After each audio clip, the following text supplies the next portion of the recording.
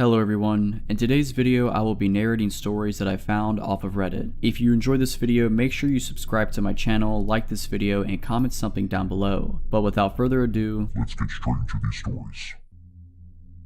A few years ago, I was renting a house in Northern California. The neighborhood was just outside the suburbs. It seemed like the perfect balance of having space and having nice neighbors close enough to not feel isolated. The area had no streetlights, so it was very dark at night, especially if there were no clouds blocking the moonlight. It didn't bother me though. It made my little house feel even more quaint on dark nights. I got home from work one day in midwinter. It was a cloudy night, so pulling up to my house, I saw only what my headlights and front porch light illuminated. When I got out of my car, I caught a whiff of cigarette smoke. That was odd, as I had never smelled that before around the house. I didn't see anyone nearby, so I ignored it and went inside. I had just got off a shift with a few hours of overtime, so I felt pretty tired. Even though it wasn't even 7 yet, I decided to take a shower and call it a night. I woke up sometime later sure that I had heard a noise inside my house. I wasn't worried right away because my friend would sometimes stop by to use my shower after work on his way to his night classes. I even gave him a spare key so he could stop by even if I wasn't home. He would always text me to let me know beforehand though, and I hadn't heard my phone go off. I reached over to my bedside table and picked up my cell phone to see if my friend had sent me a text. The bright light from my phone's screen and number pad blinded me. Through squinted eyes, I could make out it was a 9 or something, but I couldn't tell if I had an unread text or not. I set my phone aside and called out my friend's name. There were a couple seconds of silence before I heard loud footfalls as someone started running through the bottom floor of my house. I leapt out of bed and ran to the closet. They were already up the stairs by the time I had opened the door and stepped inside. That house had 3 rooms upstairs, 2 bedrooms on either side of the hallway, the one that was in a spare, and a bathroom at the end. The bedroom doors were both closed, but the bathroom door was cracked open. I heard whoever was in my house thunder down the hallway past my door and into the bathroom. Thank God they did. They gave me enough time to open the attic access in the ceiling of my closet and hoist myself up.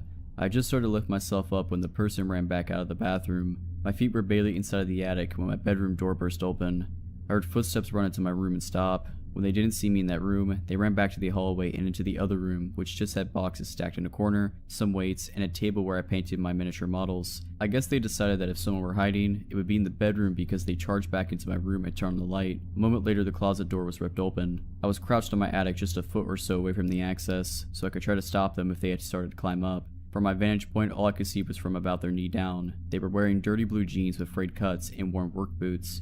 After a few seconds of looking into the closet, they stepped away and I heard a loud crash come from my room, followed by a scream of frustration and anger. That scream was the most unnerving part of the incident for me. Whoever it was in my house ran back down the stairs. I heard crashes and clatters as things were thrown around and furniture was knocked over. I stayed crouched in the attic. I had left my cell phone when I ran for the closet, and I wasn't certain I could climb down without him hearing. After some time, the noises stopped. I started counting slowly, and when I reached 1,000, I decided it was safe enough to climb down and call the police. The first thing I noticed when I exited the closet was the intruder had flipped my bed over, I assume in an attempt to find me. That was the last noise I heard after they stepped away from the closet. I couldn't find my cell phone, so I went to the landline by the bed and called the police. I waited in my room until I heard them call from downstairs. The first floor was a mess, but I expected that. Chairs had been knocked over, the sofa had been flipped, all the books, pictures, and knickknacks I had on my shelves were strewn all over the floor. The cupboards in the kitchen had been opened and all the boxed and canned foods had been thrown to the ground. As far as I could tell though, the only thing missing was a single knife out of the wooden block in my kitchen. The police checked the house from top to bottom. They also found a few cigarette butts along my fence line, along with some foil and an empty pin tube which the police said people often use to smoke meth with, so they think they had been watching my house for a while. I realized that they must have been out there smoking a cigarette when I got home. They collected up the evidence and told me I should stay with my family or friends that night and get that door fixed as soon as possible. I opted to just not sleep. I moved a shelf over to block the broken door and spent the next couple hours cleaning things up. I would often go to the window with a flashlight and shine it along the fence line where the police found the cigarette butts and foil, but I didn't see anything. The next day I called to have the door fixed and motion lights installed at the back and sides of my house. I lived there another 3 years without incident. My boyfriend, who I live with, works as a teacher in a town about 15 minutes away by train. He gets home more or less at the same time every day, give or take an hour or so. I, on the other hand, work from home. In late January this year, we got in a pretty big fight about something stupid. I can't remember what it was by now, but it was one of those fights where we didn't speak to each other, text, or call, or anything the whole next day. So this afternoon I was lying in bed getting work done. It was a Tuesday and I'm pretty sure his last class finished at 1 PM on Tuesdays, meaning he'd surely be home at 2:30. But around 1 PM I heard the front door open and shut. I thought, I guess he's home an hour early today. It was normal for him to skip his class every once in a while, so I didn't really think anything of it. In fact, I was mostly mentally preparing for the awkward post-fight, "Hey, how's it going" conversation. So I continued to lie in bed and do my work and wait for him to come in and change his clothes. The bedroom door was closed and I had earplugs sort of half in, as I usually do when I'm working, but I could hear the heavy footsteps of him walking around the apartment, as he always does. If we hadn't been mid-fight and I wasn't so preoccupied with the awkwardness of all of it, I might have noticed it was strange how slow the footsteps were or how long he spent walking around the living room. But I was caught up in the dramatics of the fight and didn't think about it. I was just lying there, waiting and waiting for him to finally come in. Finally, the bedroom door slowly opened just a few inches. I turned my head towards the door and prepared to give him a sort of awkward, "We've been fighting for 24 hours, huh?" smile. But the door didn't open more than a few inches. I looked and saw that it was a woman's hand with red nail polish on the doorknob. Whoever was there slowly closed the door just as they opened it, without entering the room. I jumped out of bed, ripped out my earplugs, and sort of froze there for a few seconds while thinking rapidly. My first thought, that was not my boyfriend. Then I thought, could that have been his mom? His sister? The landlady? For some reason, I concluded that surely it was his mom or sister. So I opened the bedroom door and walked into the living room. There wasn't anyone there, but the room smelled heavily of women's perfume. Then I came to my senses and realized his mom and sister don't have keys and have never come before. The landlady has never entered without permission. This was a stranger. I ran back into my bedroom and shut the door, now shaking heavily. There was a balcony connected to the bedroom, so despite the cold January rain, I stood on the balcony and called my boyfriend. He picked up and I asked him if his mom or sister might have come over unannounced. He told me, "No, don't move, I'm calling the police." The police were there in minutes and searched the whole apartment. Of course, nobody was there by this point. It was weird though. Nothing was missing from the apartment despite us keeping a jar full of money right in the entrance. Nothing was even touched. In fact, it seemed like the intruder came straight in the bedroom, saw my legs on the bed, panicked, and left. Plus, you can't open that big wooden front door without a key. Nevertheless, we demanded that the landlady change our locks. When she came to change them with her husband, she made a discovery. There was a square area by the keyhole that had been scratched away with something. The landlady said surely someone used tools to break into the apartment. I never got to meet the person who opened the door that day, and I hope I never do.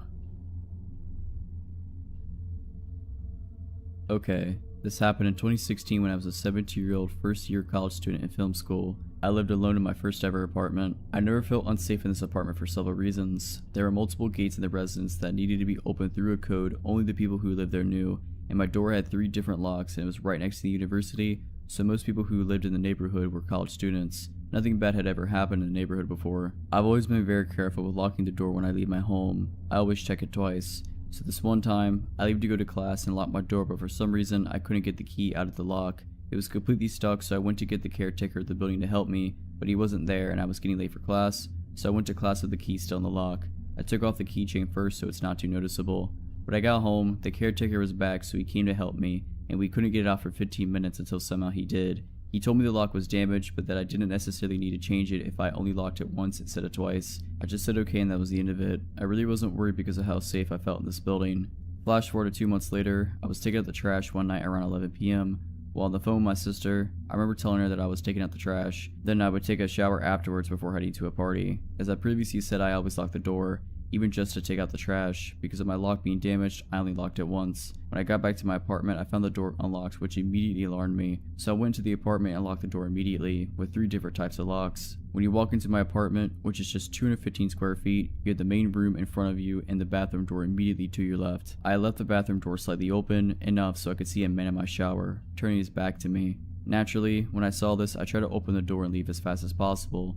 Except my main lock was damaged from 2 months earlier and I couldn't open it no matter how hard I tried. In this moment, all I could think of was the fact that I had to leave as fast as possible. I jumped out the window without really thinking. I figured it was the only solution, except I live on the 2nd floor, so I completely smashed my ankles in the landing. I started running whichever way I could, and when I got a little bit further from the building, I looked back and a man was there, at my window, watching me run away. I thought of 2 possible outcomes. Either the man was going to jump and chase me, except I wouldn't get far with my twisted ankles, or he would get scared of the height and be locked in my apartment. Thankfully, he picked option 2. I went to hide in a bush a little further and called the police, who arrived in just 10 minutes because I lived close to the station. They pushed my door open and the man was there just sitting on my couch, holding a kitchen knife, waiting for me to come back, like he didn't think I would call the police. They arrested the guy and later told me he had already been arrested for attempted kidnapping and attempted murder. They also told me how everything had happened. Like I said, it was a very friendly neighborhood with mostly college students, so he got inside the building by other people holding the door for him. He then heard me telling my sister I was going to take a shower, which was why he was waiting in the bathroom for me.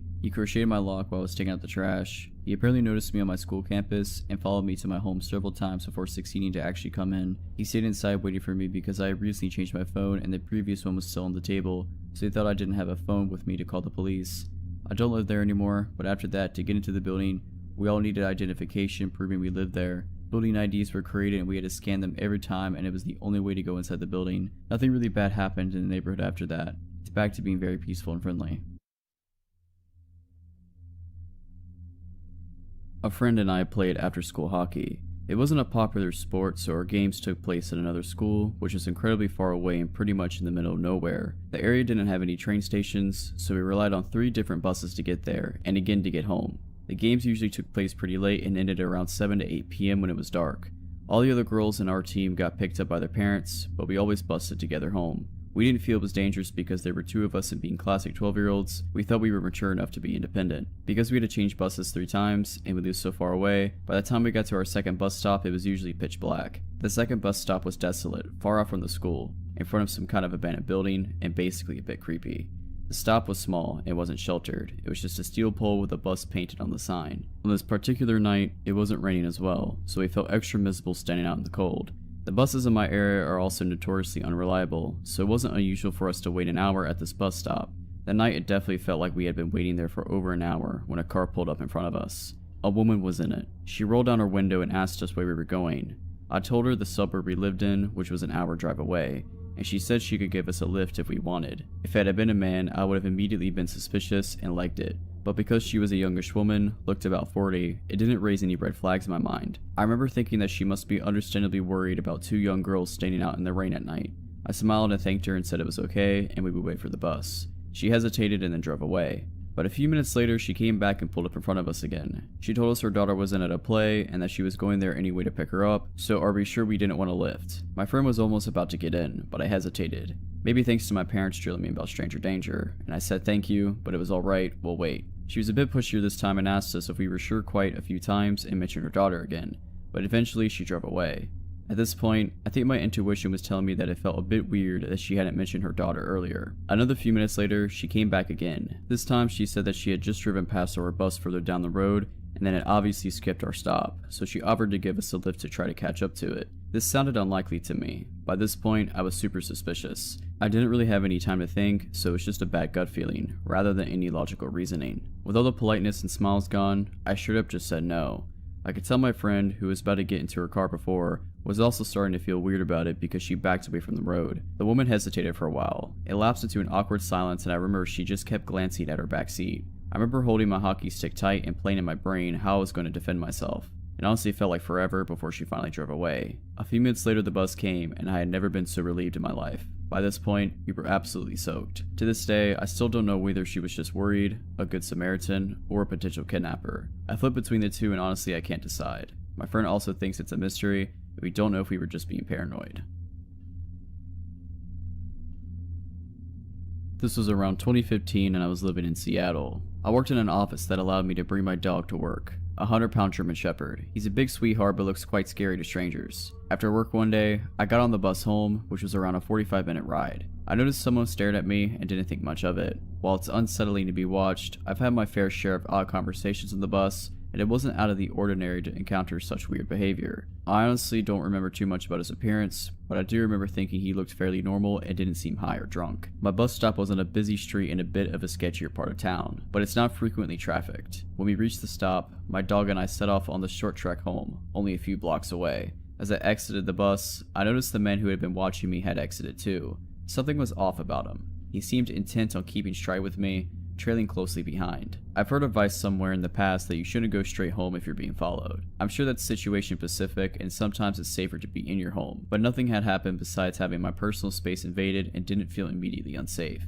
So I opted not to lead this stranger straight to my door. I knew that my partner at the time wasn't at home, so I decided the best plan was to weave through my neighborhood for several blocks to try to lose him. I think a part of me was also wanting to be sure I was being followed at all, or if this person just happened to be walking in the same direction. After several blocks, it became clear he was following me. I was weaving around erratically and he was walking the same path. Neither of us spoke to one another, and I was becoming more and more frustrated that anyone would follow a woman home. The streets were quiet and I couldn't see anybody around who I could signal to for help. I don't think I would have been so surprised this was happening if I was alone and without my dog. I can't imagine anyone in their right mind following someone with a large German Shepherd. I started walking faster when I rounded a corner and quickly ducked into a hallway, hugging a duplex a block from my house. I was hoping the pathway would wrap around the house completely so I could get out of the line of sight of this person, but was met with a fence to my face and didn't have time to backtrack. I was ultimately cornered in this nook between a house, a fence, and a hedge. I crouched down with my dog and waited for the guy to pass us. I watched as the man strolled by the walkway, seemingly not noticing us at all. He didn't turn his head or even gaze in our direction. I decided that we'd stay there for a few minutes just to make sure he was gone. About 3 minutes went by. Just as I was thinking it was safe to head home, the man stepped into my line of sight. He didn't make eye contact with me, just as he hadn't the first time he walked by. He was moving calmly and deliberately, and slowly came to a stop as soon as he was right in front of me, just off the curb. He was about 2 yards away, facing me, and not directly looking, with just a sidewalk and a grassy strip between us. I watched him as he started to unload his pockets. He had a number of metal objects he was taking out, placing them in a line. To this day, I'm not sure what they were, but I'm glad I didn't find out. At this point, I called 911 and told them what was happening, that someone was following me and showing erratic behavior. The cops made it there quickly, and as soon as they pulled up, the dispatcher advised me to get out of there. I hightailed it out of my hiding spot and took a non-direct path home since my house was technically in the line of sight of where I was crouched. I don't know what ended up happening with him, but fortunately never saw him again, and I don't know if he had malicious intent. This happened when both me and my friend Jay were 15. I was spending the night at his house, as I often did. It was a normal enough night. We watched movies, played a couple video games, and stayed up way too late. It was about 2 AM I think when we heard a loud banging coming from the front door. Luckily at the time we were in his kitchen at the back of the house, so no one could see us.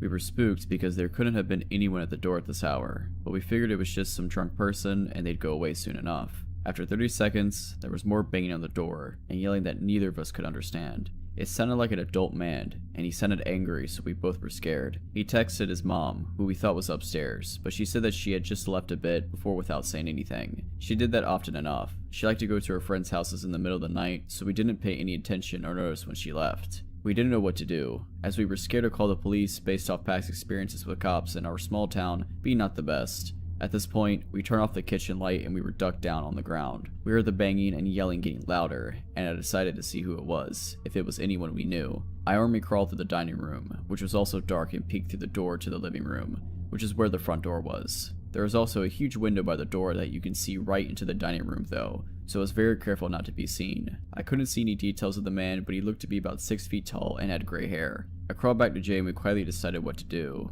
We heard the knocking stop, so we decided to wait a bit before seeing if it was safe. We also decided to go around the table in the dining room in case he tried to come around back, which is where the kitchen was. After around 10 minutes of silence, we rock paper scissored for who had to check if he was there, and of course I lost, so I again army crawled to the dining room door. I saw the man staring through the window, hands cupped up against the glass. I made eye contact with him, and the moment he saw me, and I loudly said, causing my friend to panic and crawl behind me. I saw him pull out his phone, and he told me later he was texting his mom to come home and save us. The man started yelling again, and this time we could make out a bit more of what he said. It was mostly cussing, although I definitely heard the phrase, "I'm gonna kill you," in there a couple times. I quickly looked past the man to see if any of the neighbors seemed to notice him, but no luck. I crawled back out of his sight and again discussed what to do with my friend. We decided to go into the basement for safety, which you could get to by moving the fridge. Confusing house, I know, but it was really old and not meant for modern-sized appliances.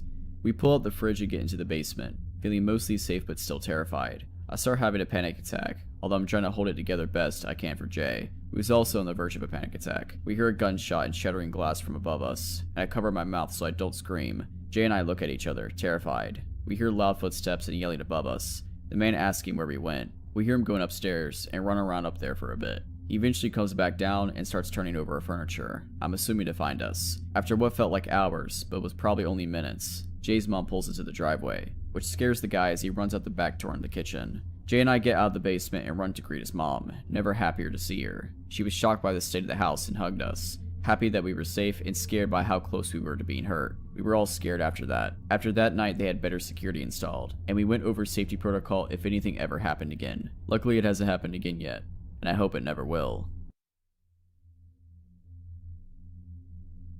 I work at a convenience store. I've had some creepy customers come in before, but this one was a little more disturbing. If it weren't for what had been said and done, I don't think this would have been that bad. I normally work third shift, which is around 4 p.m. to around 12 a.m., and I'm by myself for the last 4 hours of my shift. This man had come in earlier that day and was acting odd, jittery, chewing at his lip constantly, fumbling with his debit card, to the point I did everything for him except putting the pin in. Fast forward to around 10:30 p.m. I'm sweeping the floors as I'm supposed to do every night when the man entered.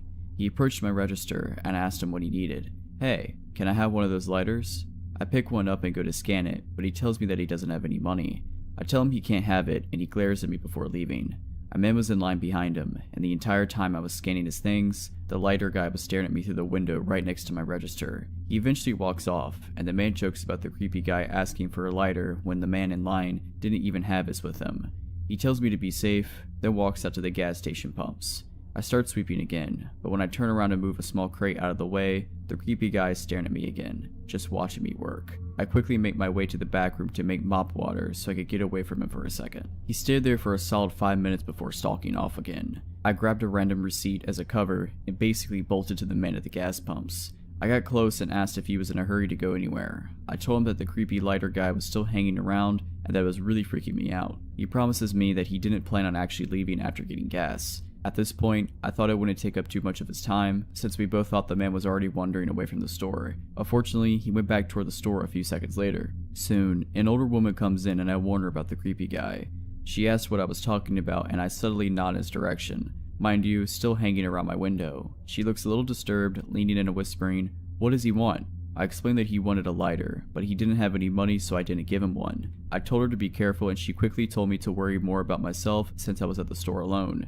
She left, and I saw the creepy guy approach the window again. Thankfully, he didn't look in, just hung around it like he was waiting for someone. After a while, a daughter of a family friend comes in with her girlfriend, and we quietly make small talk. Like the last woman, I warned them that the lighter guy was still roaming around and he could be dangerous. Before they get to tell me anything, a woman was talking with the guy from the gas pumps, spotted them while scanning family friend's items, and hurried in and told me to call the cops. Obviously, not familiar with the area I worked in and hearing 3 different people telling me what numbers to call, I was shaking and in near tears. My family friend said she would call while I calmed down. Another girl had run out at this point, and I don't blame her. Family friend's girlfriend told me that lighter guy threatened to throw rocks through the window and hurt/rob me. After about 3 minutes of pacing and trying not to cry, I saw my mom's truck pull in. I bolted to her, telling her what was going on. She calmed down and walked me back to the entrance. As this happened, creepy guy had climbed the hill and crossed the street to Bojangles and sat near the front door. The cops arrived. The man from the pumps gave his statement, I gave mine.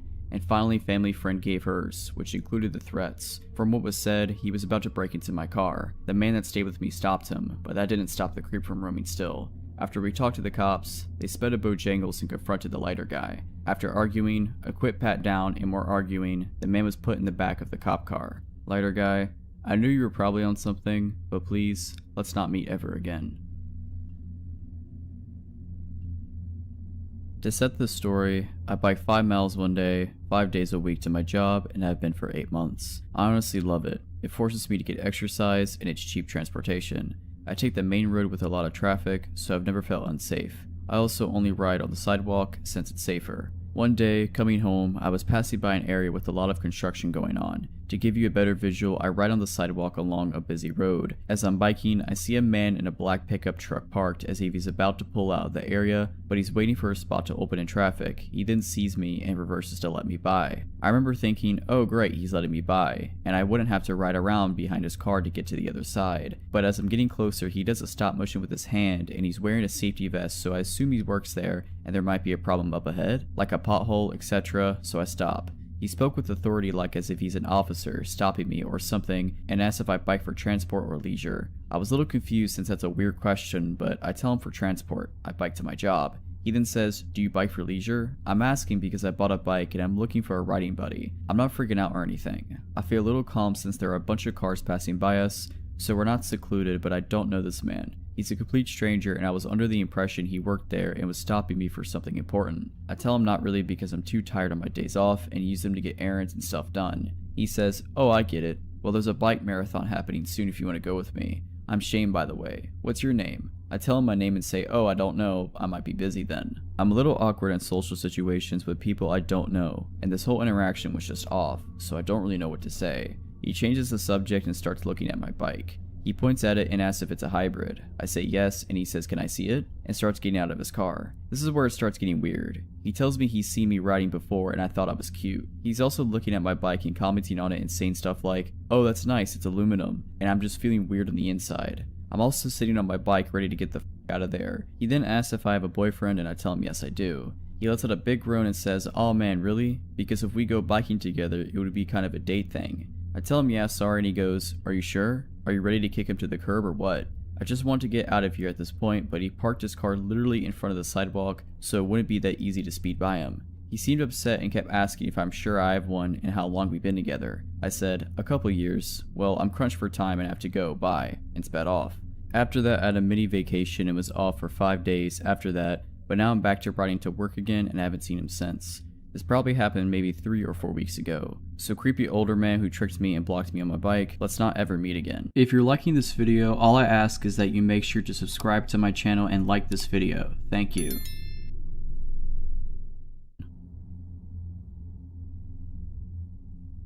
This was back in 2014. I had moved off campus and into a really nice part of town. I was a junior in college and this was my first time living on my own. Campus was only 2 miles away, so I would often walk back home from campus. I would take the bus or catch a ride with a friend to campus. I walked home because my schedule ending never quite matched up with the bus schedule and my friend finished 2 hours before my daily schedule did. I was used to walking the 2 miles to my apartment. I never thought anything of it because I walked through the busy area of my town, along the second main road. So there were always people around. My apartment was actually a stone throw from the most popular frozen custard shop in the area. Every night the parking lot would be packed. So I'm walking home like usual. I get to the frozen custard shop and notice there's a lot of people tonight. It was just something I always noticed and paid attention to. All of a sudden this huge red truck pulls up beside me. I'm caught off guard because I have headphones in. It takes about 30 minutes to an hour to walk home, so I'm normally listening to music or talking on the phone. I stop and take my headphones out and look at the truck. This man dressed like a country singer was sitting in the driver's seat. He looks at me and asks where the mall is. I point him in the direction to the mall. He said, I've been down that way. I'm a photographer and I'm supposed to be doing a photo shoot at a bar behind the mall. I've lived in this town going on 3 years now. I know where all the bars are located. Makes it easy when all of them are on the same street. I explained to him, there's no bars by the mall. They're all on Philly Street. He continued to insist on a bar being behind the mall. All of a sudden he just changes. He looked at me and asked me to step back, so I did. He looked me over and asked how tall I was. I told him 5'7". He then asked me, I'm doing that photo shoot, would you like to be a model for it? I told him I don't like getting my photos taken. He insisted, telling me I was beautiful and would look great. Almost like he's given up on the tactic, he moves to another. He then asked me where I live. I told him not far. He wanted more info. I pointed in the vague vicinity of my apartment, making a point not to actually point at it. This dude then asked me if I wanted a ride. I told him no, it's not far, I'll be fine. He kept insisting I let him give me a ride home. I kept telling him no, stepping farther away from his truck. He then out of nowhere asked me how he could get to the mall. I told him, go down this road, at the light turn left. The mall will be on your left. He thanked me and started to drive off. I walked slowly to my apartment. I watched his truck get to the light. Instead of turning left like I said, he went straight. Going straight leads into a small residential area that you need to know this town well to get through. I lived in that town from 2012 to 2017 and still can't figure my way through that area. I made sure that that truck was completely out of sight before I hightailed it to my apartment and locked the door. My dog didn't quite understand what was going on. All he really knew was he had to go to the bathroom pretty bad. I tried to distract him for 5 or 10 minutes to make sure the coast was clear. My heart sunk when I did finally take him out. The same red truck was parked near the parking lot behind my apartment building. The truck didn't belong there. I'm one that memorizes all the vehicles that are normal for the area. No one had a red truck like that. I went back in and texted people describing the man and the truck to them in case something happened to me. I did not go back out for hours. When I did, the truck was gone. I never saw the man or the truck ever again. To the man who probably tried to abduct me in front of the most popular venue in town on my way home, I hope I never see you again.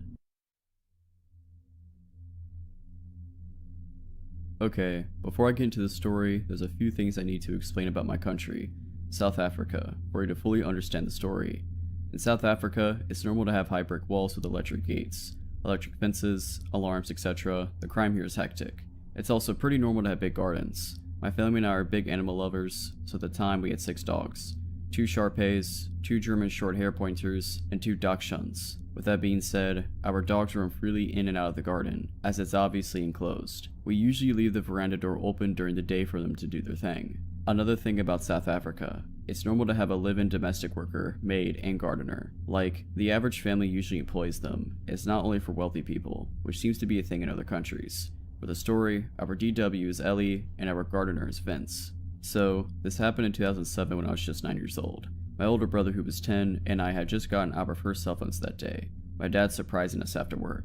You may think it's a bit young, but it was used for emergencies or to communicate with our parents. Anyways, it's an important piece of info for the story. We don't usually leave our veranda door open at night, due to security reasons, but I remember it being a hot summer night that night. So of course, this night of all nights, the veranda door was wide open and the dogs were doing their thing in the garden. My brother and I were in my parents' room setting up our new cell phones, all excited. Ellie's daughter Anne, who's like an older sister to us, 18 years old, was helping my brother and I. My dad was somewhere in the house and my mom was in the bath.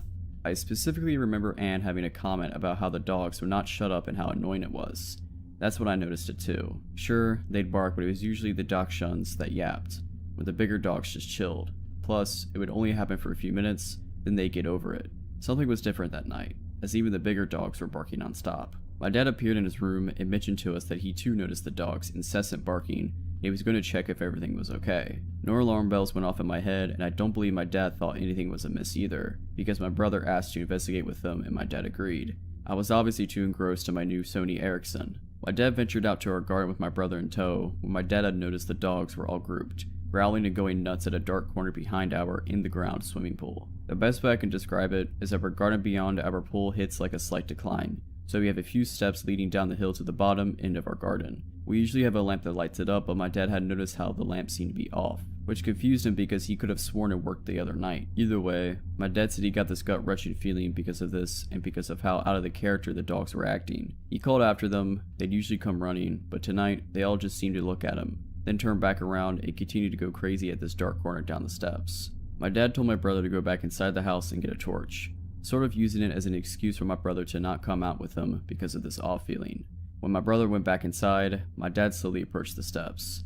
He noticed how the dog seemed to be snapping at whatever it was, hiding just out in the view in the darkness. As he got to the steps, he noticed the lamp was smashed. Confused, he inched the steps, and as he put 2 and 2 together, it was too late. My dad, being an ex-vet and an avid hunter, felt something cold against his temple and immediately knew it was a gun. Out of the darkness stepped 4 of the men in balaclavas, all armed. Shocked, he stood frozen on the steps. The man holding the gun to his head was instantly aggressive and asked him where my brother was. That he saw my dad come out with my brother, but my brother went back into the house. My dad said something came over him, and before he knew what he was saying, he responded with, "He's gone inside to press the panic button." As he said it, he saw how all these guys started to panic. They started speaking in an African language called Zulu. Assuming my dad couldn't understand, it's not common for white people to speak it, but my dad had actually grown up on a farm where he learned it fluently because of the farm workers. The aggressive guy holding the gun said, in Zulu, "The cops will be here any minute. Let's just kill this, grab what we can, and go." The others seemed apprehensive, and a smaller guy seemed really on edge. They continued to say how he can't go back to jail again, and they need to get the f out of there before the cops show, which would be any minute. He was panicking. My dad then fed on this guy's fear. My dad then interrupted them, speaking English, pretending to not understand what they were saying, and said that we usually have armed response vehicles that drove in our area, and since my brother pushed the panic button so long ago, they'll probably be here any second. And that did it. My dad watched as their plan unraveled before them. The smaller scared guy started freaking out all the other guys, saying that they need to leave ASAP or else they'd get caught. He seemed to make the others more nervous and lose confidence until they started full-on bickering amongst themselves, their plan slowly turning to, as a third guy had put it. The aggressive one pointing the gun to my dad's head slowly lowered it as they started fighting, losing focus on my dad and shifting his focus onto his crew. My dad then used this as an opportunity to slowly back up the steps and turn to dart to the house. As luck would have it, as my dad ran into the veranda door, my oblivious brother was heading out with a torch. My dad scooped him up under his arm mid-ran and sprinted into the house, not even closing the door behind him. Silly, I know, but I think he just wanted to get my brother inside as quick as possible without even thinking. Anne and I were obviously also oblivious to everything. When my dad rushed to the bedroom door,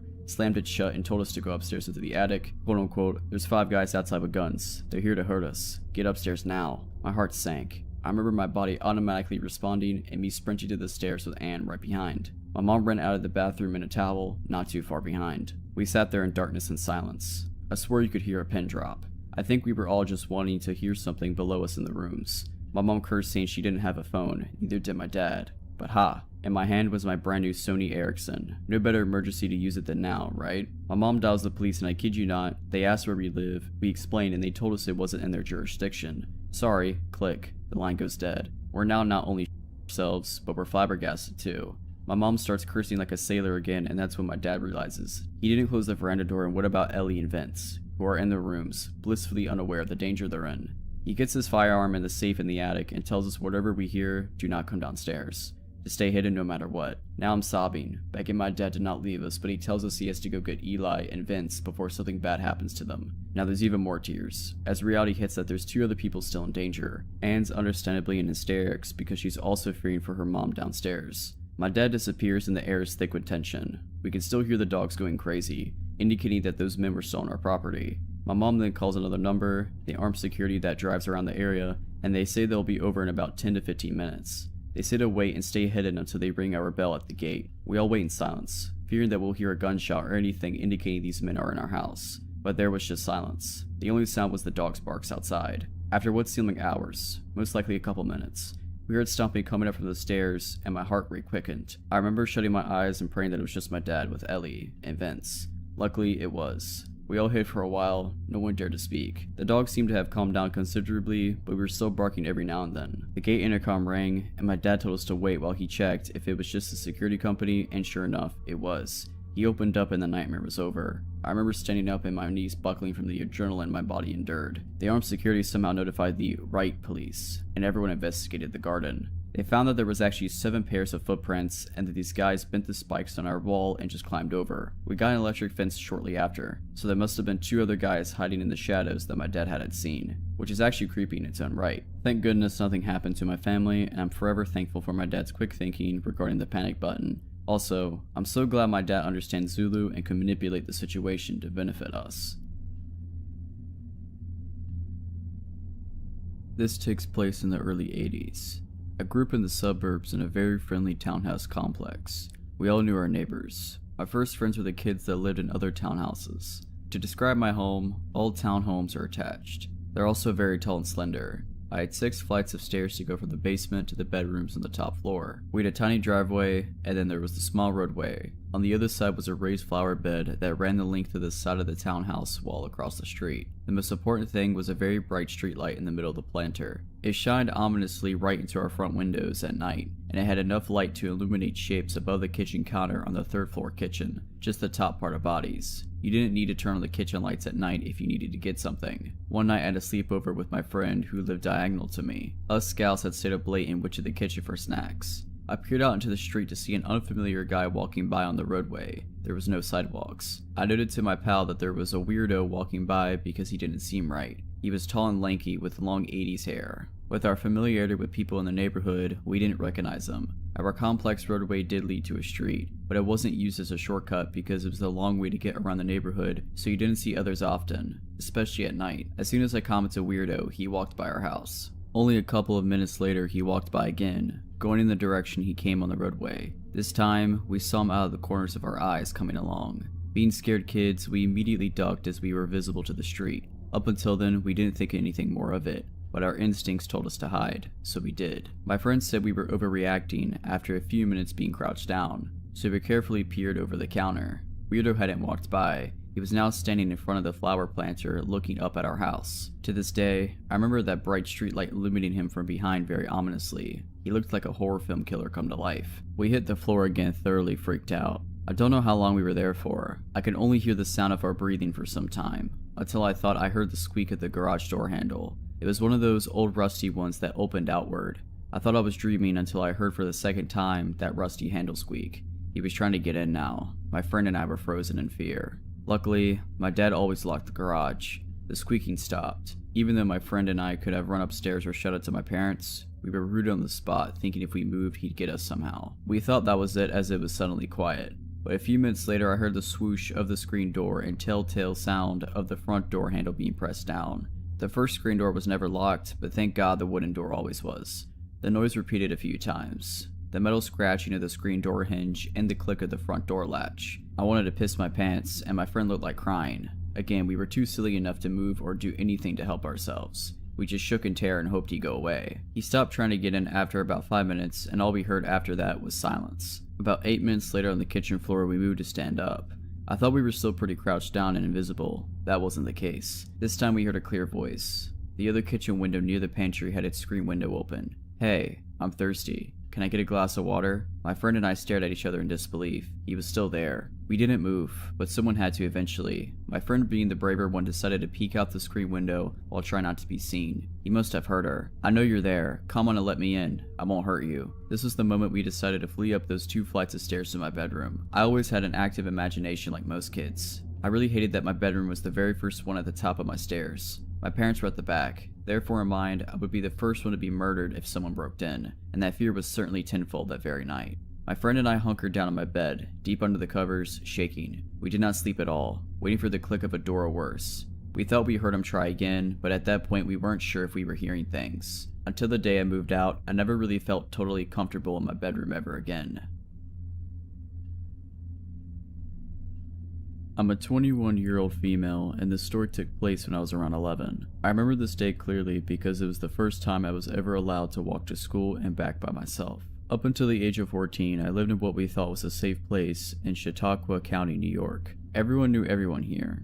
If you thought you would get away with something, then be prepared to have your ear chewed off by the time you get home. There was this one day though, it was a cold winter day and school unfortunately was still open, so all the neighborhood kids had to walk through knee-high inches of snow just to get to school. It took me longer to leave the house as I was used to walking with my older sister to school since she knew the routes better than me. I always used to make fun of her for being paranoid and taking a different route every day from school, but after that day, I learned that was what saved my life. As I was waiting by the door to leave, my mom came up to me and told me that I should ride with her to drop me off because my sister was too sick to go today. Being a brat, I made a big deal about walking by myself because I was almost 12 years old and all my friends' parents let them walk alone. She looked at me for a long while, then told me to make sure I pay attention to cars. I got hit by a car and almost died when I was 9, so the worry that showed on her face was well warranted. I hurriedly nodded and headed out the door to go to school. My sister didn't like to dilly-dally, so she was always in a rush to get to school early, but seeing as it was just me, I thought it would be a good idea to take my time. I would play in the brown slush that was on the left side of the road, and even made funny looking snowballs to see how far I could throw them. Halfway to school I noticed a white van following behind me. Being the playful child I was,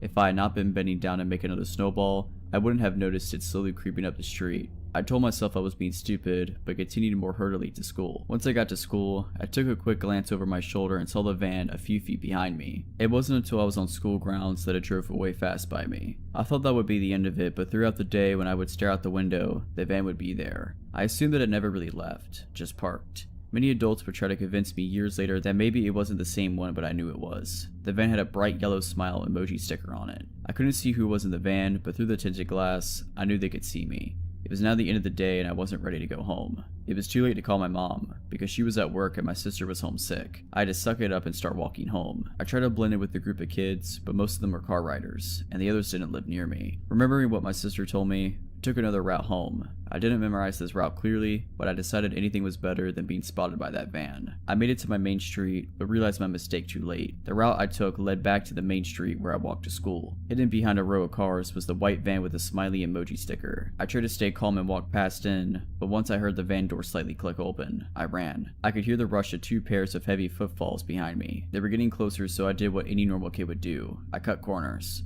I cut into someone's backyard until I was directly inside of my house and forced myself into the thick snow to make it to the door. My heart was racing, not because I was running, but because I could still hear them behind me. I made it to the door and banged with all my might until someone came to the door. My sister looked confused, but one look at my face and she pulled me inside and locked the doors. The van was still outside. Truthfully, it stayed out there until my brother got home. Me and my sister don't talk about it, but we both knew how close it was to me going missing. Whoever you are that attempted to kidnap me and do God knows what else, let's not ever meet again.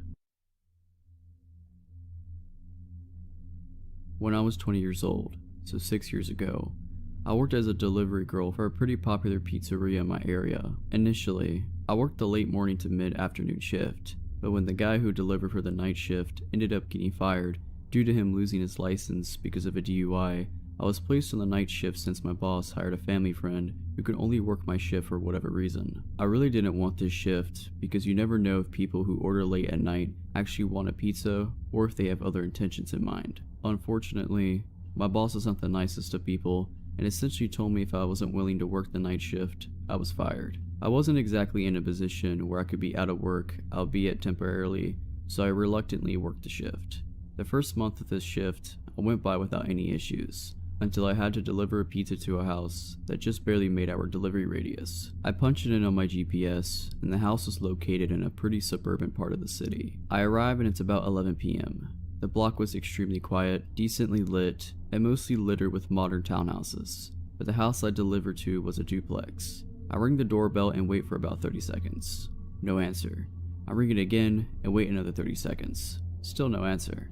I'm standing there getting pretty nervous that something's about to go down, but thankfully a man opens the door. He looked like he was in his late 40s. He was pretty tall, maybe a little over 6 foot, and he was very skinny. I tell him his pizza's here and he just stands there staring at me. I asked him if he was okay and he responded by saying, "Yeah, I'm fine, sorry. I got off work not too long ago and I'm just zoning out a bit." Fair enough, I suppose. He hands me the money. I hand him the pizza, and as I'm making change he says, "You're really beautiful, you know that?"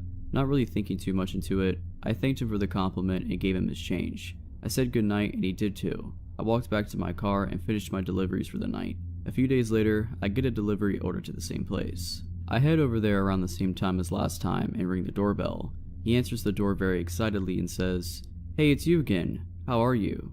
I told him I was tired and I can't wait to go home, to which he chuckled and said, "I know that feeling pretty well," as he was pulling out his wallet. As he's counting his money, he asked me what my name is. Being kinda tired at this point and not really thinking straight, I stupidly told him my name. As I'm making change, he asked if he could have my number, as he'd love to hang out with someone as gorgeous as I am. I've literally only met this guy like twice to deliver a pizza. I had no idea who this guy was, and I'm positive he barely knew who I was as well. Another thing to mention is I looked way younger than I was at that time. I was told by numerous people that I still looked like I was 15, and I was hoping he thought differently as he wasn't hitting on what he thought was a teenager. I'm just standing there awkwardly for a few seconds before I muster out, "Sorry, I have a boyfriend." He gets upset and says, "Oh, okay, I see." We stand there in silence before I tell him to have a good night, and walk back to my car. He says nothing and still stands at the doorway, staring at me, until he finally went back inside once I started my car. I got a pretty creepy vibe from this guy, and even brought it up to my coworkers, and they agreed it was pretty creepy. Except for my boss, who overheard everything and claimed I was making up stories, and trying to gain sympathy for having to take the shift. A week later, as I'm working the night shift, we get an order from the same guy again, and this is when it finally hits the fan. I arrive at the house at around 10:30 p.m. and keep in mind that from my perspective on the road, it didn't look like a single light in the house was on. I get out of my car and I walk to the front door with the pizza box in my arms.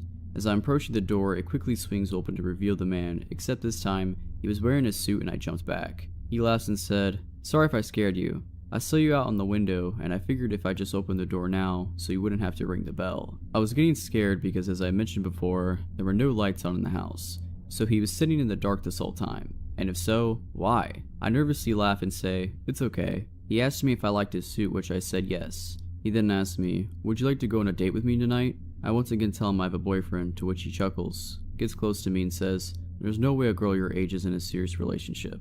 You should really go on a date with me." He grabs the pizza box from me and throws it to the side and grabs me by my arms hard. I'm officially sweating bullets at this point and now trying to cry from the fear that was overwhelming me. I start pleading with him, "Dude, please. I just want to go home. I don't want to go on a date tonight." He just stares at me with the most sinister look I've ever seen on someone's face and says, "I don't care. Get inside now. We're gonna have a good time." He starts trying to pull me to the house, and I'm trying to resist as hard as I can. After a bit of struggling, he lets go of one of my arms and starts grabbing something out of his pocket, which I presumed was a knife. I did something to this day that I'm still thankful worked as he was doing that. I used my free arm to punch him as hard as I could in the stomach. This stuns me for a few seconds, and as he loosened his grip on me, allowed me to break free. I quickly run to my car, and as I get in, he runs at me and tries pulling me out of the car, holding the knife in the other arm, and just starts yelling. I grab a half-empty soda bottle I had in the cup holder and throw it, and luckily it hits his head and he lets me go. I slam on the door, and then all of a sudden he jumps right on the hood of my car and starts scratching and banging on my windshield with his knife. I put the car in reverse and quickly back out of the spot and quickly reverse down the road with him desperately trying to hold on. He's banging on my hood screaming, "Stop the car!" I turn onto the next road as swiftly as possible, and luckily, he falls off the hood of my car. I slammed the gas as hard as I could to get away from him as far as I could. In my panicked state, I drove a couple blocks down the street and kept making turn after turn onto other side blocks as I feared I was being followed. Eventually, I reached a red light and I slammed on the brakes and just sat at the intersection frozen from what had just happened. I began crying and violently shaking as I was just sitting there. It dawned on me that I came so close to losing my life, and I couldn't help but feel like I shouldn't have been alive. Once the light turned green, I pulled over to the side and just sat there crying. Eventually, I get the energy to drive back to the pizzeria, and almost immediately after I walk in, my coworker knew something was wrong after seeing me. I practically broke down in front of him, and everyone else came to the front wondering what was going on. I fought my tears and explained everything that just happened. My coworker comforted me and my boss surprised me and began apologizing profusely for what had happened and for putting me on the night shift. He took me into the office and handed me the phone to call the cops. They arrived at the store and I gave them my statement, as well as taking pictures of any marks on myself, as well as scratches on my car for the encounter as evidence. My coworker followed behind me as I drove home and I collapsed on my bed, and strangely enough, I managed to fall asleep.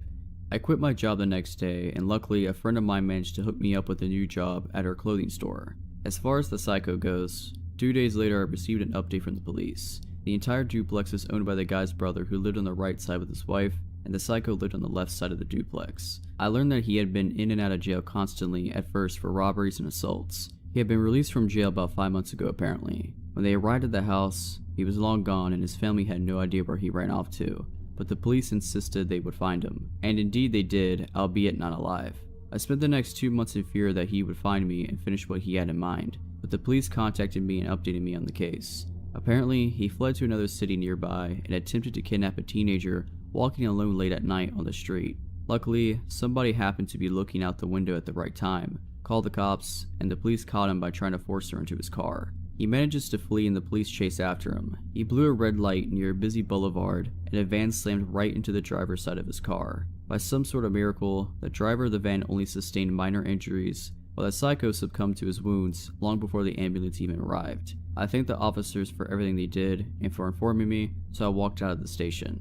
I walked down the street and I light up a cigarette as I'm taking in everything that I'd just been told. I don't wish death on people, but after hearing about his death, I felt relieved. I felt relieved that he couldn't hurt anyone anymore. I was relieved that I wouldn't have to ever encounter him again, and that I wouldn't have to go through with charging him and reliving what happened that night. Who knows where I'd be if he managed to pull me into his house.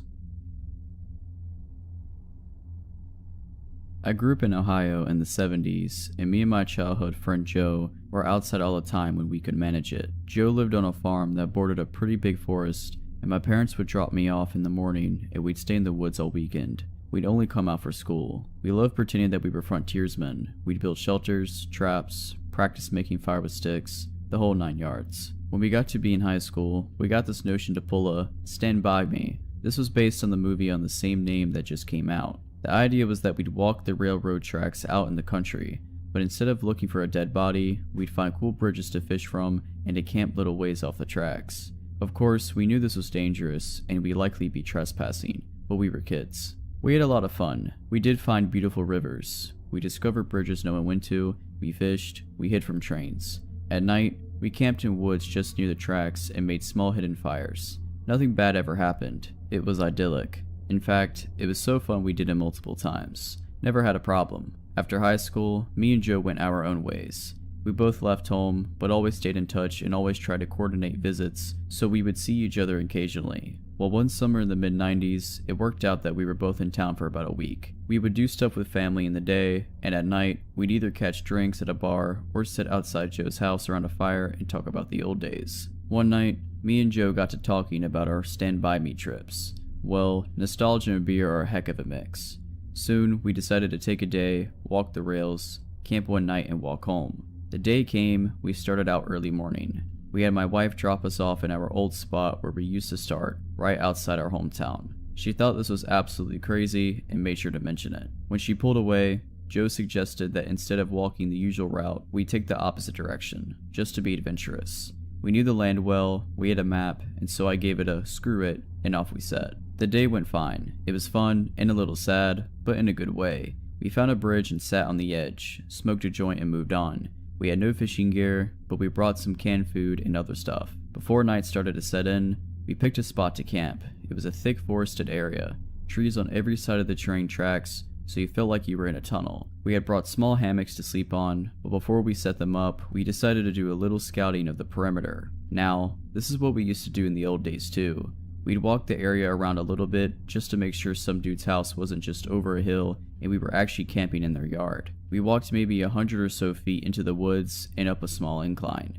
We figured if we didn't see anything from up top of the short hill, we'd be fine. But when we got to the top, we saw an old building down at the bottom, about 100 yards into the woods. It was barely visible. We pondered over what to do. We both assumed it was a sugar shack or something, because there didn't appear to be any cleared road into it. From where we were, there didn't look to be anyone in it either. All was quiet. No movement could be seen. No lights. We decided to walk a little closer just to make sure. We came down the hill very slowly, and as we neared the building, we saw it and it wasn't a sugar shack at all. It was an old church. It looked like it had been abandoned for years. It was a squat, sagging building whose wooden planks were almost black from years of moss and rot. A cross still stood on top of the place, also weathered black. None of the windows had glass, and there were no doors, just open doorways. We got close enough to see inside. There were rows of pews and a built-up section in front for a preacher to stand. We didn't go all the way in. We didn't want to. Beyond all that, there was no sign of anyone else. No footprints, no paths, no roads. It was an abandoned church. We left immediately and went back up the hill to our spot that we had picked to camp. Having a hill between us and the church made us feel better, but we were still a little uneasy. We chalked it up just to the natural creepiness seeing a church in the middle of the woods would elicit. Besides, at this point it was dusk, and we just decided to rig up our hammocks and go to sleep and move on at early morning. Night set in, and as we lay in our hammocks and just talked, we began to hear something in the direction of the church. Our conversation about it went a little like this. Do you hear that? What is that? It sounds like people singing. And it did sound just like singing. We both slid right out of our hammocks and hunkered down, straining to hear more. We listened for a minute or two, and the singing continued, but it wasn't getting louder. Finally, we decided to creep back up the hill and see if we could spy where the sound was coming from. We could still move very quietly in the woods from the old days. It was second nature to us. The moon was barely out, but it provided enough light so you wouldn't walk right into a tree, but it was near pitch black. We didn't use flashlights as we crept slowly up the hill, and we didn't talk. When we got to the top, we saw light in the distance. It was coming from the church, and the singing was coming from inside. Joe and I put our heads close together and had a hushed conversation that boiled down to, "Can you believe this?" The light looked to be a candlelight from the way it flickered, and though we tried, we couldn't make out what was being sung. It sounded like church music, but in another language. We sat and watched for a while, trying to see who was in there, but we only saw occasional shadows. We had no intention of getting closer either. We had about a football field length between us, and we aimed to keep it that way. The singing continued for a bit, and then it stopped. After that, a booming male voice began to chant.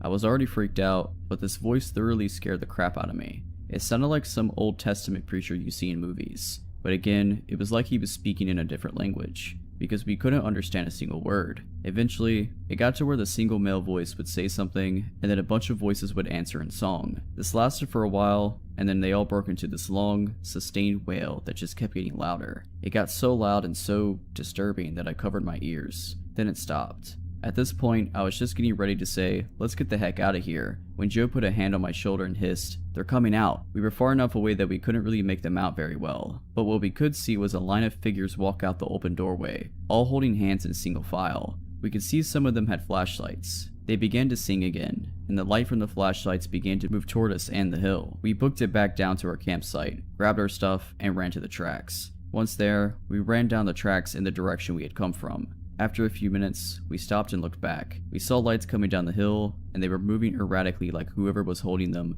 was shaking them. We continued to run in spurts and walk as fast as we could. We eventually stopped seeing the lights and came to a road. By our map, we knew a small town that was about 15 minutes down it, and we walked there, got to a 24-hour gas station, and called my wife to come get us. My wife and other friends all just thought it was kids messing around, but I heard those voices and they sure as hell didn't sound like any kids to me.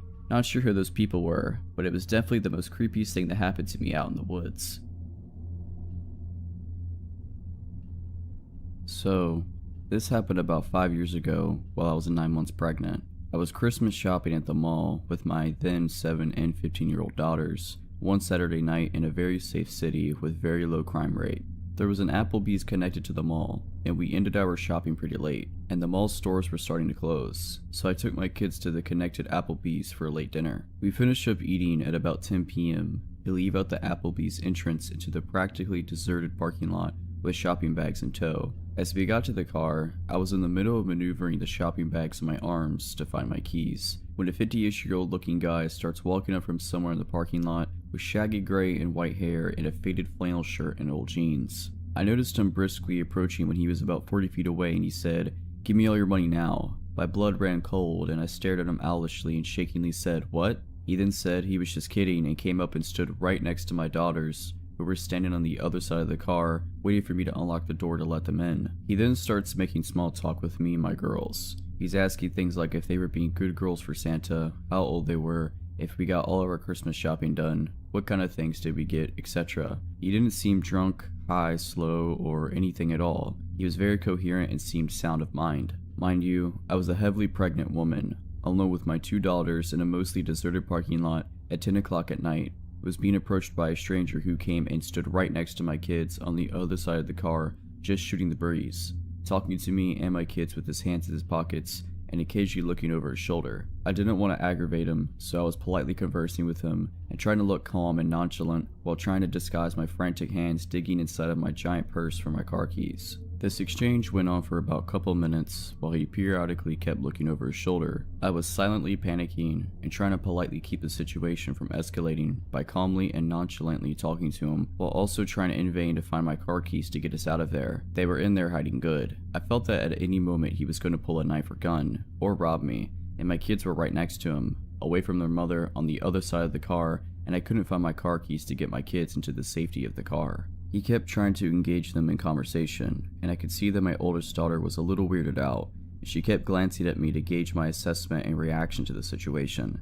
Being that he was only talking and acting friendly, and I was doing my best to stay calm, they were oblivious to the alarming situation we were all in, and being 9 months pregnant, and that I was no match for this full-grown man, especially if he was hiding a weapon on him. While still desperately digging for my keys, I tried to politely give him hints that the conversation was over by saying things like, "It was nice chatting with you, but I gotta get these kids to bed," and "It was nice meeting you," and telling my girls to say that it was nice meeting him too. My polite attempts to get this guy to leave wasn't working because he kept sidestepping my attempts and asking them what their favorite school subjects are and how nice young ladies they were, etc., while I was struggling with the shopping bags and digging in my giant cluttered purse for my car keys. My outgoing 7-year-old was completely oblivious to how not okay the situation was, because he was being friendly and because of the whole "I'm with mommy, so I'm safe" child mentality. So she started to talk about what she picked out for dad for Christmas, and started enthusiastically talking about kid stuff and asking him if he knew what Minecraft was, etc., and keeping this creep from leaving us alone by keeping him engaged in conversation. They didn't realize that I was becoming desperate to get them out of there. Then I suddenly felt this sinking feeling of dread when I realized that I may have lost my car keys in the mall, and that we were stuck outside with this strange man who kept looking over his shoulders and was showing no signs of walking away, and I was thinking that he was waiting for the perfect moment to pounce. All he had to do was grab one of my girls and threaten their life, knowing it would make me do whatever he wanted as long as he wouldn't hurt them. I started to feel my adrenaline start to spike, and my heart and stomach started doing flip-flops, and I felt like at any moment something was about to go down, as the gravity of realizing that there were no other people or witnesses around, and that they were totally alone with him at that moment, the odds were stacked against us and that he has his chance. He all of a sudden was all like, "Okay, it was nice talking to you, see you later," and walked off in the same direction as which he came. It wasn't until then I found my car keys and locked the car and told my kids to get in fast, and I got in too, and locked the doors and started the car and drove out of there. My 15-year-old lightheartedly and jokingly said, "Okay, that was weird," and laughed. I was overwhelmed with relief, and then I was confused over what just happened. I thought to myself, why the heck would a guy of seemingly sound mind think it was totally acceptable to go out of his way just to approach a woman and her kids in a deserted parking lot late at night just to chit-chat? But being that nothing bad happened, I brushed it off and joked about it too. When we got home, my husband greeted us and asked us how shopping went, and I said it went well, and my 15-year-old told him what happened in the parking lot and how weird it was and was kinda joking about it. I started joking too, saying how I was mentally having a panic attack while trying to look calm, and I started making fun of myself by telling my husband how I was attempting to inconspicuously rummage through my purse to find my car keys. My husband went completely white, and I acknowledged his horrified look of alarm, and I assured him that, albeit creepy, the guy was talking and eventually left on his own. Now, my father-in-law is a retired sheriff deputy, and my husband went through police academy training after graduating high school. He decided to go to business school instead of becoming a cop, and being that the knowledge he gained from that, plus growing up with a cop from my dad, I found out why my husband looked absolutely horrified when I told him about the details. What my husband told me completely rattled me to the bone. My husband told me that he was 100% sure the reason why that guy was hanging around us and chit-chatting was because he was waiting for me to unlock my car. And the reason why he was standing next to our kids was because once I unlocked the car and the kids started to get inside, he was most likely going to force himself into the car with the kids and hold a knife or gun to them to gain leverage on me to force me to cooperate, knowing that I wouldn't abandon my kids, which would force me to get into the car with them and then do whatever he wanted me to do, which most likely would be to drive to a remote location to do whatever knows what. And being that he wasn't wearing a mask, suggests that his intentions were to also leave no witnesses to identify him. I then remembered that he was positioned by the backseat passenger door where my 7-year-old was, standing by waiting to get in. My husband then told me that the most likely reason why the guy ended up leaving was because it took so long for me to find my keys, and the longer it took, the more anxious and spooked it made him. And that whole time, me trying to search for my car keys in my purse saved me from potentially being abducted. If you're liking this video, all I ask is that you make sure to subscribe to my channel and like this video. Thank you. I recently discovered this sub and immediately thought of this experience that happened to me 2 summers ago while I was cat sitting and house sitting for an older couple I met in a French class I was taking. This couple lived near a busy corner with a bookshop, coffee shop, a grocery store, and a movie theater in a nice neighborhood of a big city. For all these reasons and more, I was pretty excited to house sit there.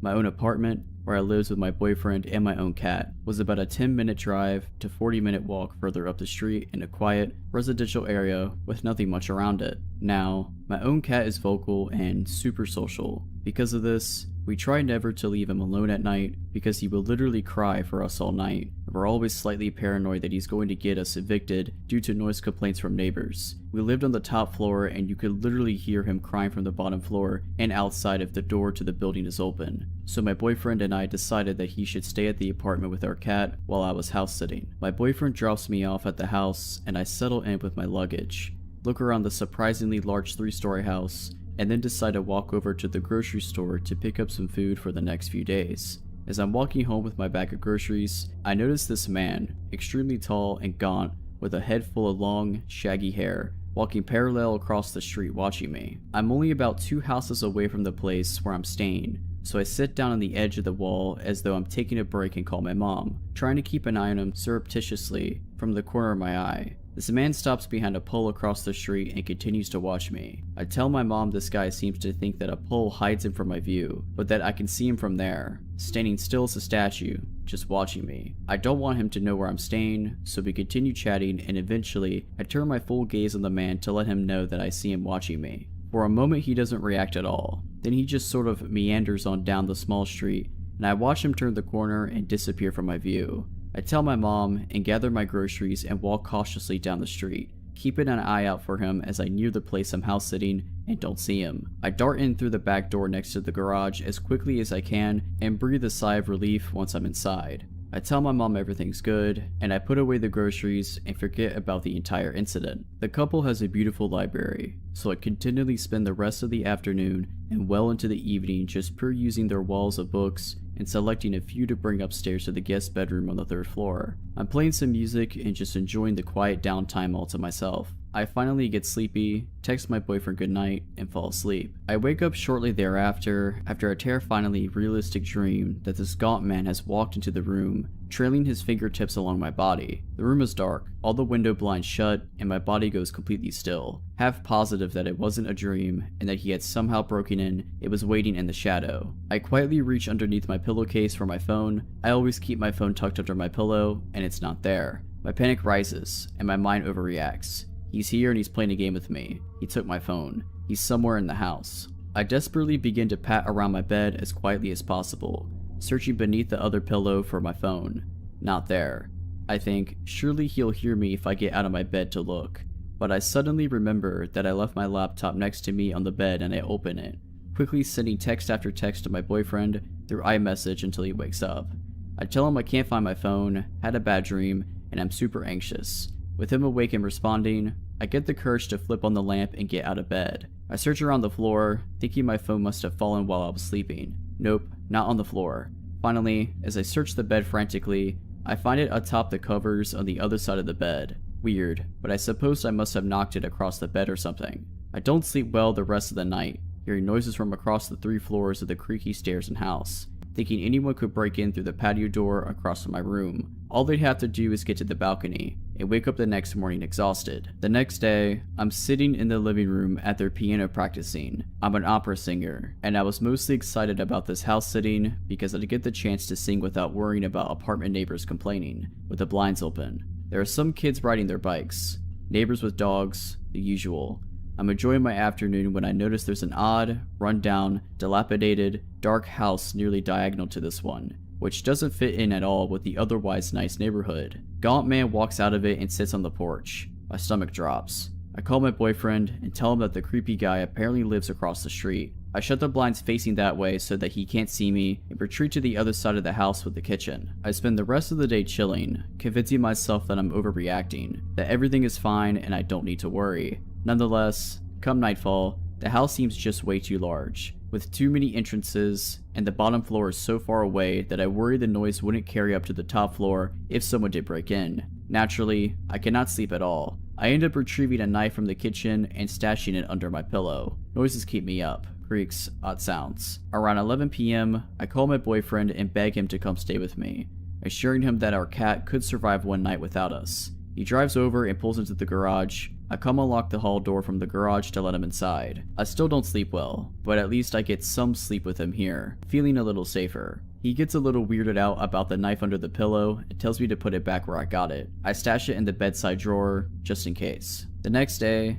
I pull it together and tell him he doesn't need to stay. I'm clearly overreacting. Then comes nightfall, and the plethora of odd noises. I decide I can't stay in the guest room at the top floor anymore because I feel like I can't hear anything. I go down to the second floor and try to sleep on the couch in their media room. George of the Jungle's on TV, and I try to fall asleep while watching that. Instead, I get more and more paranoid that I won't be able to hear anything over the movie and end up switching the movie off. I try to fall asleep again. Now I'm sure that I can hear noises from both above and below me. Not the cat who, every night, hid in a tote bag in their bedroom on the second floor and never made a sound except to hiss at me when we crossed each other's paths. I get no sleep, patrolling the entire house all night, finally falling asleep as the night sky tinged gray with dawn. The next day was my birthday, and his little sister was flying up from across the country to spend a week with us. He couldn't stay the night with me anymore because she was still quite young and needed adult supervision, and I insisted that she stay at our place rather than have them come to the house I was at. Fortunately, my best friend had just returned from her trip, and we decided to have a birthday sleepover. I feel a little paranoid, but again, I'm able to get some sleep with someone else there and wake up a little more refreshed. She leaves, and I sit in the kitchen, which faces the street where Gaunt Man first saw me. Gaunt Man is across the street, walking and watching. I duck down against the wall below the window, placing my phone at the gap between the blinds with only the top of my head showing. Gaunt Man gets closer, still watching as I hit record on the video. I get several seconds of him watching the house until he suddenly seems to notice the top of my head or the phone and snaps his own gaze back to the sidewalk below him and walks on. My heart is pounding. Now he knows that I've watched him watching me again. Probably saw the phone recording or taking a photo, and he lives right across the street, where he often sat on his porch for hours smoking with a couple of other men, facing my direction.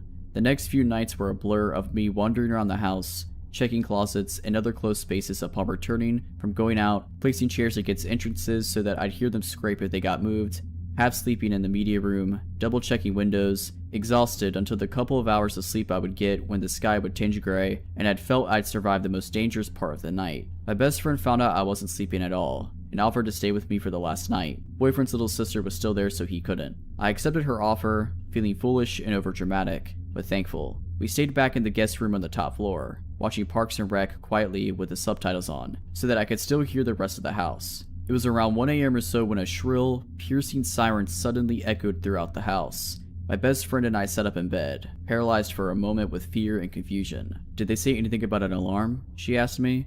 No, I responded, hesitantly, wondering if I had missed something in the notes they had left. We stared at each other for another long moment. What should we do? She asked. I don't know, I said. We should shut the door and lock it, right?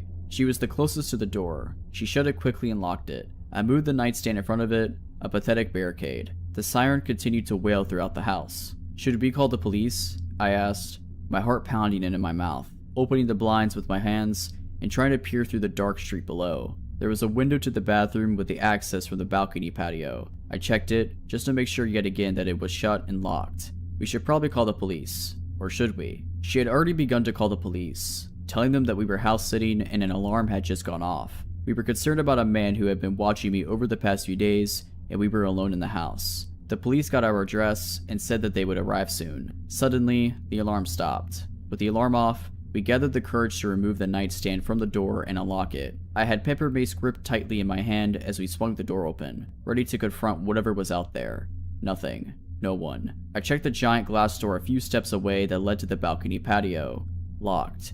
We made our way down the stairs, cautious, quiet. We finally made it down to the bottom floor when there was pounding at the front door. I hurriedly made it over to the door, removing the chair I had placed in front of it as quickly as I could, letting in 2 policemen. They identified themselves through the door. They came inside, asked me a few questions about this man, and then decided it was probably just a harmless homeless man. I didn't tell them that he lived across the street because I thought they'd accuse me of overreacting. Quote unquote, he was just walking home, not following you or watching you. End quote.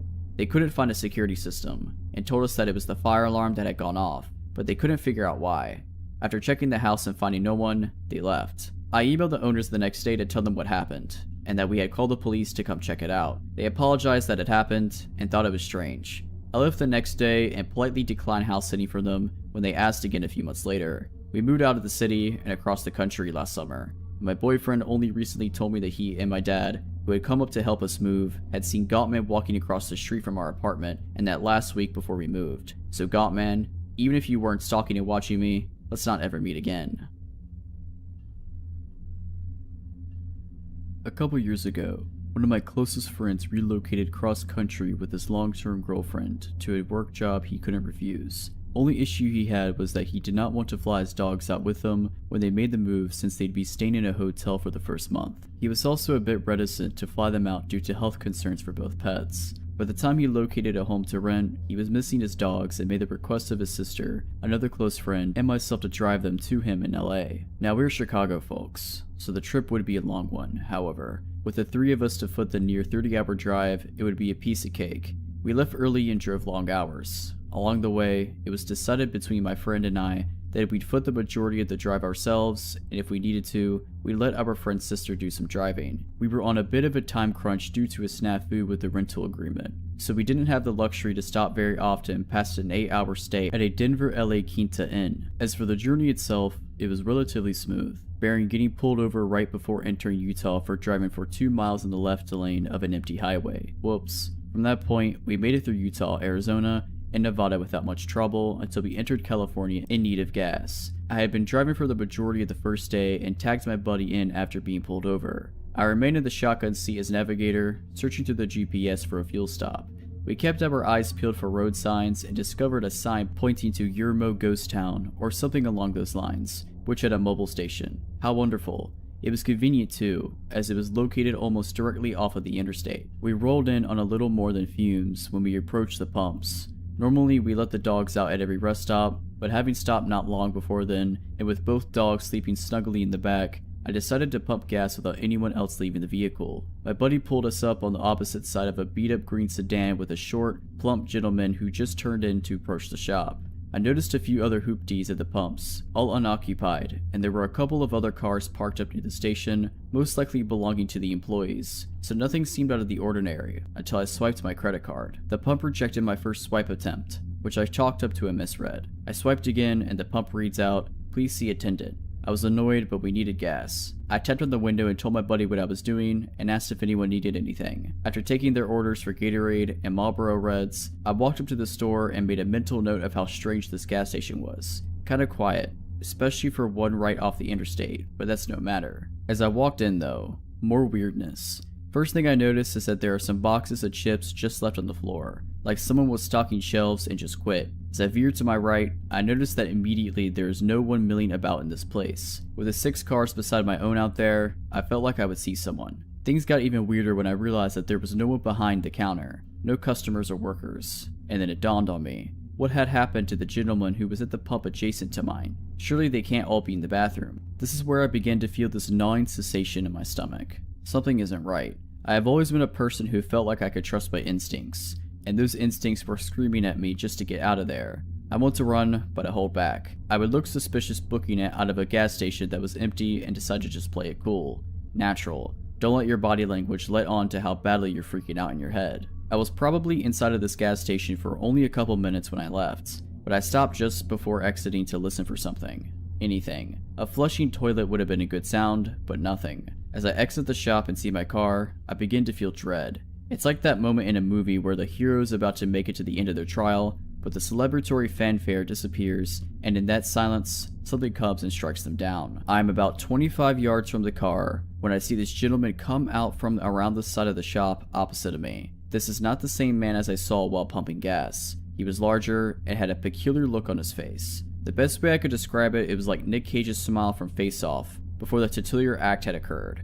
I continued walking towards my car, but when I turned back to look at him, he was now walking towards me with a purpose. At this point, I noped my way back to the car with increased urgency in my step. And of course my friend has the door to the car locked like a complete douche clown. There is also the 95-pound golden retriever sitting in my seat. Apparently my travel companions did not notice how freaked out I was, or the creepy gentleman still walking in my direction. I punched the window and told him to unlock the door, to which he only half rolls down the window to tell me the dog was in my seat and they were afraid she'd jump out when I opened the door. I reached my hand in and threw the dog towards the back seat as hard as I could, while my friend is just now realizing how freaked out I am. He started the car and drove off quickly. I took one last look back and saw the guy had stopped about a pump away from where we were, still with that same look on his face. We found another gas station further down the road, this time with a ton of people inside and out. After thoroughly creeping out my friends with the story as I pumped gas, we made our way back to the interstate, which meant passing that gas station again. It's been about 15 minutes since we pulled out initially, and we go silent as we notice that those very same cars are still sitting in the same spots where we had left them.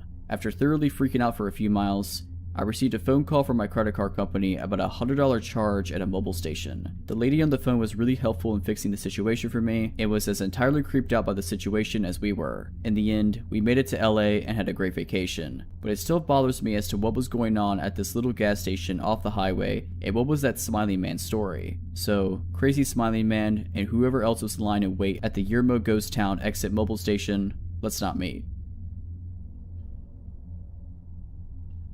I lived in New Mexico for several years before moving to the Midwest. My friend, Amy, and I, both females, would spend many days exploring the remote corners of the New Mexico, discovering abandoned ghost towns and enjoying the quiet, desolate beauty of the desert. One afternoon in March 2010, we were traveling from Ruidoso to Albuquerque. Always up for exploring, we took a back road rather than traveling the more direct highway. One leg of our journey had us on NM55. It's a remote, teeny tiny 2-lane highway. We love those types of roads, up until that day. This part of New Mexico's flat and desolate desert. You can see for miles, and there's virtually nothing except dirt and rock between towns, and towns could be miles apart. So we were on NM55 going north. After a few minutes, we saw a white pickup truck up ahead of us, going the same direction. Suddenly, he stopped his truck sideways in the middle of the highway, blocking both lanes.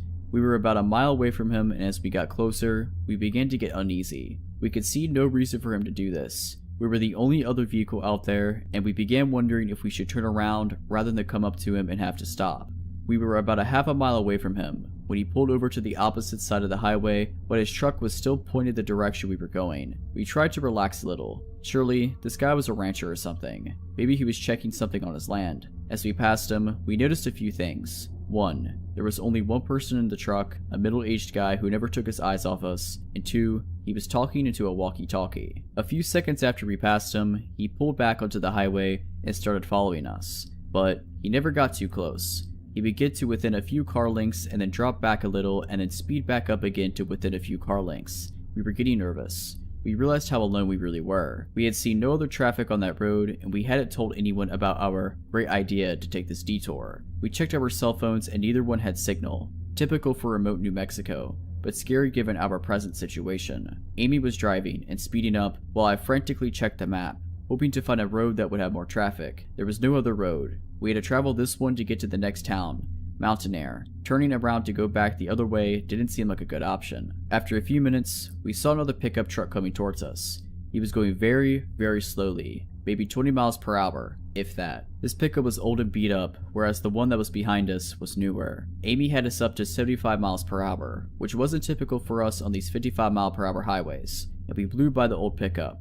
As we passed it, we saw that it was another middle-aged guy, and he was talking into a walkie-talkie. After the white pickup passed him, he pulled a U-turn and pulled in behind it. As we watched all of this, we could see the white pickup truck guy talking into his walkie-talkie. No doubt these two knew each other. We were being deliberately followed, and for the first and only time in my life, I felt hunted. They stayed right behind us. We watched for obstacles in the road. We truly thought old beat-up pickup guy had set up a trap in the road and our vehicle would be disabled somehow. We talked about driving into the fields. We were in an SUV, but this was obviously their territory, and we were afraid of what would happen if we went off-road and got cornered. So, we stayed on the highway. By now, white pickup truck guy was right on top of us. We could see him talking into the walkie-talkie, and he stayed right on our bumper. And old, beat-up pickup truck guy was right on top of him.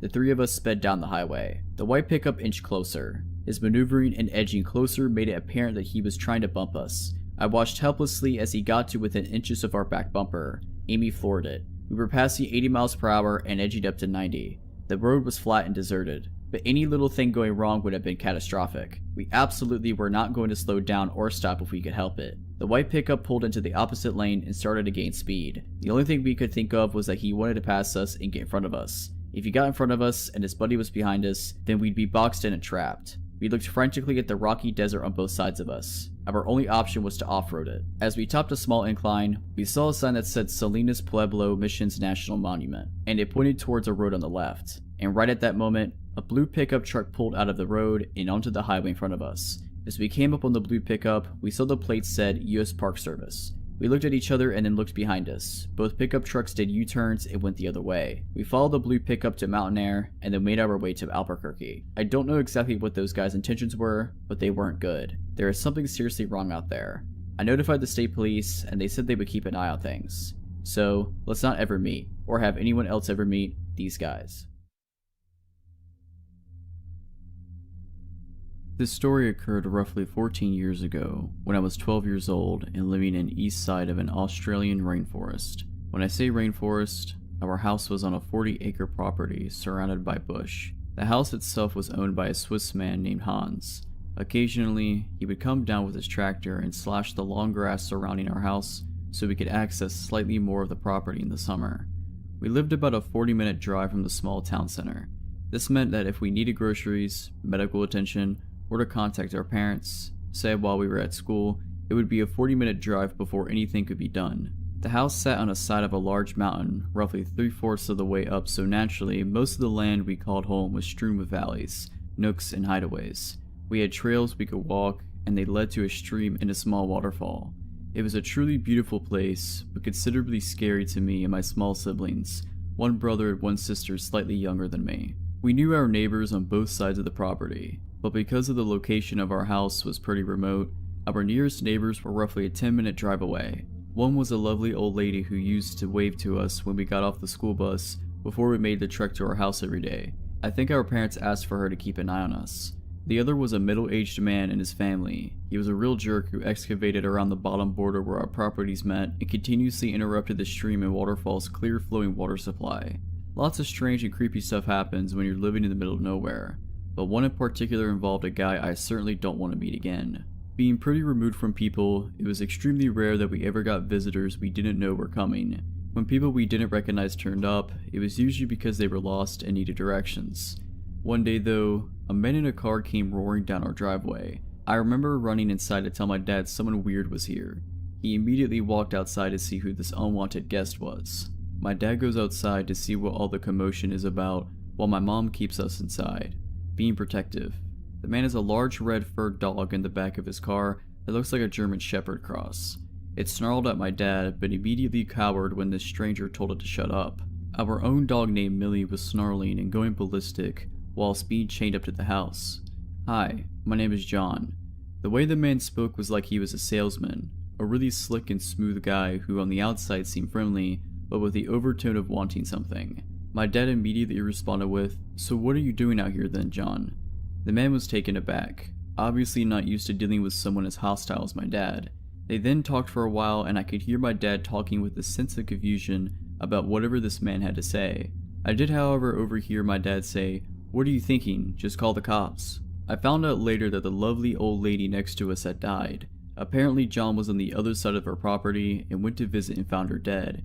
He also asked my dad if they should move the body to make it easier for police to investigate. This is obviously why my dad was telling the man to call the police immediately. Anyway, later that night the police showed up to take a statement from my dad and John, who was hanging around our house until the police arrived. I remember my dad pulling an officer aside and explaining that John wanted to move the body when he first arrived. The police left without any more questions, as it looked like she had died from natural causes. John was still at our house. I found him to be a very unsettling person. The way he smiled, the dark of his eyes. He was unfamiliar, but acting like he was one of us. I remember it was a school night and I was trying to watch TV and he was playing songs on his guitar with my mom and my dad at the table.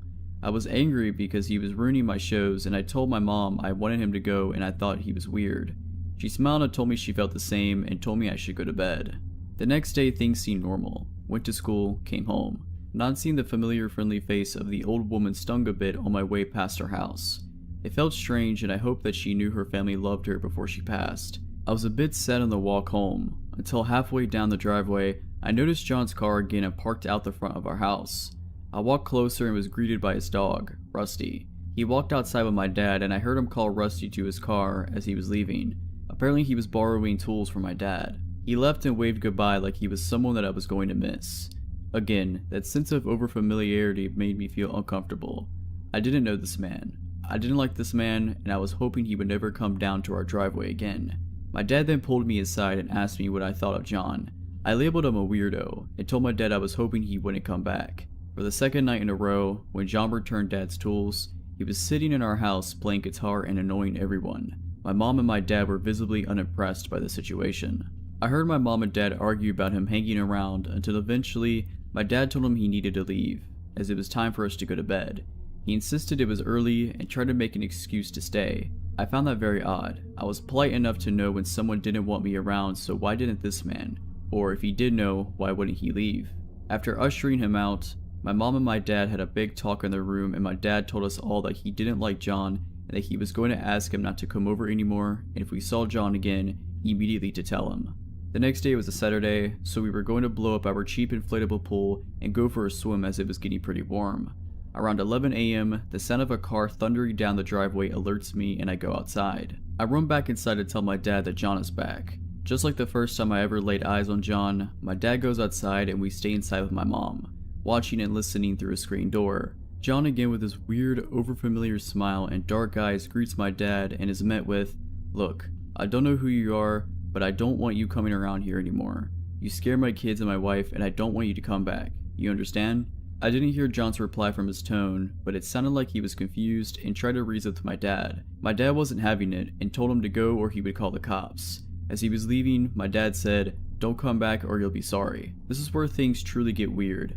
As my dad lays this subtle threat on the man, his face completely changes one of rage. He glares at us in the house, sticks up his finger and speeds out of the driveway shouting profanities and churning up gravel, spraying it towards our house. My dad came back and told us we wouldn't be seeing John anymore, and if we did, we were going to call the police. I was relieved. This odd man made me feel uncomfortable in my own home, and the way he reacted when he left confirmed the feeling I got from him when I first saw him. I can't remember if it was the Sunday or the Monday after that day, but John did come back. He tried to reason with my dad and say sorry for whatever caused us to not like him. Before he even got out of his car, my dad said, "If you don't turn around and leave, I'm gonna smash your face in." He did just that. My dad then called the police to inform them of what happened. Apparently they were going to go and talk to John. I didn't hear any more of what happened to that conversation. A few weeks went by with no sightings or happening with John, and we all felt like things were back to normal. This was until our mailbox had been tipped out of the ground and smashed, or possibly run over. I remember asking my dad what happened, but he wasn't about to give me any ideas.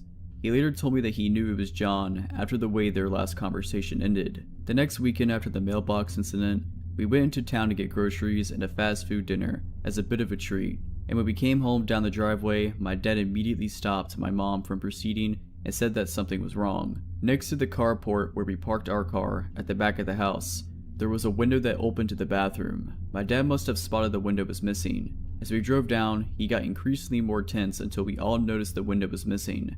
I remember being confused in the back seat and not really knowing what was going on until I saw it. A man, dark eyes, and overfamiliar, coming from the window that led to the shower. My dad was exploding with rage, and he told my mom to rush down the driveway. The man proceeded to escape the window and run down the back of our property into thick shrubbery. My dad, only being on one leg, let Millie loose as she was going ballistic tied up to the house. She raced down the grass-engulfed hill into the darkness. She came back with nothing. My dad went out with his flashlight and couldn't find anything either. I'm not sure if anyone slept that night. None of our possessions had been stolen or even moved. We must have caught this man just as he was entering our house.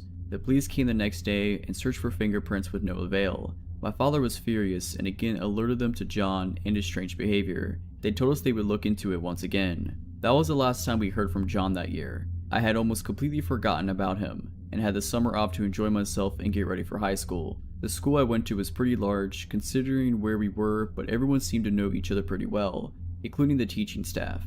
Within my first week at the school, we were introduced to all the teachers and teacher aides.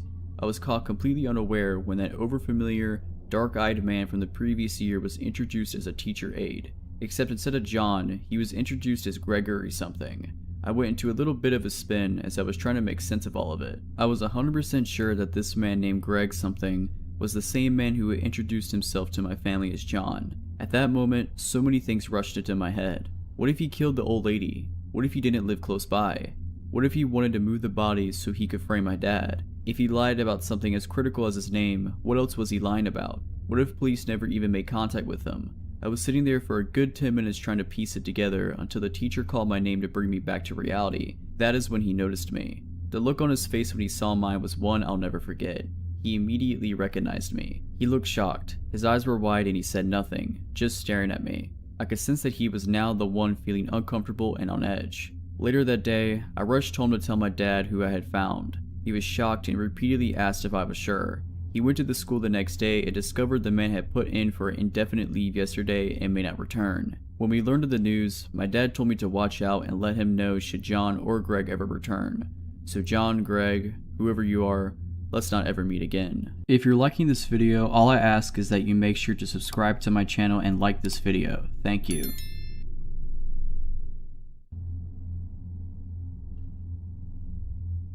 When I was 14, I was asked to babysit my 3 younger cousins, aged 8, 4, and 1, in an extremely rural, mountainous part of Pennsylvania. My aunt and uncle had a wedding to go over to about an hour away and wouldn't be back until very late. Their house was situated on a steep mountainside. Their back deck had a 15-foot drop onto a rocky hill below leading down to a river. Their closest neighbors were about a half a mile away. The closest main road was a mile away, and at night, there were no lights to be seen anywhere around them. Basically, it was in the middle of nowhere and you would have to know where you're going to get there. You don't just accidentally end up there. My aunt and uncle left us with some pizza and their cell phone number next to their landline. This was the early 2000s and I didn't have a cell phone, but even if I did, I wouldn't get reception there anyway, and headed out. The baby was already asleep. The 4-year-old wasn't feeling well and was quietly watching TV in the living room as he dozed off, and the 8-year-old was playing Guitar Hero with me up on the loft. The loft overlooked the living room to the left, where I could keep an eye on the 4-year-old, and there was a huge window that overlooked the driveway to the right. The description of the driveway is an important detail to the story. The road that led to their house ran straight into their forked driveway. It was a dead-end road. The house was as far as you could go. Go to the left driveway, there is a large open carport, and that's where my aunt and uncle, and anyone who ever visited, parked. The right driveway led down a very short but very steep hill to a large leveled out area and ended against the garage door that opened to the basement of the house. It was never used as a garage, but served as my uncle's man cave, and where he spent most of his time. Right beside the garage door, a normal door with a window so you could see right in, but this driveway was exclusively used by the kids as a play area because it was the only flat, yard-like area on the property, and being on a mountainside, there isn't much room to safely play otherwise. No cars ever drove down there, ever. There are too many toys and bikes in the way, and friends and family knew this. It was about 10 p.m., pitch black outside, no moon to illuminate the area either. My cousin and I were still playing Guitar Hero when headlights caught the corner of my eye, and not my aunt's minivan headlights. Huge truck headlights with those roof lights you often see on Jeeps or other off-road trucks. Not only that, the truck was going down the right driveway, the kids' play area. This was not my aunt and uncle. This was not anyone they knew. Panic and dread filled my body. I was a small teenage girl, alone in an isolated house on a mountain at night, with 3 children in my care. In a terrified voice, I asked my cousin, "Who is that, Jake? Do you know whose truck that is?" And then he looked panicked. "No, I've never seen that truck before," he replied. I quickly ushered him downstairs, still unsure what to do, but the 2 little ones were sleeping down there and I wanted to make sure they were safe. I checked on the baby and then grabbed the phone to call 911, and then I started to hear the metal garage door being shaken violently. No one ever opened that garage door. More panic fills me. I hear them try the door beside it, the metal doorknob jiggling. No one was actually knocking. It's not like they were checking to see if my uncle was down there. Plus, the lights were out. It was dark down there. They knew no one was down there. They were definitely breaking in. The door leading to the basement steps was right next to the phone, so I could clearly hear all this going on. I quickly turned the little lock on the doorknob just in case they did make it into the basement. My heart was practically jumping out of my chest. I'm talking to the 911 dispatcher as my 8-year-old cousin clings to my arm. The operator is calm and trying to call me, but I knew it would be at least 30 minutes until a police officer could get up there, assuming they didn't get totally lost on this mountainside in the pitch dark. I just kept thinking, we are dead. This is how I die. The operator asked for the number my aunt and uncle left me so she could have another dispatcher call them to let them know the situation. I turned around to grab the paper with the number on it, and to my absolute horror, I see a man peering in a large sliding glass door. A huge, burly, but what had to been a 6'4" man with long, scraggly red hair and a big red bushy beard. And what made it worse, he was grinning at me. Grinning in a way that still scares me to this day. Meanwhile, I had to have looked like a terrified deer in the headlights. I was shaking so hard I could barely hold the phone. There was a second man behind him I couldn't see as well. I have no idea what he looked like, but he was equally as tall, but a bit more lanky than the larger man at the sliding glass door. I screamed, "Oh God, they're here." And before the 911 operator could say anything, my 8-year-old cousin goes, "Mr. Jim?" His voice was very confused. It wasn't like my cousin was happy or even relieved to see him. I asked, "Do you know who that is?" But before my cousin could answer, I turned my attention to the man in the door. "I'm on the phone with the police," I shouted. I'm grateful he didn't try that door, because I do not think it was locked. The man stared at me hard for a moment, eyebrows furrowed, like deciding what he wanted to do next, but he then just backed away into the darkness. What seemed like an eternity later, I saw the truck lights back up out of the driveway and then back down the road until they disappeared. I was still really scared, and so was my cousin. He had only met that guy a few times, an acquaintance of his dad. It wasn't like it was a close family friend, and obviously, because again, he went down the wrong driveway. Visitors never go down that way. The 911 operator asked for a description of the man, then told me they'd gotten in touch with my aunt and uncle and they were on their way home. She stayed on the phone with me until the police officer showed up a bit later to make sure that the men were gone, and they stayed with us until my aunt and uncle got home so they could ask them some questions. My uncle was furious, not at me for calling them home early, but at this Mr. Jim guy. My aunt was mad at my uncle and told him to tell Jim to never come back. I didn't know at the time, but my uncle had a drug problem. I don't know what Mr. Jim or his accomplice were doing, or what they would have done if I wasn't on the phone with the police, but that grin was not a friendly one. It was sinister. And again, he also had to have known my uncle was not there, because the basement was dark. He would have seen through the windowed basement door. He had also tried lifting the garage door, something not even my uncle did. He intended to break into the basement, that much is clear to me. There's no other explanation. I never did babysit for them again, and I don't think I ever even went back up there because not long after, my aunt divorced my uncle and moved out. So Mr. Jim, the grinning mountain man who tried to break into the house where I was babysitting, let's not meet again. A few years back, my girlfriend and I, having hiked several other parts of the Appalachian Trail, decided we wanted to give the southern portion of Virginia's trail a shot. It is about 166 miles long. It runs through George Washington and Jefferson National Forest from Roanoke County to Pearisburg in Giles County. This is definitely one of the more remote and less traveled parts of the trail, which is exactly what we were looking for. We gathered our gear and made our way to the start of the Virginia Creeper Trail to begin our journey. We had planned our journey to end at Damascus and figured that by the time we got there, we would be more than ready to get home to our own beds. It was early October and the changing of the leaves and colors were amazing. The air was crisp and cool, perfect hiking weather with beautiful scenery. The majority of the trip was pretty uneventful, just your typical hike, but our last couple of nights is where things got weird. On this portion of the trail, you're supposed to camp on the trail or a designated shelter. We didn't really want to run into other people and didn't want anyone coming up on us in the middle of the night. We decided to ignore those suggestions and find our own little spot off the trail, A little searching around, and we found a spot a little ways off the trail in the middle of a small clearing. It was perfect. We set up camp, cooked some food, talked for a while, then snuggled up and went to sleep for the night. Somewhere around 2 a.m., I was awoke by my girlfriend shaking me awake, telling me, "Get your gun, someone is outside walking around our tent." She informed me that she woke up to what sounded like someone right outside the tent, running a knife or something along the side while circling us. When hiking, I carry a 1911 with me. You never know exactly who or what you might run into when on such a long hike in a remote location. I got the 1911 out of my pack, and then we sat silently, listening for any sounds. A few minutes of nothing but the breeze blowing through the trees, and then I heard branches snapping. It sounded like it was a bipedal, based on the way the steps were paced. I turned on the flashlight and flooded the area with light. I thought I saw someone move behind a tree. I yelled out and told them to go away and that I was armed. I kept the light on the area with my gun drawn and slowly approached towards the area where I thought I saw the figure. Then, from my right, I hear what sounds like someone running away through the woods. I spin and face my light that way, and then from the original spot, hear who or whatever was there take off into the woods. There's no way I'm giving chase, so I return to the campsite. I tell my girlfriend about what happened, and I end up sitting guard outside the tent, in the darkness until daybreak. In the morning, I looked around a bit for signs of who or whatever it was, and I discovered a boot print in some soft, moist dirt not far from our tent. It wasn't mine and it wasn't my girl's. This freaked me out as it confirmed that someone, perhaps more than one, was skulking around our tent in the dark. I kept it to myself because I didn't want to freak my girl out any more than she already was. At this point, we were pretty deep in and still had 2 days left. That day we walked a little faster than normal and covered as much ground as possible. When it came time to set up camp, I found a spot near a cliff where we could place the tent in a small overhang and prevent anyone from coming up behind us. The whole day up to this point I had a feeling we were being followed. I had no confirmation of this as I hadn't seen or heard anyone else, but it was just a gut feeling. We set up camp and made some food, then retreated to the tent. I assured my girl that if I slept at all, it would be with one eye open. After a while, she drifted off to sleep and I stayed awake listening to the sounds of the woods at night. I was awake for a few hours, just waiting to see if anything was going to happen. At some point, I guess my exhaustion caught up with me and I drifted off. I woke sometime later to what sounded like someone going through our stuff outside the tent. I grabbed my gun and woke my girlfriend, shushing her to be quiet.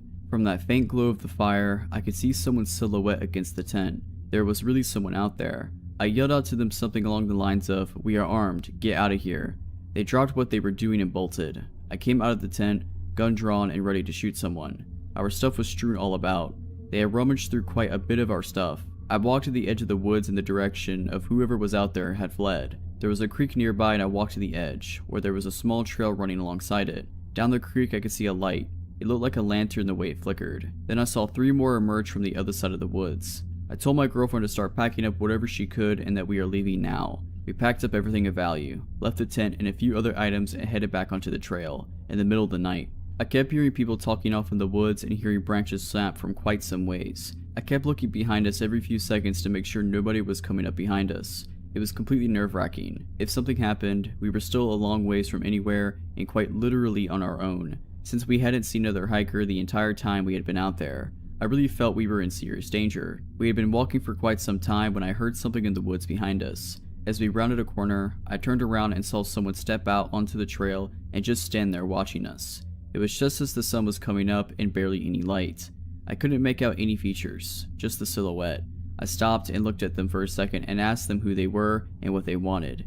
They just stood there silently, watching us, and then turned and walked back into the woods. We picked up the pace and kept going, looking back every so often. We didn't see them again, but my gut told me they were still there for quite a ways. We eventually reached the end of the trail and got to where we had parked my girlfriend's car, extremely exhausted. We made it out of the Virginia woods without becoming a meal for some group of people of whatever knows what. I have no idea who they were or what they wanted. Maybe it was just someone messing with us. I don't know, but I'll never know because I will never be returning to find out. This happened over a decade ago, somewhere in northern Michigan during the summer. My friend Kathy, my boyfriend's half-sister May, and I drove down from our hometown to visit friends, and we were on our way back home in Kathy's bad little car. By bad, I'm talking this thing had engine problems, overheating problems, ignition problems. It was constantly falling apart. More than once, it had stalled or just stopped working in the middle of the street while we were trying to get somewhere, but Kathy thought we'd be fine since we hadn't had any problems with it on the way to our friend's house. It's a little past midnight and we're roughly an hour away from home. There's nobody on the road, dense woods on every side, no street lights, no moon.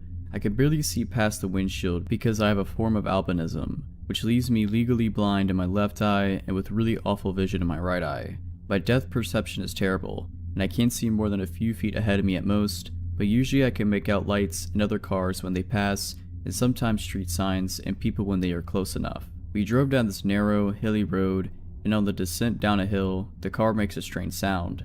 Kathy starts braking, and we get to the bottom of the hill. The car quits working. Kathy swears and turns on the hazard lights. She and I get out of the vehicle and help pop the hood, which causes a bunch of smoke to fly out. After the smoke mostly clears, Kathy tries to figure out what went wrong this time. We stand in the dark for at least 45 minutes, maybe longer, before we realize she couldn't fix the car and needed a tow truck. These were the days of the MapQuest printouts and brick phones, so we couldn't whip out our smartphone and look up the closest tow truck. I decided to call my boyfriend Caleb to come pick us up and suggest we come with a tow truck to pick up the car when it was daylight. May and Kathy agree, so I take out my cruddy Nokia and called my boyfriend. It's then I realize, no service. I ask May and Kathy if either of them have service. They both check and shake their heads. May gets a bit panicky, and we all hold our phones up, trying to get a signal to no avail. It's really hot, and after failing to get any kind of service, we are all feeling a bit spooked and uncomfortable. May begs us to do something because she is more afraid than Kathy and I. Kathy attempts to calm May down, and I wonder if the thick woods and hills are blocking out our reception. I tell May and Kathy to wait by the car, and walk away from them up the hill we had just come down, holding my phone out. Still no signal. I walk further and further away until I reach the top of the hill. I can't see the outline of our car anymore, but I can still hear May at a distance. Even at the top of the hill, I don't get a signal. I know it's gotta be the trees in the way, so I get the idea of climbing up a tree and calling from there, just to see if it works. In hindsight, this was not my brightest idea, but me being an idiot. I saunter off into the woods in search of a climbable tree. At this point, I just want to go home, and this is the only thing on my mind. I find a nice tree with low branches and lift my body upwards towards the trunk. I climb the branches higher and higher, and about midway up the tree, I feel my pack of cigarettes fall out of my shorts pocket. I'm kind of annoyed, but figured I can just look for them when I climb back down. I take my phone out and hold it up once I get near the top. I have service. Relieved, I call Caleb, but he doesn't pick up, so I call again until he does. He answers in a sleepy but pissed voice, but I'm having none of that and simply explain our situation.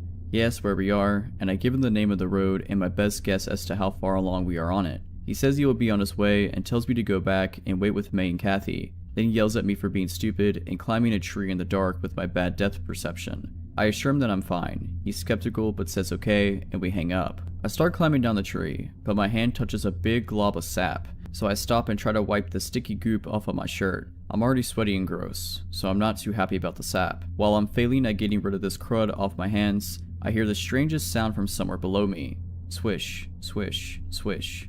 I completely freeze, not being able to place what the sound is, but it's moving pretty fast. I stare down into the darkness below me, but can't see anything. Just hear this noise continuing. It comes closer and closer, and then I hear it right below my tree. Swish. And then it stops, right under my tree. I hold onto the branches as tight as I can and wait. I hear leaves shuffling and twigs snapping, and after a while that stops, and the weird noise starts again, but it's heading away from me deeper into the woods. I wait until I can no longer hear the sound, then finish climbing down and jump out of the tree. It's completely silent now, besides the sounds of the woods, so I grope around on the ground for my cigarettes. I don't find them, so I make my way out of the woods and back towards the road. I jog down the hill, and when I reach the bottom, I notice May and Kathy are not standing outside the car anymore, and the hazard lights are off. I walk over to the car and May rolls down the window a little bit and whispers in a panicked voice, "Elizabeth, where were you?" I point back over my shoulder towards the hill and started to explain that I called her brother, but Kathy yelled, "What are you doing? Get back in the car." I give them a weird look, but Maya unlocks and opens the door and I crawl into the back seat with her, slamming it behind me. Kathy slams the locks and double checks them while May rolls up the window and makes sure the rest are rolled up. One of the windows is never closed all the way, but there's less than a finger space, so it's not too big of a deal, but May's freaking out about it and Kathy has lost her cool as well. I am still confused and ask what the heck is going on. Maya tells me that a bit after I went up the hill, some weird person came out of the woods and ran really funny up the hill in the direction I went. They got freaked out and turned the lights off and got in the car. They thought he had got me. I am honestly scared at this point because if I hadn't stopped to wipe sap off my hands, I most likely would have got out of the tree at the time I heard the weird noise. I just knew it was that person. I tell them my story, and everybody in the car is super scared, but are relieved that Caleb is on his way. We only have to play the waiting game now. We sit on the road for what seems like forever. The dread we were feeling made time seem like it was going slower than normal. Kathy and May are looking out the windows, surveying the area, and I'm just sitting there hoping Caleb will hurry up and come rescue us. Suddenly, I hear May whine, "What is that?" and she starts crying. Kathy snaps her head to where May is looking and stifles a gasp. I look where they are facing, I see nothing but the dark. But then I hear it through the small opening in the window. Swish, swish, swish. May ducks down, as though doing that will make her invisible, and Kathy hides her head behind the steering wheel. I follow their lead and sort of hunch down in my seat, but the noise comes straight up to the window. I can almost make out the silhouette of a tall, skinny man, and then he presses his face against May's window, and I finally see him. Nobody screams. You'd think we would, but it didn't happen. We all just stared at each other. He looks in at us for a while until Kathy switches her brights on, hoping it would scare him off, but it did nothing. The dude just walked to the front of the car and stood in front of the headlights. Maybe he thought he could block us from leaving? I don't know. I couldn't make out his features very well, but the guy had to be somewhere a bit over 6 feet and no older than 30 years old. He had the face of your average Joe, nothing special. Nothing really sinister or particularly creepy that you notice about him if you run into this dude in broad daylight. Dark shaved hair, pale skin, long face. May said he had light-colored eyes and stubble with eyebrows that made him look like he was always concerned, but there was no way I could make that out, so I had to take her word for it. What was really weird was it was like 80 degrees, and this dude was wearing corduroys, which is what the sound was. Corduroys making that swishy sound when you walk, and an oversized sweater with abnormally long sleeves. The sleeves went over his hands and flopped back and forth as he paced around in front of the car. I'm not sure how long he was in front of the car, but it was a while. Then good old Corduroy starts doing something really bizarre. He bends his arms up towards his face, which I can only describe as looking like a praying mantis, because of the way his sleeves were hanging, and then he begins walking circles around the car, rhythmically taking 2 steps forward, 1 step back like Willy Wonka but on speed or something. This is where I noticed the swish sound matched up exactly to the same sound I heard when I was back in the tree. He was doing the 2 steps forward, 1 step back in the woods, when he was going after me, as though this wasn't weird enough. By now, May was sobbing and Kathy seemed like she had to vomit, so I felt like I had to be the brave one. I looked at the slight space in the open window, and when he orbited his way over there, I said, "Hey man, can you just stop? You're really freaking us out." Corduroy definitely had heard me, so he switched to a halt and looked back into the car through the windshield, straight at me. I asked him very firmly to leave, and he took an extended pause, smiled, then Willy Wonka'd his way out of my line of vision into the darkness. After a while, Kathy said he disappeared into the woods, and May was like, "I can't believe that worked." We awkwardly laughed about what a weirdo he was and glad he left and whatever, and we went back to waiting for Caleb, somewhat reassured, but still paranoid. But after some time, Kathy said, "Oh no, he's back." I couldn't see, but apparently he was doing this 2 steps forward, 1 step back parallel to us on the side of the road, and this time he had a big tree branch he was holding with his sweater-covered hands. May got scared again, and I held her hand so she'd feel better about it, even though I was ready to piss myself. It was awful, because I didn't know if he was coming towards us, or if he was moving away, or whatever he was up to. It was kinda like when you knew there was gonna be a jump scare in a horror movie. Then I hear Corduroy switch back towards the Geo and out my window. He smacks it with the tree branch. May and I panic, and I scoot as close to her as possible. They see the dude back up into the woods, then come running back and slamming the branch back into my window, like he's jousting with no horse. Thankfully, the window didn't break, but it got terrifying hearing swish, swish, swish, clunk after a while, and he did this repetitively. Kathy perks up in her seat and starts pointing at the road ahead. I see headlights.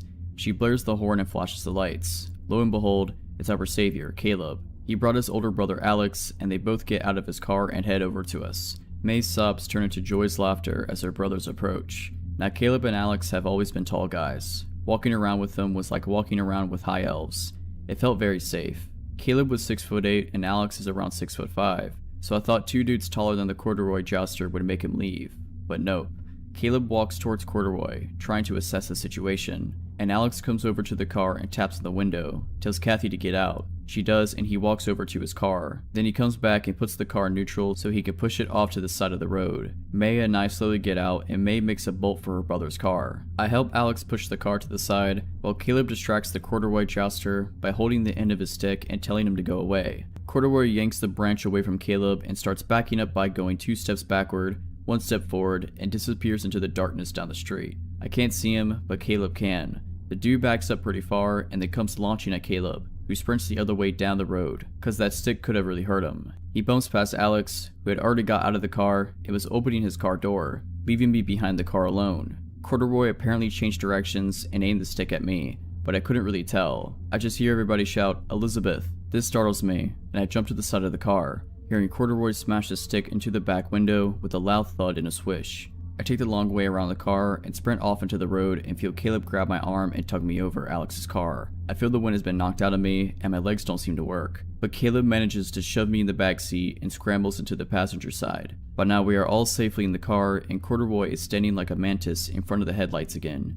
He'd abandoned his stick and just stood there with no intention to move. Alex puts the car into reverse and slams on the gas, making me knock my head against the door, then makes the sloppiest U-turn ever and nearly drives us into the woods, but gets us back onto the road. Everybody was in 100% panic mode as Alex tore away, far over whatever the speed limit was. May and Kathy swear they saw Corduroy chasing behind us after Alex made the U-turn, but there was no way he was catching up. The next day, I went back there with Caleb, Kathy, and the dude from the tow truck place. There was no sign of Corduroy anymore, but when we approached the car, we saw that in the space where the window didn't close all the way were my cigarettes. The box was missing, but they were all neatly jammed in a row along the window space. I have no doubt it was the work of the Corduroy jouster. To this day, I wonder if he knew I was up the tree and took my cigarettes, or if he thought I dropped them and went further into the woods to look for me, or if he just found them later and decided to stick them through the window because he was weird. I also still wonder what his intentions were. I still have so many unanswered questions on that night. Several years ago, I was in a bit of a financial pickle. I was 21 with a bad job history, a bad job, and bad credit. My living situation went sideways, and I had temporarily moved back home with my folks. As anyone who has ever had to move back home as an adult will tell you, this was a terrible situation. I was a rush to get back out on my own, which is why when my best friend, similar position in life at the time, told me that an apartment had opened up at her shady complex, I had actually jumped at it. If you're from around here, then you'll know that every apartment complex in that town is kinda shady, but for those of you who are not here, this place is a shady non-town outside of another non-town, with more liquor stores than any other establishment, and several apartment complexes with no credit checks and same-day move-ins. A couple of months went by, and while the cops did occasionally show up in our parking lot and you had to watch your step for more than one broken bottle, it wasn't the worst place to live. I worked the night shift at a large retailer, shuffling around freight in the back, hating every minute of every shift. So one night, while I trudged up and down a ladder like a zombie at work, my cell phone fell out of my back pocket at the top of the ladder. I grabbed at it, obviously missing, and died a little as I saw it smack the ground and go black. No amount of restarting or shaking could fix it. The LCD was completely shot. Well, that's just great, I thought to myself, and decided this was a good enough reason to go home mid-shift. Remember that thing I said about bad job history? Yeah, you can clearly see why. Driving home, at 3 AM on some random weekday, I turned onto the dark back road that led to my apartment building. I saw something faintly up ahead in the road and immediately think it's someone's dog. I pulled up slower, praying that I wasn't coming up on someone's dead pet, and saw that there was actually a teenage boy laying on the side of the road waving. There was a bike laying in the dirt next to him. The kid saw me and jumped, weaving toward the driver's side of my car. Now, I may have made a lot of poor decisions at this point in my life, but thankfully, I hadn't gone completely brain dead. I locked the car doors, but cracked the driver's side window. "Are you okay? What happened? Let me get some help." "I got hit by a car. They left me. I need help." The kid looked dazed and was cuffed up, but something about him also set my nerves on edge. "I'm gonna call for help, okay?" I grabbed up my cell phone and then remembered the thing was basically useless due to its ladder plunge. My cell phone was broke, but I live nearby there, okay? I will get help. I hope he didn't think I was lying, but then I didn't care. The kid slammed his hand against my car. "Just let me in. I need help now. I promise. I will get help and come back. Everything will be okay." I felt torn. I wasn't going to let this kid into my car, but at the same time, I couldn't blame him. If I was scared and hurt, I would probably be frantic too. The kid slammed his hand against the car again, and I started driving. I hadn't been exaggerating. It was a 30-second drive to my apartment. I didn't have a landline, and I didn't want to somehow lead this kid to my empty apartment with no way of calling for help. I saw my best friend's boyfriend's car parked in her spot, and immediately was thankful for the stroke of luck. I ran up the steps to her apartment and began banging on the door. Roy answered the door, probably expecting a crazy person, and was immediately even more alarmed to see me. "What is going on? Why aren't you at work?" I breathlessly explained that some kid had been hit by a car off the back road, but my cell isn't working, and that I needed him to come back with me. Melanie, my best friend, emerged from her room, sleepy and equally confused. Roy immediately took charge, told us both to get into the car, and drove us back to the boy. The kid was still there, waving us down. Roy, a large man, Mel, and myself all got out of the car. Help. I need help. I'm here to help. My friends saw you and came and got me, okay? Calm down. I got jumped by this gang, man. They beat me up and stole my backpack and rode off. The kid said frantically. I immediately became alarmed. That's not what he told me at all. I looked at Mel, my face clouding over. I thought you got hit by a car. Why did the gang jump you? What? Yeah, they beat me up and then someone hit me with a car. Plausible. I was still confused though. Roy also seemed very wary of this change in the story. Listen man, let me call an ambulance, okay? Can you tell me your name? The kid lost it. He screwed his face up and clenched his fist, hitting the side of his head. No, no, no, no. Just let me in the car, man. Just take me to your house. Roy was done. That's not happening, kid. I'll call an ambulance and the police, and I can wait with you till they get here, but we can't bring you back with us. The kid slapped the side of his head some more, and then in the most disturbing thing I've ever seen, grabbed fistfuls of his shaggy hair and began pulling it out of his scalp. The sound is still the most disgusting and alarming thing I've ever heard. Roy gave Mel and I the "let's get out of here" face, and we jumped back in the car. I'm calling the police, okay? I will tell them you've been hurt and you need an ambulance. Roy began dialing, and the kid started stomping around and screaming. Take me to your house, just let me get in the car, why won't you take me home? The kid stood in the street, blood trickling from where he'd torn up his scalp. Roy got back in the driver's seat and spoke with the cops as the kid raged outside. He then came to the window, staring so intently at us that I felt like my skin had shriveled up and fallen off. He began kicking the tires, and Roy, clearly over it, drove off. The kid grabbed me frantically at the back of the car. Roy drove past our turn, around Peters Creek twice to avoid leading the kid to the apartment complex, and then back down our road. The kid was gone. The bike, the kid, just gone. No idea where he took off to. Clumps of his hair were still on the road. We never saw the kid again. We searched the papers and internet to see if he'd been picked up, or if any other strange things had taken place that night, but nothing else ever showed up. What confuses me still about all of it is why he would demand to come back with all three of us. One person could obviously be easily overtaken, but what were his plans for all three of us? In the early 80s, when I was 8, my family was visiting my uncle who lived in backwoods Missouri. He lived on a lot of land, and the only other people who really even lived on the street were relatives, so no one else ever just happened to be there. This meant no one ever really locked their doors, because random family members were always coming by for this or that. One night, while we were all there, my parents and aunt and uncle decided to go to a nearby town to go bowling, because bowling. My brothers, who were 11 and 12, my female cousins, 6 and 14, and I'm female, stayed home. It was still daylight when the adults left, but it started raining pretty hard and got dark quickly. We used to play this game that was essentially hide and seek in the dark house, but we called it Vampire. There was a thin little mattress on the living room floor that some of the kids would sleep on at night, so the person who was it would lie on the mattress and fold it over themselves like a coffin and count down to midnight. When they got to midnight, they were looking for you. Again, all the lights are off, and you try to make it back to the coffin before you got caught. Because the house was in the country, it was pitch black at night. You couldn't see your hand in front of your face. What this meant for the game was that 1, you couldn't tell where the vampire was looking, so you just had to make a break for it, and 2, if you were extremely lazy, and I'm sure by now you can guess which one of us met those standards, you could hide in the living room with the coffin and get to base quickly. Ben, my 11-year-old brother, was it, and was doing the normal countdown. I was hiding maybe 6 feet from him. As he's counting, there was a flash of lightning. I don't know if I was already looking at the living room window or if the lightning made me look, but with the backlight of the lightning, I see a man with his face against the window. He had his hands on each side of his face as if he's trying to peer in and looks exactly like the stereotypical creepster. Heavy set, scraggly beard, etc. I could feel every hair on my body standing on end. Immediately, I began trying to convince myself that I didn't see what I saw, but then Ben sternly whispered, "If anyone is hiding in here, stay still." I sort of croaked out a "I'm here," right as there was another flash of lightning. Creepster was still there, but was no longer trying to look in the window. Instead, he was now looking toward the front door. Ben and I immediately knew what was coming next. From where he was standing, Creepster was probably only 5 feet from the front door. Ben was the same distance, but there was a couch between him and the door. Ben leapt over the couch and locked the door right as Creepster started trying the handle. At this point, I guess Ben decided that it was best to let the Creepster know that people were home and that we knew he was there, because he flipped on the porch light and then started turning on the lights in the house. This is going to sound weird, but I was too terrified to panic. Having said that,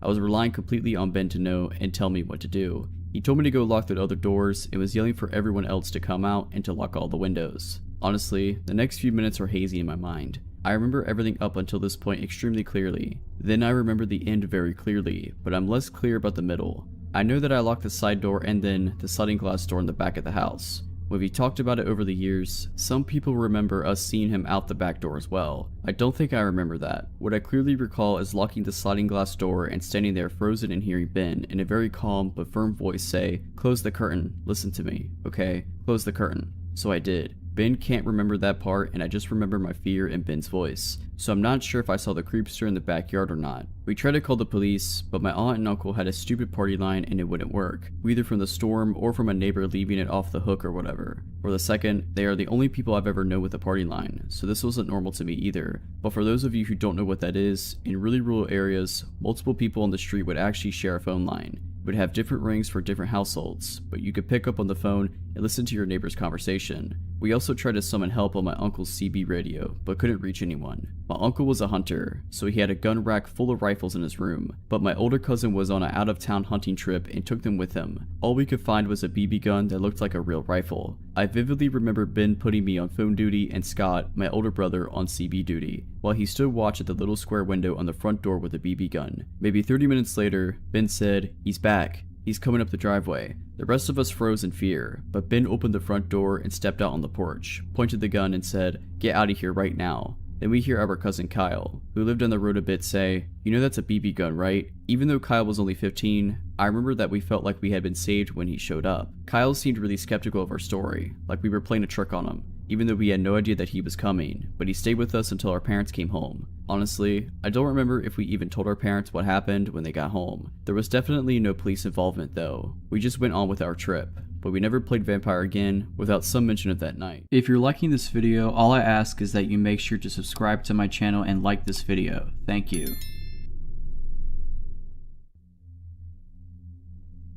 I was about 21 or 22 when this happened. I was in the military at Fort Sill and didn't know it, but Desert Storm was right around the corner.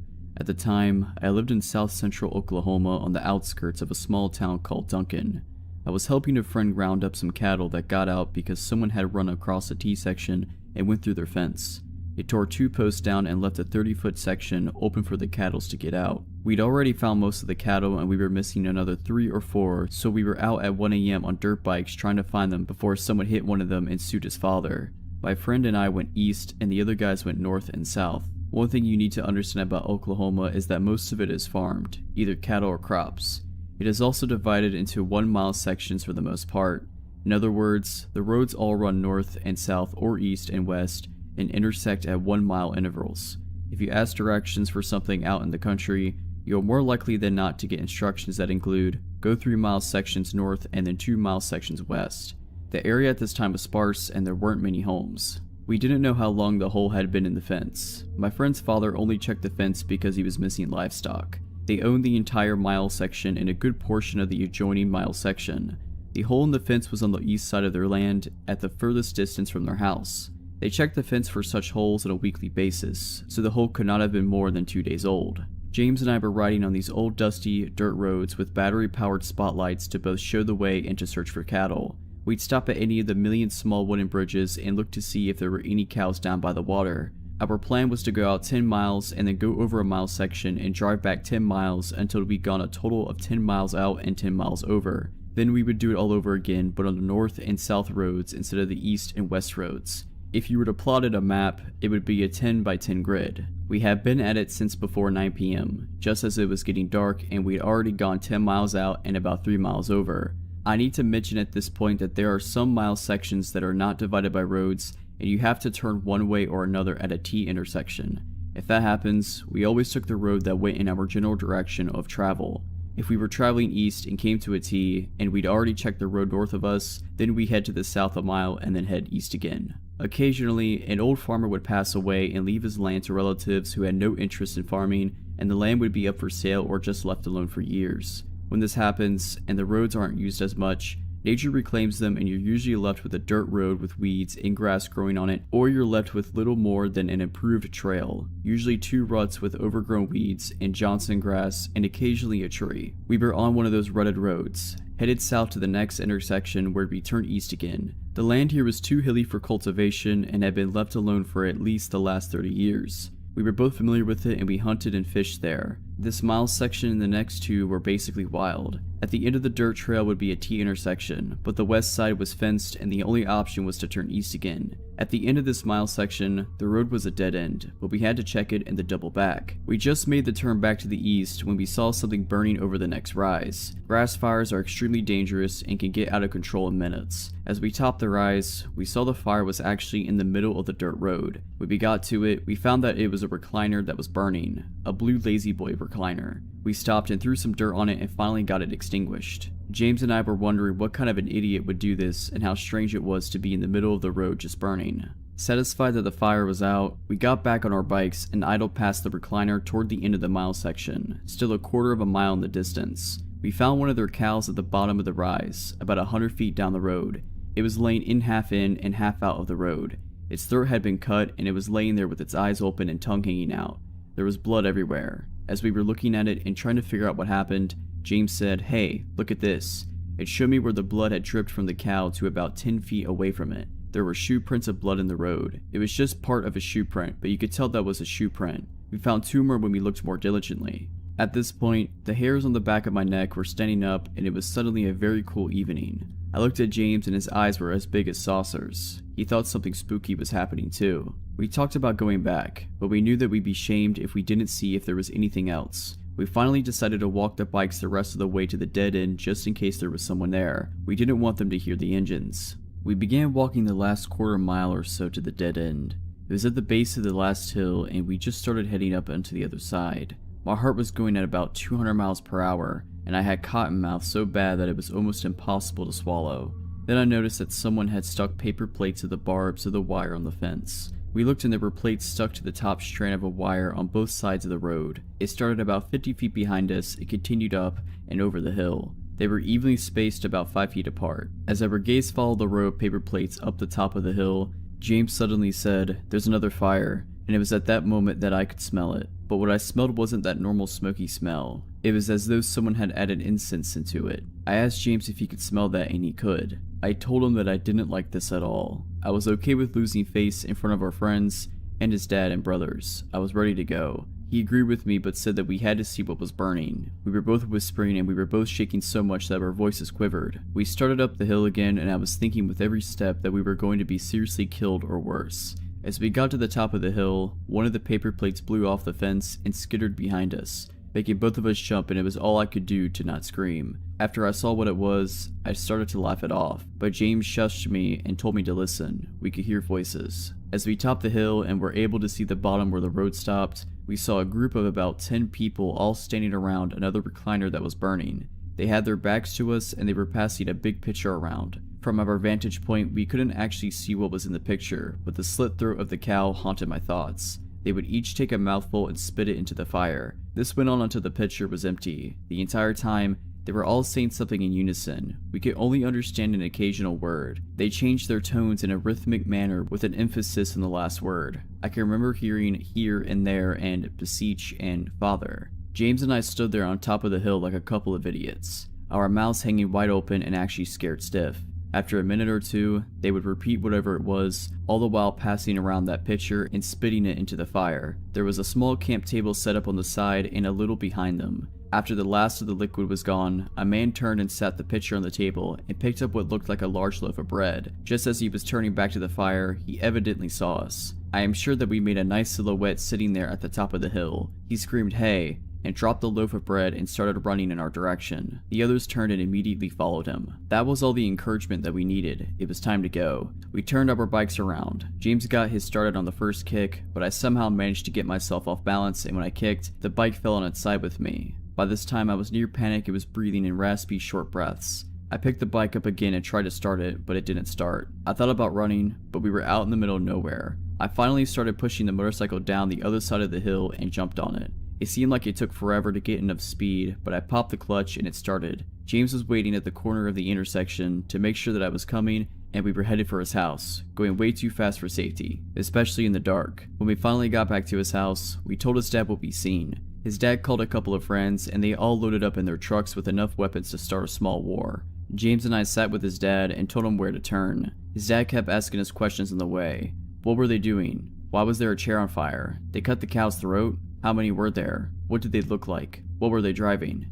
The last question stumped us. We hadn't seen any cars or trucks. The road was the only way in or out, and there was a creek that ran on the back side of the end of that particular road, so they couldn't have gone that direction. How did they get there with 2 recliners? When we got to that last stretch of road, the headlights found the spot where the recliner had been sitting. It was gone. We could all see where the road and surrounding grass was burned, but the recliner was not there. As we got closer, James noticed that the cow was gone too. I hate to admit, but I was getting scared all over again. I was afraid that his dad would tell us that it was our imagination and not believe us. When we got closer to the burnt spot in the road, Buster, James' dad, noticed the chair off in the ditch on the left side of the road. Then I noticed the cow on the other side. It was also in the ditch. The paper plates were all gone. Buster got out to look at the cow with the other men. They stood there talking and shaking their heads for what seemed like 10 minutes before getting back into the trucks. We continued toward the hill. The ruts made by spinning motorcycle tires were easily seen, but there was no fire on the other side of the hill. We all went down to where the other recliner had been burning, but it and the camp table were gone. You could see where someone had walked around the charred area and covered it with dirt. After we left, James saw a paper plate about 50 feet on the other side of the fence. Buster called the county sheriff when we got home, and by that time it was daylight and we went out again with the sheriff and a deputy. When we got back to the road, the first recliner and the cow were gone, but you could still see where something had been on fire and there was still blood on the road and in the grass. James showed them the shoe prints we'd seen. At the bottom of the hill, you could still see the charred area where the second recliner had been burning, and the deputy found the little scuff marks where the table had been sitting. At the end of the road, you could see where the top strand of the fence had been tugged down and wrapped around the lower strand so someone could crawl over it. You could also see where the grass and weeds had been trampled, providing a fairly easy trail to follow. We found a woman's tennis shoe on the other side of the creek. You could see where someone had climbed up the bank on the far side of the creek. We followed the trail all the way across the field up to the next dirt road. Again, the top wire was wrapped around the next lower wire and there was a piece of red bandana looking material caught in it. There were marks on the road where 2 or 3 different cars had spun their tires when they left. Buster also found a large piece of glass that had blood on it. Buster filed a report for the missing cow. They'd found 4 more cows in the opposite direction from where me and James had gone. They never found the recliners or the missing cow. The sheriff called a few days later and told Buster that the blood on the glass was human and not bovine. It was his guess that the pitcher broke and someone cut their hand while carrying it back to their vehicles. 2 weeks after that, there was a huge scare in our community about some cult that had promised the area at large that they were going to kidnap someone and sacrifice them. Buster always said that it was just someone running their mouth after hearing about our incident. It was all anyone talked about that summer. Buster also said that he sure would like to know what happened to that cow. The story occurred in the summer of 2008. I grew up in Oregon and was acquainted with the outdoors at an early age. My favorite hobby came to be hiking, particularly in areas that are either very dangerous or isolated. The health benefits of hiking were secondary to the thrills of walking the edges of exposed cliffs, being in cougar and bear territory, knowing that I was very far away from help. Into the Wild was released in the fall of 2007, and I immediately fell in love. Being a high school senior, I could barely go another week living in my parents' house. The movie spoke to my sense of adventure and inspired me to hike the California portion of the Pacific Crest Trail upon graduation. I made it from the Mexico border to Northern California without much incident. I saw rattlesnakes and black bears, experienced dehydration, but nothing happened that made me fear for my life. Somewhere in the Lassen National Forest in northeastern California, I walked around a bend in the trail only to be startled by 2 people sitting on a rock dressed in nearly all white. Their faces were dirty, their appearance disheveled, and the man had a long unkempt beard. Both seemed to be in their 40s. What struck me as odd about the encounter was encountering anybody at all. I frequently went days without seeing a single human being. Their white clothes could be explained away by the need to escape the California summer sun. Their scruffy appearance could be explained away by the fact that most thru hikers abandoned personal hygiene on the trail. After I said hello, they said nothing and simply watched me as I passed. Even that I didn't find odd. I chalked it up to them being foreign and not knowing what to say. I camped a few hundred yards off the trail that night, as I always did. Following bare precautions, I hung the leftover food I had cooked that night from a tree approximately 5 feet off the ground.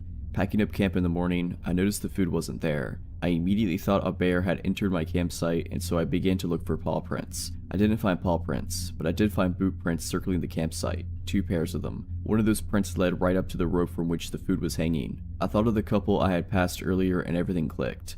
I quickly packed up and left. My mind was racing the entire day, but I figured the couple was simply hungry. If they had nefarious intentions, they would have come for more than food. Several days passed and my mind was at ease again. I had begun to circle my campsite with sticks to wake me in the event of an intruder, animal or otherwise. I awoke in my tent one night to the sound of those sticks crunching. I grabbed my hunting knife. I tried to relax by telling myself that in the middle of nowhere, the source of that noise is much more likely an animal than a person. Then I heard frantic whispering. It was impossible to tell which direction the voices were coming from. Being in the dark, surrounded by trees, 100 miles from the nearest city plays tricks on your senses. I debated yelling out claiming to have a gun, but instead decided to be silent and retain the benefit of surprise. I heard footsteps circling my tent and was ready to slash at whatever opened it. But just like that, it was over. No more footsteps, no more whispering. I lied frozen awake in my tent until sunrise and opened my tent to find nobody there. The only evidence something had actually happened were the boot prints, the same as before. Several more days passed and I was now in Shasta National Forest, probably 50 to 70 miles from where I first encountered the couple. The trail became more or less a goat trail, being on the side of a mountain and above the tree line.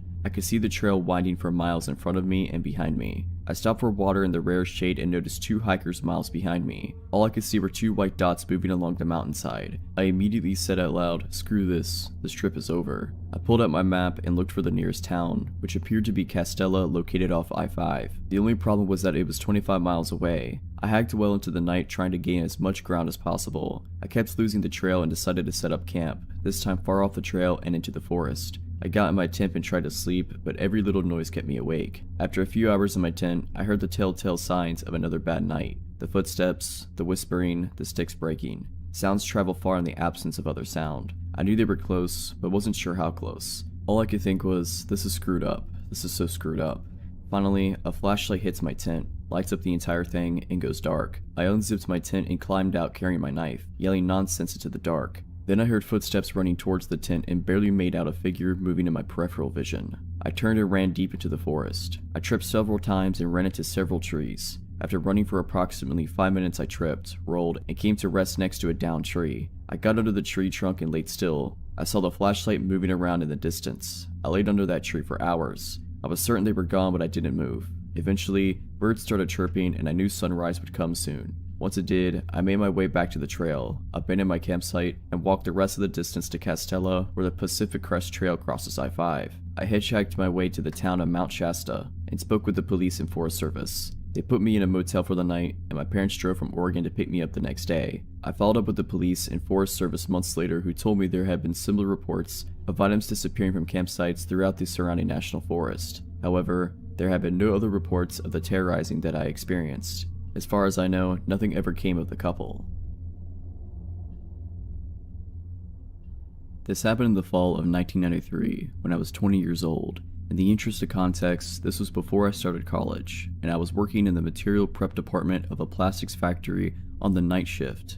I was the only woman in the department, and my male coworkers were initially skeptical that I could handle the job, but I proved myself and earned their respect. It was hard work, but on the plus side, it also put me in the best shape of my life. I had just gotten off work, and it was about 1:30 a.m. My car was running on fumes, so I stopped at a local gas station to fill up.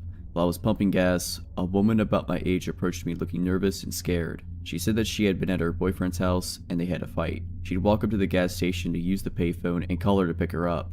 On her way to the station, our car pulled up as she was walking and the guys inside started catcalling and harassing her. With a slight moving of her head, she indicated a car that was parked off to the side by the gas station dumpsters. I saw a large light green car, like a Caddy or a Lincoln, with at least 2 or 3 shadowy figures inside. She said they threatened her, and she was too scared to call her friend and wait. The woman was neat, well-dressed, and didn't seem high or drunk or anything like that. She just seemed really nervous and freaked out, so I didn't even hesitate. I finished pumping my gas and told her to hop in the car, then I'd take her home. At that time on a weeknight, there was little traffic, so I booked it right out of the gas station and asked her where she lived. She kept twisting around in the seat to see if the car was behind us, and when I asked her to put her seatbelt on, she ignored me and kept looking for the car. I assumed she was just scared. A few blocks down the road, however, I noticed she was looking around the car, and she started asking me about the money. "Where's your purse? Where's your bag? I need money. You need to give me some money." My stomach sank. I have this woman in my car, and now she's gonna rob me. But when I thought about it, robbery just didn't make much sense. I was driving a 1985 Chevette and was wearing my work clothes, a ratty t-shirt and jeans with combat boots. I did not look like a person with a lot of cash, primarily because I wasn't a person with a lot of cash.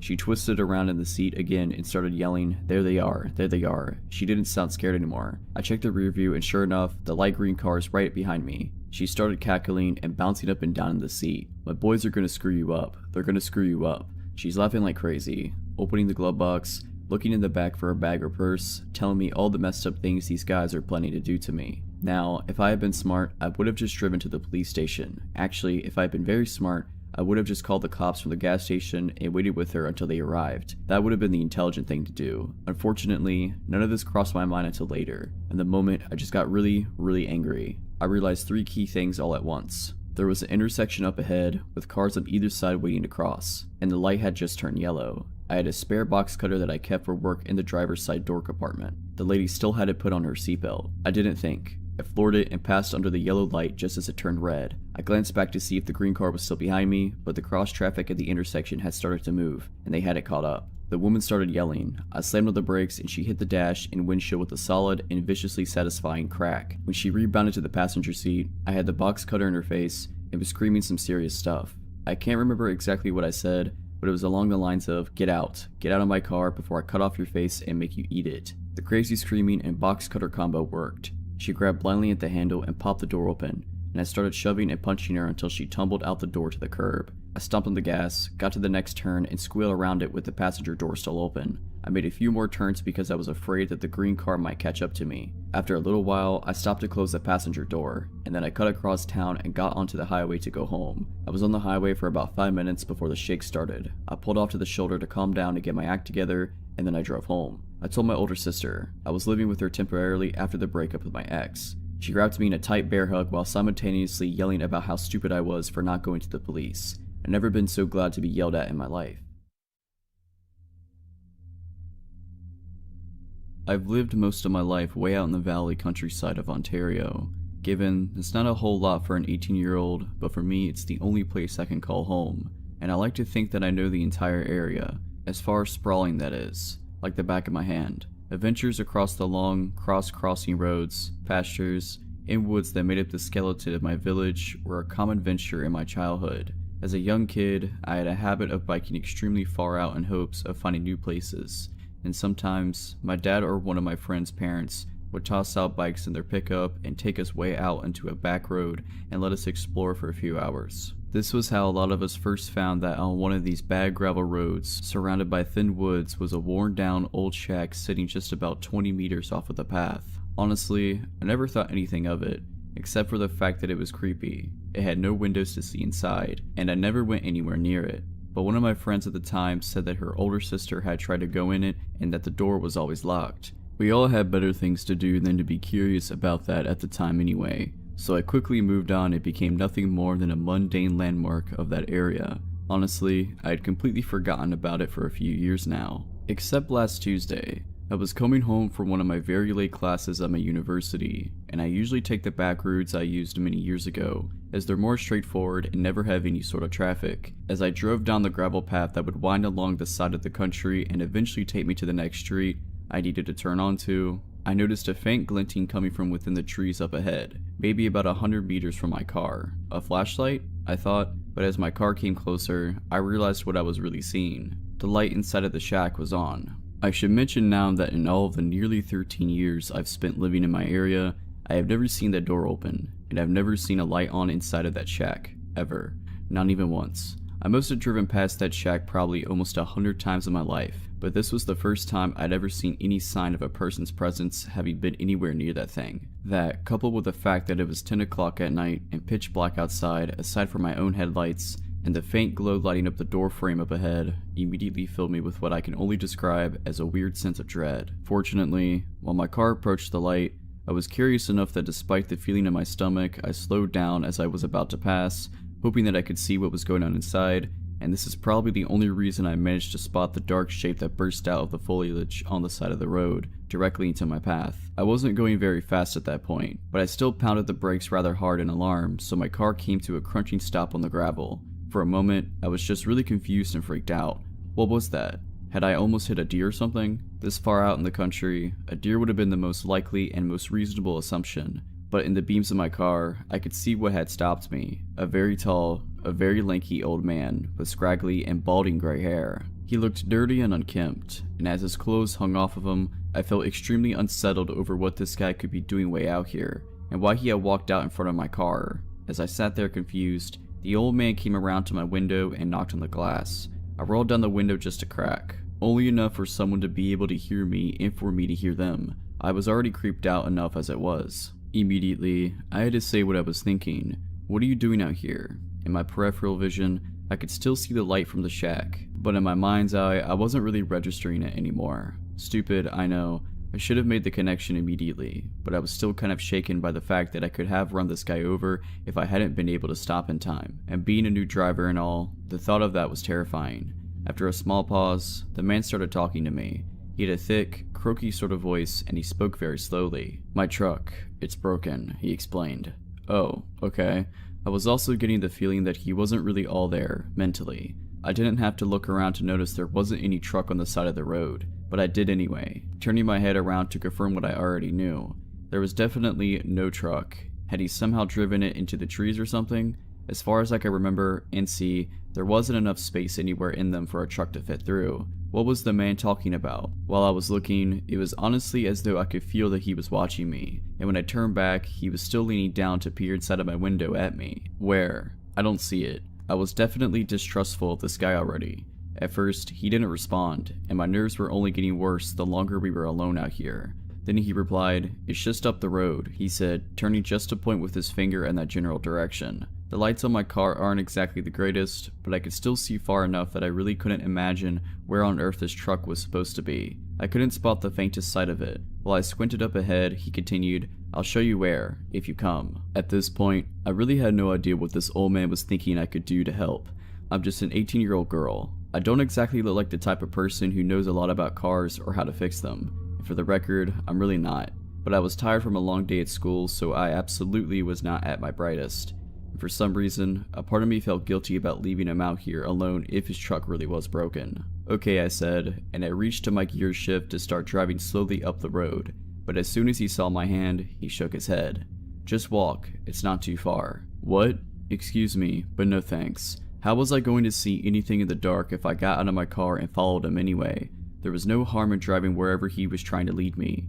The more I talked to the guy, the more unnerved I was getting, and the more red flags were starting to pop up in my mind. I couldn't see a car anywhere, and this total stranger wanted me to get out of mine and follow him into the dark on this creepy road in the middle of nowhere. No, I'd rather drive to it," I responded. I could see his brow furrow, and he looked kind of agitated. He insisted, "Your car won't fit in the trees anyway." So, did his truck crash then? Why the trees, if we were going up the road? I remembered what I'd just been thinking a minute earlier about there not being enough space, and I asked him, "Then how did yours get in the trees?" The only logical explanation would have been that his truck had swerved off the road, but even if that were the case, there was seriously nothing at all that I could have done to help him fix his car or get it back out again. The entire situation was beginning to make me very scared. There was a lengthy enough pause between my question and him speaking up that I was beginning to think that he didn't hear me or something. So I asked again, still no immediate answer. When he finally did reply, he was staring at me directly in the eyes. "You really don't look old enough to drive."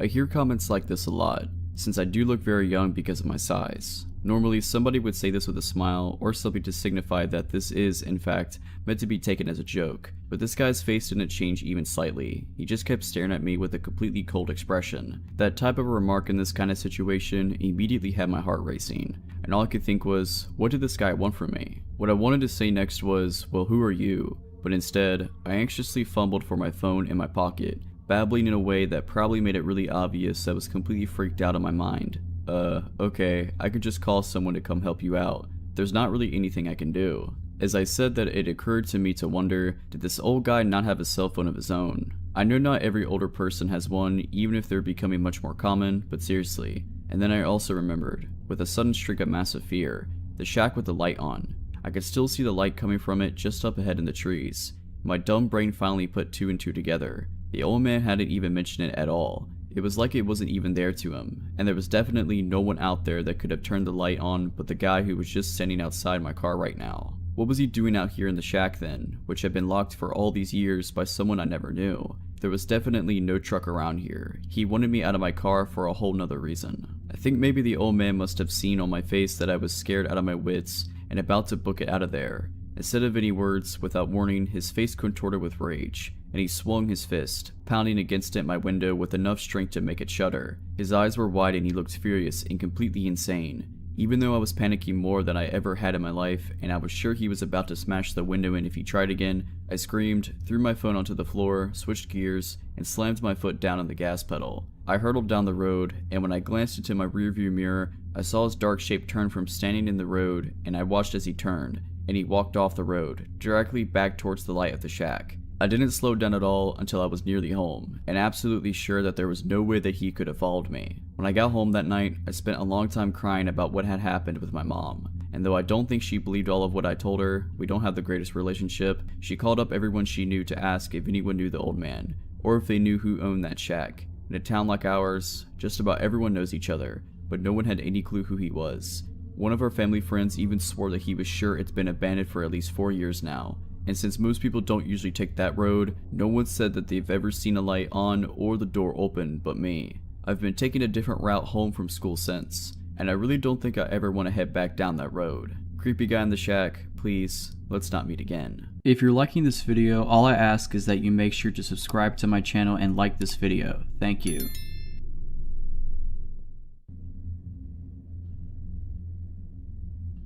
This happened when I was in college. I lived in Isla Vista, the student community at UCSB, notorious for being a party school. It fully lived up to its reputation. I liked to party, but wow, these people were off the wall. As such, there were a lot of people who put themselves in dangerous situations, drinking to excess, not being careful, not locking doors, etc. It had a very isolated and insular vibe, and anyone who was hanging around who wasn't college-aged immediately looked at a place and strange. One night after having a few drinks, I came home to my small house where I lived with 2 other girls, probably around 2:30 a.m. We were all serious students. I was probably the least serious actually, and we partied, and it was not your typical UCSB mega rager, more like a small get-together with friends. We would often have a few people spend the night, sleep in our furniture, or in our beds as this case may be. That night my roommates had a few people over who I didn't know, and I saw when I returned home that one of them had opted to sleep on the couch from the shadow that I saw there. I didn't turn the light on so I wouldn't wake anyone up, but as I was passing the couch to enter my bedroom, I noticed that the figure was lying very stiff. He just had this weird energy to him. He was lying down, but it was like he was putting all of his energy into lying as still and rigid as possible. I paused, and the guy quickly jerked his head to face me, without moving his limbs. So quickly that it startled me. I could see his wide open eyes glinting in the dark. Figuring that I'd startled him, or that he was drunk, or maybe on some kind of stimulant and unable to sleep, I just hurried past into my bedroom and locked the door. The dude made me so nervous, and I wasn't taking any chances. I fell asleep. At 4:30 a.m., I woke up. There was a strange sound at the door, almost like somebody was drumming their fingers against the wood very quietly. I lay still and listened. There were more quiet sounds like someone scratching the door with their fingers, which got louder and louder until it was clear that he was using both hands and scratching as fast and as hard as possible. It created an extremely loud and intimidating sound that filled me with fear. I got my cell phone and texted my roommate because I was afraid to make a sound. "Your friend is freaking me out. Is he coked out? Can you talk to him? He's banging and scratching on my door." She didn't text me back, probably because she was asleep. I texted my other roommate to the same effect, covering all of my bases. Keep in mind that the scratching has been going on at this point for a couple minutes. I have no idea how he could have sustained it. Scratching a wooden door with your fingernails can't feel good. He also grabbed at the knob and jiggled it super forcefully. Because neither of them answered, I decided to call and really wake them up, though I was scared to make a sound. I know it sounds stupid, but there was something seriously horrifying about being teased like this through the door. I knew that he was trying to terrify me. I felt like a little kid, but I could tell this guy was screwed up or something, and maybe the police needed to be called, and I wanted to loop my roommates in since it was one of their friends. The scratching stopped abruptly, and I called my roommate, who answered sleepily. "Yo, your friend is messed up. Can you please deal with it? Do we need to call the cops? He's seriously scaring me, and he was scratching at my bedroom door. He's really weird." She didn't say anything for several seconds, and when she did speak, her voice had no sleepiness in it at all. "What friend?" she said. "That guy that was sleeping on the couch," I said. She was quiet again. "We didn't have any guys over," she said. "Call the police." My adrenaline surged, and I told her to please lock the bedroom door as quickly as possible. I realized that I hadn't heard scratching in a while, and I had no clue where the dude had gone. Suddenly, I heard a loud banging in the other end of the house, where my roommates, Lauren and Monica, shared a bedroom. The bangs were followed by the sound of them screaming in fear. I quickly dialed the police as this maniac proceeded to bang against the luckily locked bedroom door of my 2 roommates as they screamed. The heaviness of the blows left no doubt that he was trying to break the door down. I told the 911 operator the situation and she dispatched 2 squad cars. The police in Isla Vista are generally used to peeling drunks off the sidewalk and breaking up brawls. This was really serious and strange, and I think the dispatcher got the sense from my tone how terrified I was. She stayed on the phone with me. At one point the banging stopped and everything was quiet for a while. I talked with the dispatcher and suddenly looked down to see that this guy had slipped his fingers through the 1-inch gap between my door and the floor was just kind of waggling them around, making this weird growling sound. I screamed and backed away, which is my biggest regret about the situation, since when I look back at it, it would have been so awesome to just stomp his fingers and hear the guy howl in pain. When the cops rolled up, I heard running and the sound of our sliding glass door opening and closing, and then he was gone. The cops never caught him. He had broken in through our side door by jimmying the lock somehow. My door was covered in what turned out to be huge gashes he'd made using a pair of scissors, which he discarded on the ground before he left. What terrifies me the most about this was that I walked right past him. I looked him right in the face. I realized now that he was not trying to sleep or on drugs, but was lying so stiff like that because he was hiding. He probably heard me open the door and freaked out because he hadn't realized there was another girl living there and tried to blend into the couch in the darkness. This story takes place in August of 2013 in the mountains of southern Oregon. I'm a USAF Security Forces Airman, military police. My girlfriend was at work, and as a sweltering hot day began to turn into thunderstorms, my buddy Nick, another military cop, and I decided to go explore some back roads and get out of the heat in town. Southern Oregon is crisscrossed with logging roads, some actively used, and many totally forgotten and grown over. Nick and I spent many of our days off starting on roads that we knew, finding roads we didn't know, driving for hours into the mountains, eventually navigating back to paved roads. On this particular day, with storm clouds building over the mountains, we set off on a road we had never been on, and began the drive into the mountains. After driving for around an hour, we hadn't seen nor heard any signs of other people in the woods. We rounded a bend in the thick fir woods, and emerged in a meadow that was totally surrounded by thick aspen groves. The meadow was perfectly flat and eerily still. We both noticed the strange stillness almost immediately. No birds, hardly any insect noise, no squirrels, and certainly no other people. On the far side of the meadow, right at the edge of the tree line, there was a picnic table. The table was very odd, however. It was painted a bright orange. It was much larger than a typical picnic table in a park. Remarking on this, Nick drove through the meadow to get a closer look. I remember being apprehensive as we approached. The whole scenario was exceptionally strange. The overall silence of the aspen grove was unsettling. Also, it was nearly impossible to see far into the trees as aspens grow extremely close together. When we parked by the table, I hopped out of the passenger seat of the truck to check it out. I'm not very tall, only about 5'5". Regardless, the table was ridiculously oversized and practically unusable. The seats were nearly at chest level, meaning I would not have to climb up to even sit on them. As I was looking at the table, Nick called me over to the truck, and I noticed he was looking back into the aspens. At first, I couldn't see what he was looking at, but then I noticed a splash of color that was completely out of place in the thick trees. A small one-man tent was set back in the trees, about 50 feet from the strange table. I had an initial feeling of dread, and felt certain that there was someone in the tent, and if we could see the tent, they could see us. There were no campgrounds in this area, no people, no main roads for miles. Surely someone camping so remotely would be, at the very least, a strange person. However, as we observed the tent, we didn't see any movement or hear any sounds coming from it. Nick suggested I call out. I didn't want to, but I did. "Hey, anyone in there?" I yelled. No reply. Feeling completely on edge, Nick and I thought about driving away and leaving this strange area, but we began to fear the worst. What if there was a body in the tent? What if somebody had gotten kidnapped? Foolish, I know, but we thought it, all the same.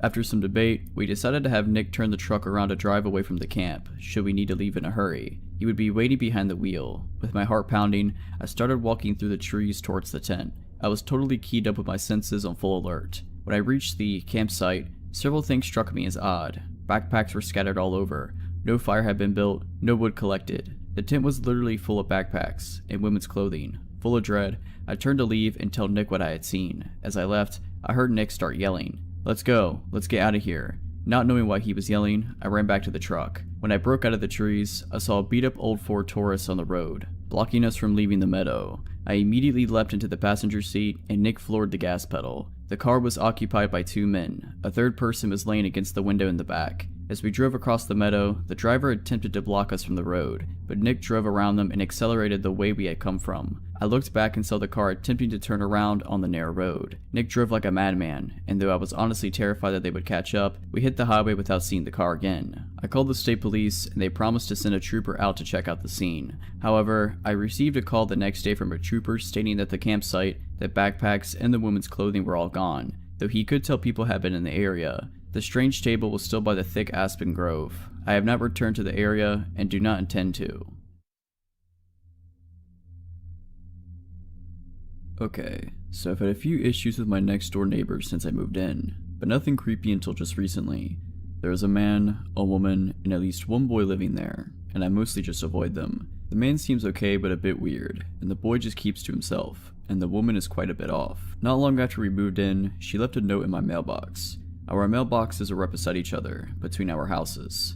Anyway, I stood at the mailbox reading the note. She thought that my dog was using the bathroom in her yard.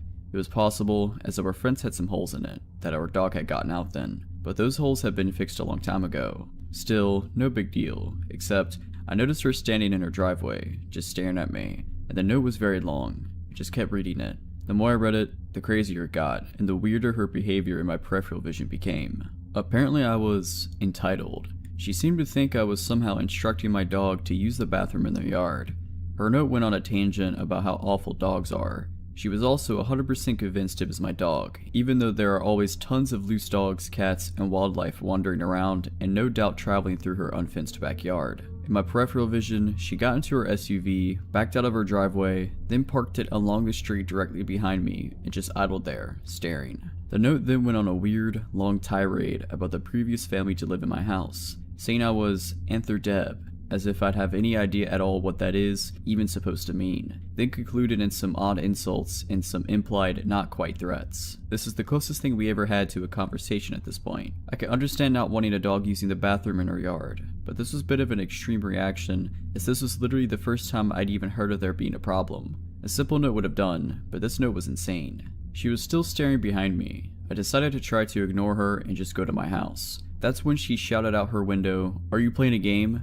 The reaction made no sense. "Are you nuts?" I replied, as I officially ran out of patience. She shouted more nonsense and insults at me while blocking my driveway, which was right next to the mailboxes, with her vehicle, while I repeatedly told her to leave before I called the cops. This went back and forth like this for a while, but she eventually sped off when I pulled my cell phone out. Later, my boyfriend, who had not been home at this time this happened, had a chat with the neighbors. He said they seemed agreeable and reasonable and basically dismissed me of just being dramatic. The woman told a very different version of events, of course. I was annoyed that my boyfriend wasn't taking me seriously, but let it go. I think he just wanted to keep getting along with the man next door, as they sometimes borrow tools. They speak to him a lot differently than how they speak to me. They don't do anything rude to me while he's around. In fact, they don't speak to me when he's around at all. They always wait for him to be away. Anyway, I mostly just avoid them. Sometimes, the woman stares at me, but I just ignore her.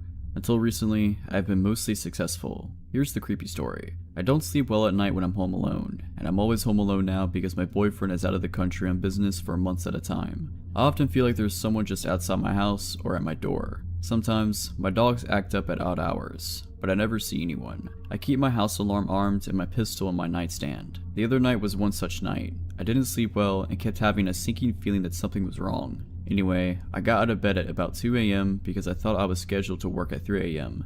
I had mostly given up on getting a restful sleep then anyway. As I left my house, I heard something to my left, the direction of my neighbor's house, but didn't see anything. I was always nervous in my driveway because the motion sensor light was broken, but there was always a lot of darkness between my door and my truck, so I always moved quickly to my driveway. I got in my truck and went to work. It turned out that I misread my schedule and didn't work at 3 that morning after all. Annoyed at the mistake, but grateful I'd get to go home and sleep a little more before the actual start of my shift at 7, I went home. I pulled into my driveway and didn't see anything in the beam of my truck's headlights. I always look around my truck before getting out. I turned the headlight off and got out. I took a few steps ahead of my truck, and then all of a sudden a large man called out to me, shouted really, from the shadows at the corner of my house. He scared me so bad that I screamed, reached for my pepper spray, and fell down. Not useful. He apologized in a tone that didn't sound sorry at all. It was my neighbor, and that wasn't much of a relief. Apparently it was my fault that he occasionally found trash in his yard, in windy Colorado. Complaining about this seemed to be a lot more important issue than scaring the heck out of me while I'm alone at night. He showed no real concern or realization that was even wrong at all. Again, I have no problem with neighbors bringing issues to my attention, but seriously, hey, can you make sure trash from your bins isn't blown into my yard? Is not a question that takes 10 minutes.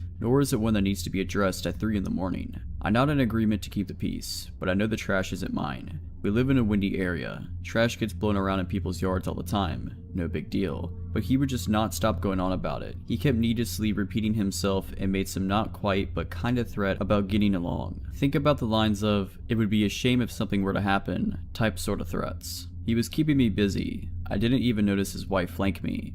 Before I even knew she was there, she appeared from the shadows by a tree. She wanted to yell at me about some eggs. A few weeks ago, I found a bunch of eggs smashed on the road near our shelved mailbox. As the carton was right next to them, I thought the carton had obviously just been dropped. Not that someone was trying to egg anything. I assumed my neighbor had dropped the eggs on her way to get the mail and just left them. She denies this, but I still think that's the most likely explanation because no one else has any reason to be out at our mailbox with eggs. But I didn't care enough to say anything to her about it at the time, so I just let it go and forgot all about it. Now she was accusing me of leaving eggs around. Again, inexplicably expressing the grievance at 3 AM. Weird that she hadn't brought it up weeks ago when it happened, but I know why she didn't. My boyfriend was still here then. My boyfriend has been away on business for several weeks now, long enough for them to have noticed his absence. They were also probably aware that my motion sensor light was out. They sure seemed to know how to avoid my headlight beams. Being surprisingly patient, I explained that I knew nothing about the eggs. I mentioned that I later found a lot of the shells in my yard and figured a squirrel must have carried them there.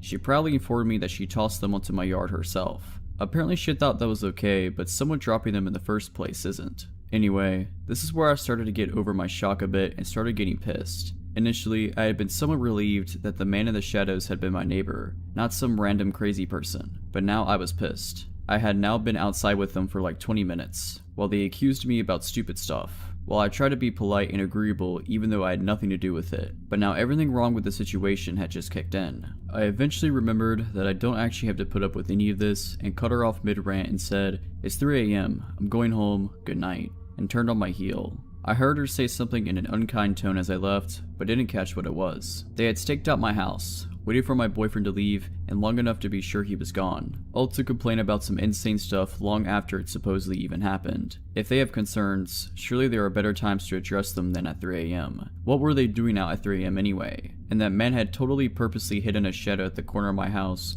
where he could avoid my headlights. It didn't reveal himself until I was out of my truck and exposed. And shouldn't the woman have walked up beside her husband, not gone around while I was distracted? They kept doing odd behavior. Never enough that they're doing anything illegal or anything to report the police. But none of this is normal behavior. Honestly, I think these complaints are just excuses and they're really just taking the opportunity to intimidate me. I think they're messing with me on purpose. Then again, I could be wrong. Either way, I will be installing a motion light soon. I was so shaken up and had my adrenaline so high from someone scaring me from a blind spot by my house. Because seriously, that could have been someone else and a whole lot worse. The story starts several years ago. Me and my friend's interest in urban exploration. I was a junior in high school at the time, which was when everyone started to earn a lot more freedom, so we took the chance to be out late whenever we could. Now, keep in mind that I live in a major city in central Colorado, so the nightlife is never lacking. We could always find something to do, and were especially drawn if there was an element of danger. We wouldn't always plan these trips, but we made sure that if we're going into any old building in the dark, we would have a knife and a flashlight for safety. We never really had to defend ourselves, but we came very close one evening. It must have been around November, because there wasn't yet snow on the ground, but it was actually a chilly evening. Directly across the street from the abandoned hospital, which we have hypothesized is still around from the TB area, is a hospital that is newer and in use. The two are connected by an underground tunnel, which I can only assume was a way to move bodies without alerting the patients. We had been inside the hospital a few times, but never found anything strange, only the occasional sign of others having been or lived there. What was piquing our interest that night was the abandoned library next door to the hospital. It was connected, but only by exterior walls. To get inside, you could not cut through the hospital, but instead had to hop over a tall wall and climb a very high fence. A few of us had backpacks, containing the aforementioned safety precautions and a couple bottles of water, so nothing too heavy or valuable that would get damaged when tossed over the obstacles before us. A little ways off the road, it was dark if you clung to the buildings. We did for a while before stepping behind a small patch of shrubbery, which we determined was an easy way over the first wall, since the other way around to gain access was by a chained, unclimbable gate at the bottom of a set of stairs facing away from the ledge. Both were parallel with the library, so when tucked back in that corner behind the bushes, no one could see us from the street. I don't believe I went first, but I did not remain behind to be last over that wall. It was too high up for me to jump and haul myself over, so I resorted to stepping on a pipe jutting out somewhere lower along the wall. It gave me a bit of a needed boost, and soon I was up and over, moving into the library's courtyard. Another girl and I waited for our 2 other girlfriends to join us. Upon an initial glance over at the courtyard, there was no obvious way in. To our right was a dilapidated fountain, which I took joy in imagining springing forward a spray of water from its detailed stonework in the brighter summer months, people laughing and talking with the surrounding trees bringing them shade. Now, however, it had been in long disuse, and the earth at our feet was cold and hard. There were no signs of another soul for years, save the 15 chain link fence directly in front of us separating the courtyard in half. I could tell it hadn't seen the same weather as the rest of the courtyard, because the metal showed no signs of rust. That must be our way in, we agreed, because with a fence like that, someone obviously wanted to keep us out. We hurled our bags over the fence, hearing them clank on the ground rather silently due to their lightness. I was the third over, because I have a slight fear of climbing and it took me a bit to mentally prepare myself. I made it to the top of the fence in short time, then sat at the top straddling it with a leg on either side. I had 2 girls on the other side in front of me, and one behind me who was telling me to hurry up.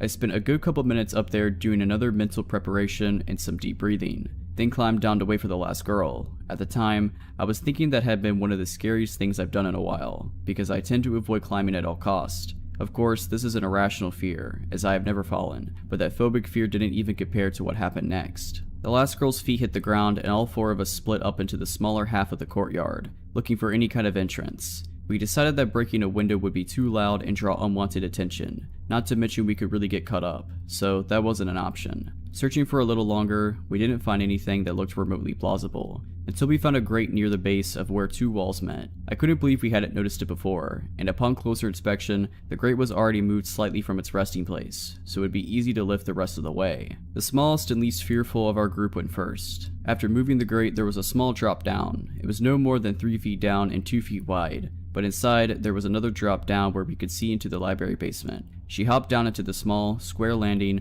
only to almost immediately freeze. We looked amongst ourselves, wondering what was wrong. "There's a guy down there," she said. "What? Where?"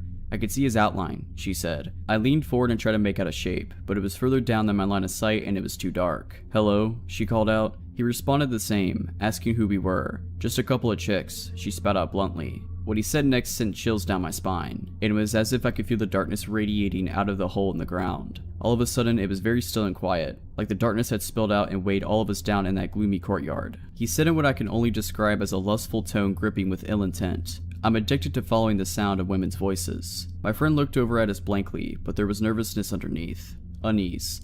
Something in his voice sounded like it wasn't an empty threat, like he wasn't just saying something creepy to get us to leave. She looked back to where he was and said slowly, "That's not cool." The man under that dark earth began laughing maniacally, and not in the kind of way a really good actor does, in the way that we could feel his utter insanity hit us like stale air. We looked at each other for what felt like hours in that gloomy courtyard, but I knew it was only a couple seconds, because we all exchanged without even speaking that we had to get out of there. And now, I was not about to risk some crazy guy coming after us, even if we did outnumber him. The friend scrambled up out of the landing, and I was never over a fence faster in my life. 15-foot potential fall, and I didn't even have time to think about it. We didn't stop running until we were on the street and halfway down the block out of breath. So guy that was down there, let's not meet again.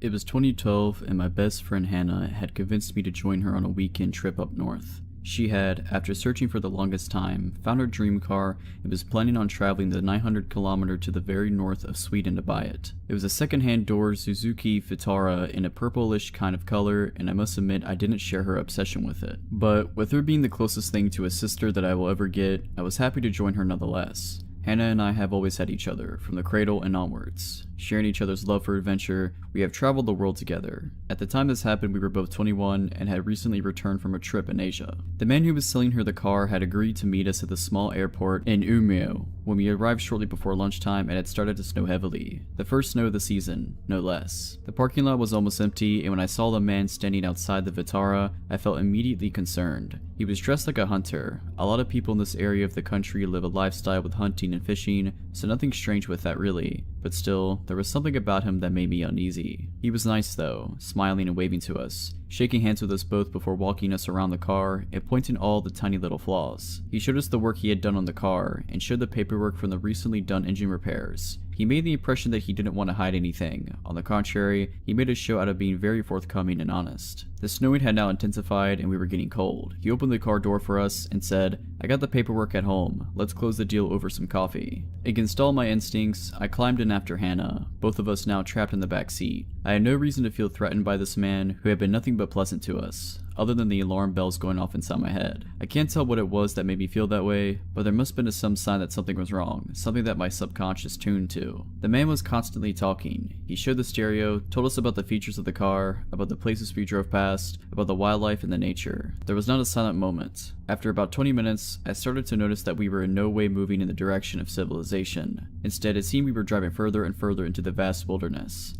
It struck me that he had us in the back of a two-door car, diving us into unknown territory and no one knew where we were. I looked at Hannah, who was happily listening to the man telling stories about the area, and I noticed she didn't look at all worried. Maybe I was totally overreacting. We drove past a group of people standing by the side of the road, hunters planning their day or taking a break maybe. This truly is very different Sweden compared to the city. The car finally stopped outside a small wooden cottage with no neighboring houses, apart from a small cabin that we drove past a few hundred meters down the road, but it had looked empty. We followed the man inside. He was still talking non-stop and continued to do so until the moment the door closed behind us. Hannah kept asking things about the car, and I could sense that her voice had a new undertone now, a thin, sharp tenseness that made me wonder if she too had started to feel that something wasn't right. "I'll put the kettle on," he said, and as he passed us to go into the kitchen, he let his hand touch Hannah's hair and he smiled smugly. "May I use the bathroom?" I asked politely and made my way to the door with a little red heart on. I was washing my hands when I saw something in the stained bathroom mirror. Something was behind the water cistern. I pulled out a rolled up plastic folder and as I turned the pages, I felt my blood run cold. It was very violent pictures that looked like had been cut out from magazines, and they were glued to the paper, surrounded by cut up pieces of handwritten text. Put it together made a horrifying story about how a woman was lured into a car with the promise of getting to buy the car cheaply, and then it quickly turned into a horror story. I knew this will sound silly, but when we traveled together, Hannah and I had a code word for whenever we felt it was time to get out of a situation. We had never needed to use it, just joked about it, but now it came in handy. I walked out of the bathroom and looked at Hannah and said, "Potatoes. We forgot to buy potatoes. And that's too bad, because we really need some." The look on my face must have told her that the situation was no joke, and she said, "Oh, should we get some as soon as possible?" "The sooner the better," I replied. Hannah, always pretty and charming and capable of great acting, casually walked over to the man in the kitchen, tapped his shoulder and said, "Excuse me, but I was wondering if I can go have a quick look at the cam belt." He huffed something about it being in good shape and handed over the keys. We got into the car and speeded off faster than the weather strictly speaking allowed. We left the car at the airport and hoped we hadn't made a terrible mistake. What if he reported it stolen? It would be embarrassing to explain to the police. But nothing happened.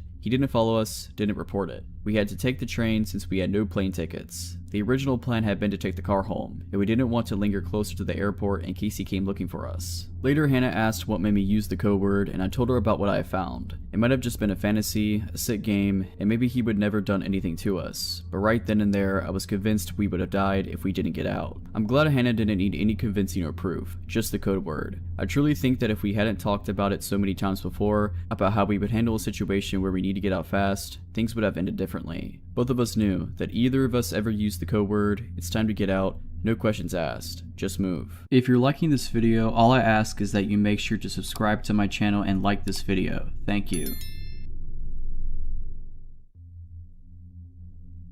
Okay, so I've had a few issues with my next door neighbors since I moved in, but nothing creepy until just recently. There is a man, a woman, and at least one boy living there, and I mostly just avoid them. The man seems okay but a bit weird, and the boy just keeps to himself, and the woman is quite a bit off. Not long after we moved in, she left a note in my mailbox. Our mailboxes are right beside each other, between our houses. Anyway, I stood at the mailbox reading the note. She thought that my dog was using the bathroom in her yard. It was possible, as our fence had some holes in it, that our dog had gotten out then, but those holes had been fixed a long time ago. Still, no big deal, except I noticed her standing in her driveway, just staring at me, and the note was very long. I just kept reading it. The more I read it, the crazier it got, and the weirder her behavior in my peripheral vision became. Apparently I was entitled. She seemed to think I was somehow instructing my dog to use the bathroom in their yard. Her note went on a tangent about how awful dogs are. She was also 100% convinced it was my dog, even though there are always tons of loose dogs, cats, and wildlife wandering around, and no doubt traveling through her unfenced backyard. In my peripheral vision, she got into her SUV, backed out of her driveway, then parked it along the street directly behind me, and just idled there, staring. The note then went on a weird, long tirade about the previous family to live in my house, saying I was Antherdeb, as if I'd have any idea at all what that is even supposed to mean, then concluded in some odd insults and some implied not quite threats. This is the closest thing we ever had to a conversation at this point. I can understand not wanting a dog using the bathroom in her yard, but this was a bit of an extreme reaction, as this was literally the first time I'd even heard of there being a problem. A simple note would have done, but this note was insane. She was still staring behind me. I decided to try to ignore her and just go to my house. That's when she shouted out her window, "Are you playing a game?"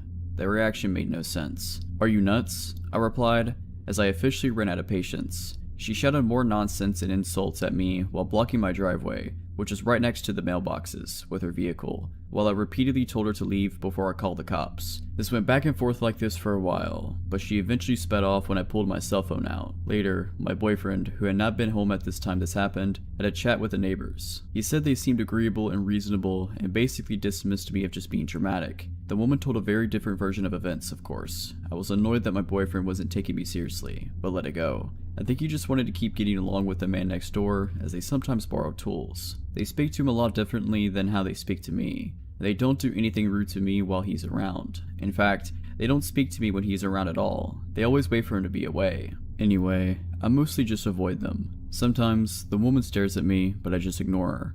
Until recently, I've been mostly successful. Here's the creepy story. I don't sleep well at night when I'm home alone, and I'm always home alone now because my boyfriend is out of the country on business for months at a time. I often feel like there's someone just outside my house or at my door. Sometimes, my dogs act up at odd hours, but I never see anyone. I keep my house alarm armed and my pistol in my nightstand. The other night was one such night. I didn't sleep well and kept having a sinking feeling that something was wrong. Anyway, I got out of bed at about 2 a.m. because I thought I was scheduled to work at 3 a.m.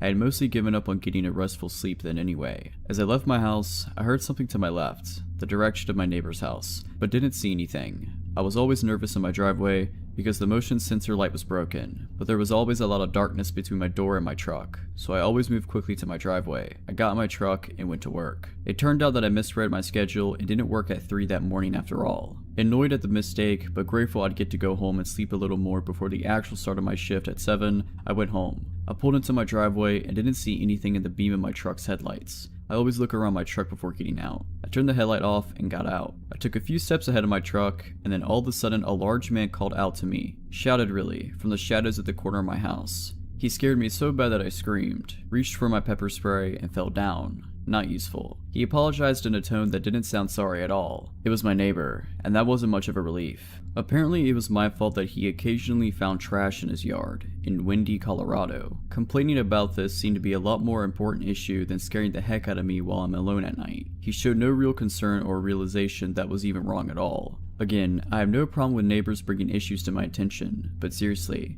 hey, can you make sure trash from your bins isn't blown into my yard? Is not a question that takes 10 minutes. Nor is it one that needs to be addressed at 3 in the morning. I'm not in agreement to keep the peace, but I know the trash isn't mine. We live in a windy area. Trash gets blown around in people's yards all the time. No big deal. But he would just not stop going on about it. He kept needlessly repeating himself and made some not quite but kinda threat about getting along. Think about the lines of, "It would be a shame if something were to happen," type sort of threats. He was keeping me busy. I didn't even notice his wife flank me.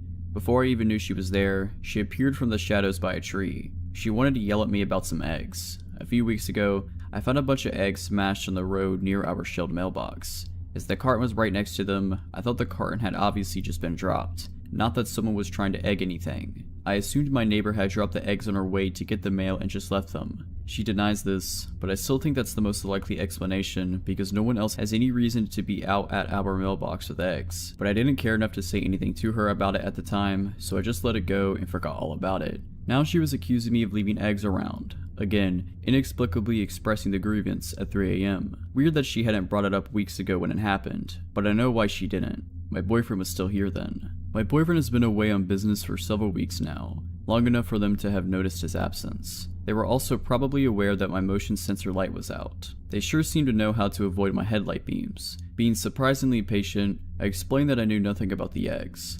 I mentioned that I later found a lot of the shells in my yard and figured a squirrel must have carried them there. She proudly informed me that she tossed them onto my yard herself. Apparently she thought that was okay, but someone dropping them in the first place isn't. Anyway, this is where I started to get over my shock a bit and started getting pissed. Initially, I had been somewhat relieved that the man in the shadows had been my neighbor, not some random crazy person, but now I was pissed. I had now been outside with them for like 20 minutes, while they accused me about stupid stuff. While I tried to be polite and agreeable even though I had nothing to do with it, but now everything wrong with the situation had just kicked in. I eventually remembered that I don't actually have to put up with any of this and cut her off mid-rant and said, "It's 3 a.m, I'm going home, good night," and turned on my heel. I heard her say something in an unkind tone as I left, but didn't catch what it was. They had staked out my house, waited for my boyfriend to leave, and long enough to be sure he was gone, all to complain about some insane stuff long after it supposedly even happened. If they have concerns, surely there are better times to address them than at 3 a.m. What were they doing out at 3 a.m. anyway? And that man had totally purposely hidden a shadow at the corner of my house where he could avoid my headlights. It didn't reveal himself until I was out of my truck and exposed. And shouldn't the woman have walked up beside her husband, not gone around while I was distracted? They kept doing odd behavior, never enough that they're doing anything illegal or anything to report the police. But none of this is normal behavior. Honestly, I think these complaints are just excuses and they're really just taking the opportunity to intimidate me. I think they're messing with me on purpose. Then again, I could be wrong. Either way, I will be installing a motion light soon. I was so shaken up and had my adrenaline so high from someone scaring me from a blind spot by my house. Because seriously, that could have been someone else and a whole lot worse. The story starts several years ago. Me and my friend's interest in urban exploration. I was a junior in high school at the time, which was when everyone started to earn a lot more freedom, so we took the chance to be out late whenever we could. Now, keep in mind that I live in a major city in central Colorado, so the nightlife is never lacking. We could always find something to do, and were especially drawn if there was an element of danger. We wouldn't always plan these trips, but we made sure that if we're going into any old building in the dark, we would have a knife and a flashlight for safety. We never really had to defend ourselves, but we came very close one evening. It must have been around November, because there wasn't yet snow on the ground, but it was actually a chilly evening. Directly across the street from the abandoned hospital, which we have hypothesized is still around from the TB area, is a hospital that is newer and in use. The two are connected by an underground tunnel, which I can only assume was a way to move bodies without alerting the patients. We had been inside the hospital a few times, but never found anything strange, only the occasional sign of others having been or lived there. What was piquing our interest that night was the abandoned library next door to the hospital. It was connected, but only by exterior walls. To get inside, you could not cut through the hospital, but instead had to hop over a tall wall and climb a very high fence. A few of us had backpacks, containing the aforementioned safety precautions and a couple bottles of water, so nothing too heavy or valuable that would get damaged when tossed over the obstacles before us. A little ways off the road, it was dark if you clung to the buildings. We did for a while before stepping behind a small patch of shrubbery, which we determined was an easy way over the first wall since the other way around to gain access was by a chained, unclimbable gate at the bottom of a set of stairs facing away from the ledge. Both were parallel with the library, so when tucked back in that corner behind the bushes, no one could see us from the street. I don't believe I went first, but I did not remain behind to be last over that wall. It was too high up for me to jump and haul myself over, so I resorted to stepping on a pipe jutting out somewhere lower along the wall. It gave me a bit of a needed boost, and soon I was up and over, moving into the library's courtyard. Another girl and I waited for our two other girlfriends to join us. Upon an initial glance over at the courtyard, there was no obvious way in. To our right was a dilapidated fountain, which I took joy in imagining springing forward a spray of water from its detailed stonework in the brighter summer months. People laughing and talking with the surrounding trees bringing them shade. Now, however, it had been in long disuse, and the earth at our feet was cold and hard. There were no signs of another soul for years, save the 15 chain link fence directly in front of us separating the courtyard in half. I could tell it had seen the same weather as the rest of the courtyard, because the metal showed no signs of rust. That must be our way in, we agreed, because with a fence like that, someone obviously wanted to keep us out. We hurled our bags over the fence, hearing them clank on the ground rather silently due to their lightness. I was the third over, because I have a slight fear of climbing and it took me a bit to mentally prepare myself. I made it to the top of the fence in short time, then sat at the top straddling it with a leg on either side. I had 2 girls on the other side in front of me, and one behind me who was telling me to hurry up. I spent a good couple minutes up there doing another mental preparation and some deep breathing, then climbed down to wait for the last girl. At the time, I was thinking that had been one of the scariest things I've done in a while, because I tend to avoid climbing at all costs. Of course, this is an irrational fear, as I have never fallen, but that phobic fear didn't even compare to what happened next. The last girl's feet hit the ground and all 4 of us split up into the smaller half of the courtyard, looking for any kind of entrance. We decided that breaking a window would be too loud and draw unwanted attention, not to mention we could really get cut up, so that wasn't an option. Searching for a little longer, we didn't find anything that looked remotely plausible, until we found a grate near the base of where 2 walls met. I couldn't believe we hadn't noticed it before, and upon closer inspection, the grate was already moved slightly from its resting place, so it would be easy to lift the rest of the way. The smallest and least fearful of our group went first. After moving the grate, there was a small drop down. It was no more than 3 feet down and 2 feet wide, but inside, there was another drop down where we could see into the library basement. She hopped down into the small, square landing, only to almost immediately freeze. We looked amongst ourselves, wondering what was wrong. "There's a guy down there," she said. "What? Where?" "I could see his outline," she said. I leaned forward and tried to make out a shape, but it was further down than my line of sight and it was too dark. "Hello?" she called out. He responded the same, asking who we were. "Just a couple of chicks," she spat out bluntly. What he said next sent chills down my spine, and it was as if I could feel the darkness radiating out of the hole in the ground. All of a sudden, it was very still and quiet, like the darkness had spilled out and weighed all of us down in that gloomy courtyard. He said in what I can only describe as a lustful tone gripping with ill intent, "I'm addicted to following the sound of women's voices." My friend looked over at us blankly, but there was nervousness underneath. Unease. Something in his voice sounded like it wasn't an empty threat, like he wasn't just saying something creepy to get us to leave. She looked back to where he was and said slowly, "That's not cool." The man under that dark earth began laughing maniacally, and not in the kind of way a really good actor does, in the way that we could feel his utter insanity hit us like stale air. We looked at each other for what felt like hours in that gloomy courtyard, but I knew it was only a couple seconds, because we all exchanged without even speaking that we had to get out of there, and now. I was not about to risk some crazy guy coming after us, even if we did outnumber him. The friend scrambled up out of the landing, and I was never over a fence faster in my life. 15-foot potential fall, and I didn't even have time to think about it. We didn't stop running until we were on the street and halfway down the block out of breath. So guy that was down there, let's not meet again.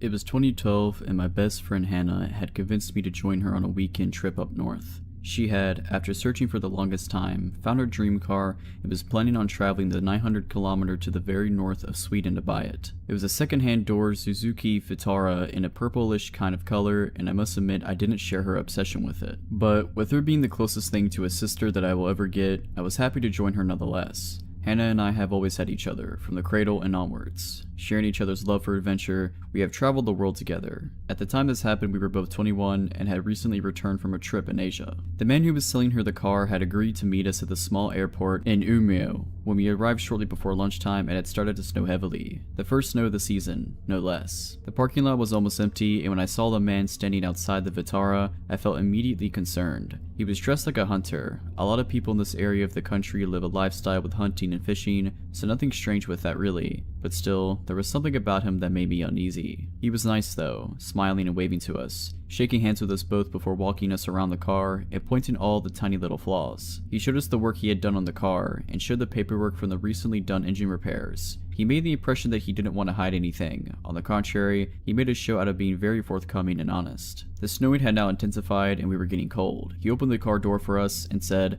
"I got the paperwork at home. Let's close the deal over some coffee." Against all my instincts, I climbed in after Hannah, both of us now trapped in the back seat. I had no reason to feel threatened by this man who had been nothing but pleasant to us, other than the alarm bells going off inside my head. I can't tell what it was that made me feel that way, but there must have been some sign that something was wrong, something that my subconscious tuned to. The man was constantly talking. He showed the stereo, told us about the features of the car, about the places we drove past, about the wildlife and the nature. There was not a silent moment. After about 20 minutes, I started to notice that we were in no way moving in the direction of civilization. Instead, it seemed we were driving further and further into the vast wilderness. It struck me that he had us in the back of a two-door car, diving us into unknown territory and no one knew where we were. I looked at Hannah, who was happily listening to the man telling stories about the area, and I noticed she didn't look at all worried. Maybe I was totally overreacting. We drove past a group of people standing by the side of the road, hunters planning their day or taking a break maybe. This truly is very different Sweden compared to the city. The car finally stopped outside a small wooden cottage with no neighboring houses, apart from a small cabin that we drove past a few hundred meters down the road, but it had looked empty. We followed the man inside. He was still talking non-stop and continued to do so until the moment the door closed behind us. Hannah kept asking things about the car, and I could sense that her voice had a new undertone now, a thin, sharp tenseness that made me wonder if she too had started to feel that something wasn't right. "I'll put the kettle on," he said, and as he passed us to go into the kitchen, he let his hand touch Hannah's hair and he smiled smugly. "May I use the bathroom?" I asked politely and made my way to the door with a little red heart on. I was washing my hands when I saw something in the stained bathroom mirror. Something was behind the water cistern. I pulled out a rolled up plastic folder, and as I turned the pages, I felt my blood run cold. It was very violent pictures that looked like had been cut out from magazines, and they were glued to the paper, surrounded by cut up pieces of handwritten text. Put it together made a horrifying story about how a woman was lured into a car with the promise of getting to buy the car cheaply, and then it quickly turned into a horror story. I knew this will sound silly, but when we traveled together, Hannah and I had a code word for whenever we felt it was time to get out of a situation.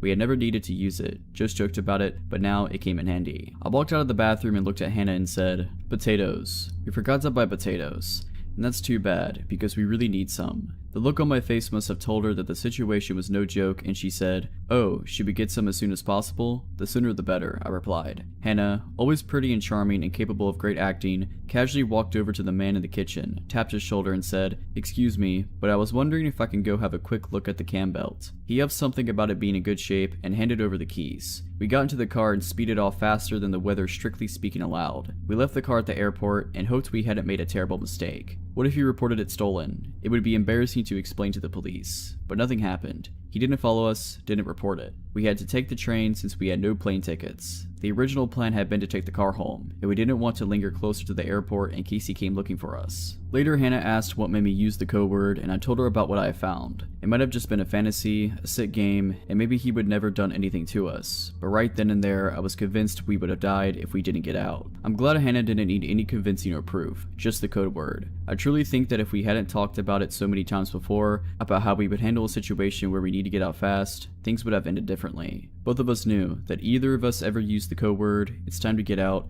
no questions asked, just move. This happened to me 2 years ago. It was my first month on the job, and I worked night security at this pretty interesting place.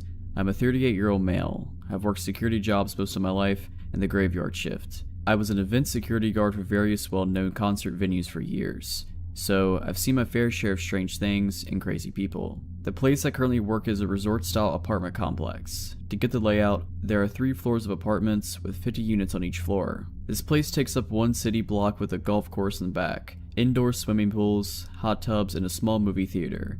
You name it, this place has it. Most of the residents are retired doctors, lawyers, and otherwise rich. There are some younger people that live here as well, stockbrokers, and real estate agents and so on. Some just use their apartment in the summer and leave as soon as the snow falls. It is located in a well-known tourist town in the United States. The building itself has 12 exits on the first floor. The doors are locked at 11 p.m. You can exit, but you can't get back in unless you go to the front of the building and ask to be buzzed in or pick up the call box phone next to whatever exit you are at. It will ring the company's cell phone and I answer and can come let you in. The front lobby is set up much like a hotel, with sliding glass doors which I lock when I start my shift. In the middle of the building on first floor are 2 big slider doors which I also lock. They lead to the private parking lot. The parking lot itself is gated and you need a code to get in. This was midsummer, and while it's never really hot here, tonight was an exception. It was still very warm after the sun had set. I came in 10 minutes to 11 to start my shift. We have a routine to hand off the keys, event log, and phone to the next person on duty. Despite its size, I am the only security person here at night. My coworker who was leaving told me the side iron gates that led to the parking lot are open on one side because they are stuck. This is nothing new and they often do get jammed. She told me the repair people would be in tomorrow, sometime to fix them, but to do just some extra patrol out here tonight. This place sits across the road from a public park, and while the area is pretty decent, the park tends to bring in homeless at night who sometimes like to try and wander on the property or cause trouble. My night started out as uneventful. As a security guard in this place, we only have pepper spray, a large flashlight, keys, and a company cell phone to call 911 if need be. We are told not to confront with bodily harm, nor can we detain anyone. We are simply eyes and ears and to call the police if something comes up. Of course, you could defend yourself if you need to, but in all cases if you are in danger, call the police is the company policy. Basically, I am to walk the grounds and floors for anyone suspicious, watch the cameras in the security office, which is in the lobby, and otherwise try to stay alert. If a resident calls for a maintenance request, I would take the information down in the computer for a day shift, or if a resident called with a security issue, I would attend to it. Pretty easy enough job, I thought. I locked the doors to the parking lot and the lobby doors. I did a sweep of all the floors and then found myself back at the desk. It was really quiet and it rolled around to 3 a.m. I had just sat down to eat my food when the company's cell phone rang. The caller ID let me know it was from one of our outside call box phones. I picked it up and said, "Thanks for calling. Resort name here. This is Security Officer James. How can I help you?" All I heard was someone breathing heavy. I glanced at the cameras and could see the shadow of a figure standing just out of reach from the door in camera view. All I could see is the open call box and the metal cord from the phone. I again asked, "How can I help?" The man started to breathe heavier and laughed in silence. I got up from my chair and started to walk out of the office into the door he was at when it rang again, this time from call box number 2, which was further down. I quickly looked at the camera and saw this large figure in a hooded jacket. I knew this was strange as it was very warm outside. He was holding a black bag in his hands but had his back to the camera. "I'm coming for you," they said in this raspy, deep tone. He hung up before I had the chance to say anything. Then the phone rang again. This time I picked up and before he could speak, I let him know the cops are on their way and to leave the property now as he is on camera. He tried the doors and both were locked. This time he was at yet another call box. The guy had to be running at top speed to make it to the next and the next call box as they were a good distance between doors on the outside. "I can see you. The cops won't make it much here in time," they said. I spoke loud and pretended like I was talking to another security officer and asked him to send 3 other security guards to such and such location and that police are dispatched. The guy slammed the phone down loud against the call box receiver and I watched him on camera take off into the darkness to the park area. I figured it scared him off. I was going to call the police, but honestly the location of this place, it would take them at least 15 minutes to get here and I figured this guy was just some homeless guy from the park. I scanned the cameras and walked the back lot just to be sure no one was there. I had my pepper spray in my hands just in case, but no one was out there. I returned to my desk and wrote what happened in the incident log. But a half hour passed, I had finished my food and was just about to do rounds when the phone rang again. This time it was from an unknown number. I thought it would be a resident calling for a repair issue or something. I picked up and said my normal line, then I heard, "Where are the cops? I don't see them, but I see you," the voice said. It was that guy again. I scanned the cameras and did not see anything. I went to the front door to look out there. There was nothing but darkness and a few front floodlights on. "I know you're alone," he said. I basically told him to get screwed and hung up.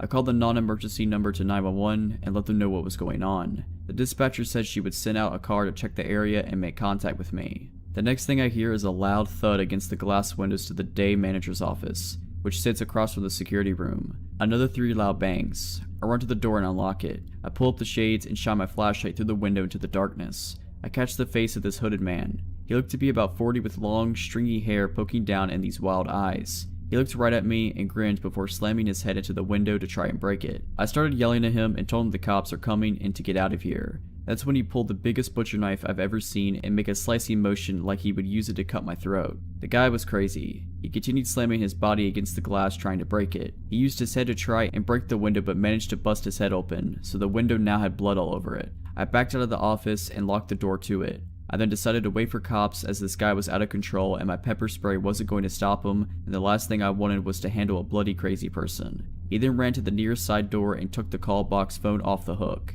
He then ran to each call box and removed all the phones, which caused my company's cell phone to ring and jam up the line. This guy had to be on something because he ran as fast as I could imagine. I watched the camera and noticed to my horror, the sliding door to the garage was open. Now it was common for residents to go out to their cars and unlock the doors themselves. It's just a sliding lock like the kind in department stores, but this is the last thing I need with this guy running around. I sprinted across the building and took a shortcut through a couple banquet rooms to make it to the garage. As I was doing so, I saw that crazy guy running up the garage pathway. I slid that door as fast as I could and locked it before he got to the entryway. He then slammed his body into the glass, over and over, but the door did not move. I locked the second set of doors in case he got through the outside ones, he would at least be trapped or slow him down. I reached for my pepper spray, thinking maybe he would just leave and yell the cops are here. He started to laugh and howl and then held that knife up again before running to the darkness of the parking garages. I called the cops on my personal cell phone to let them know that the man has a knife. The dispatcher told me the cops will be there shortly, and I let her know what happened. I made my way to the front again and locked myself in the security office. At least this place had no windows and I could watch on camera. I heard another loud thud and bang and realized he was at the front lobby doors trying to get in. I was hoping the cops would roll up any minute, but they didn't, and while it probably didn't take them long, it felt like forever at this point. The guy was standing at the lobby doors with a knife in hand. He faced the camera, and by this time his hood had fallen back. He was bald-headed with wild, long, stringy hair on the sides of his head. His eyes were huge, and I will never forget that grin on his face as he mouthed to the camera, "Die, die," while making stabbing motions with that knife. Blood running across his face from slamming it into the glass, he then ran out into the darkness. About 5 minutes later, the cops show up. They sent one officer. He asked me what the guy looked like, and I told him I have camera footage. He drove through the area first and shined a spotlight. The cop returned to tell me he couldn't find anyone, and he had driven around the entire block and back area behind the golf course. I showed him the footage and printed out a picture from the camera. The cop said he didn't see any sign of the guy, and that he would patrol the area and to call back if he came again. It was now nearly 5 a.m. when the cop left. I waited until 6 a.m. when it was daylight and the people were starting to get out and about before I walked around and hung up all the phones from the call boxes. This guy literally took all the 12 phones off the hook. When my manager came in during the morning shift at 8 a.m., I told her what happened, and she said that they would keep an eye out and have a meeting to let everyone know who worked here know and to be aware. They had an extra security guard on my shift for 2 weeks after, but the guy never returned. The cops never found the guy or who he was. So crazy bloody guy with a knife, let's not meet again. If you're liking this video, all I ask is that you make sure to subscribe to my channel and like this video. Thank you.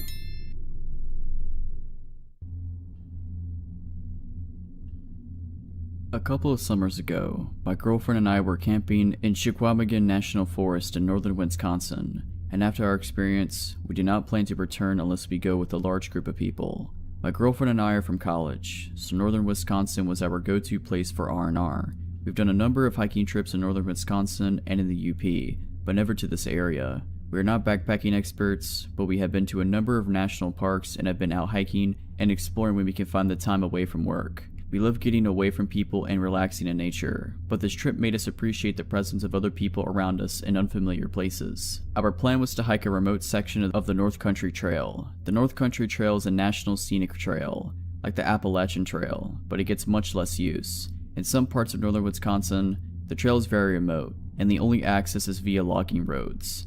We plan to hike 15 miles along the trail to a backpack shelter, spend the night, and hike back to the car the following day. We spent the night at a friend's house in Wausau, and we set out early the next day to the trailhead. As we entered the national forest boundary, we were captivated by the beauty of the thick green forest. I drove slowly along the gravel logging roads as we made our way to our own parking spot. While we were driving to the trailhead, we passed a couple of people standing next to a parked truck on the side of the road. They appeared to be campers, as they had a rusted out, bunged up pickup truck. As we drove past, I waved, and they stared back without returning the greeting. Friendly people, I thought to myself. After we passed them, I looked in the rearview mirror and noticed they were still staring at us. And before we rounded a bend, I glanced back into the mirror again, and saw them watching us through the haze of road dust. My girlfriend and I joked about the up north people, but we did not think anything of the encounter. Aside from those people, we did not encounter anyone else on the remote logging roads within the national forest boundary. We found the trailhead about 15 minutes later, after winding our way on the narrow logging road. There was no one else parked at the trailhead, a perfect chance to get some needed solitude, fresh air, and relaxation. After parking and making sure the car was locked, we hoisted our packs and set off on the trail. The weather was relatively cool, which thankfully kept the mosquitoes and biting flies at bay. We took pictures along the way, and we marveled at the lushness of the forest and the topography of the glacial moraine. After a solid 8 hours of hiking, we found our campsite. It consisted of a wooden backpack shelter and a fire ring. Even though the shelter provided ample space for us, we opted to set up our tent in a small clearing about 100 feet behind the shelter. We built a fire at the shelter fire ring, and I boiled water for our dehydrated trail food. As we ate, we watched the sky slowly turn dark. My girlfriend and I passed around a Nalgene filled with wine, and we marveled at how many stars you could see away from the city. When the fire was reduced to a small pile of glowing embers, we decided to head back to our tent. We settled into our tent and looked through the pictures we took that day, but after lugging a heavy pack for 15 miles and drinking some wine, I was ready for some shut-eye. When we camped at state and national parks, I usually wore earplugs, but that night, there were no RVs or other campers to make noise, so I closed my eyes and let the noise of the forest lull me to sleep.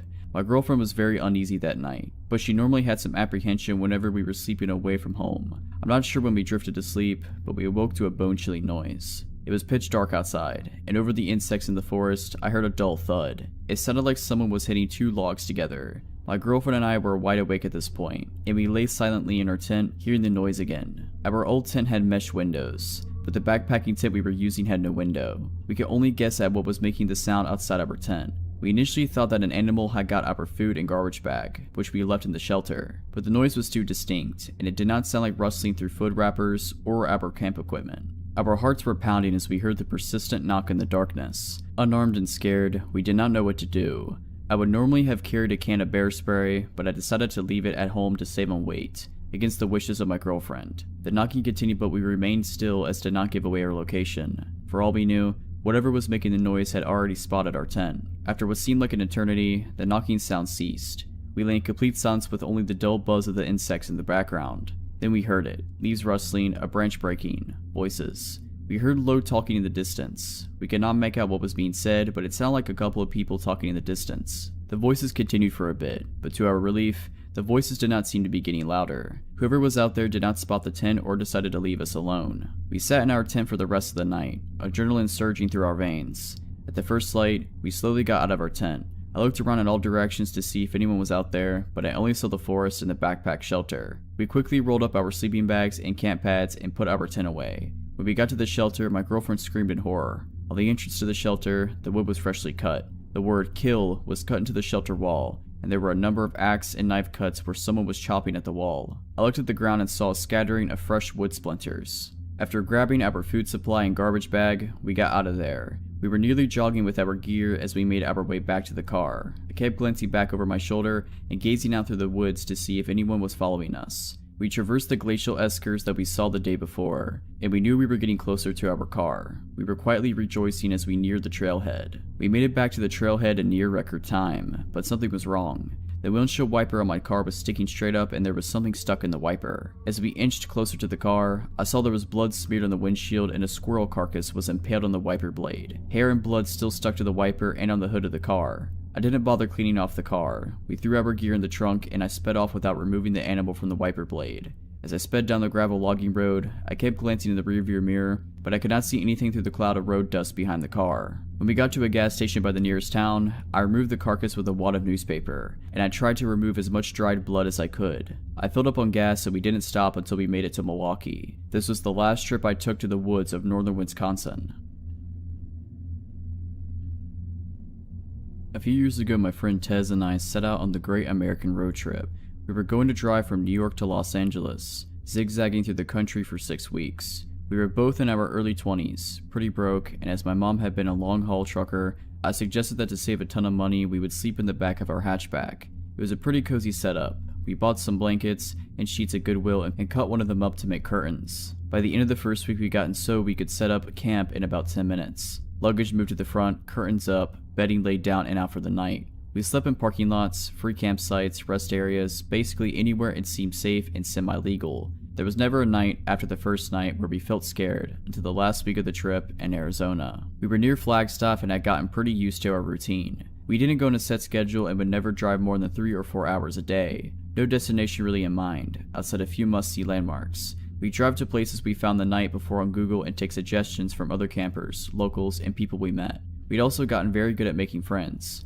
We went to Denny's with a group of people we met at a campsite in the back of their pickup because I got hungry and overheard them saying they were going to go. We met an 80-year-old cowboy who took us out drinking and taught us to line dance at a country bar, played the guitar with some musicians in the middle of a thunderstorm, got fed breakfast and dinner by tons of campers who invited us to hang out with them, spent the 4th of July with a family who basically adopted us into their campsite. Basically, every encounter we had with a stranger was a positive one. This night didn't look out to be any different. We found a free campsite on Google and drove up into the woods, following our GPS.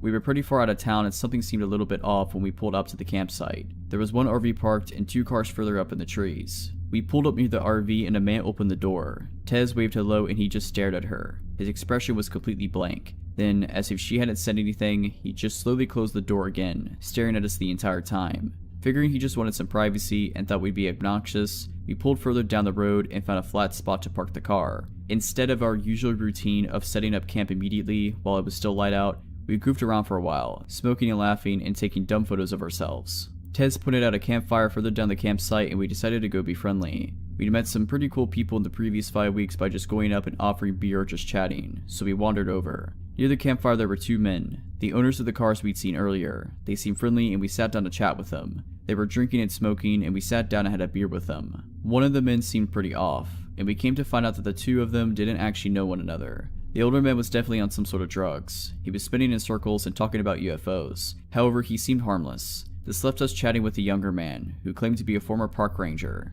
He was handsome and easygoing, and we spent several hours just chatting up about our trip, families, everything. Then he started talking about the bear. He'd seen a bear earlier in the forest. Tez didn't believe him and he pulled out his camera to show her photos of the bear. It was very close to the campsite, and we both were a little freaked out. It wasn't unheard of us for one of us to go get up to the bathroom in the middle of the night, so the idea of a bear hanging around in the night spooked us. The ranger just laughed, and then his expression changed completely. It's hard to describe, but his voice seemed somehow cold. He said, "If you get out of your car in the middle of the night, it's not a bear you should be worried about." I kept waiting for the laugh, or for him to nudge Tez with his elbow. Jokes of the foreigner and the city girl, right? He never did. I laughed awkwardly and made a dumb joke about serial killers in the woods. My friend laughed as well and joked about Texas Chainsaw Massacre. We moved on to another subject, but within 5 minutes, the ranger had come back to it and was talking about how something grabbing us from our car in the middle of the night. No matter how we tried to steer the conversation away from serial killers, he kept latching back on. The older man was high as a kite at this point and was staring at the stars, not talking. We would just awkwardly laugh and sip our beer and try to get the conversation going somewhere else. Then the ranger stood up and walked towards the cooler to get another beer. At this point, it's pitch black out, and I can't see anything outside the circle of light from the campfire. The beer cooler was outside of that circle. Suddenly, there's a red dot in the darkness, and it took a moment for me to realize that it's a camera. The ranger is holding a camera. He had taken a photo of us. I could see the screen of the digital camera lit up.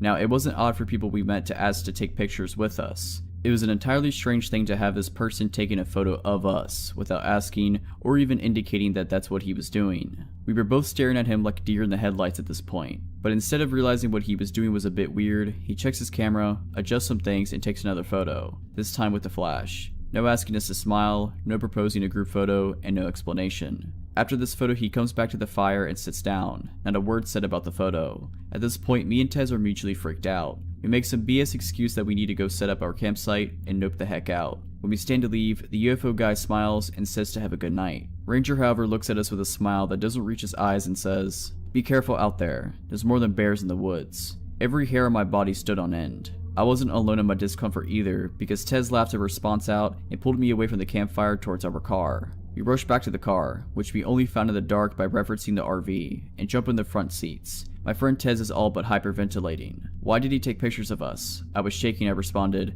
"I read that serial killers sometimes warn their victims." She stared at me for a second and locked the car doors. "Do you think he just took victim photos of us?" We both freaked out. She's in a full panic and turns the headlights on in the car. I immediately yell at her to turn them off, because now he knows exactly where our car is. That is the only night we not set up camp.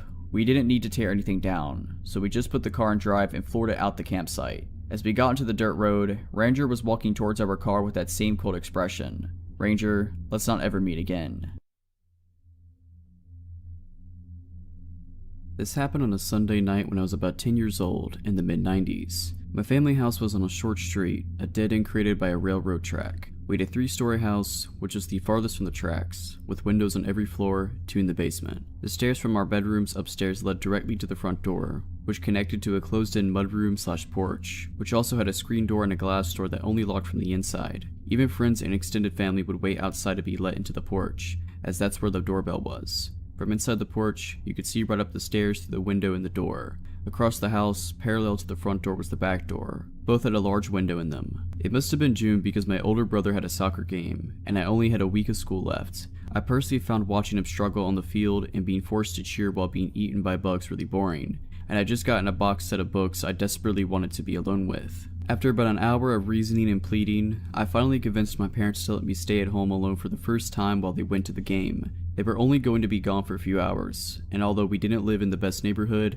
our neighbors were close family friends. I'd be fine. Mistake. Usually before a game we'd all go out and eat together, but since I was staying home, they ordered a pizza from down the street, my brother's favorite. I'd already been face deep in the first book for half an hour when the doorbell rang. Pizza. I walked out from my bedroom and down the stairs to my living room. I got to the bottom of the stairs, and my father was at the door having a conversation with the delivery guy. They were talking about soccer, so I just decided to take the pizzas and keep on keeping on, which is when I noticed the delivery guy staring at me, intently. He was a middle-aged Caucasian with an accent, and he was smiling at me in a way I recognized. It was the same smile I had on my face when I told my parents I was old enough to spend the evening in the house alone. Fake, but convincing.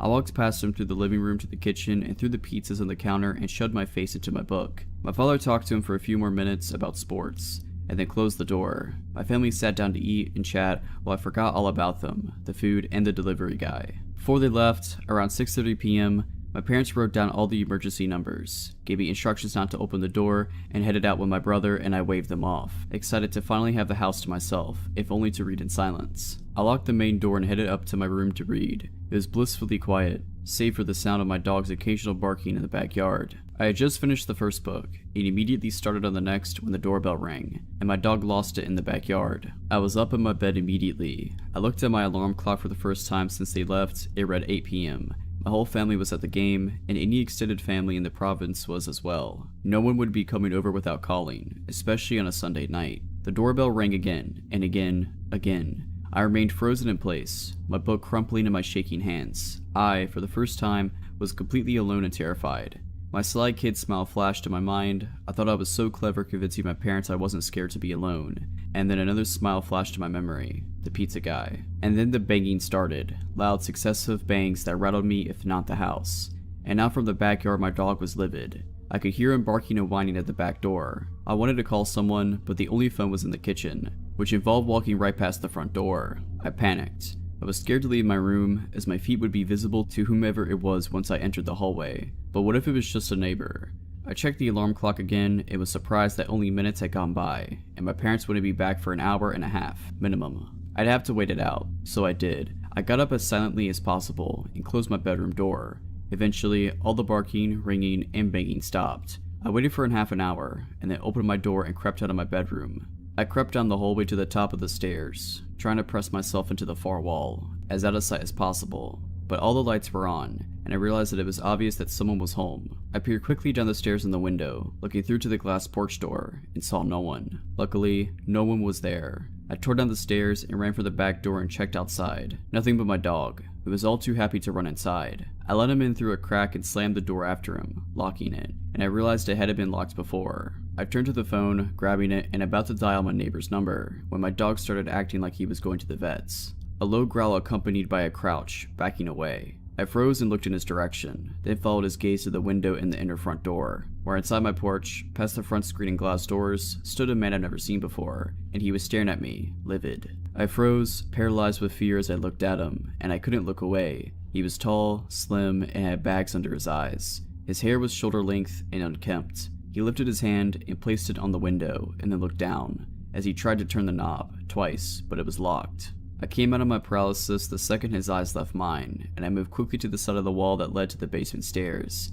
It blocked us from being able to see each other. Hiding felt good. My dog, still in the corner, inched towards me, low to the ground and still growling. I couldn't breathe, my heart was pounding. This couldn't get any worse. Wrong. I saw you, boy. I saw you. Open the door. My stomach nestled in my throat. I started crying. I've never really had a flight or fight moment. Only flight or flight. But there was nowhere to go. Back upstairs led right past him, and going down into the basement seemed even more terrifying, as I'd have to walk past the window in the middle of the staircase that looked out into the alley leading to my backyard. I saw you. You can't hide forever. You have to pay. You have to pay. He screamed through the door window, shaking the door as he pulled on it. I thought he would just break the window and unlock the door, so I descended slowly down to the steps to the basement, going just halfway to put some distance between us. I stood still, waiting, and then silence. For a minute, nothing, and then the sound of the glass door and screen door to the outside opening and slamming. More silence. My dog straightened out, walked over to the top of the stairs, and then looked right past me, and started growling. I can still see you. I see you. I see you, boy, and you have to pay. I jumped and turned my head, and through the window to the alley, I saw his face. He was laying on the ground, staring at me. I see you. I know you're home. I see you. I bolted up the stairs to the inner front door, ripped it open, and then locked the glass door to the porch, and backed up into the living room, closing the main door behind me, locking that too. I ran to the kitchen, grabbed the phone, and unplugged it, and turned back around. He was at the door again, this time outside the porch. I steered myself and ran up the stairs with the phone, dog in tow, to my parents' bedroom, which was the only room with a working phone jack and a lock on their door. And then the doorbell started to ring. I closed and locked their door behind me, left their light off, and plugged in the phone. I dialed my neighbors and got their answering machine. I dialed again, no answer. Every ring of the phone was matched by a ring of the doorbell. I called them over and over, finally whispering a message. "Tom, it's Kevin. I managed trying to get into the house and I'm alone." I peered out of my parents' window and looked down into the front yard. He was still there, pacing, walking up and down the stairs, looking in the windows, walking out of sight as he entered the alleyway, and then back into the front. I noticed my neighbor's car wasn't there. They weren't even home, and it still hadn't occurred to me to call 911, so I hunkered down and waited for my dog, watching from the corner of the window. He walked back up the porch, tried the door, and then the doorbell went off a few more times. And then he walked down the stairs and headed back out into the street. He walked a bit down the sidewalk away from the dead end, towards the main road, and then stopped, and turned around, walking back towards the house. He stopped again and looked up, directly at the window I was looking through, but the room was dark. He couldn't see me. Instead of turning back around, he continued walking down the street, and crossed the street when he reached the train tracks. He walked back up the other sidewalk, staring at my house all the while, and kept going until he reached the main intersection, and turned the corner. I stood in the corner of the window, watching the street for what seemed like hours, until my parents' car pulled up in front of the house, along with the neighbor's car. They all got out and my mother headed towards the house while my father started chatting with the neighbor's husband. I unlocked the door and booked it downstairs, instantly crying with relief as I unlocked the inner door, and then the glass porch door. I recounted the night's events to my parents in the kitchen through tears, and they had just started to calm me down. And that's when the doorbell rang. I started to shake and cry again, and my father burst out of his seat and barreled towards the door and swung it open. And there he was, the man. He stood there smiling a disgusting smile, and I immediately took off down into the basement. My mother was right behind me. I heard my father and him arguing loudly for a few minutes, and then my father slamming the door. My father called my mother and I back upstairs, and then after I made him promise the man was gone, I walked up into the kitchen. My father sat me down and explained the situation. Earlier, my father hadn't had enough cash on him for the pizzas. He had told the delivery guy that he would be back in 4 hours, but had to make the game and didn't have time to get more cash. The delivery guy agreed, wished my brother good luck in his game, and then had passed the message on to the guy who would be working the closing night shift. The delivery guy had misunderstood, thinking that he was to return immediately and collect payment. He explained it all to my father as if he had rang the doorbell a few times, and then had left. Not that he had been circling the house terrifying me for over an hour. He told my father he wasn't sure if anyone was home, so he looked around back, but only saw my dog, so he left, only returning, coincidentally, minutes after my parents returned, armed with a convincing story. Kids have such an imagination. Sorry that I frightened him. Suffice it to say, but I brought my books with me to every soccer game after that. This happened a couple weeks ago. I'm 17 and my parents were out of state for the month on vacation. I live in a small, nice neighborhood that has quite a distance from any other neighborhoods around us. My neighborhood likes to be involved with each other, so there's always neighborhood summer barbecues and neighborhood parties now and then. Everyone always attends to these, so I'm very familiar with who lives in the neighborhood as I can name off a majority of them. My neighborhood is always dead quiet after 9 p.m. as the kids are inside by then and families are usually heading off to bed. I'm into spray paint art and I decided I wanted to work on a painting in my garage at around 10 p.m. because it was cooler by then. Mind that the garage door is fully open. I'm setting out a tarp so I can start painting when I hear someone walking on the sidewalk. I look up expecting to say hi to a neighbor going on a late night walk around the neighborhood. Instead, it's a man I thought I couldn't recognize at first glance due to it being dark and the only distant light source around was from the garage. He was at least 6'3", lanky, and looked completely normal from what I could see. The man stood at the end of my driveway facing me. With the little light stretching across the driveway hitting his face, I didn't recognize him. I live in a very friendly state where we're usually nice to strangers and make conversations. I thought nothing suspicious as he could have been just a neighbor I wasn't familiar with, so I just struck up a conversation like I usually do. "Hi, how's it going?" Hi, it's going good so far. Sorry, I don't really recognize you because it's so dark." "Oh, I'm Xavier. I don't think I've ever met you before. Did you just move into the neighborhood or something?" Yeah, I moved into the corner house up the street." "You moved in with the Millers?" "Yeah, the Millers. I moved in with them. They're my cousins and they're letting me stay with them until I figure some things out." I thought nothing of this, as this seemed normal for a family to let a member of theirs stay with them for a while, and the Millers are just those kind of people. "Well, I better get going. I need to finish something. It was nice meeting you, Lainey." I never introduced myself, I think? "Oh, the Millers told me all about you." I thought nothing of this as well because I would babysit the Millers' kids frequently and my family is close with them. Xavier kept walking and I thought nothing of what just happened and started painting. The next morning I went on a run to my high school that was about 3 miles away. My high school is on a common road that always has cars on it. As I was nearing the school, I heard a car pull up behind me. I stopped running and turned around to see a beat-up car with the windows rolled down. A smiling man was sitting in the driver's seat. He looked to me in his mid to late 20s, and he had a fairly handsome face. "Hi." I probably had a confused look on my face as I didn't recognize the man, but I knew his voice from somewhere. "Xavier? We met the other night." "Oh, hi. Sorry. I didn't recognize you." "It's fine. Hey, you're pretty far from home. That's quite a long run. Aren't you tired? I can give you a ride home if you'd like." "Oh no, it's fine. I like running. Thanks for the offer though. Wanna go out for a cup of coffee?" "No thanks, I don't drink coffee." "We don't have to get coffee then. I'll pay for you. Come on, I wanna go get something with you." "No thanks, I'm not really interested." "Oh come on, let's go. Hop in." He reaches over to open the passenger door and beckons me to come in. At this point, it's clear that I don't want to go, and I step off from the grass and back onto the sidewalk. I said no, sorry. "Come on, just get in the car. It's not a big deal." "I gotta go. Some friends are expecting me." That's when I fall and sprint to the school's track and called a friend to pick me up. While waiting at the track for my friend to pick me up, Xavier's beat-up car goes down the road, away from the direction of my neighborhood. Few bad things happen in my city, so I didn't think much of what happened and shook it off, which was stupid of me to do. A couple of days later, there was a neighborhood barbecue. Although my parents weren't home, I didn't mind going to the barbecue alone because it's always a blast. I hung out with my neighborhood friends like I usually do. I saw the Millers and had a friendly conversation with them, which soon turned to, "Oh, I met Xavier the other night." The Millers didn't know who I was talking about. They said they didn't know an Xavier, no family member moved in with them. I told them about what happened at the school the other day while I was on my run. The Millers and I are freaking out about now. They call over one of our neighbors who's a cop. We'll call him John. John lives a couple houses down from me. I tell him about the confrontations I had with the guy and what he looked like. He told me to call him or the cops if I didn't feel safe or if I encountered the guy again. John patrolled around our neighborhood for a few weeks. Neighbors kept a lookout for Xavier and didn't let their children out late. There was no sign of Xavier for 2 weeks. I got back from a friend's house late at night. I pulled into the garage and went inside, turned on the lights, and I was making something to eat. Then there was a soft knock on the front door. It was late. I got back from a friend's, and my guard was down, so I walked across my house like I usually do. From the front door, you can hear footsteps if someone is walking to the door normally and not trying to hide their steps.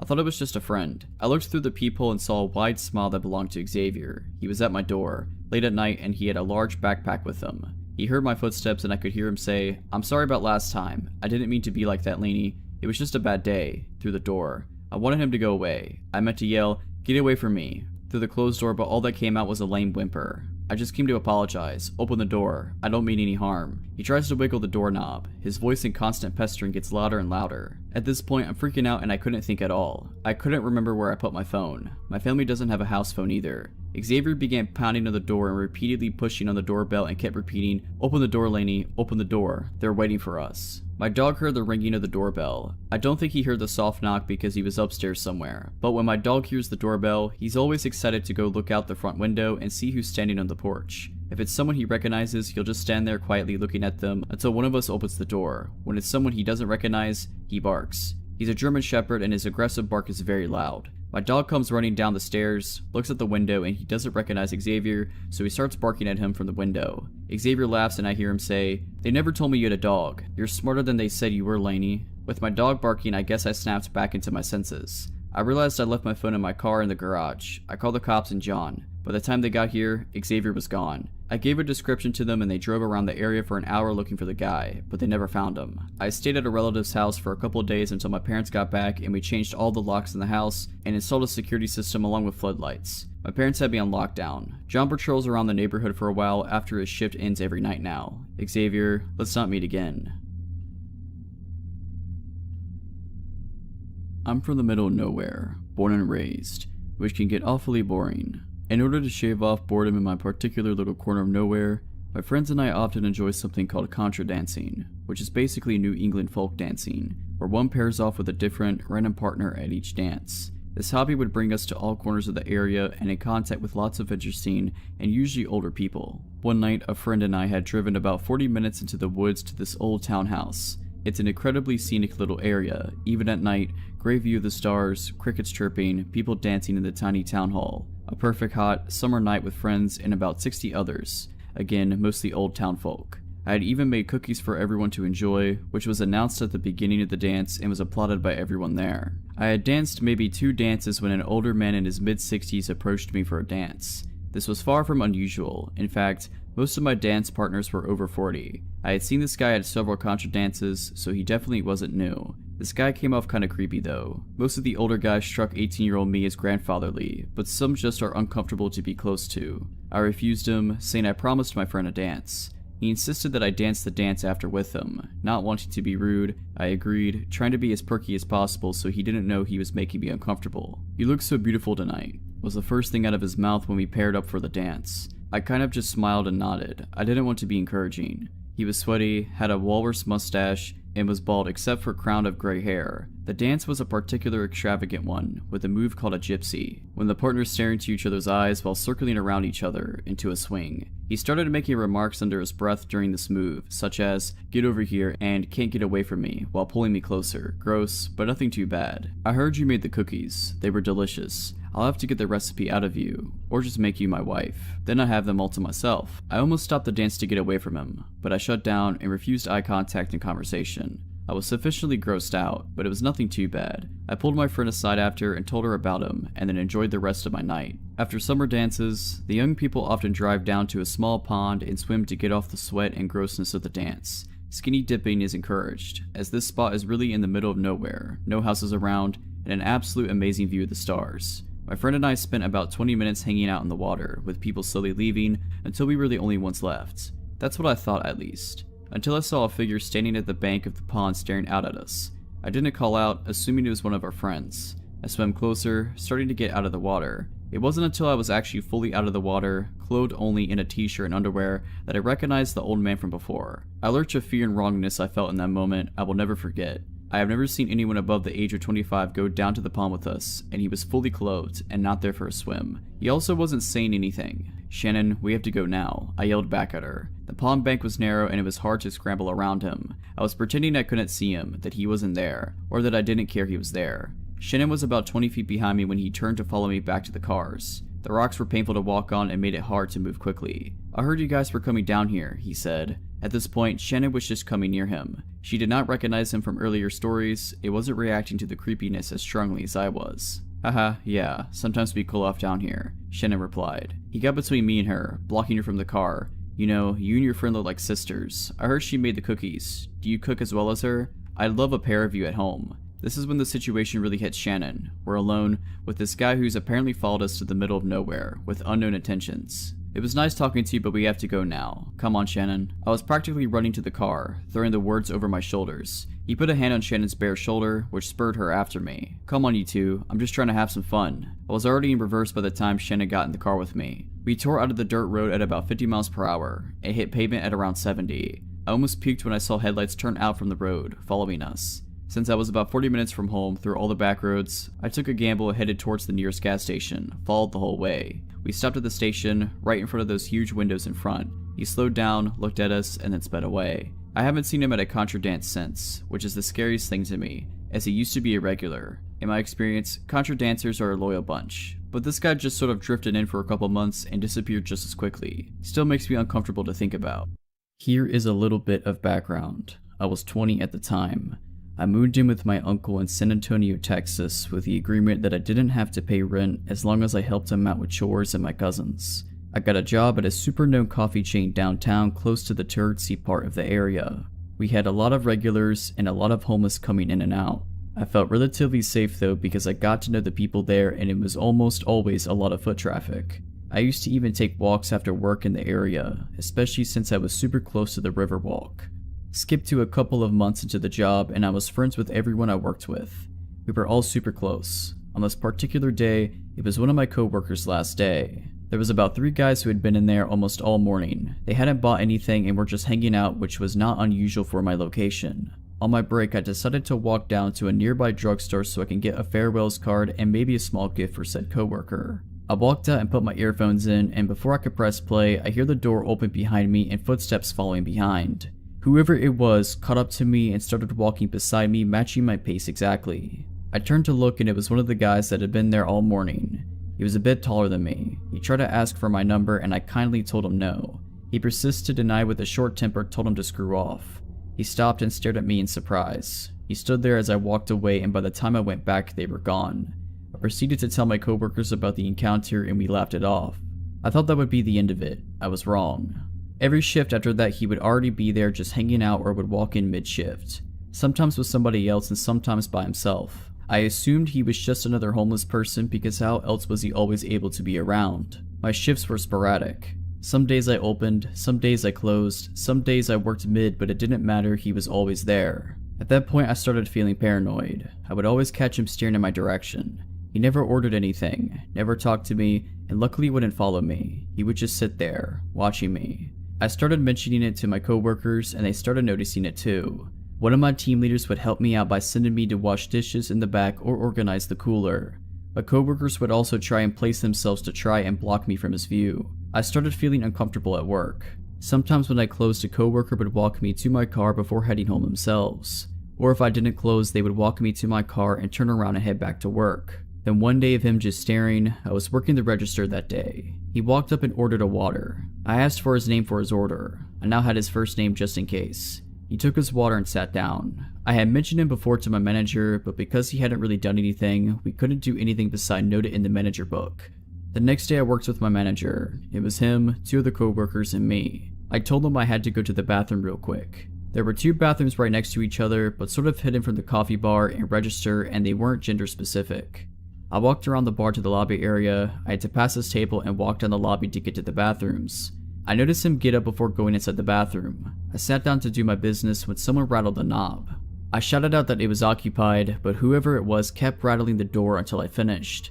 When I opened the door, no one was there, and walking back I noticed him adjusting back into his chair. I was super freaked out and told my boss. He couldn't tell him anything because we had no proof that it was him. Later that shift he got up and picked up a coffee from the pickup area. My boss assumed that he had ordered it and let him take it. I told him it wasn't and that it wasn't even his name. My boss used this as an opportunity to tell him if he does something like that he can't come back. The man apologized and actually stuck to the rules every day after that. He went back to just watching me. Cut to Valentine's Day. One of my team leaders and I would be scheduled to work certain Thursdays after close to deep clean the store.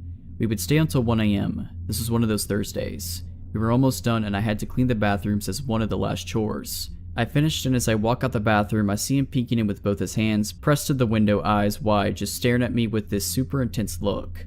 I froze for a second, just staring back. I notice on one of his palms that is pressed to the window a purple foam heart. He doesn't move at all.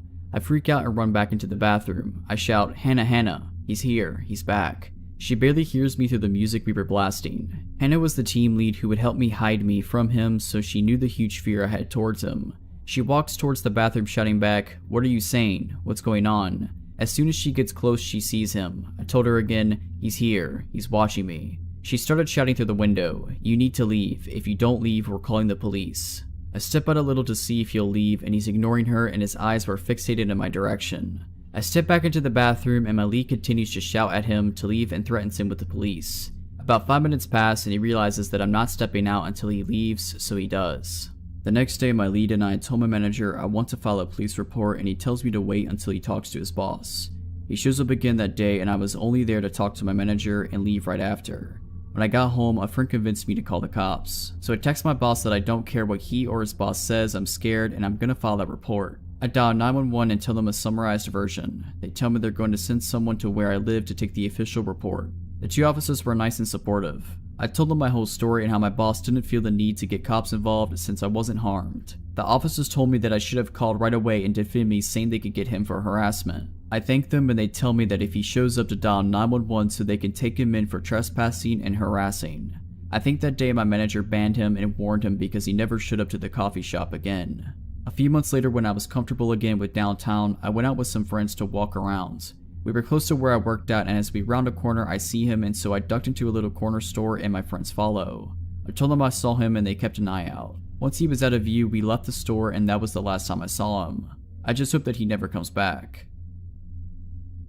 I'm in a school still and work for my family member on certain weekends at a local college selling concessions at the stadium.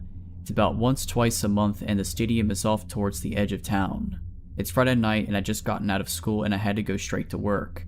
I get to work for 4 hours, half shift tonight, and my boss, my aunt, tells me we need more spoons for tomorrow's event. We sell ice cream, and these events have like 5,000 plus people at them. I say okay and I'll go grab them on my way home. The only store open with heavy duty spoons is all the way on the other side of town, and I still wanted to go meet up with some of my friends and mess around. I decide to take the faster but more sketchy way around the outskirts of town. I live in a weather bipolar state. It snowed last night, but I figured the roads would be fine enough even if they weren't plowed. I take off to the store and the first 5 minutes go by and nothing's wrong. I haven't seen a single car or any buildings the entire time, but keep in mind it's approaching 9 PM and I'm on the outskirts of town, and no one really takes this way in case they really have to. All of a sudden I see something in the corner of my eye, and it looks like a man, roughly 5'8" I'd say, wearing shorts, t-shirt, and a backwards hat. He's in the ditch, walking in snow when it's 10 degrees out. My first thought is to pull over, but I'm on the phone with my mom at the time and she warns me not to as some things have happened before in this town. I consider stopping, but for some reason I tell myself not to. I wasn't really worried about anything.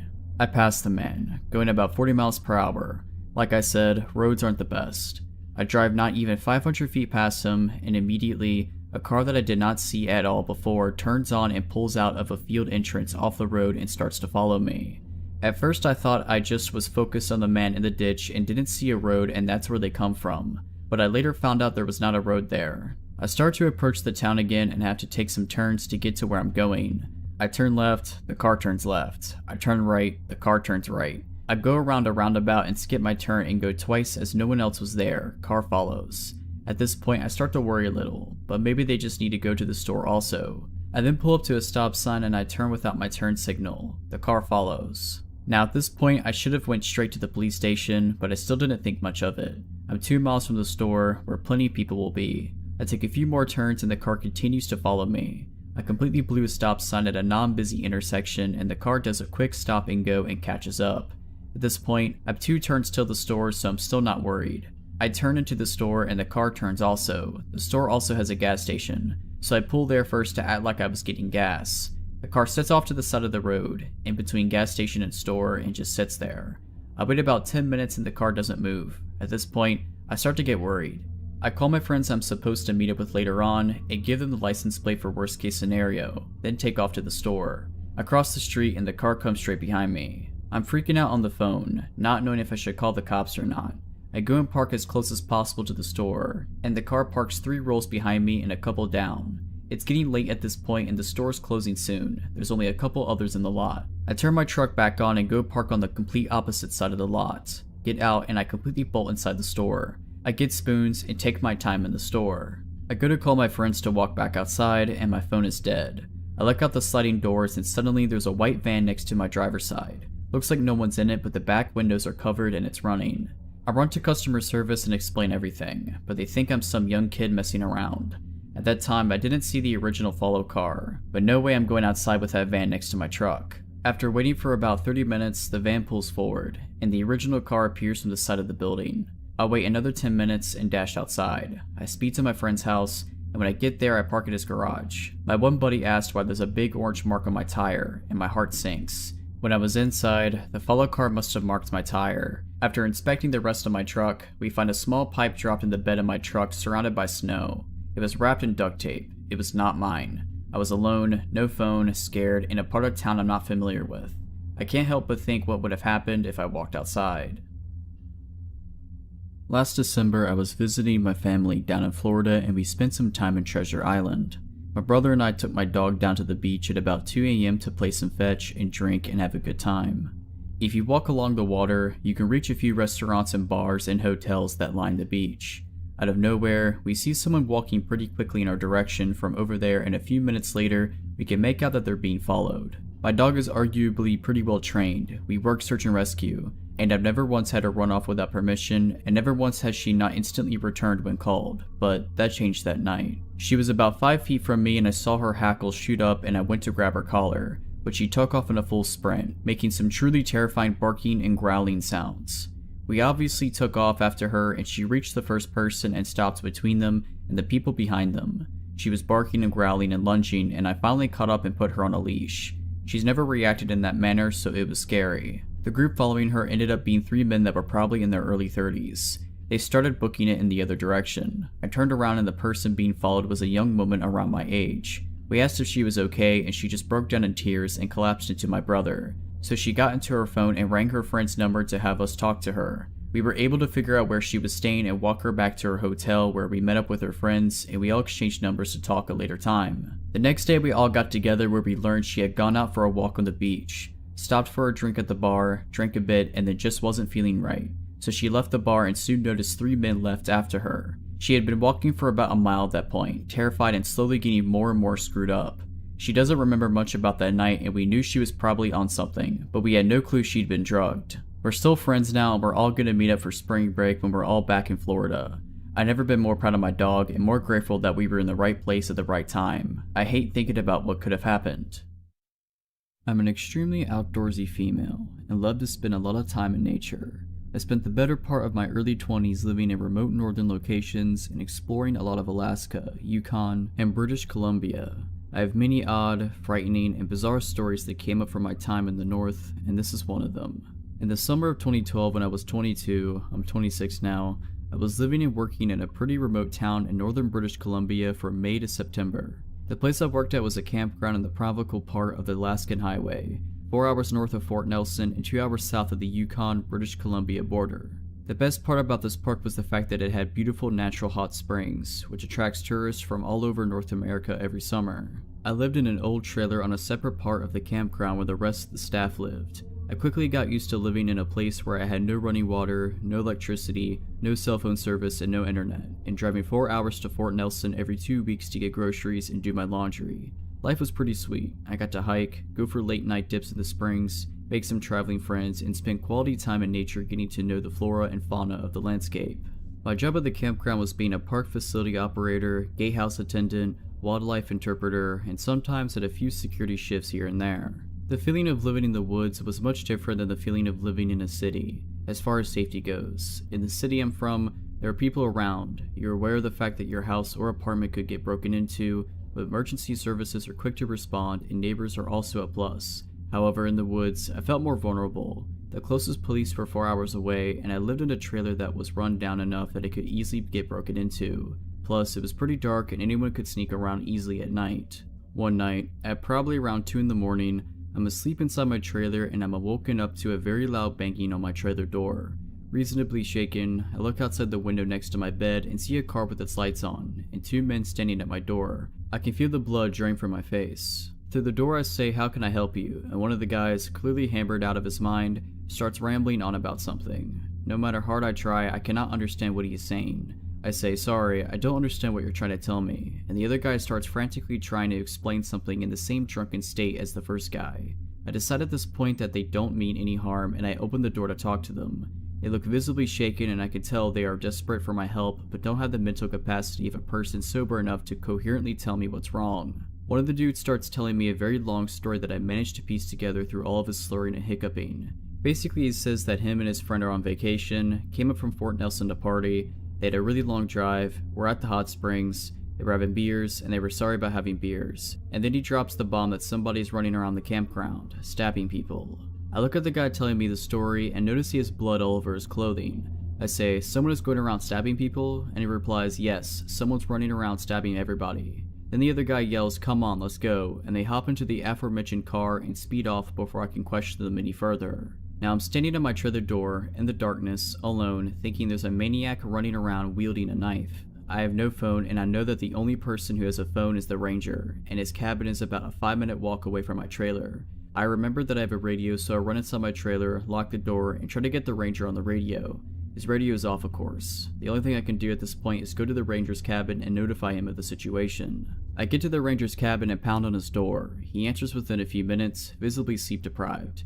And I tell him the whole story. While I'm there, he calls the police and they tell him that they are on the way and they will be there in 4 hours. The ranger grabs my gun, walks me back to my trailer and says, "Don't let anybody in." I stay up the rest of the night, listening for any sort of disturbance around me, the intense kind of listening where you're concentrating so hard on any external sounds that might be made that you almost feel deaf from the silence.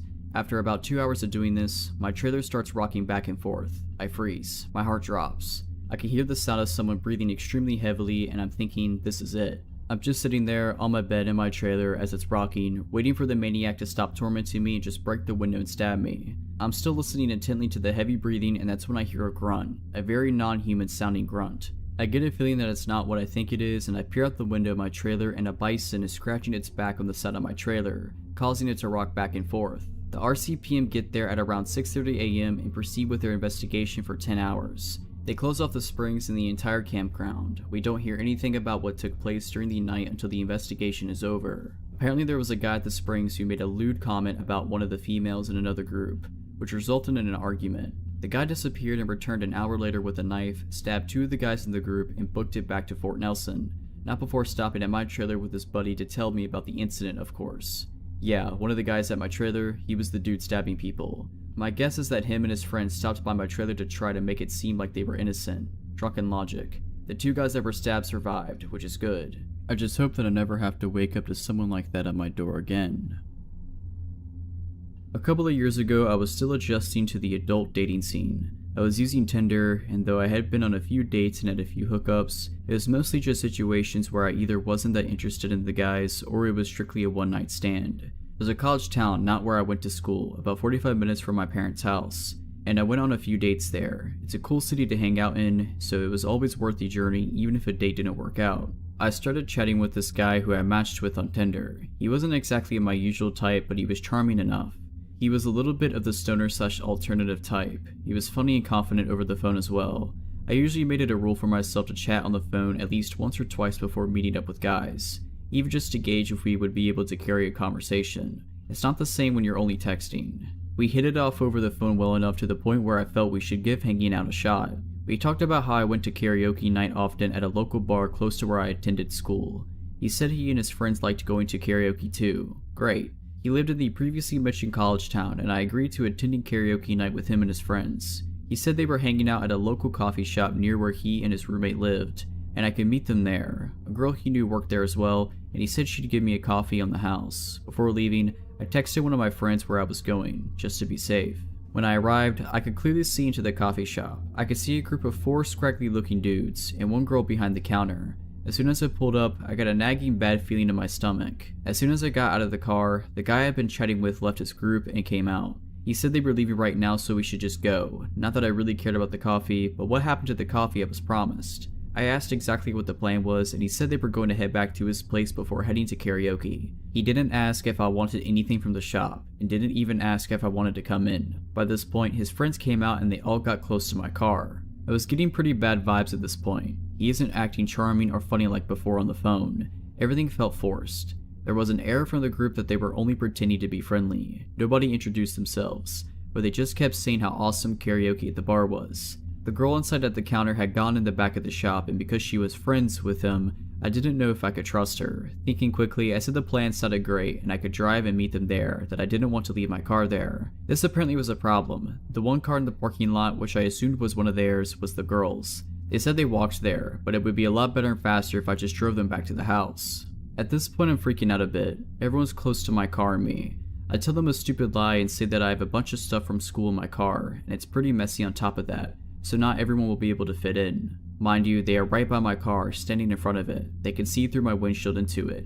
It's got like a backpack in it, and that's just it. I just lie and say I'm kind of embarrassed because the floor's messy.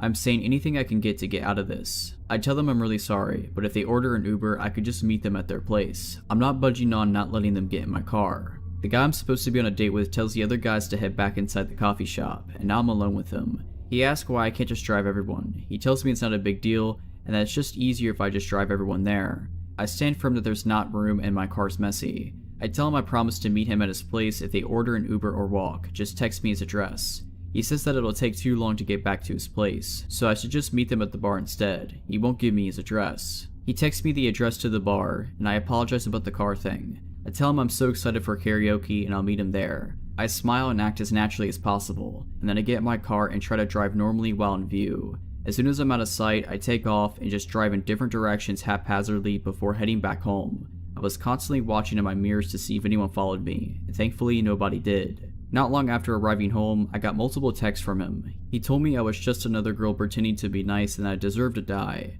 Clearly I made the right call. I blocked his number and blocked him on Tinder. I never heard from him again, and I hope it stays that way. This happened to me when I was about 10 years old, but even now as an adult in my 30s, I remember it like it was yesterday. My parents had taken my sister and I out to a movie, and then to get ice cream in celebration of my older sister getting straight A's on her report card. I remember my dad had gotten off work later than usual, so by the time the movie was over, and we had our ice cream. It was well past our bedtime. It didn't matter though. My parents were happy and proud of my sister. We had a great time, and we took our time getting home. If it wasn't for what happened when we got there, I would have always looked back fondly on this night. We got home at around 10:30. Bedtime was usually 10, so I went straight to my room to put my pajamas on while my sister went to brush her teeth. I remember thinking that it seemed a little more chilly in the house that night, but that's the only thing out of the ordinary I can recall from when we first walked in. I barely had a chance to change when I heard my dad yell our names from what I thought was the kitchen. I didn't know what was wrong, but I knew it was bad because I heard fear in his voice for the first time ever. It scared me really bad. I bolted out the door and into the kitchen as fast as I could. My sister was already there, and her and my parents were standing very close. My mom looked like she was on the verge of panic, and she motioned for me to come close. She wrapped her arms around my sister and my dad was already dialing on the house phone. Then I noticed some glass on the floor. I asked my mom what was wrong, but she didn't want to tell me. She said we needed to go outside right away. As we headed out the front door, I heard my dad talking to a 911 operator and telling them that when we got home, he found our back sliding glass door shattered and objects strewn about the kitchen. He went to the neighbor's house and waited for the police to come. After a few minutes, my dad joined us. He seemed to be well shaken up, which was a new sight to me. The police arrived and searched the house extensively. It was a big scene with all of our neighbors outside, and flashing lights illuminating our entire street for hours. They never found anybody in our house. Whoever had been there had come and gone. The thing that gets to me is that nothing was stolen. Whoever it was didn't want any of our possessions. What they did take was our canned food out the pantry and stacked them into a small pyramids on our kitchen counter. They also turned on the TV in the basement and moved a few random objects to different parts of the house. It was like someone had been in our home and did things for reasons that only made sense to them. As the police were finishing up and ready to leave, I heard one of them ask my mom a question. They talked quietly, and I'm sure they thought I didn't hear. I pretended not to be listening, but I heard everything. We kept magnetized letters on our fridge, and we used them to leave each other messages for fun sometimes. The cop was asking my mom if the message on there that night was done by any of us. It wasn't. I watched my mom turn pale when we told her what it said. It still makes my skin crawl to this very day. It said, "Always watching." The police didn't find any fingerprints. They said the intruder had to be wearing gloves. For the next few days, the entire family was extremely uneasy. Within a few months, we decided to move. It was all just too scary for us to stay in that area. We moved to a house several miles away. We were never bothered again, but I do still think about it. This happened many years ago, but the hairs on my neck still stand up sometimes to this day. I just wish that we never experienced something like that again. In April of last year, my boyfriend and I were walking home from our friend's house, and I had just finished my first year at college and we wanted to go out and celebrate and have some fun. We live in a rural town and our friend lived on the far side of it, so our walk was about a half an hour or so. I had a drink or two and smoked some of the joint they had rolled. Smoking makes me paranoid, and this night was no different. Anyway, we left at maybe 10 or 11 p.m. and everything was perfectly normal until we got to the end of the long street that would eventually lead to my house. This street always feels so long to walk on, like hours can pass and you can barely make a dent in the amount of steps made. The street we turned onto this road was maybe 10 blocks from my house. A few minutes after we turned onto this road, I felt like something was off, but my boyfriend said that I was stoned and reassured me that it was just that. This white pickup truck that was parked in front of some house turns on and begins to drive slowly away and would then park. I watched it to see if it was just me being paranoid or not, but it proceeded to stop a couple houses down and sat there with the car still on. As soon as we get close, it would drive away, parking a little further away. This continued on until we got to the end of my street. At this point, I kept telling my boyfriend that I'm not paranoid and that this truck was screwing with us and he had gone quiet. A couple houses down from mine, this truck drives to the end of the street, my house on the corner. There's a dead end by my house because we live near a river. It stops for a moment at the dead end and proceeds to turn on their high beams and begin to slowly drive towards us. My boyfriend sticks his arm out in front of me, stopping me from walking any further as this truck continues to approach. My house is so close, yet so far. This truck slowly drives by us. The windows are tinted, but we can see two silhouettes. And because they had blinded us, we didn't think to look at the license plates or even the model of the truck. My boyfriend, being pretty quick on his feet, waited until the truck disappeared from sight and took my hand before racing to my house and locking the door. He had thought about turning down one of the other streets so we could try to lose them, but he figured he'd wait until they were out of sight to book it to my house so they wouldn't see which house we went in. We looked out one of the front windows very carefully and saw this truck come back into view and began to drive around the block. I'm assuming looking for us. This went on for about 10 minutes. I called the police to inform them that we had been followed, but without the license plates or model, they could only keep their eyes open for suspicious white trucks. I was adamant that these people had to know one of us if not me because they drove until they were beside my house. Whether they actually knew it was my house or not, I don't know. My boyfriend tries to insist that it was probably a bunch of kids trying to mess with us, but I don't believe that. A few days later, we heard that someone was picked up and was last seen in a white truck. Since this night, there have been stories in the paper and online that people have been grabbing people and these people were trafficked in the area. I'm still seeing reports even today. If you're liking this video, all I ask is that you make sure to subscribe to my channel and like this video. Thank you.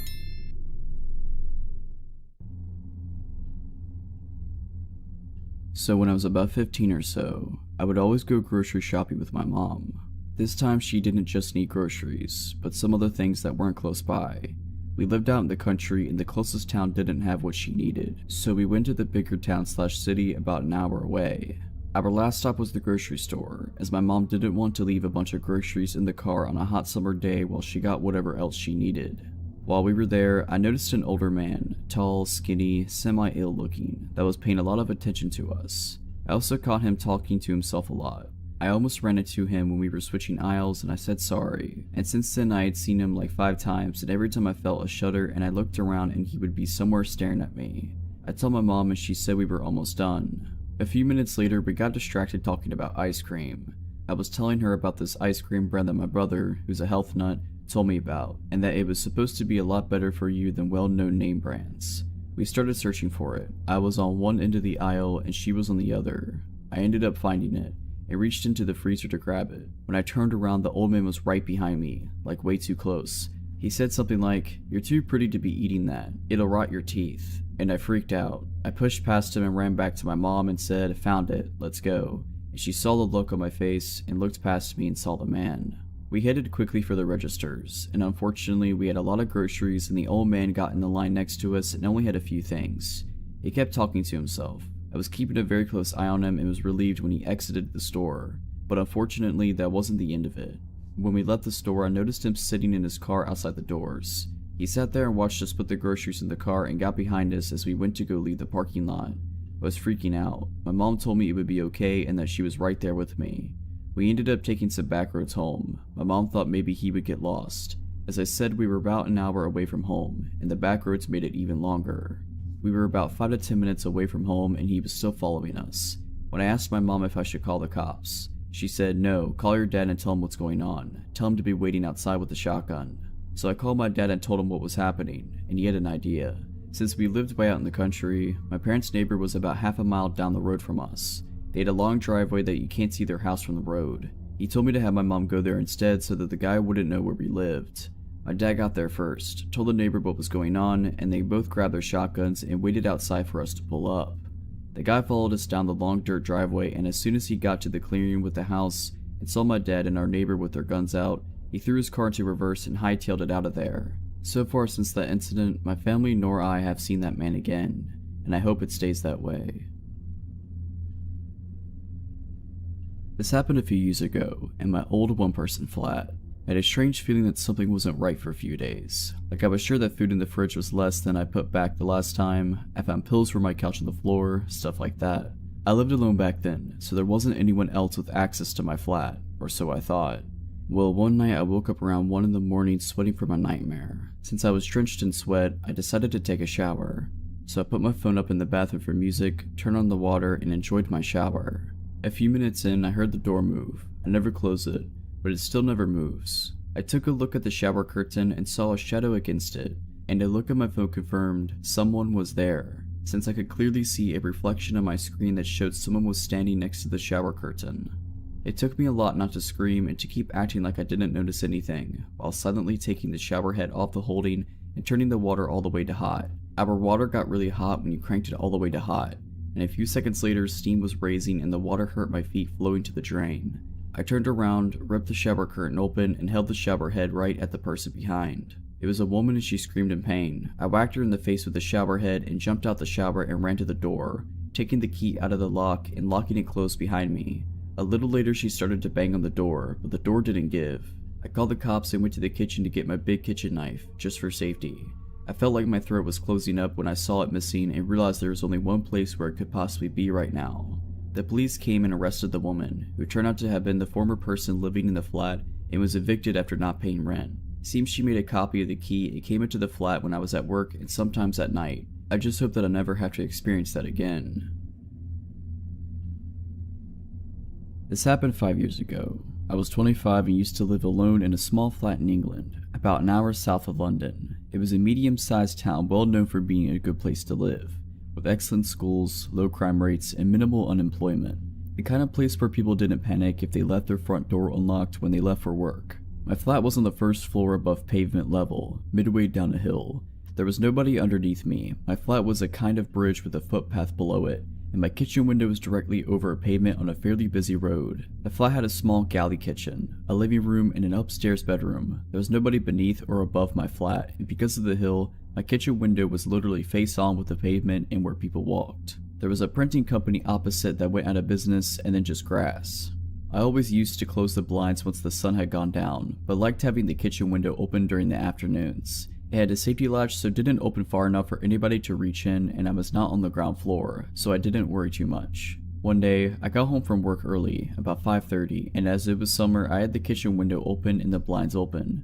I'm chopping garlic for my dinner, glance up and see an older man literally stood on the pavement watching me, only a few feet away. I glare back as if to say go away and decide to walk out the kitchen into the living room as if I'm talking to someone.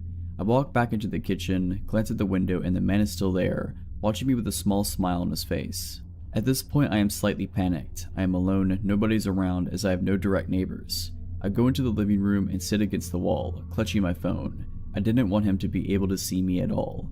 A lot of front doors in England have a kind of two-door system. Directly on the street you have a glass door, normally with decorations on them so you can't see everything in and out, just blurred images, and a proper wooden door inside. I had been out for a smoke so the glass door was shut and locked, but the wooden door was wide open. From where I'm sitting, I can see the glass door, and I see a figure walking towards it. Sure enough, as it gets closer, I can see that it's the man from the pavement, standing at my front door and trying to look in. He tries opening the door, but luckily, I locked the outside door after my smoke, and it was a strong door.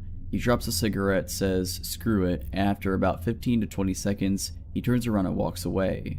I run to shut and lock the wooden door and go to the kitchen window as he walks away and down the road. Just before he turns the corner, turns around and smiles at me, making eye contact.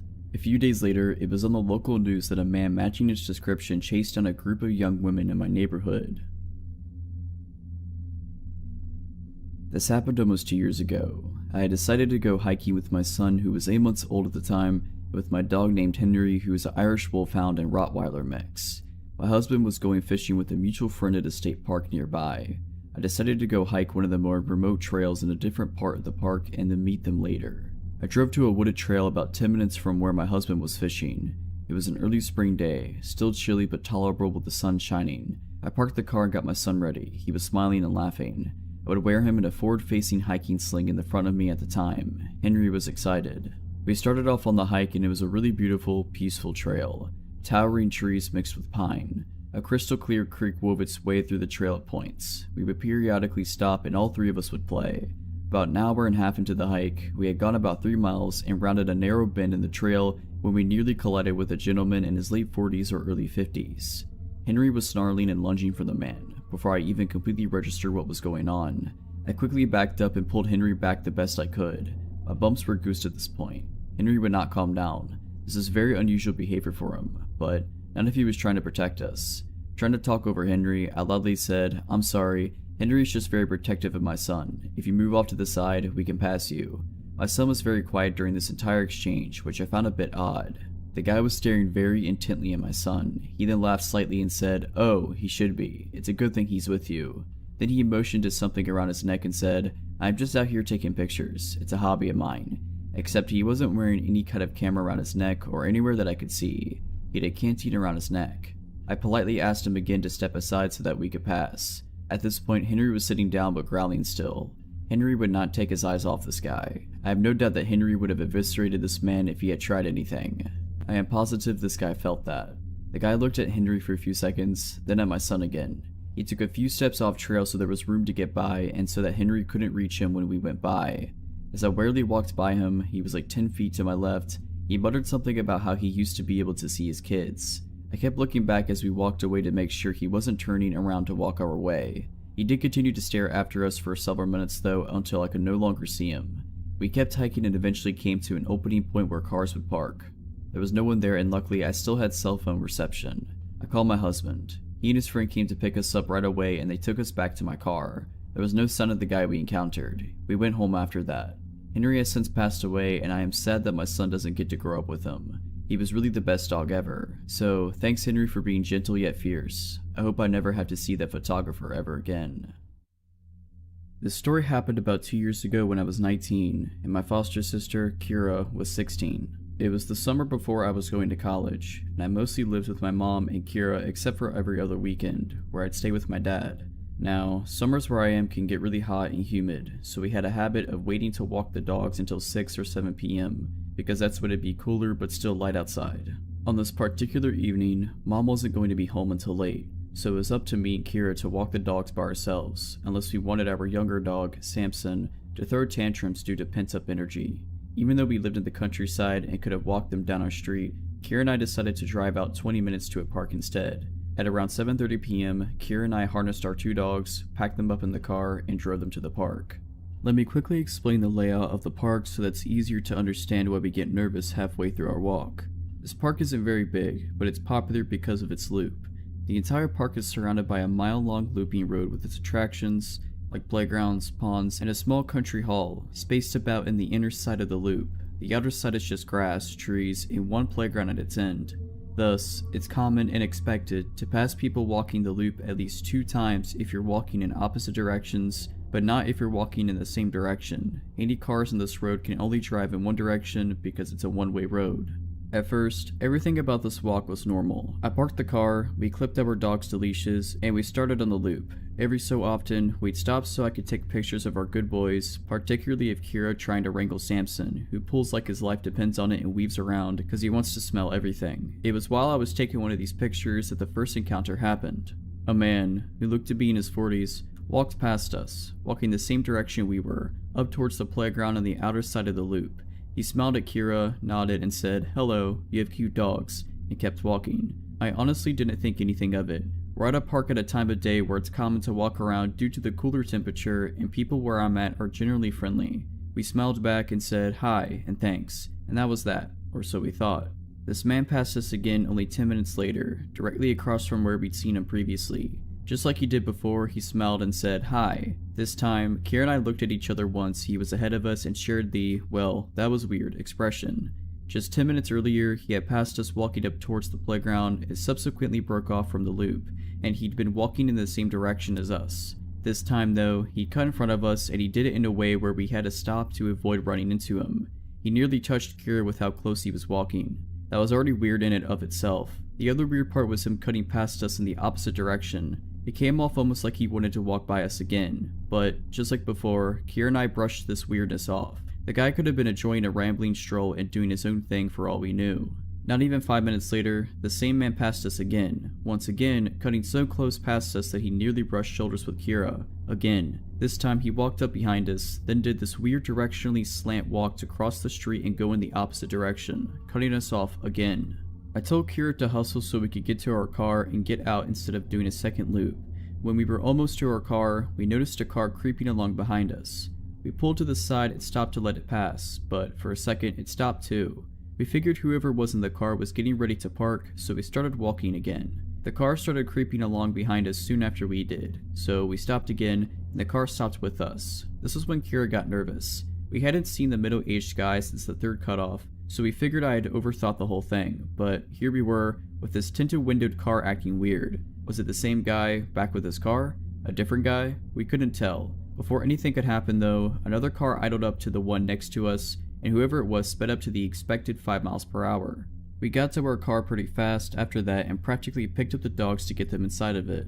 We got in and got out of there. My mistake, however, was neglecting my rearview mirror and the well-advised rule not to drive straight home if you're worried a stranger's taken too much interest in you. We got home at around 8-something. The sun had finally disappeared behind the horizon. Mom wasn't home yet, so we got the dogs some water, locked the doors, ate a late dinner, chilled in the living room, and talked about things that didn't really matter. It was almost 9:30 when the scariest part of this whole ordeal happened.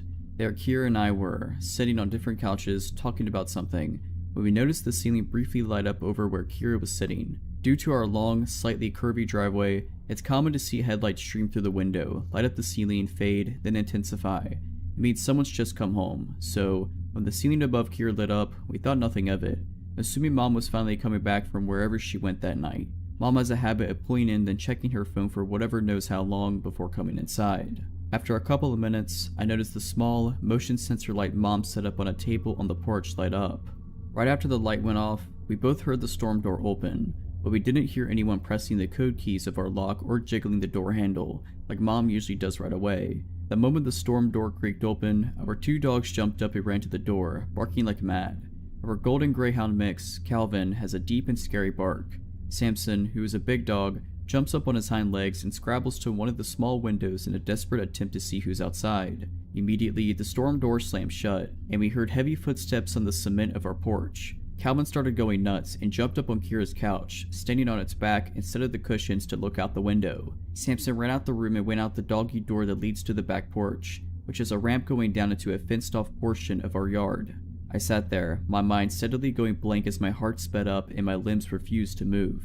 Kira gets up and spins around and looks out the window but can't see anything because, besides the motion light on the porch, it's too dark. So, naturally, she gets up, grabs a stray dog toy which just so happens to be a tug-of-war rope with a ball on one end, and opens the door. I tell her very calmly to shut the door and stay inside. She ignored me and stepped out onto the porch. She comes back inside after not seeing anything, but, to my utter disbelief, she disappears into the kitchen, comes back with a knife, and goes outside again. This time, she's gone for a handful of seconds before running back inside and slamming the door shut. Breathless, she tells me she went out a bit into the yard and saw the outline of a man by the run-down dog kennel we don't use anymore. When she saw him and froze, he moved. This time, she listened to me when I told her to lock the door. I managed to call Mom and she convinced me to get up and make sure all the doors were locked, including the basement and making sure the dogs were inside. After Mom got home and looked around, finding nothing, we called the non-emergency number for the police, not wanting to bother them in case we were overreacting. 2 cops came by and walked around our yard and found nothing. We got the sense they didn't believe us, but instead saw us as 2 overexcited girls with exaggerated imaginations. Still, they humored us and told us, after we told them about the park, that if we think anyone might be following us, or if someone's acting a little too creepy, not to drive straight home and to check if anyone's following us. Then, they left. But when we heard those footsteps and Kira went outside, she swears she saw someone. The dogs don't run up to the door like that and bark their heads off if no one's there. I don't know if whoever was at our house was the same guy that ran into us at the park. If it was, I don't know the reason why he cut in front of us multiple times. I don't know if he was in the car that inched behind us and stopped when we stopped. I don't know what would have happened if Calvin didn't have a scary and manic bark. I don't know much of anything, but what I do know is, if you're out and about, minding your own business, and a stranger is taking a lot of notice of you, following you, frequently running into you, or whatever, trust your gut. Don't drive or walk straight home, meander, get to a public space, or just take your time. Pay attention to your surroundings. You never know who is watching you. This happened a few years ago when I was an 18-year-old girl in high school. I worked at a store in the mall of my mid-sized Midwestern city, and that evening, I worked a closing shift. I was walking back to my car in the snowy darkness when a black SUV pulled up beside me. A woman opened the window and yelled, "Hey, excuse me, I need your help." She was a round-faced woman in her 30s or 40s, and spoke with a very heavy Spanish accent. She went into a story about how her sister got into a car accident and the woman needed to get gas in her car before she could help the sister. However, she could not find a gas station and had no money, and she even said she had driven around to several churches to ask for help, but no one would help her. She was difficult to understand and did not tell the story super clearly, but I understood that she needed to find a gas station and she needed me to pay for it. She told the story between sobs and she seemed so desperate that I was moved to help her. I told her that she could follow my car to a gas station that was just across the highway and that I would buy her some gas. At the gas station, I parked in front of the store and was surprised when she did not pull up to a gas pump, as I had expected. I got out of my car and said, "Okay, don't you want me to buy and pump gas for you?" She then said something like I had misunderstood her first story. She didn't need gas. She needed money to give to her sister, and added a bunch of other facts I don't remember to continue the story. Her accent and changing story was difficult to understand. I said, "Well, I don't have cash on me, only my card. I mean, I suppose I could see if there's an ATM inside?" She immediately replied that she knew there was, which definitely is suspicious in hindsight, but I didn't pick up on it at the time. I agreed to go in and get her some money from the ATM, and as I turned to go inside, she said, "Wait, but if you give me money, I will have to repay you somehow." I said, "No, that's okay, you don't have to." She said, No, give me your phone number so I can contact you to meet up later so I can repay you, or give me your address and I will send the money to you. I refused both, and she tried again several more times, begging me to meet up with her later to give me the money. This probably lasted 5 minutes or so. Finally, as I refused her last time, she said in a very chilling way, "Don't be so nice." Despite all of this, I for some reason was still convinced she needed my help, and I went into the gas station to use the ATM. However, in my teenage wisdom, I could not remember my PIN number, and was unable to withdraw money. I went back outside to tell the woman, and she rolled her eyes, huffed something under her breath, and very quickly got into her car and sped off. I never saw her again after that. As I drove home, I became suspicious about the scenario. I figured out after a while that the woman was definitely trying to scam me for my money, but it disturbed me more that she tried so hard to get me to meet up with her later and give her contact information. I just hope that I never have to meet someone like that in the future. When I was young, I used to live in rural Pennsylvania. Where I lived wasn't quite suburbs, but the houses were all within walking distance of each other, and we knew nearly all of our neighbors. My small neighborhood was blocked off from the ones on either side by decent-sized creeks, and to get to them you needed to climb down a fairly steep slope. This is an important detail later. My friend Rachel was a bit younger than me, by 2 or 3 years. I was 11 at the time. We had decided to go on a bike ride and ended up dropping our bikes and helmets at the top of the hill leading down to one of the creeks, and we went exploring. We were making a racket, I'm sure, squealing as we jumped around trying not to get wet. We noticed bubbles in the water and became concerned for the swans that lived down at the other end of the creek in the pond. Out of nowhere we heard a man chuckling, and he was standing at the top of the hill above near where we were standing. I said nothing. He asked what we were doing and slowly started making his way down the rough terrain of the slope. He obviously didn't know where the path to come down was. Rachel answered him that we were trying to find out where the bubbles were coming from and that she was scared it would hurt the swans, as there had never been any bubbles before today. He told us he could take a water sample and test it if we could bring it up to him, then asked our names and how old we were, still making his way down to us the entire time. Rachel told him her name and had started to say mine when I stopped her by grabbing her shoulder. I had an extremely bad feeling about this man, and I was very uncomfortable with the situation. I perked my head up looking off to the side and asked her, "Did you hear that, Rachel? I think your mom is calling us." I turned and dragged her up the path across from where the man was climbing down at, and we jumped on our bikes. I noticed this man's car parked next to where we put our bikes. Our helmets were missing. We heard the man scrambling after us, screaming that he hadn't heard anything. We started pedaling back toward my house, as Rachel lived in a different neighborhood, and the man started following us in a car after he finally reached the top.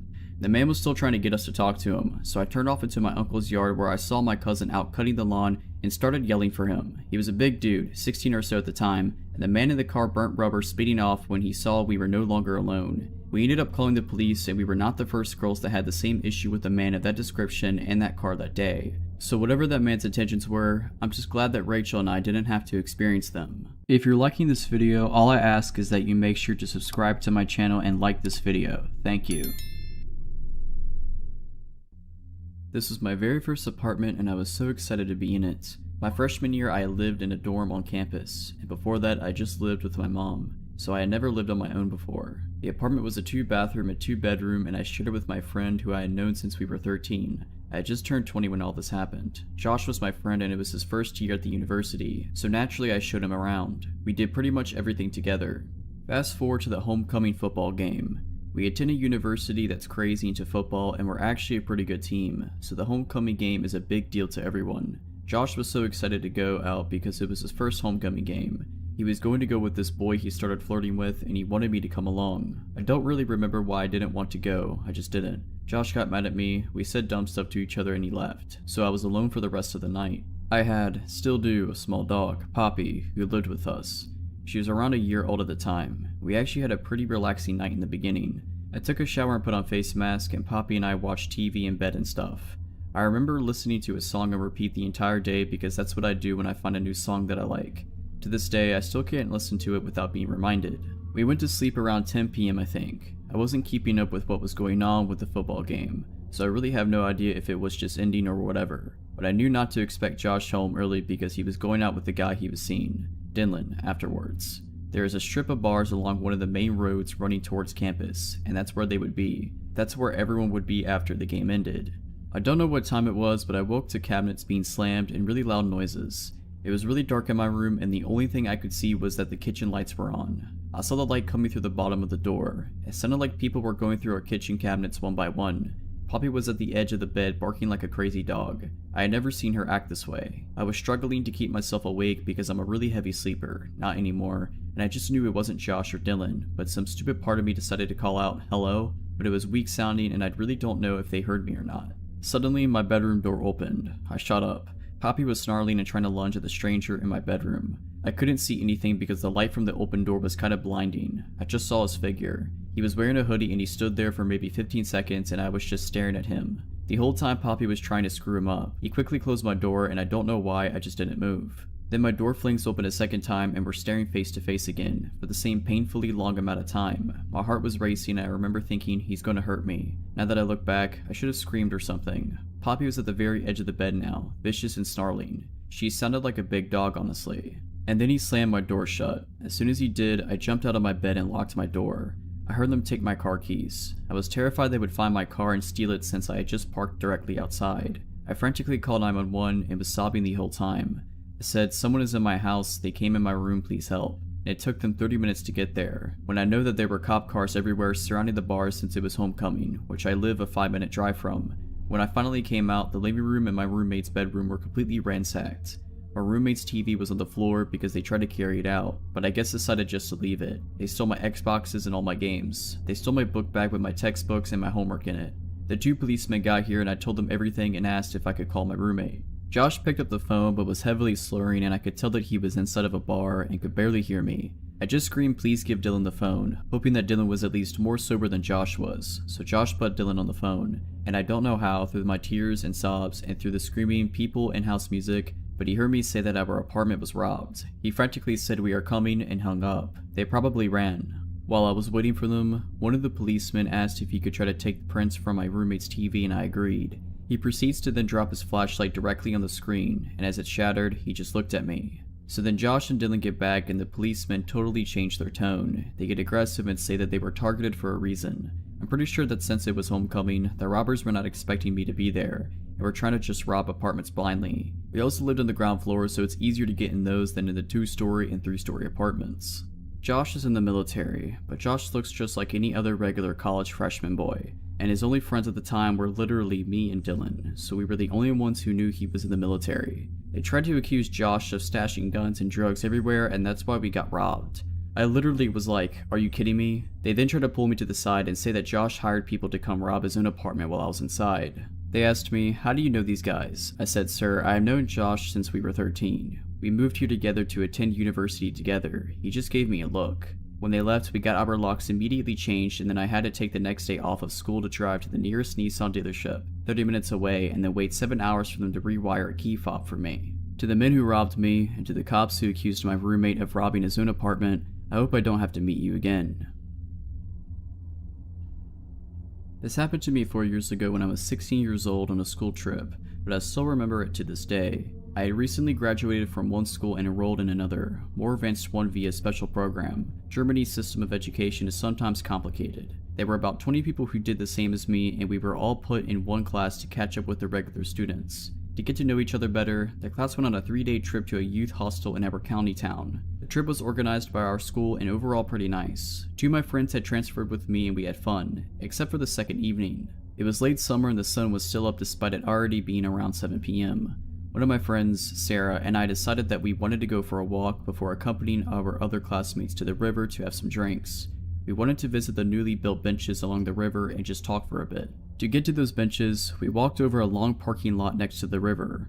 Between the parking lot and the river, there was a small path which was, in some places, divided from the parking lot by a small grass strip with a few bushes and trees. On the other side of the parking lot, there was a bridge approach which could be used by cars and pedestrians alike. This will get relevant later. There were some rocks in the parking lot to prevent cars from driving too far and falling into the river. My friend and I had some fun by jumping from one rock to the other. At some point, a man on a bicycle, probably in his early 20s, emerged next to us on the other side of the parking lot. He applauded us for some weird reason we didn't understand. My friend applauded back ironically, and we just continued walking but stopped jumping on the rocks. When we arrived at the benches, we chose the first one we came across and sat down. Bicycle guy stopped right next to us, got off his bike and just lingered. I started to feel uneasy, but since there were no free benches left, I thought he just wanted to hang out there too. At some point, he pulled out his cell phone and called someone. Even though he was right next to us the whole time, I couldn't understand him because he was speaking a foreign language. Sarah and I sat there for about 1 to 2 hours until it started getting darker. Bicycle guy was still right next to us and still on the phone, circling the area around us and just generally creeping us out by continuously staring at us.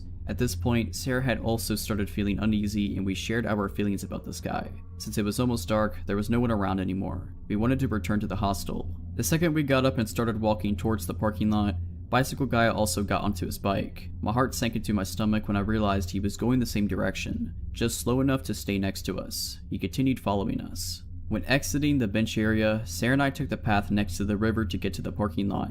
Directly at the beginning of the parking lot, there was one part where the path had one of the strips with trees next to it. Bicycle guy directly went past us and onto the parking lot, passing the trees on the right side. We went to the left. He continued staring at us before he went further ahead. The second Sarah and I set a foot on the path, I stopped her and told her that if he turned around after the trees to get onto our path, which he would have no reason for if he didn't want anything from us, we would turn around and run the opposite direction. Well, Bicycle guy turned onto our path. We booked it out of there as fast as we could while desperately clutching each other's hands while Bicycle guy was following us. There was not a single person around to help us, so running was our only chance. We couldn't process what was happening to us in that moment, but we just knew that we needed to run. Remember the bridge approach I mentioned earlier? We went across the smallest part of the parking lot and went up there so we could take another route back. While walking up the narrow sidewalk, still grabbing each other's hands, we glanced down into the parking lot. If I hadn't been sure that he was following us, then I definitely was in that moment. Down on the parking lot there was Bicycle guy, circling the area and staring us down while we were almost running up the bridge. It got even worse. We were halfway up when suddenly,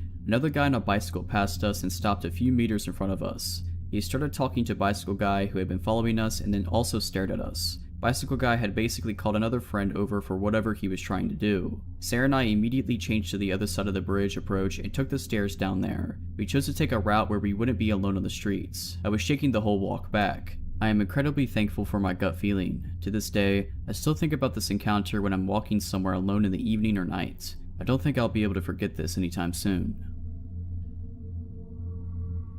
For background, my family moved to the countryside from the city when I was about 7 years old, and I'm 21 now. Both my parents had grown up in the suburbs, and I lived in the capital of our state for about 10 years before we moved. It definitely took us some time to get used to the train tracks that ran by our house, the wild animals, the weird but kind neighbors, and the odd visitors. Another thing is that if you get off the main road and turn onto a long gravel drive to get up to our house, we can see the entire length of the driveway from certain points in our yard, which is about 3 acres. A few years after we moved in, my dad got a promotion at work, and as a result, started to go to conferences and business trips that lasted from a few days to a week, at least a couple times a year. My mom felt nervous about being home alone with 2 young kids. I was 10 and my brother was 6, and so we decided to get a dog. We knew we wanted a big dog, but something that would be gentle with my brother and I. After a few weeks looking at shelters, we took home Rocky. He was 9 months when we took him home, and already pushing 70 pounds. We believe he's a German Shepherd mixed with some northern or mountain breed. We aren't sure to this day, but he's a massive red-colored dog with a long black muzzle and ears, and a fluffy tail that he carries over his back, and a white stripe up his nose. It wasn't long until he was 100 pounds, and an absolute force to be reckoned with.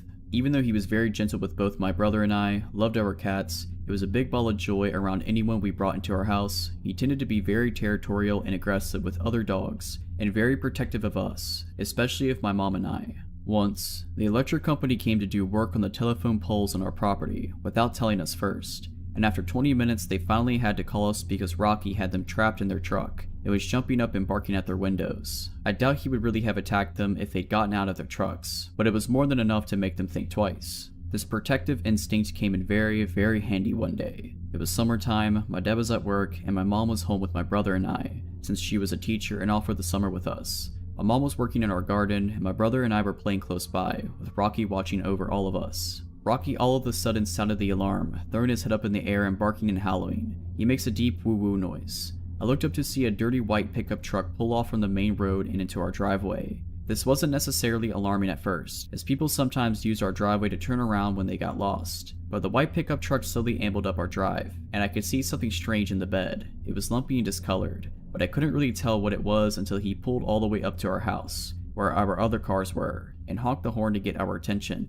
It was meat. Giant, red chunks of meat with some of the limbs of various animals still attached. It was the creepiest thing I'd ever seen in my life. Just a weird man who looked to be in his early 50s, driving a pickup truck full of meat in the southern July heat. I immediately just got a really bad vibe from the guy, and I remember my mom telling my brother and I to go inside, and we did, but watched out the glass door. Rocky had surprisingly been quiet at that point, but was now next to my mom, and she had her hand around his collar. The guy rolled down his window and asked my mom if she wanted to purchase some meat. My mom said no and to please leave our property. Instead, he went on about the different types of meat, and asking how much we wanted, beef, venison, pork, etc. My mom asked him to leave again, but instead, he decided to get out of the nasty white pickup. As soon as his feet were on the ground, Rocky went ballistic, barking and snarling. This finally made the guy stop. He looked at Rocky, looked at my mom, and asked, "Does your dog bite?" And my mom, deathly serious, replied, "Only if I tell him to." The guy took one more look at Rocky, and I'm guessing decided not to mess with the giant, snarling beast. He got back in his truck, backed up, and headed back down our driveway. I don't know if he was really selling the meat or not, but apparently he'd been around to our neighbors, who also had gotten a really bad vibe from him. We'll never know what he was really up to with his giant slabs of meat in the bed of his pickup truck. Maybe he was just a weird guy trying to sell some sketchy meat. Maybe he was looking for something else. We never saw that guy again. Rocky's still kicking it, by the way. He's almost 15 and completely deaf, but he's still out in the yard on summer days, watching over us. I was hiking in the Olympic National Forest a few years ago, by myself and my 2 dogs. We were 4 days in, around 20 miles at least as a crow flies from even a known mountain road. I was camping at around 7,000 feet that night, or right where the tree line started thinning out. So when we got to the campsite, a big open meadow on top of a secondary mountain, it was about an hour from sunset. My big dog usually runs around within proximity of the camp as I put the tent up / make dinner, etc. But I noticed this time was a little different. He kept staring up this steep tree-filled mountainside, tail straight up and barking. Now the day before I had found a note left under a rock at the last landmark, saying that there was a problem bear in the area that was harassing a party of campers a few days ago. And I myself had seen big cat tracks the day before, so I was rightfully concerned that this may be more than just ground squirrels. I decided to go climb some of the boulders at the foot of the hill while I took my time looking up the hillside for movement, before I went to go hang my bear bag up there. They were the only trees around to hang the bag. I didn't see or hear anything, but my dog kept quietly whining like there was something up there. So while still concerned, I started hiking up this steep hill to hand the bag. It was so steep I had to use the trees to balance and lean against so I didn't go tumbling down, before making another 5 to 6 step push to the next tree I could just lean against. Anyway, I'm slowly making up this hill ridge, hopping from tree to tree to keep my balance. Then I get about 100 feet up the hill, and I hear a whole lot of big movement at about 50 feet in front of me. My dog immediately goes from a deep low growl to a savage, slobber flying everywhere type barking now. My heart starts pounding out of my chest, and I start to panic. A million thoughts go racing through my head in the matter of seconds. Because if this is a bear, my dog is going to try to save me, in which he will most likely die, and I'm stuck here. If I have to get off that hillside fast, I almost 100% am going to trip and fall off the 12-15 foot cliff onto the boulders below, like hundreds of 5 to 20 foot boulders, so I'm feeling pretty screwed about now. Then I hear my other little dog start barking and freaking out down at my campsite, which is just out of sight. I had zipped her in my tent, so she didn't wander off like I was away, so yeah, I'm absolutely panicking at this point. A few seconds after I kinda snap back to it, I take another few seconds to start to put my survival priorities in order, and call my dog back to me. He comes and sits against my feet, as my back is against a tree, so I'm kinda pinned / stuck there for a moment, but my dog was seemingly trying to separate me from something up there, so I let him lean against me while I try to collect myself. This is when I realized I'd completely forgot that I had my headlamp on. I reach up so fast up to turn my lamp on, I basically punch myself in the face. I'm having some serious adrenaline dumps going right now, so much so that my knees are starting to shake. I get my lamp on and peer up the hillside. I figure I'll at least get a reflection off the eyes of whatever is up there. Peering and peering, nothing. But I had just heard something. We both did, and whatever it was didn't get away, or sound like it had made it too far. I knew something was there, so I'm kinda just steadfast at this point.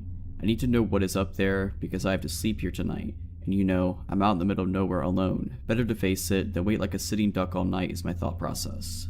So yeah, as I'm looking up this hill, and at one point my dog lunges forward, unpinning me. He does a fake / bluff charge up the hill about 15 feet, and I mean he's snarling and foaming at the mouth at this point. As he does this, I finally see movement, something moving up and breaking the line of the horizon / sunset.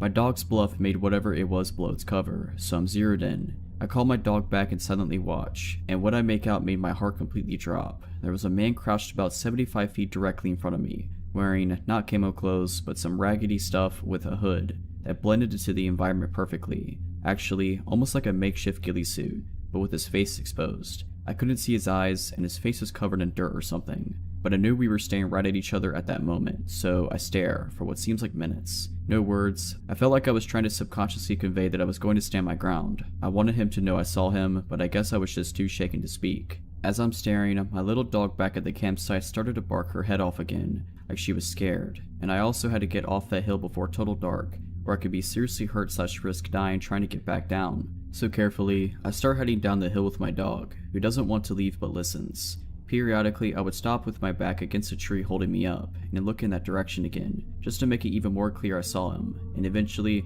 I make it down to the boulders at the bottom. By the time I finally jumped down and hit the boulders, my little dog had stopped barking. I could only see the top of my tent from the bottom of the boulders. I thought she was barking just to bark back, or at my dog, but when I get there, my little dog had somehow got out of the tent and was walking around the camp growling, with her tail sticking straight out. Still trying to hold it together, I thought okay, maybe she just got her nose between the zippers and worked her way out, but I was positive I had zipped it so the zipper tab / openings was at the very top of the tent door, out of reach. So, in a mixture of being terrified, pissed off, and the feeling of needing to do something, I reached into my day bag and pulled out my pistol. I fired a single shot into the air as the sun was setting, climbed into my tent without eating, and lay with my gun next to me until first light. As soon as the sun came up, I was packing up my stuff and leaving, heading back down the mountain.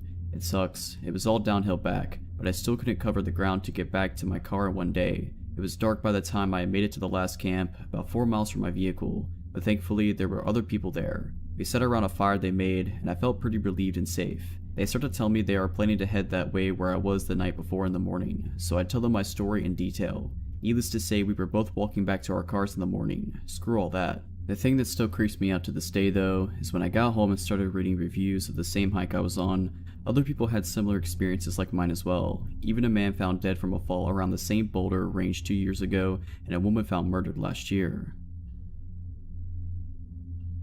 This happened when I was growing up, around 2004 or 2005 when I was about 13 years old. It took place in a rural area, a good ways outside the town of Uvalde, Texas. The town itself was really small back then and not much to look at. It's just one of those towns that really isn't on the way to anywhere important. My father knew someone who owned a deer lease that was about 1,000 acres, down outside of that area, and was complaining about a ton of hogs that were tearing up their land. Being open season on hogs in the south, my dad thought he would surprise me that summer and take me down for a week to go hunting for them. Not only did that help him with networking for his job, but also gave us some quality father and son time. I remember the drive down there from Dallas was torture. It was about 7 hours in my dad's hardtop Jeep Wrangler. That car was so uncomfy, I hated it. All I had to do was either stare out the window or try and beat Super Mario Land 2 on my Game Boy Pocket, something I was never able to accomplish in my youth. The drive, obviously, took most of the day, so we got there in the early evening. The owner of the land had told my dad that he hadn't had anyone else lease it that year yet, and the cabin and the property might be a little rough and dusty. I didn't really care. At this point in my life, I had been in scouts for a couple years and spent a lot of my free time in the woods or fishing with friends.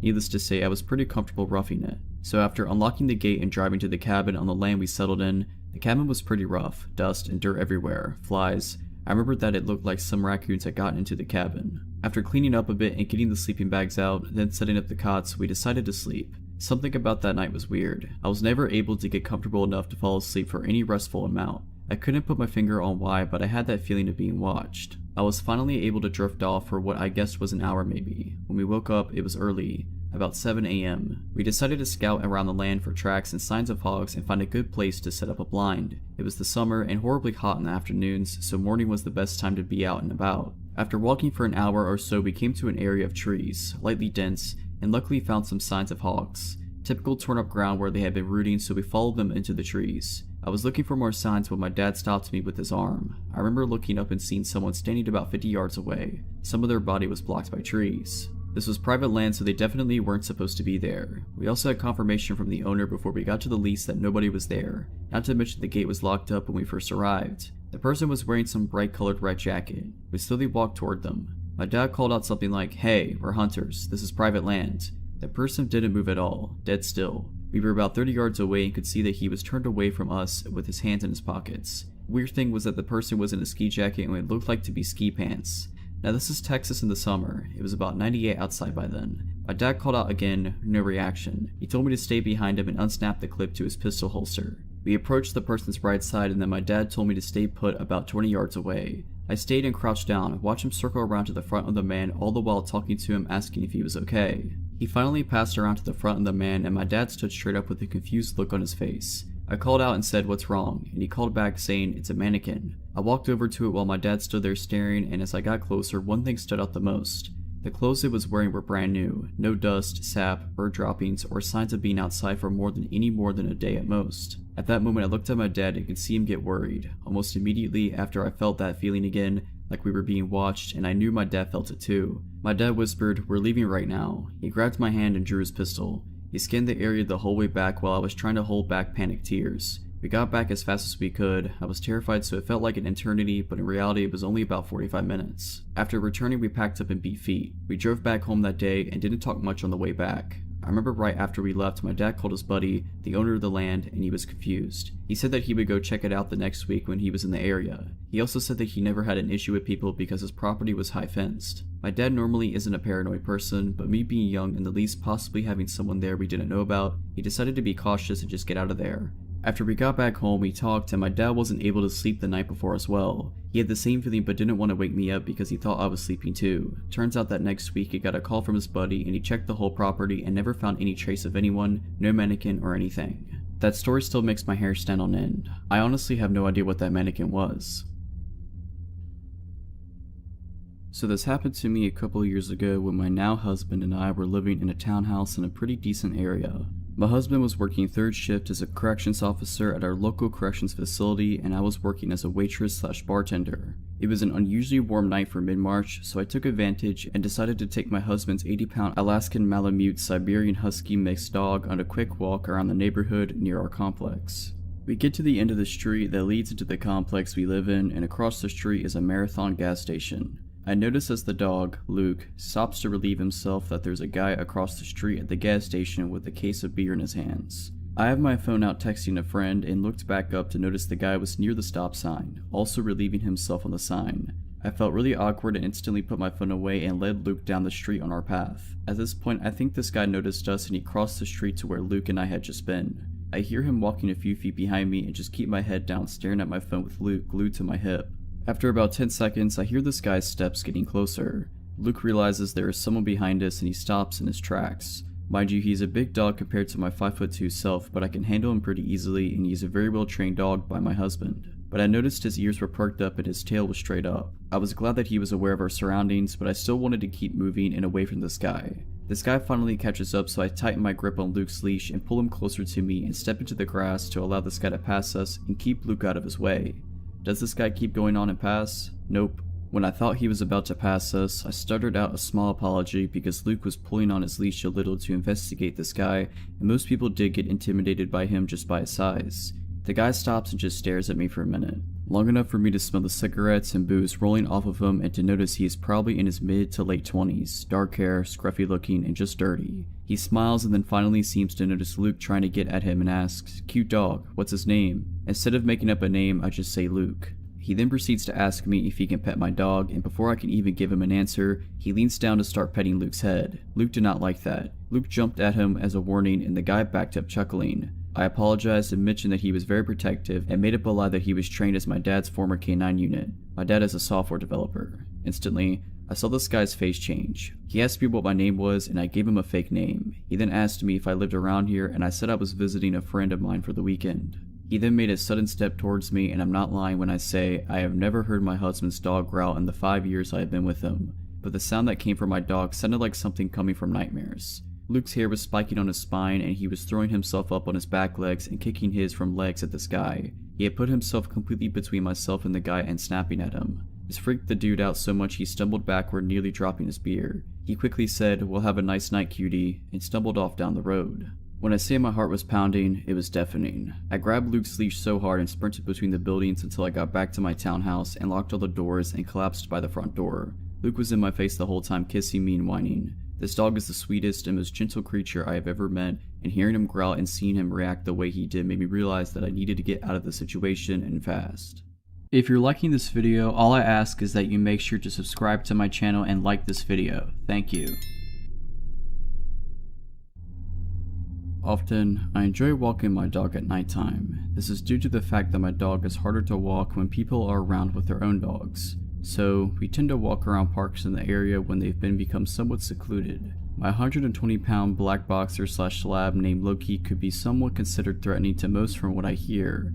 I figured his size would be used as a deterrent for anyone looking to cause nightly troubles. I was dead wrong. On one specific night in the fall of 2016, I could recall of an encounter that reminds me of why I am so reluctant to walk around once daylight falls. This specific park is one I have been to a couple times, and from what I remember, this park is usually secluded around 6:30 and later. Aside from a couple of joggers or very few other dog walkers, not many people walk the same path I take.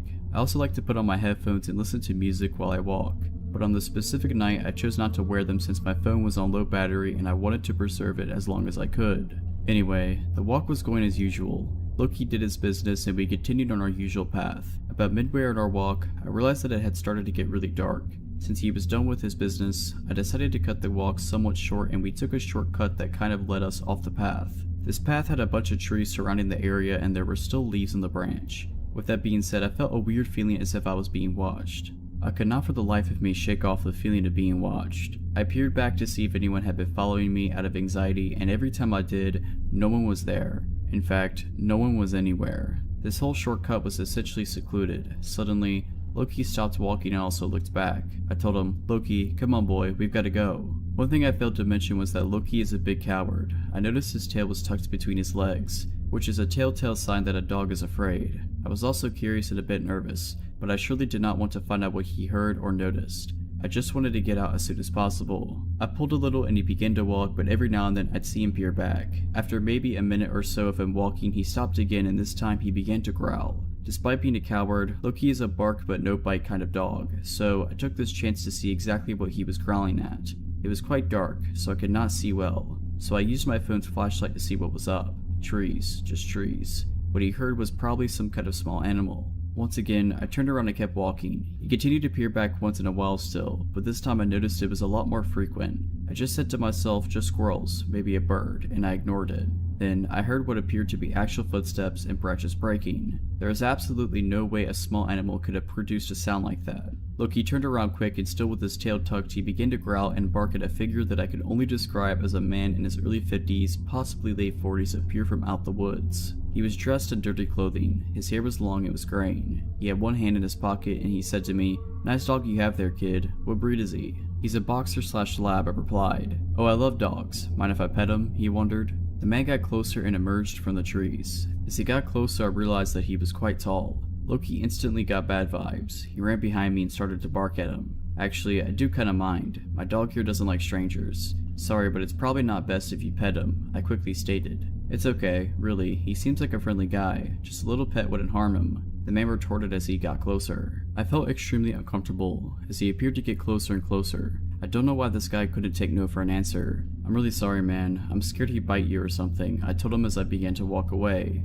"I don't know why you just won't let me introduce myself to him," the guy replied angrily. This time I began to speed walk. I was very uncomfortable and my fight or flight instincts began to take over. He followed us and kept muttering curses to himself. I don't know if this man was under the influence of something, but he did not let up. I won't lie, I started to get a little angry. Why can't a guy just take no for an answer? He began to match my speed, almost as if he was trying to catch up to us. Loki and I both took this as an answer to start sprinting a bit. I don't remember much of the running, it was all a blur to me, but I do remember the spine-tingling feeling of hearing his footsteps rapidly increasing behind me. For a man of his stature, he was quite fast. I also realized that his intentions may have not been just to pet my dog. No one reasonable would go that far just to pet a dog that clearly wanted nothing to do with him. I looked behind me and he was in pursuit. Maybe about 10 feet behind me he was chasing us. Finally, the path led to the park exit and into the busier streets. I lived about 10 minutes away from the park. I made sure no one was following me and I even made sure to walk on the populated streets. After what seemed like an eternity, we got home, but I knew for a fact that I was not going to get any sleep.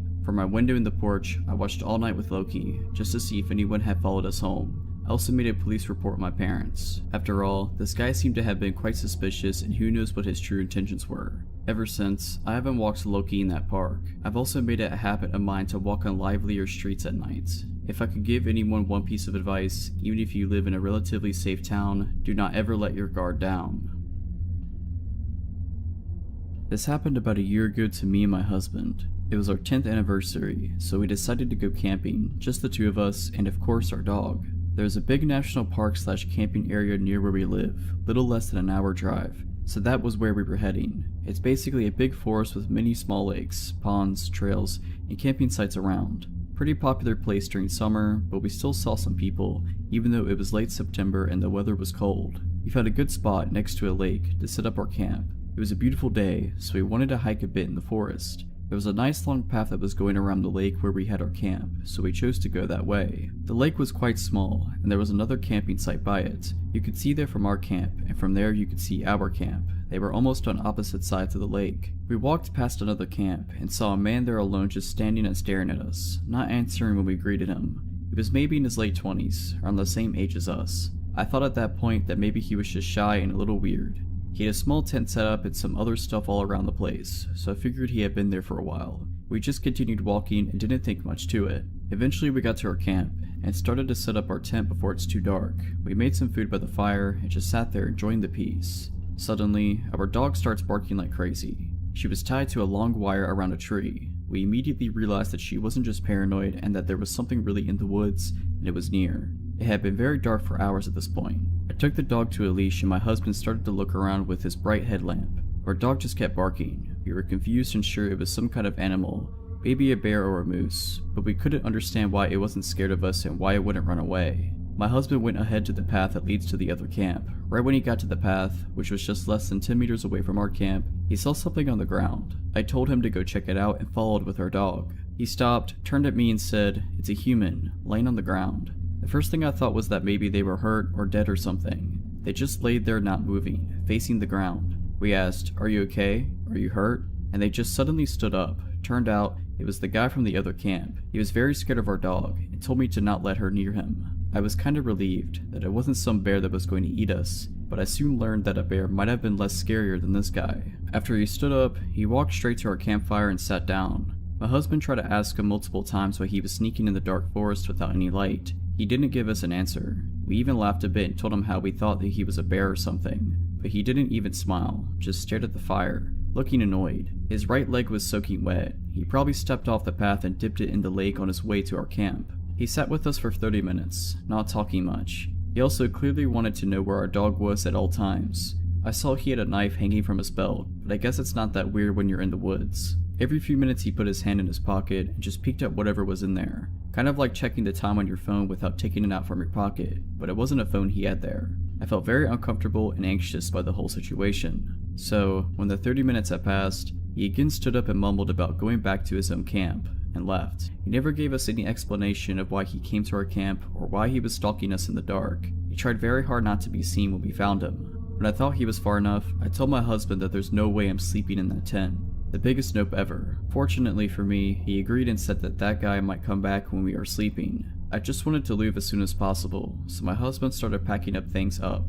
Our car's nearby, thank goodness, and I was guarding and looking around with the light if he comes back. Just when we had almost all of our stuff in the car, I saw a quick flash of light on the path from the guy's camp towards ours. He was coming back. Maybe he thought we went to sleep because he couldn't see our campfire anymore. So yeah, we got in the car and left real quick. I don't know if we overreacted, but I had such a bad feeling about him. Who crawls in the dark, wet forest alone just to stalk some strangers? What would have he done if our dog wouldn't have hurt him? What were his motives? I don't know and didn't want to stay there and find out. I'm just glad that we had our dog with us. There's a chance that she saved our lives. This happened to me when I was 19 and in college. I met a guy named Sam through a friend of a friend. Sam seemed nice enough and I would see him around, but that's as far as it went. One day we managed to end up alone. As I'm coming out of my building, he sees me and starts chatting me up. At first it was simple small talk, but I became uncomfortable once he starts complimenting me saying I have nice teeth. Not nice smile, but nice teeth. I thought this was a weird way to phrase a compliment, but I just ignore it. He then goes on to ask me, "What are you?" meaning he wants to know my ethnicity. I tell him I'm Latina. He asks if I speak Spanish and I say yes. He makes a comment saying he likes Shakira's music and that he likes her song La Tortura. He then asks me what La Tortura means. I tell him it translates to the torture. I notice his eyes get wide and he starts smiling. At this point I'm done talking to him and I tell him I have to go. I make a mental note to stay away from him after that because throughout the rest of the conversation he had a really creepy smile on his face. I get busy with classes so I forget about him quickly. One day I get a call on my cell phone from an unknown number. I decide to answer it and I hear a raspy male voice breathe heavily and say, "La Tortura." I hang up and think what was that, but I just take it as a stupid prank and move on with my day. For the next week or two I keep getting calls from an unknown number but I don't answer.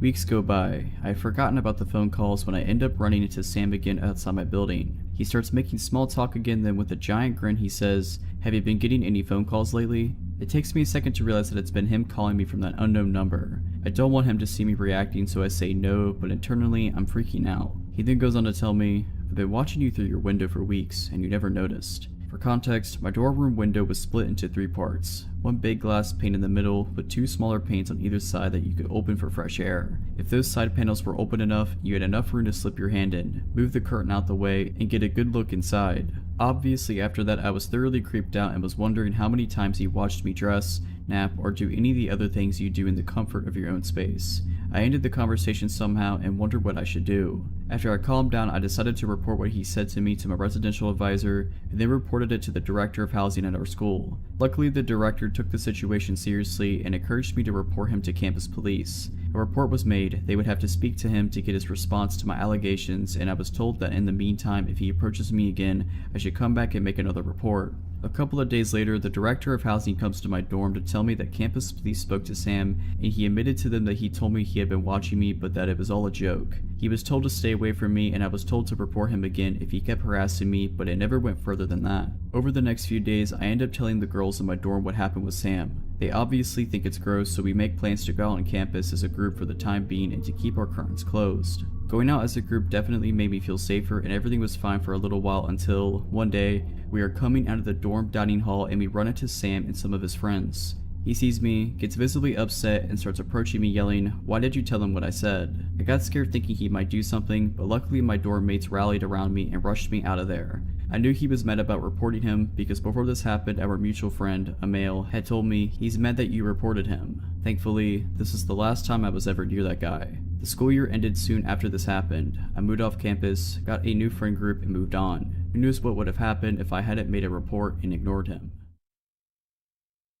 When I was 16, I used to attend English classes that were for people of all ages, so I was used to having colleagues older than me that also wanted to improve their language skills. I was really close to another girl my age back then, Jasmine. She was much more popular than me, so she would always introduce me to new people. One day I noticed this guy in her group. He was 32 and very talkative, always smiling. For some reason though, he made me feel uncomfortable from the get-go. I think it's because he would stare at me for no apparent reason. While everyone was talking as a group, he seemed to address me specifically every time, but I didn't give it much thought. As the days passed, he started waiting around before my classroom door and started conversations about my friendship with Jasmine, my high school, my family, etc. I thought it was weird that he was so interested, given that he was much older, but I felt guilty for feeling bad, like he was just being nice and I was being mean to think he was weird. I should have listened to my instinct. Instead, I forced myself to answer, to make small talk. He told me how close he was with Jasmine and that made me feel a bit safer. When I asked her about him though, she said she didn't know him that well, but that he seemed nice enough. One day I got a call from a number I didn't recognize. When I picked it up, it was him. He said he got my number from Jasmine. I was upset and confronted her about giving my number to him, and she said he insisted, so she ended up agreeing to it. He started calling me all the time, like 2 to 3 times a day, to ask about my day, saying he missed me and wanted to chat. He started telling me private stuff about his life because he felt like he could talk to me since I was so mature for my age. I didn't like it, so I stopped answering, or would make an excuse and quickly hang up. Then he would send me messages. That's when things started getting worse. The messages would vary in tone. Sometimes they were really childish, with lots of emojis. He would wish me a lovely day or say he was thinking of me. Other times they would simply say, "You're so pretty," "too pretty," with no context. He would say he was glad I didn't have a boyfriend, that I should never get one or he would be mad. I never answered to those and showed them to Jasmine. I told her I didn't want to see or talk to him anymore before or after class, and she said she would help. I started going to class late so I wouldn't meet him in the corridors. I leave class immediately after the end, but I saw him watching me. I could feel he knew what I was doing but actually sort of enjoyed it. I felt like it was a game to him, making me feel uncomfortable. He stopped talking to Jasmine and everyone else, but continued to message me saying, "I miss you," or "Why are you so busy?" I blocked his number. I thought that would be the end of it, and started relaxing a bit, but one day I was talking to another girl outside the school and he showed up, with a big smile, and said that it's been too long, and why I wasn't answering his messages. He acted like he was worried about me, that I was studying too much, etc. He invited me to go have a coffee with him in his house. I told him no and went inside, where I pretended to study in the library until he left. He waited around doing nothing more for an hour. I started really being scared then. Since that day he invited me to his house, he became more aggressive, making fun of me whenever he bumped into each other in the corridor, saying stuff like, "Still busy," or "I'm in no hurry." He found my social medias and sent me messages there, each time more explicit. He would comment on my pictures saying I was sexy and that he knew what I was up to, teasing me. I blocked him everywhere, but I always felt like he was watching me all the time. He stopped talking to me but would always stare at me in class. One day I was going back home alone after class. I noticed a car was right next to me, driving slowly, and when I looked it was him. He talked to me through the window and invited me in, said he would give me a ride home. It was a residential street, not many people around. I said no and continued walking. He kept insisting and saying he knew where I lived, he could drop me there. I started walking fast then, stopped interacting with him at all. I just wanted to get to the main road so there would be more people around. He got angry then, said, "Get in a voice I almost didn't recognize. I looked at him in shock and his facial expression had changed completely. He had a dark look in his eyes, no smile at all. He looked like he wanted to hurt me. So I ran and got into the first shop I saw, a mini market. I waited until his car left and then sped home. After that I didn't want to go back to class. I asked my mom to change classes. I never told her why. For some reason I felt ashamed, like I somehow caused the situation. I finished the semester without incidents and thought it was all over, but after 2 years, yes, 2 whole years, he came back. By then I was starting university, and any thoughts of him were out of my mind, until he created a new account on Facebook and started messaging me again, like nothing happened, like no time had gone by. He said he was hurt I cut him out of my life, that he wanted to be my friend. I blocked every account he made without ever answering. One day to my panic he showed up in my campus. I went to a university that was close from home, but still, it couldn't have been a coincidence. He was just across the street, watching me. I hurried and got into a bus before he could talk to me. The next week I wasn't so lucky. I was eating a snack at the cafeteria with a group of friends and he just suddenly came by and introduced himself to everyone, like we were old friends.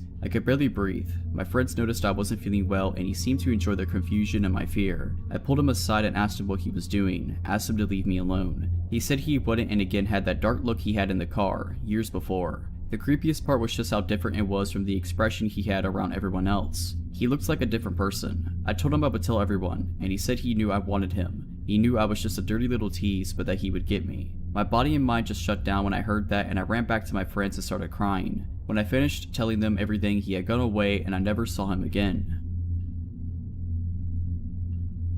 When I was 16, what feels like eons ago, I started going to high school that had a public library in it. Upon entering the front doors of the school, there was a wide hallway with the entrance to the library being a straight walk from the school entrance. So it wasn't like outsiders had to walk through the halls to get to it. But it really bothered me that anyone with a library card could be in our school at any given moment that it was open, even if they were only supposed to check out books or use a computer. Having said that, I rarely saw adults that weren't school employees in the library during school hours. My family didn't always have the electricity on, much less the internet, so I would often stay after school to do my homework in the library where I could use the computers. The librarian's desk was in the middle of the library and there were maybe 24 computers off to one side, in 4 or 5 rows. Other than that, there were a few small rooms where the book club would meet or someone could study privately, which were locked up when not in use. One afternoon I had a research essay to do. I think it was about Homer's Odyssey, so I had asked my dad to pick me up 2 hours after school ended. I went to the library immediately after my last class and chose a computer close to the librarian's desk.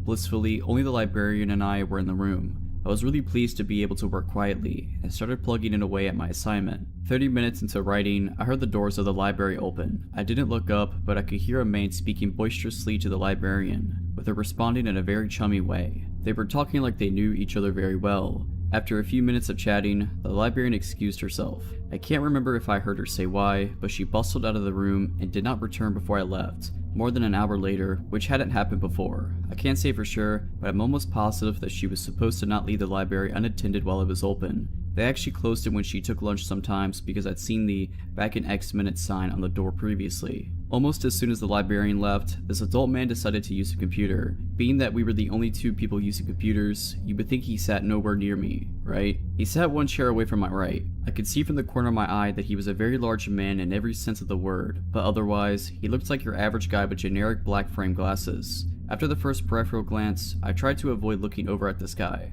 I also told myself that the librarian knew him, so he's probably okay. Just subdue checking his email. Nothing to be paranoid about. As I'm continuing to research for my essay and make notes, I start hearing this guy giggle in between clicking the mouse. At first quietly, but he starts chuckling within a minute. I didn't want to, but I felt my whole head turn to look at this guy's computer. His monitor was showing what appeared to be a photo covered by colorful jigsaw puzzle pieces. As the guy clicked on the puzzle piece outlines, they disappeared, revealing the picture underneath. When I first looked at it, the picture was completely visible except for two pieces. The image was a naked man posing with his arms over his head. The creep looked over at me, still chuckling. I had the feeling he was canvassing for my reaction, which was unmasked disgust. I logged off and moved to a different computer, which I thought sent the message that he may be uncomfortable. I logged into my new computer, and as soon as I started typing, the guy got up, walked over, and sat down next to me. I promptly stood up, kicking over my chair, unplugged the computer. I wanted to log out really fast, and ran out. My dad wasn't going to be there for another 30 minutes, at least. So I waited in the bathroom. Whenever it was about time for me to get picked up, I walked toward the front doors to leave the school, and I decided to peek in the library. The creep was sitting at the computer still, but his body was turned to face the doors and he was looking straight at me, with a big grin on his face. I dropped out of school that year, and this honestly played a part in that decision. I felt so vulnerable, and looking back I think that librarian might have been secretly creeped out by this guy and was playing nice in front of him. She might have made a lame excuse to leave the room so that she didn't have to entertain him, which I would understand if she wasn't leaving him alone with an underage student. I didn't trust the school to take it seriously, especially the librarian, so I didn't tell anyone. I just hope that guy isn't prowling around the high school still.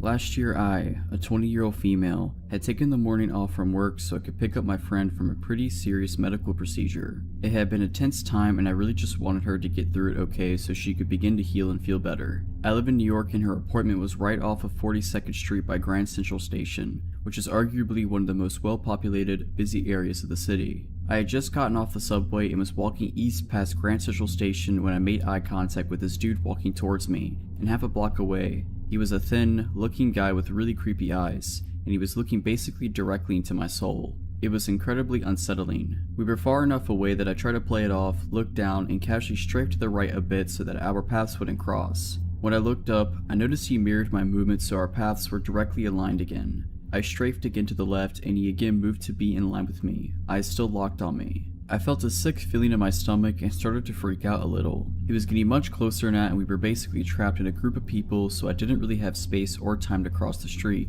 I also didn't want to turn around and go the opposite way because then my back would be towards him. I took my headphones out and kind of slowed down, but he was absolutely still coming for me. When he inevitably got close enough to me that we were within arm's reach of each other, I guess my fight or flight took over and I grabbed him by the shoulders and shoved him aside, sidestepping him. He was full on attempting to collide with me. The group of people around us barely reacted, which is crazy to me. I thought I dodged a bullet, except after shoving him out the way, he began screaming at me. I yelled back at him, "What were you doing? Get out of here, you're creepy, keep moving," and other random phrases that just felt right in the moment. Deep down I think I was just hoping if I made a scene someone would step in to help, but nobody did, and then I noticed that he'd stopped walking and had fully turned his body around to face me again, and then began to walk toward me again. He was yelling at me this time, calling me disgusting, crude names, telling me he was going to smack me and teach me a lesson, etc. I absolutely panicked and began jogging away, only to look back and realizing that he was now jogging after me, still threatening me and screaming at me. He was getting closer and all I could think was find a cop. You're at Grand Central, where are the cops? Not one stranger noticed or intervened. He was literally 10 feet away from me when I finally just ran up to the biggest, burliest dude I could find and yelled help at him. He was a little surprised and didn't do much, but this younger couple next to us stepped in. The guy got in between us and started telling the creepy dude to get lost, that he's making a scene, and that he needs to go, etc., while the girlfriend consoled me. The guy glared at me one last time until he finally turned and started walking away, still cursing. I thanked the couple and continued along my way, making it about 5 paces before absolutely breaking down in tears and calling a friend. Thank God for the coffee place nearby that let me loiter while I collected myself before going in to pick up my friend. I thank the universe for that brave couple that stepped in to protect me. To this day I wonder what the man would have done to me if I hadn't shoved him aside or if that couple hadn't stopped him from chasing me. Just goes to show, no matter how many people are around you, if you're having a bad feeling, listen to it, and don't be afraid to yell for help. If you're liking this video, all I ask is that you make sure to subscribe to my channel and like this video. Thank you. To give you a little background about myself, I'm a female from a South Asian country. That being said, there are some states which are relatively safe. 2019 had been a rough year for me, but by October I started feeling rather better and decided to take a solo trip for my birthday. I spoke to some friends and decided to head to the small village down south. My brother helped convince my overprotective mother as he'd already been there. To put her mind at ease, I decided to get pepper spray. Unfortunately, we couldn't find one, so I kept a bottle of deodorant and a knife handy. I decided to stay there for 5 days and booked a room at a guest house only for 2 days, thinking I'll check out this guest house that my friend had suggested and hopefully move there. To tell you a little bit more about this village, everyone is extremely friendly and warm, and they have tourists coming from all over the globe. Once I got to the room, I was a little paranoid because it seemed a bit dingy. Forget about a security system, the latch on the door was barely functional. The first night was a bit unsettling, but nothing happened. The next day was my birthday, so I rented a bike and went out exploring the village. Sometime after lunch, I decided to check out the guest house that my friend had recommended, which was a little secluded but extremely peaceful. As I reached there, I was greeted by the owner, who showed me around. This place had big huts on one side and a row of small rooms on the opposite side. I decided to take the latter as it was cheaper and I didn't plan on being in the room much anyway. We exchanged numbers and I told him I'll move in the next day. The next day, I got there and had lunch with the owner and he told me about the history of the place and a bit about himself. I realized that he wasn't around when my friend had been there. I was trying to read him, seeing if I was getting any creepy vibes from him since I was going to spend 2 nights there. I didn't see any red flags in particular. After lunch, I went to a restaurant that was right behind the guest house. I met some of the locals whom I was already acquainted with. Along with them were 2 new guys, one of whom was from my city. The 3 of us instantly clicked and started hanging out. Once it got dark, we came back to my guest house to chill, when the owner told us that he's planning a bonfire with some of his guests/friends who were sitting at another table. An hour passed as we ate and played cards, but those guys didn't seem like they were in the mood for a bonfire and soon left the place. Since the owner had already set things up, we decided to spend some time by the fire with him. We were all sitting and talking up until midnight, when the other 2 boys decided to take off as they weren't staying there. I told the owner that I head back to my room too. He tried to convince me to stay a bit longer, but I didn't want to be alone with him. My room's door had around 4 to 5 locks, but only 2 of them were functional. So I locked them and realized that the windows facing each other did not have any panes and the curtains were made with scraps of thin cloth, which meant anyone could peep inside and see everything. So I went into the bathroom to change and clean up. As soon as I stepped down and started taking my stuff from my bag, I heard someone whisper my name, twice. My heart skipped a beat and I froze for a few seconds. I decided to ignore it and quickly shut all the lights. Before going to bed, I decided to keep the bin right in front of the door, so in case someone tries to open it, it would make some noise. I took out my deodorant and knife and kept it right next to my pillow before laying in bed. I kept looking at both the windows on the side to see if anyone's outside. After about half an hour, the metallic door started rattling violently, as if someone was trying to force it open. Instantly, I stood up and got hold of the knife and deodorant. My mouth went dry and my heart started beating fast. I didn't know if I should scream because I only knew of one other girl who was staying in the opposite hut. After what felt like forever, the door stopped shaking and I collapsed into the bed. I checked the windows to see if anyone was walking by, but no one did. I tried to think of what it could have been. Maybe it was just the wind, but the curtains hadn't moved one bit. It had to be a person. I don't know when, but I passed out soon after. I woke up around 6 AM to see that it was almost bright outside. I closed my eyes and tried to go back to sleep, when it started happening again. Frantically, I shut up in bed again, ready to attack. But once again, it stopped after a few minutes. I didn't understand what was happening. I went closer to the door and got a look at the bin that I had kept by the door. It had moved away from its original position. Yes, something definitely happened. Not knowing what to do, I decided to go back to sleep. When I got out of the room later, I tried to read the owner's face, but it was just as hard to read as the day before. What worried me the most was that I had to spend another night in that room. I decided to not let that thought spoil the day and went out with the 2 friends I'd made for a trek and then to watch the sunset from a hilltop, where all the locals gathered to play music in the evening, including that owner. My new friends and I went somewhere else after that and then around 10 decided to head back to my guest house for dinner. As I was nearing the hotel, I got a text from the owner asking where I was. I didn't think much of it because it was late and he was probably wondering if I was safe. I didn't reply as we were almost there. When we sat down on the futon, the owner said I was just about to text you and showed me the message he typed on his phone. I was just thinking about you. I'm not sure what that meant, so I looked at his face trying to read him and realized he was trying to do the same. Quickly I decided to act normal and told him where we were. We all sat, met a couple more people, ate, smoked, and around 11, the guys decided to head to their guest houses. At that point, I got up and told him I'd head to my room too. He looked at the time and asked me why I was ending the night so early. I told him that I was really tired from all that walking and that I wanted to be up early. He didn't push any further as there were other people around. I went back to the room filled with anticipation and dread, but thankfully, nothing happened that night. The next day I checked out, but my bus wasn't until 5 p.m. I didn't want to be left alone with the owner, so I met up with the guys, leaving my luggage at the reception, which was also the eating area. When I came back, I picked up my bag and thanked him and left in a hurry. I still have no idea if it was the owner or the only helper that I saw around. Whoever it was trying to forcefully get through my door, let's not meet. I may have been 8 to 9 years old. I lived in a nice little middle-class neighborhood. One of my best friends, Raven, lived across the street diagonally, one house down, so I often spent evenings at her home after school. Raven's mom would always call my mom to let her know I was leaving and to expect me in the next minute or so. This way mom knew to unlock our front door. Often she stood and watched from the screen door to make sure I got across okay. I had begun noticing this beat-up red car, possibly an old Volkswagen or Buick, that would pass by almost every night as I ran back across the street. I would always head home just after dark, so possibly around 8:30 anytime I was leaving Raven's house. It was always rolling super slow, speed limit was 25 miles per hour, and I want to say this vehicle was always passed at maybe half that. One night as I was leaving perhaps a bit later than usual, I stepped out the side door of Raven's house just as the car was about to pass the house completely. It stopped in the road and backed up as I approached the side of the road. The window rolled down just as the car stopped in front of me. A little woman with short reddish brown hair and blue framed glasses was smiling sweetly at me. "Hi sweetheart, it's a little late for you to be out right now, isn't it?" she asked me. Her voice was low and pleasant. "No, mom lets me. I'm just walking home," I replied stupidly. "Oh gosh, how silly of your mom. There's all kinds of bad people out late at night. Where do you live, sugar? I'll give you a ride." Just then, my mom came bursting out the front door and screamed, "Leave her alone," as she began running to me. The woman's pleasant demeanor dropped and I heard her mutter a word, possibly as she slammed her foot on the gas and took off at well over the speed limit. She didn't stop at the nearby stop sign, just blasted through it to make her escape.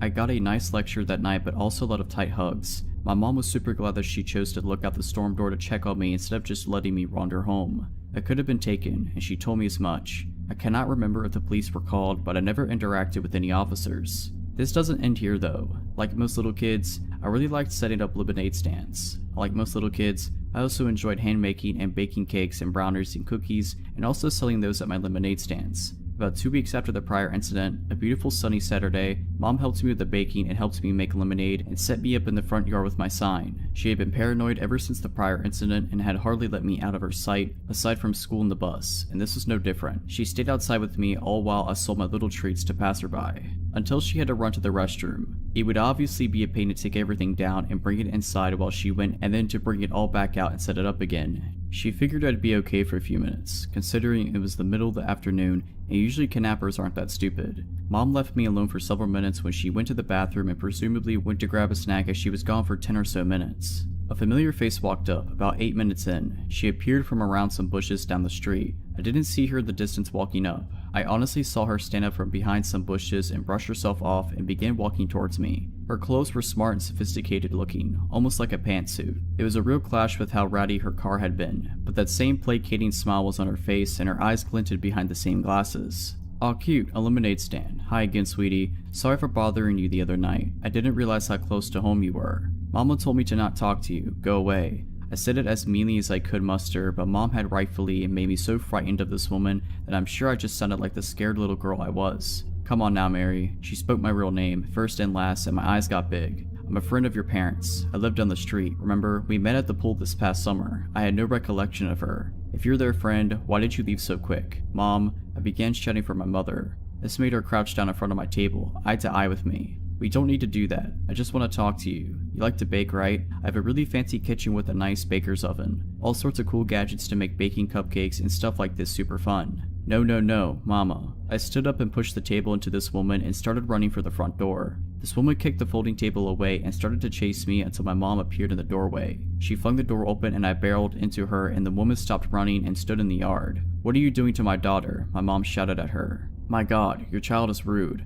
I was just trying to buy a cupcake and she shoved the table into me and ran. Now I have lemonade all over my clothes. The woman lied through her teeth. I don't think she was expecting my mom to come back. That's the lady from that night in the car. I was now trying to get around my mom and hide behind her. My mom pulled out her cell phone, and this time I know she called the police. The woman immediately ran off back the direction she came. The cops appeared. One took statements while the other one patrolled the neighborhood searching for her. They ended up finding her car parked at the grocery store that was up the road about half a mile at the other end of the neighborhood. They waited for her to show up and claim it. She never did. They couldn't find her. So, random lady in the red beater, please, let's not meet again. This happened a couple years ago when I was 16. I had just recently got my first job at a chain sandwich shop. It was located in the shopping mall outlet at the far end. There were quite a few businesses around it, including a restaurant down the way and a super Target on the other side of the mall on the far end of the parking lot. My parents were always super protective and taught me at a young age to be aware of my surroundings and protect myself, and rarely even let me walk alone to begin with. On this particular day, I had left my phone at home because I wasn't allowed to have it at work and had a daily time limit on it anyways. Thanks, Mom. I had ended up finishing up my shift early, and my mom was still shopping at the Target, so told me to go ahead and walk over to meet her. I began walking towards the Target and had to wait for passing cars. One silver car stopped and let me walk across. I smiled and waved thank you, and the man in the car did the same, and turned on the street going the direction I was walking. I didn't think anything of it, as it was a relatively busy parking lot and most of the shops are over on the other side by the Target. A minute or two goes by and I spot the same car now driving in the opposite direction towards me. I make a mental note but think I'm just overreacting. That is, until he turns back around. At this point I'm concerned and notice I'm now a part of the mall that's a little less crowded with a more empty parking lot. I get this uneasy feeling in my stomach that he's following me, and to test my hypothesis, I switch my direction. Instead of heading towards the Target, I walk towards the restaurant. The car immediately turns into the parking lot. I switch into freak out mode and speed walk to the front doors. In my time of panic, I didn't realize that the parking spots for the restaurant were completely empty. I pull on the doors and they're locked. They were apparently closed on Sundays. At this point, the man in the gray car was parked in the lot in front of the restaurant watching me. The way he was parked, I would have to pass this car to go back on the path I originally was on. I stand there a moment pretending not to notice and think about what to do next. I obviously don't want to walk any closer to the car than I already was. I decide to cut through the side shrubbery of the restaurant and head towards the closest shop I could find. The gray car comes out of the parking lot still following me and I bolt into the dollar store across from the restaurant. I see the gray car park and I walk up to one of the cashiers and explain what happened, and I ask if I could use her phone to speak to my mother. She says of course and tells me to stay in here until my mom comes to get me. I call my mom and tell her about the car and she of course freaks out. By this time, I think the man in the car caught on because he eventually backs out and leaves. My mom shows up and thanks the cashier lady and we drive to the Target. Aside from us both being shaken up, we were okay. It definitely ruined me for walking alone again. Now that I'm an adult and live on my own, I carry pepper spray and a pocket knife anywhere I go just in case. I rarely walk anywhere unless I'm with someone or it's only a few minutes away. It still scares me today to think of what could have happened, or what that man's intentions were. So, to the man in the gray car, let's not meet again. This all happened last summer when me and my childhood best friend, we were both 15, decided to go camping for her birthday. We were originally supposed to be a 5 to 6 person group, but it ended up being just the two of us. So we met at her grandma's house, me with my scooter and her with her mom in a car, and headed to our camping site for the next 2 nights. The camping site was very deep in the woods beside a public trail, but there were still neighbors who had a lot right next to the one we were using. My friend's mother warned us to not go take a walk on the left side of the trail, which would lead us to the weird and possibly dangerous neighbors. We obviously listened since we didn't want any trouble at all. So after unpacking most of our stuff, her mother left, letting us alone in the middle of the woods with only a 50cc scooter to get out in case of emergency, which, don't get me wrong, is very useful but not very fast. So we started doing our thing, eating junk food, listening to music, catching up on both of our lives, since we haven't talked in a very long time. She moved away a few years prior to this, so we don't get the chance to talk to each other that much. The sun was slowly going down. It was getting darker and darker. We were talking and singing when we heard an ATV coming on the trail. It was coming from the left side. Me and my friend freaked out a little, so we basically just locked the door and ran to the back of the camper. The ATV stopped on our camping site. We could hear 2 adult males talking to each other about whatever knows what. It took something like 5 minutes, but they finally left. At this point, we weren't that worried because we thought it was just some curious people who wanted to know if there was anyone in the camper, which had already been robbed in the past, so we just continued our stuff, listening to music and all. By this time, it was already dark outside and the moon wasn't out yet, leaving us with no other lights than our candle. There was no water and no electricity in the camper, which also meant we had to go outside to use the bathroom. Fortunately, it was a full moon night, so eventually the moon would come out and we will be able to see outside pretty well. So again we were talking, everything else was quiet, no music, no animal noises either, and then we heard an ATV coming our way once again, so we turned out all the candles and stopped talking, waiting in silence. We quickly sat on the ground of the camper to make sure no one could see us from outside because the curtains were still opened, and then we listened. The ATV stopped a little before coming up to our camping site and everything went silent. A couple minutes after that, we could hear footsteps all around the camper. Yes, it could have been an animal, but with the ATV sound and what happened after, we know it wasn't an animal. The steps eventually faded away. We then quietly moved to the back of the camper, closing every curtain, making sure the door was locked. We brought 2 knives with us. We eventually heard another noise. We immediately went silent and we hid the candlelight. We then heard the noise again. It was like someone was trying to open the camper door just by turning the handle. We then heard footsteps going all the way around the camper and we could hear the person testing every single window to see if any of them were opened. We were almost crying. After they tested all the windows, the steps faded away with maybe 1 hour of tranquility and silence during which we were quite panicking. When we finally calmed down, we heard noises at the door once again, but this time, it sounded more like someone was trying to unlock the door with a lockpick. We could hear the lockpick inside of the mechanism and then the person would try to turn the handle. After 5 minutes of trying, the person probably got mad and started turning the handle angrily and punching and kicking at the door. We were freaked out. I had my brand new iPhone in one hand, hesitating on calling the cops or no. No service was available at this location, but 911 can still work most of the time. The noise was still going on at the door and all around the camper. This lasted for at least 30 minutes. The person was trying every window and then at some point gave up once again. We then started to make up a plan. The noise at the door happened a couple more times. We acted as if we were more than 2 people in the camper, so we started acting like my friend's mother and sister were there, as if one of our guy friends was there, and we acted like the noise woke us up and we screamed at the people to go away and we got mad. Our plan worked, I guess, since we heard multiple people running away. The next morning, after making sure everything was okay, we got out of the camper and we saw that a bunch of the plants next to the camper had been stepped on. There were footsteps everywhere in the mud and everywhere around the camper. Since it was daytime and my friend's mother was supposed to come back to see us, to make sure we were okay, we decided to sit outside waiting for her. We were walking around waiting when a car slowed down in front of our campsite. It never stopped, but we saw the driver staring at us. Then maybe 10 minutes later it went by again and again and again, always giving us that menacing stare. When my friend's mother finally arrived, we asked her if anyone tried to prank us or make a joke, and she went on and asked every possible suspect, and no, it was not a prank. Everyone promised that if it was them, they would have told us, but it really wasn't them. We didn't sleep alone this time. We had someone else come sleep with us for the second night. I'm just glad they weren't able to open the door to the camper.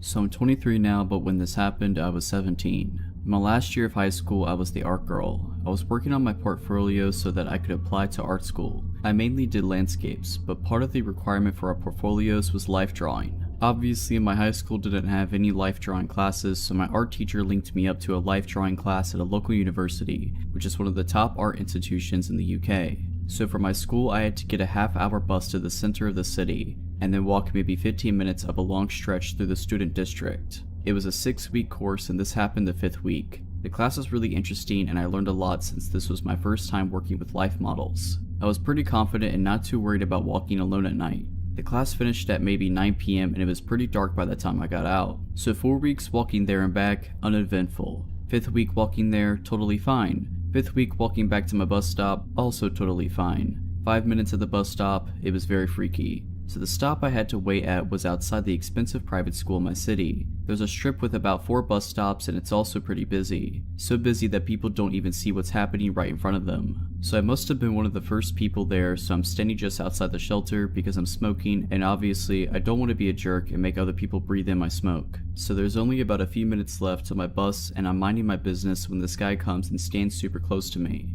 Like, not as in infringing a bit of my personal space here close, like literally I can feel him standing against me. He must have been in his 40s and just had that general creepy vibe and looked really grubby. So obviously I'm a bit freaked out and sidestep away. So does he. I look at him and he has the creepiest smug grin. But at this point I'm like, okay, he's trying to freak me out and he knows I know. I step away again, like fairly far away this time. He follows me again and is literally standing with the front of his body dead up against the back of mine. Honestly, I do not know how nobody noticed this or called him out. We were outside the shelter and it was dark. People are on their phones or their own conversations. I guess it must have been just that. I literally just froze in the moment, even though there were people around who would have helped. I don't want to overreact, maybe it's just a misunderstanding. I don't want to seem rude. So anyway, it gets worse. After dodging this creep for a few more moments as time dragged in slow, finally this bus comes around the corner. I know if I get on this bus before this guy, he is going to sit next to me, which is what I want to avoid. So politely I gesture and say after you.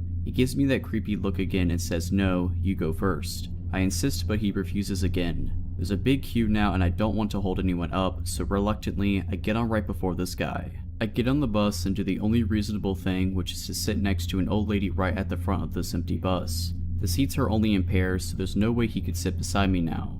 Like I said, this bus is almost empty, so where does he sit? In the seat directly behind me. I'm just sitting trying to ignore him, which is pretty difficult to do when this guy keeps leaning forward and literally playing with my hair. I have really long hair and his hands are on it. I pulled out my phone and tried to text my mom, but the sending bar would just stick. It happened to literally every time I tried to message her. Obviously, I was scared to call her. I didn't want him hearing what I had to say. I messaged my friend and told her what was happening and that I thought that if I got off this bus, the guy would most definitely follow me. I still had a 10-minute walk home after I got off this bus up a long straight road, so my friend calls my mom and tells her what's happening. My mom then calls me and relays what my friend had told her. Now, I'd been on this bus for about 15 to 20 minutes and my stop was coming up in 5. It's not a big city. My area is suburban and I don't know everyone, but I think I recognize most. I'd never seen this guy before. He wasn't local to my area, so I reasoned he had definitely been on this bus longer than his stop. Anyway, my mom called. I just said to her, I will be getting off this bus in 5 to 10 minutes. You need to get to X Street now and meet me. As soon as I said that, the creep pushes the button for the next stop. Literally as soon as I say it. He stands up and makes sure to bang into my arm and drag his body hard across me as he walks past, stares at me from the door and through the window as the bus drives away. I'm not 100% certain if he actually had bad intentions, or if he just got off on a 17-year-old girl who was on her own. The fact he pressed the button as soon as I confirmed someone was meeting me makes me think he did intend on following me. I didn't go to the final week of that class. This happened this past year, my senior year of undergrad. I attend a big university with 2 bus stops. The first one is for a smaller portion of the school, and the second one is the main one that people use, but they're pretty far apart. I got out of class and was next to the small bus stop around sunset.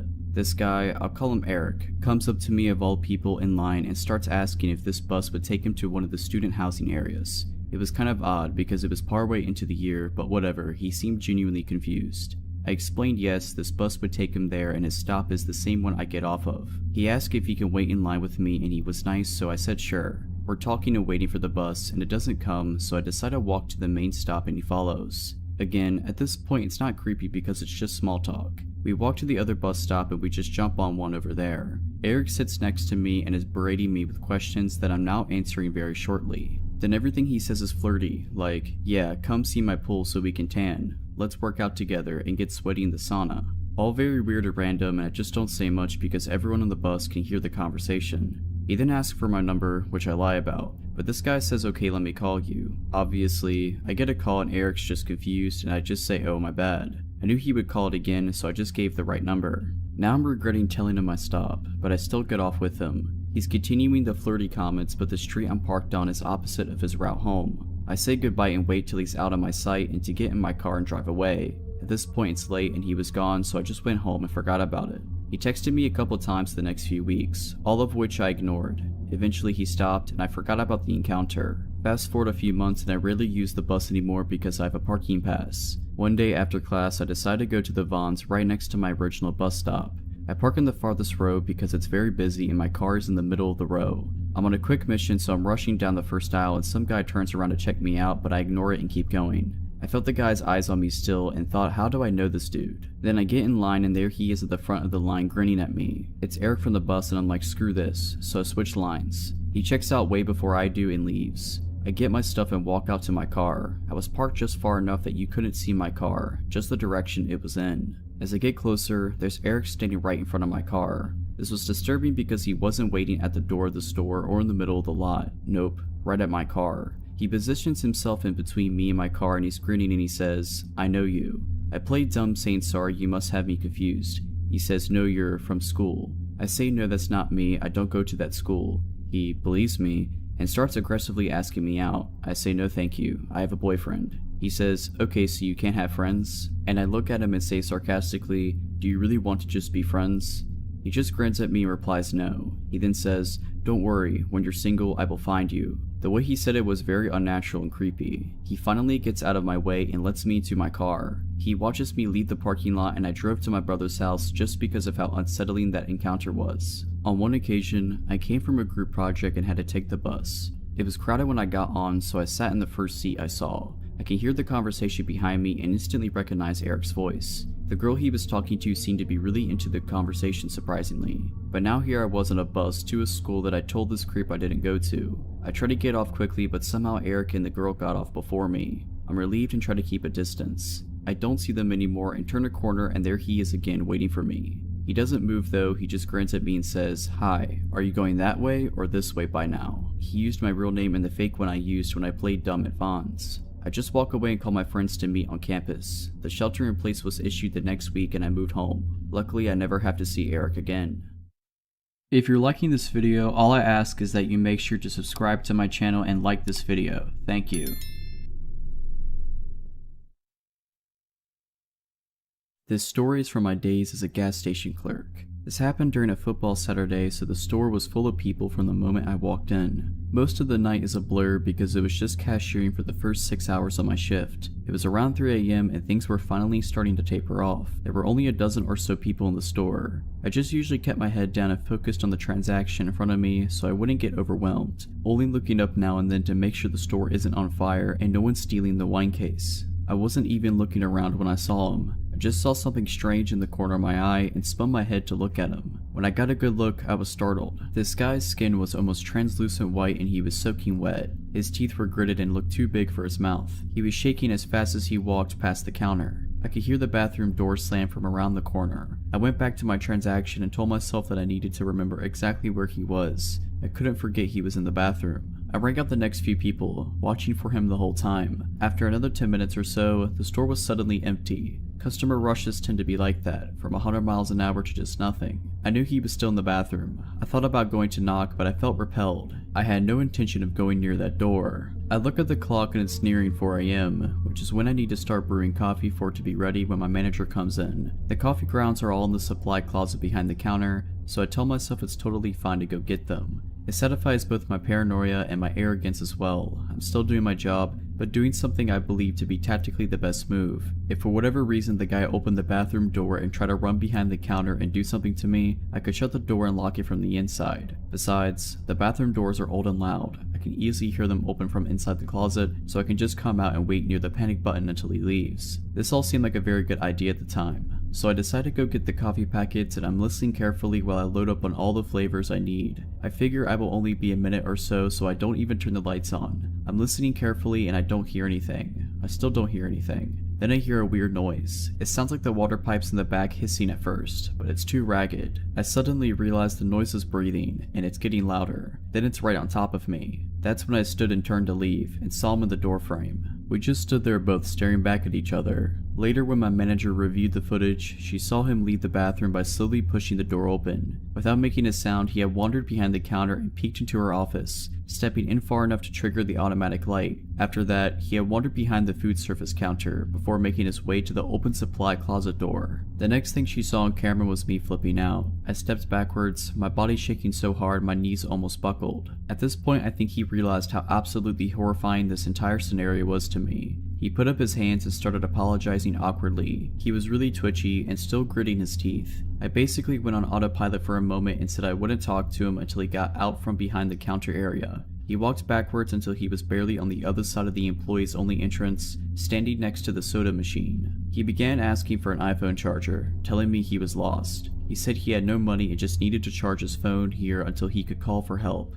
I told him I don't have an iPhone charger and I couldn't help him. He sighed and looked down for a moment, seeming to think about what to do. Then he flipped his head back and screamed as loud as he could. He then punched the soda machine, hard. I backed up and ran around the counter, up to where the panic button was under the register. I watched him as he walked around the store, punching the walls and kicking the counters and screaming. I heard myself shouting over and over, "Get out right now." After a second he stopped and turned around to look at me. He quietly apologized before wandering out of the store and running off into the dark. At this point I was shaking, but tried to pick up and keep working. I started brewing the coffee, checking the windows to see if he was out in the parking lot, but I couldn't see him. After another few minutes, a regular came in and told me a strange man had come up to him asking for a ride. He said the guy was soaked and his teeth were gritting. That's when I decided to call the police. They found him in the parking lot next door, screaming and punching the moving trucks. They took him to sober up and calm down. They informed me that he was very sorry for losing his cool and he was just very drunk and very lost. He had come from out of state for the game and got separated from his friends. In the end, nothing bad happened, but it made me realize that something easily could have. My skin still crawls thinking about this guy. He saw me shopping for school supplies and things for my new apartment one evening during my first week of grad school and decided I was his mark. I had just moved to my new college town, didn't even have a cell phone yet after leaving the one my folks paid for during undergrad behind. As I left the parking lot with my purchases, I noticed this truck pull up behind me at the exit. It was late and there weren't too many people out. I pulled out and so did he. It was a few miles down a long retail street with lots of stoplights before my turn. As I drove, I realized the guy in the truck was trying to get my attention. Over the next few miles, he kept trying to get me to look at him. Some red lights he would end up ahead of me, some behind or beside. At every light he positioned himself so he could stare at me, either directly or in one of his mirrors. His gaze was unwavering and my anxiety rose. He was driving oddly, speeding up close to my bumper, hitting his brakes when he was in front of me, swerving close to my car a couple of times. Finally, at a red light where he was beside me, I glanced over and absolutely started to panic when I was met with an unbelievably empty, unwavering stare. He saw that I was terrified, and he was following me, and he was trying to force me to pull over. At one point I scooted through an intersection on a hard yellow a couple of cars ahead of him thinking I could shake him. Nope. He went around the cars at the light and ran the red and got back in front of me. A freeway entrance ramp came up and I tried to fake him out by putting on my signal and getting into the merge lane for it. He took the bait and started up the ramp. I quickly got out of the merge lane and continued straight. Again, I'd hoped to lose him, but he drove his truck down the embankment to keep following. At another light where he was beside me, I pulled through the light and then he turned at the last possible second. He made a U-turn and ran another red to follow me. My panic really ramped up at that point. With no cell phone, no sense of direction, in a new city, I really didn't know what to do, so I turned on some music and forced myself to sing along and forced myself to go to the speed limit so I wouldn't crash out of terrified stupidity. I decided to drive to the supermarket across town because I remembered it had a police station in it. He followed me all the way there. He burned out of the lot as soon as he saw all the cop cruisers parked out front. I filed a report and asked for a police escort home. I insisted because something told me this creep was waiting for me to leave the police station. He was. As soon as I pulled out, I saw him. I pulled over and told the officer following me and he went after him, but the truck had taken off and the cop couldn't catch him. The police got the surveillance video from the first store. It turned out this jerk had been dodging me the entire time I was shopping. I saw my surveillance footage following me through the store. I saw him follow me out, close enough to grab my elbow. I saw footage of him circling the lot in his truck, waiting for me to pull out when I took too long to unload my cart. My heart sank. I was able to remember 6 of 7 digits of his plate and the make and model of his truck. In the end, the cops did nothing. They said it was a he said she said since the surveillance video didn't catch him doing anything particular unlawful and was a losing case to try to charge him with anything. I ended up trading vehicles with a friend for a couple of months to try to feel safer and went on with my life. I had no idea what this guy did just a handful of months later until almost 15 years had passed. I was watching a Discovery ID show about the kidnapping and murder of Sandy Jeffers. I almost fell out of my seat when I saw the mugshot of her killer, Aaron Lee Skeen. It was him. I was so disgusted that law enforcement did nothing in my case that I tracked down the investigator in the murder case and, after verifying some things about his vehicle that were changed in the TV reenactment to weed out people making stuff up, she took my contact info and official statement. She could neither confirm nor deny that my run-in was with Skeen, but qualified her statement by saying at least you don't have to worry about him anymore because he got life without parole. I only wish something could have been done when he terrorized me. Perhaps things would have been different for Sandy. So yeah, creepy murderous stalker crazy dude, let's not ever meet again. I go for a short run every night, right after sundown, when it's finally cool out. I always take the exact same route, a loop through a quiet and sparsely populated neighborhood, and now I realize how easy of a target that's made me. A short section of the route passes by an unlit park. A couple of weeks ago, I'd seen a guy hanging out behind a truck that was parked next to the entrance, and it was so unusual to see someone else up there that I decided to be extra cautious, turn around, and head back home. I didn't get close enough to get a good look at his face. A few days later, I saw what looked like the same guy by the park again. I figured I was probably just being paranoid, but I decided to turn around again just in case. I hadn't noticed any activity by the park in the last several days, so I resumed my normal route and didn't even think about the guy I'd seen up there. Then last night, as I was passing by the park, I had this inexplicable feeling that I was being watched. I couldn't spot anyone nearby, but the park extends into pitch black darkness, so someone could easily hide there unseen. I decided to just keep running, look confident, and try to hurry past the park as quickly as I could. Suddenly, I smelled a strong wave of cologne in the air that immediately put me on edge, and I'm pretty grateful he was wearing it so it tipped me off. After I smelled it, I had no doubt in my mind that there was somebody nearby, but still, I didn't see any movements in front or on either side of me, and I was afraid to turn around. Immediately past the park, there's a bend in the road. There's a house on the corner as you turn down the road. The house has lots of tall bushes in the front yard. I normally run right past those without even thinking of it, but since my gut instinct was blaring like a siren, I quickly moved to the middle of the street as I rounded the corner. I shot a glance behind me to see if anyone had actually been nearby. I saw a man slowly walking through the front yard of the house on the corner, looking towards me. He paused behind the bushes, as if trying to remain hidden. I could see his jeans and a pair of black-white sneakers, but little else. His slow footsteps were so creepy that I can't get the image out of my mind, as if he was trying to be quiet as he could. If I hadn't made the split decision to run into the middle of the street and away from the yard, I would have been within grabbing distance. I turned on the flashlight on my phone, aimed it right at the bushes hoping it'd startle or blind long enough for me to get some distance between us, and started sprinting at full speed down the road. It was probably the fastest I've run in my life. At the end of each block, I glanced behind me to check if the man was there. Fortunately, I lost sight of him. If he decided to sprint after me, I'm not sure what I would have done. From what I could make out, this guy was at least a foot taller than me. By the time I got home, the adrenaline had dissipated and I was shaking with fear. I couldn't sleep at all that night. What scares me most about the whole thing is that I'm 99% sure this was the same guy I'd seen hanging out in front of the park recently, and now I can't shake the idea that he'd been watching me and calculating the right time and path to try to sneak up behind me. He knew that I always ran past there around the same time. The thought that he was probably watching me from the darkness in the park last night before quietly moving out of it and starting to follow me makes me sick. Needless to say, I won't be running past the park at night anymore, or running alone at night, period. The terror I felt when I turned around and saw the guy's shoes slowly moving behind the bushes and his head facing me is like nothing else I've felt before. I live in a small town, the kind where almost everyone knows each other, and it also really creeps me out to think that this might have been someone I've seen around town in the past. Part of me wishes I could have gotten a better look at his face for the police report.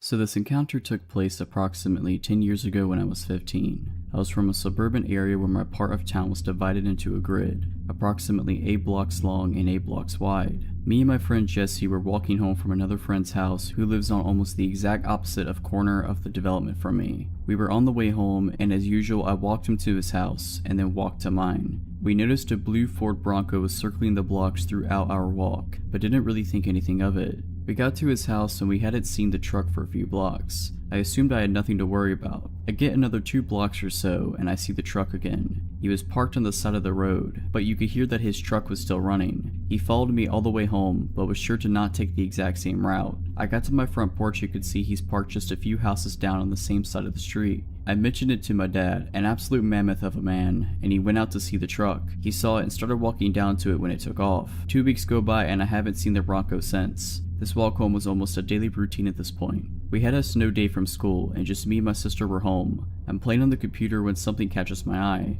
Directly to my right is a window and there's a man standing in it. Now this window's on the first floor, but still approximately 5.5 feet off the ground, bi-level house. This man's entire head and body still fit the window. He's got curly hair, a full beard, and looks to be pretty big as he fills almost the whole window. We locked eyes and I ran out to confront him. I know, stupid. He ran off down the street to the same blue Bronco parked in almost the same spot as last time. He pulled off faster than I could catch him. This time I called the cops. I gave them as much information as I could, and basically all they said was they'd keep an eye out for him. I showed them where he was, and they were able to confirm it by the footprints in the snow leading to and away from the window. Now what had me a bit concerned was I wore a size 12 shoe. My dad, who was still significantly larger than me at this point, wore a 14, and his shoes were still a bit smaller than the imprints in the snow. Well then, we're screwing with Bigfoot now. A few weeks go by and there hasn't been any more weird encounters. My head's been on a swivel every time I'm out of the house. I don't want to say that I was looking for a problem at this point, but I was. I was kinda hoping that this dude would show up and try something. I was ready for it. I wasn't ready. Me and Jesse were walking home from the same friend's house one night and we saw this Bronco again. Screw it. We're young and stupid dudes, so we figure we're gonna trap him. We went completely out of our way to go to the only dead end in the development to try to get to him once we confirmed he was following us. You never know it was a dead end unless you knew the area because there were never and still aren't any dead end or no outlet signs. I guess he had an idea to what we were doing because he knew where we both lived. He didn't follow us down. We thought it was the perfect plan because of how many moves he'd have to make to turn around. Several cars parked on the street, and it's not a cul-de-sac, just a road with no outlet, and thought we could run up on him when he tried to back out. He outsmarted us that day. The next day on the same trip, from the same friend's house, on the same road we see him again. I walk my friend home and figure screw it, I'm fine. I dare this dude to come out at me, and he didn't. This happened several more times over the next week or two, until the guy decided to make his move. I was on my way home after just leaving Jesse at his house. I got another block before I saw the truck. I'm walking perpendicular to his truck when as soon as I'm in his path, he turns on his lights. I ran up the few blocks to my house and waited on the porch to see where he was and what he was doing. This time he stayed put just a few houses down. I told my dad again and he went out to see. Truck's still there. Me and my dad start walking down to the truck and it's still not moving. This ballsy dude had the audacity to get out of his truck to confront us. Terrible idea. He gets out when my dad is still 25 feet from the truck. I guess my dad is about 6'4" and under 300 pounds with a body built by Bud Light and manual labor. This guy though had some size on him. What I saw next was one of the most impressive things I've ever seen in my life. So my dad's not much of a talker, and at this point he's already got a problem with this guy. The guy gets out of his truck with the most sadistic smile on his face. My first thought is the guy has a gun. I yelled to my dad that he might have a gun, and all he yelled back was, "I got it." Well, he definitely had it. They walked up to each other, and before a word was even said, my dad swung. The dude was done in. Before he even started to crumple, my dad hit him again. He hit his truck and hit the ground. I never saw the guy again, and after just moving back into my parents' old house with my young son, I hope I never do. So big dude with the blue Ford Bronco, I hope you never come back to my window. So this happened about 14 years ago. I was 21, and it was the days of MySpace. I never used my real name online. It was in the mode of constantly posting pictures of me smoking, etc. So yeah, I happened to work at a local sandwich shop, and upon taking an order from a customer, I hear, "Hey, aren't you?" enter my MySpace name. To which I asked why, of course, and he proceeded to tell me his MySpace name, and I realized we have randomly commented on mutual friends' pages. Okay, whatever. He and his friends sit in the dining area and eat their lunch, but before leaving he came back to the counter. I thought he wanted a refill on his drink, so I went to the counter to ask him what he would like. "Would you like to get drinks with me sometime?" I was a little surprised, but fresh out of a bad breakup and was ready to date, so I said sure, why not? I told him to message me online later and we could work it out. Cut to 2 days later, it's Friday, and he picks me up and we head to a bar across town. I had known this bar was there forever as I grew up there, but had never been inside. We were the youngest ones there by about 30 years, and there was literally only 10 people total inside, including us and the bartender. Weird, whatever. We have a few drinks, play some pool, and it's time to leave. I kept my pace and only had 2 cocktails because I didn't want to get drunk with someone I didn't know. He, unbeknownst to me, was about to be pretty tossed, so we leave. Not wanting to go home, I agreed to go to his house and hang out some more. He lived with his grandmother at the time and had a pool table. We wandered the house for a bit, him showing me random pictures of him growing up, awards won, etc. We play a game and I let him know I need to be getting home. I lived about 20 minutes away by car. He says he's too drunk to drive and that I should stay. Now, I lived with my mom and we didn't always see eye to eye, so calling her 2 to 3 a.m. and waking her up to ask for a ride was not in my list of plans. I told him fine, I would walk. It would have taken me over an hour to walk home, but I was not about to sleep at this guy's house and would have rather taken my chances. The route home didn't go through any bad areas, and I had been a pedestrian for years at that point, so I was used to walking everywhere and was fine with it. All of a sudden, he can drive and doesn't want me walking home alone. Again, whatever. We get to my house and I thank him for the ride, and now he tells me he is too drunk to drive and can't drive home. The place my mom and I lived in was 3 stories, and I had the whole bottom floor to myself and a makeshift living room with couches, so I figured screw it. Sleep it off on the couch and go home in the morning. By now, I had already decided this was going to be the only date we ever went on. Not because of the whole driving situation, but I just wasn't into him. He proceeds to lay on my bed the minute I let him inside like some stray dog or something. So being tired and annoyed and just basically over it, I said fine, I'll sleep on the couch. Well, I don't know how long I was asleep or how he even stayed awake, because it took me forever to fall asleep knowing he was there, and this was all just too weird. I wake up to this guy's hands around my throat. Well, kinda woke up.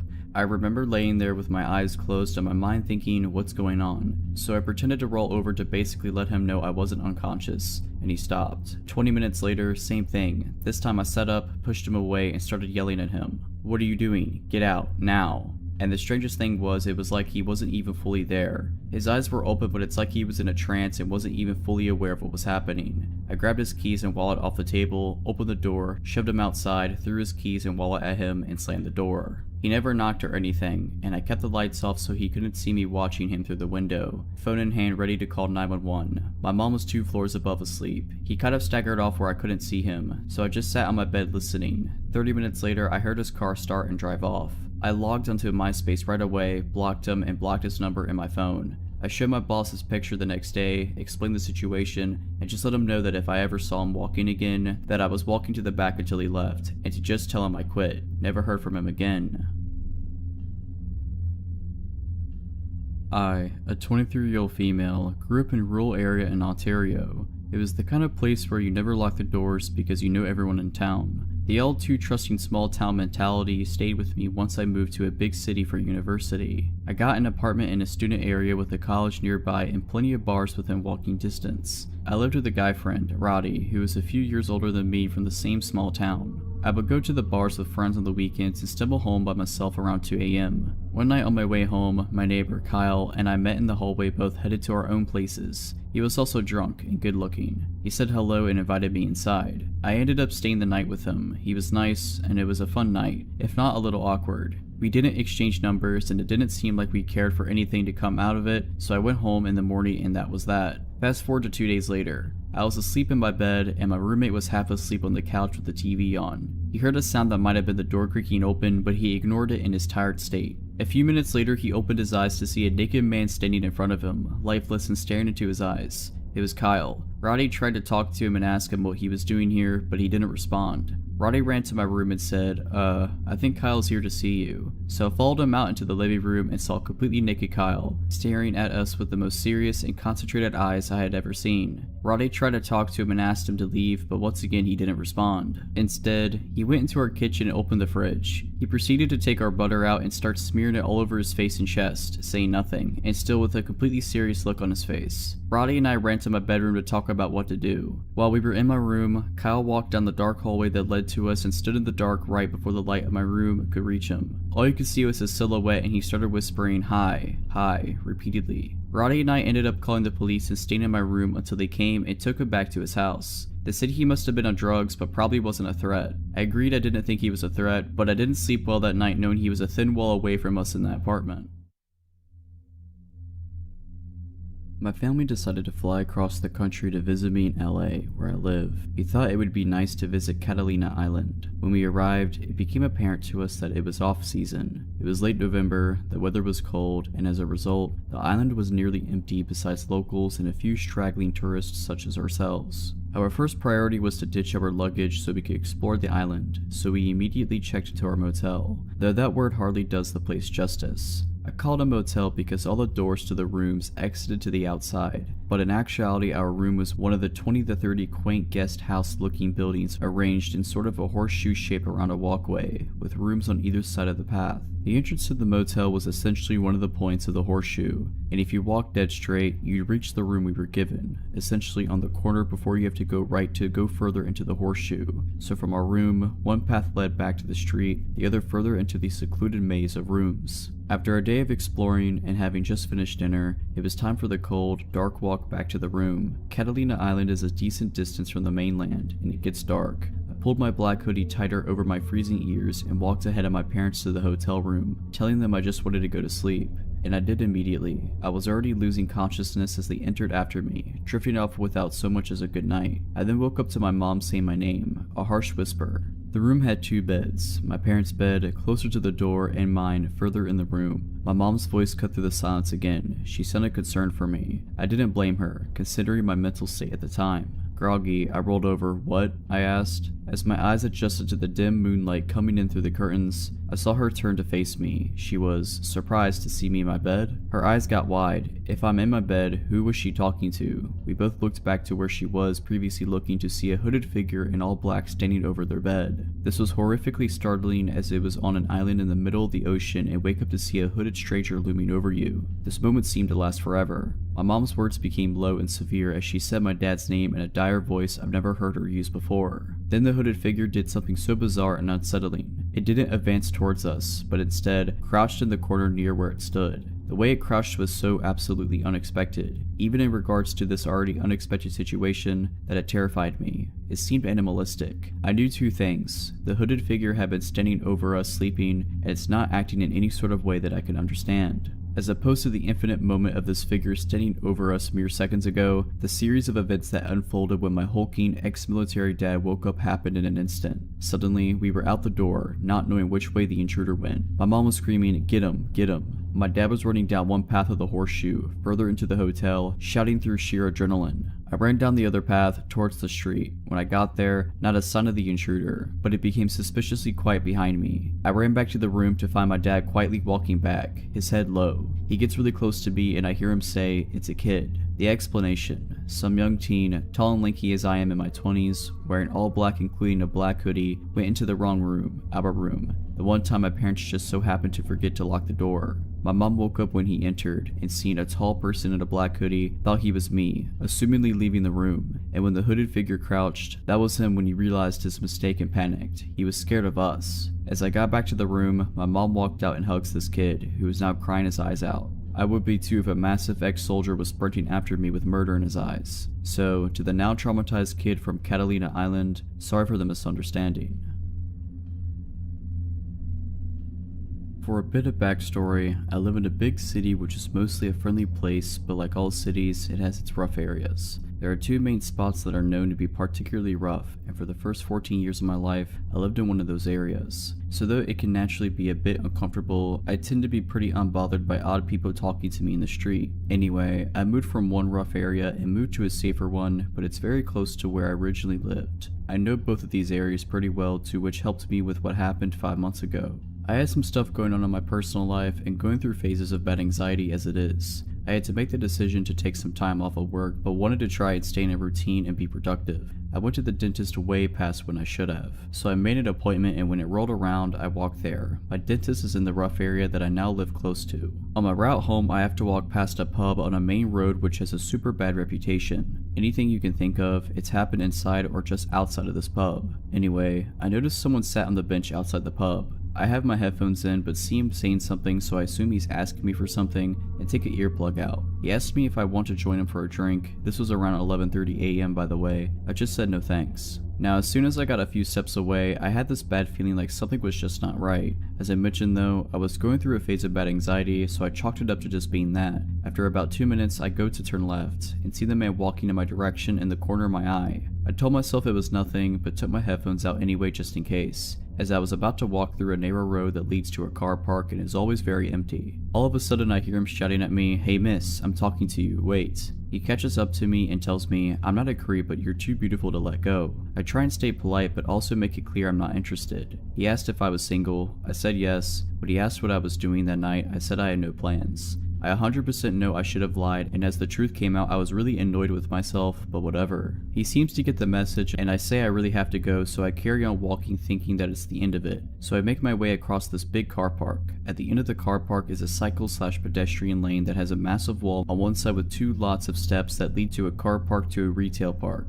and bushes on the other end, and it's super narrow. I get into the lane and hear footsteps like someone is running, probably a jogger. I'm getting paranoid until right behind me I hear, "At least give me your number." I finally start to panic and realize actually it's not my anxiety and this is super shady. I give him my number but change the last digit and this guy proceeds to attempt to drop call me. Clearly my phone doesn't ring and then he starts getting annoyed saying I need to give him the right number. He then has his hand basically on my phone, standing way too close to me and orders me to type his number in and drop call him. Creep now has my number. Still not enough for him, I reiterate that I'm on my way somewhere and seriously need to get going. He then grabbed me by my elbow and I had a massive adrenaline rush. Next thing I knew I was at the top of one of those sets of steps that lead to a much busier and open space. I ran as fast as I could. Luckily one of my friends works in one of the stores in the retail park, so I ran over to it practically looking over my shoulder the whole time. I find my friend, visibly shaking, can barely speak. She asked if I'm okay and I just burst into tears. I gather my thoughts and tell my friend what just happened. He's been calling my phone this whole time. She takes my phone and notes his number and then blocks him. She takes me to the staff room and convinces me to file a police report, which I do. Unfortunately though, I found out street harassment is not actually illegal where I live, but because he made physical contact it might not be a complete lost cause. The police tell me they will be in touch. Now fast forward until around 2 weeks later. A mom's friend who knew about what happened sent her an article and asked her to show me. I genuinely couldn't believe my eyes. It was about a man who had followed a girl and then assaulted her in the same rough area. At the end of the article is a picture. It's him. I haven't heard anything from the police, and since he had already been charged, I figured there wasn't any need for me to contact them again. My heart goes out to the girl, and although currently in jail, I really hope neither of us ever have to face him again. His charge was pretty serious, so he will be there for a long time, thankfully. The following experience happened to me a few years ago when I was on the train home from school. It was around 10 p.m. at night as I had stayed back in a public library to study. One thing you should know is that my train line is particularly dodgy, and you can meet some truly weird people on the train when it's late. When I got into my carriage that night, it was particularly empty, apart from 3 women sitting on the opposite end of the carriage. I sat down and plugged my earphones in to watch YouTube. My train ride usually takes around 45 minutes. About 3 stops into the train ride, and the only other person who had gotten onto my carriage at the time was a man who was wearing construction clothes. He sat near the 3 women, so I assumed he knew them. I turned my attention back to my video. A few minutes later, I noticed that the 3 women who were sitting on the opposite side of my carriage had moved to my side. I didn't really think much of it as I was engrossed in the video I was watching. That's when I noticed someone take a seat opposite of me. It was the man who had gotten on earlier. He asked me my name, but he was giving me a weird vibe, so I pretended like I couldn't hear him. I had my earphones in after all. He then proceeded to tap my knee to gain my attention. There was no use ignoring him, so I removed my earphones and looked at him. He was a big guy, probably around early 40s, and he was clean shaven. He asked me my name, to which I gave him a fake name. He then asked me how old I was. I was in my school uniform at the time, so I told him. He reached out his hand and introduced himself. Not wanting to be rude, I extended my own hand to shake his hand. This is when things started to get weird. His handshake was super weird. His grip was abnormally tight and he seems to pull my hand towards him as he shook it.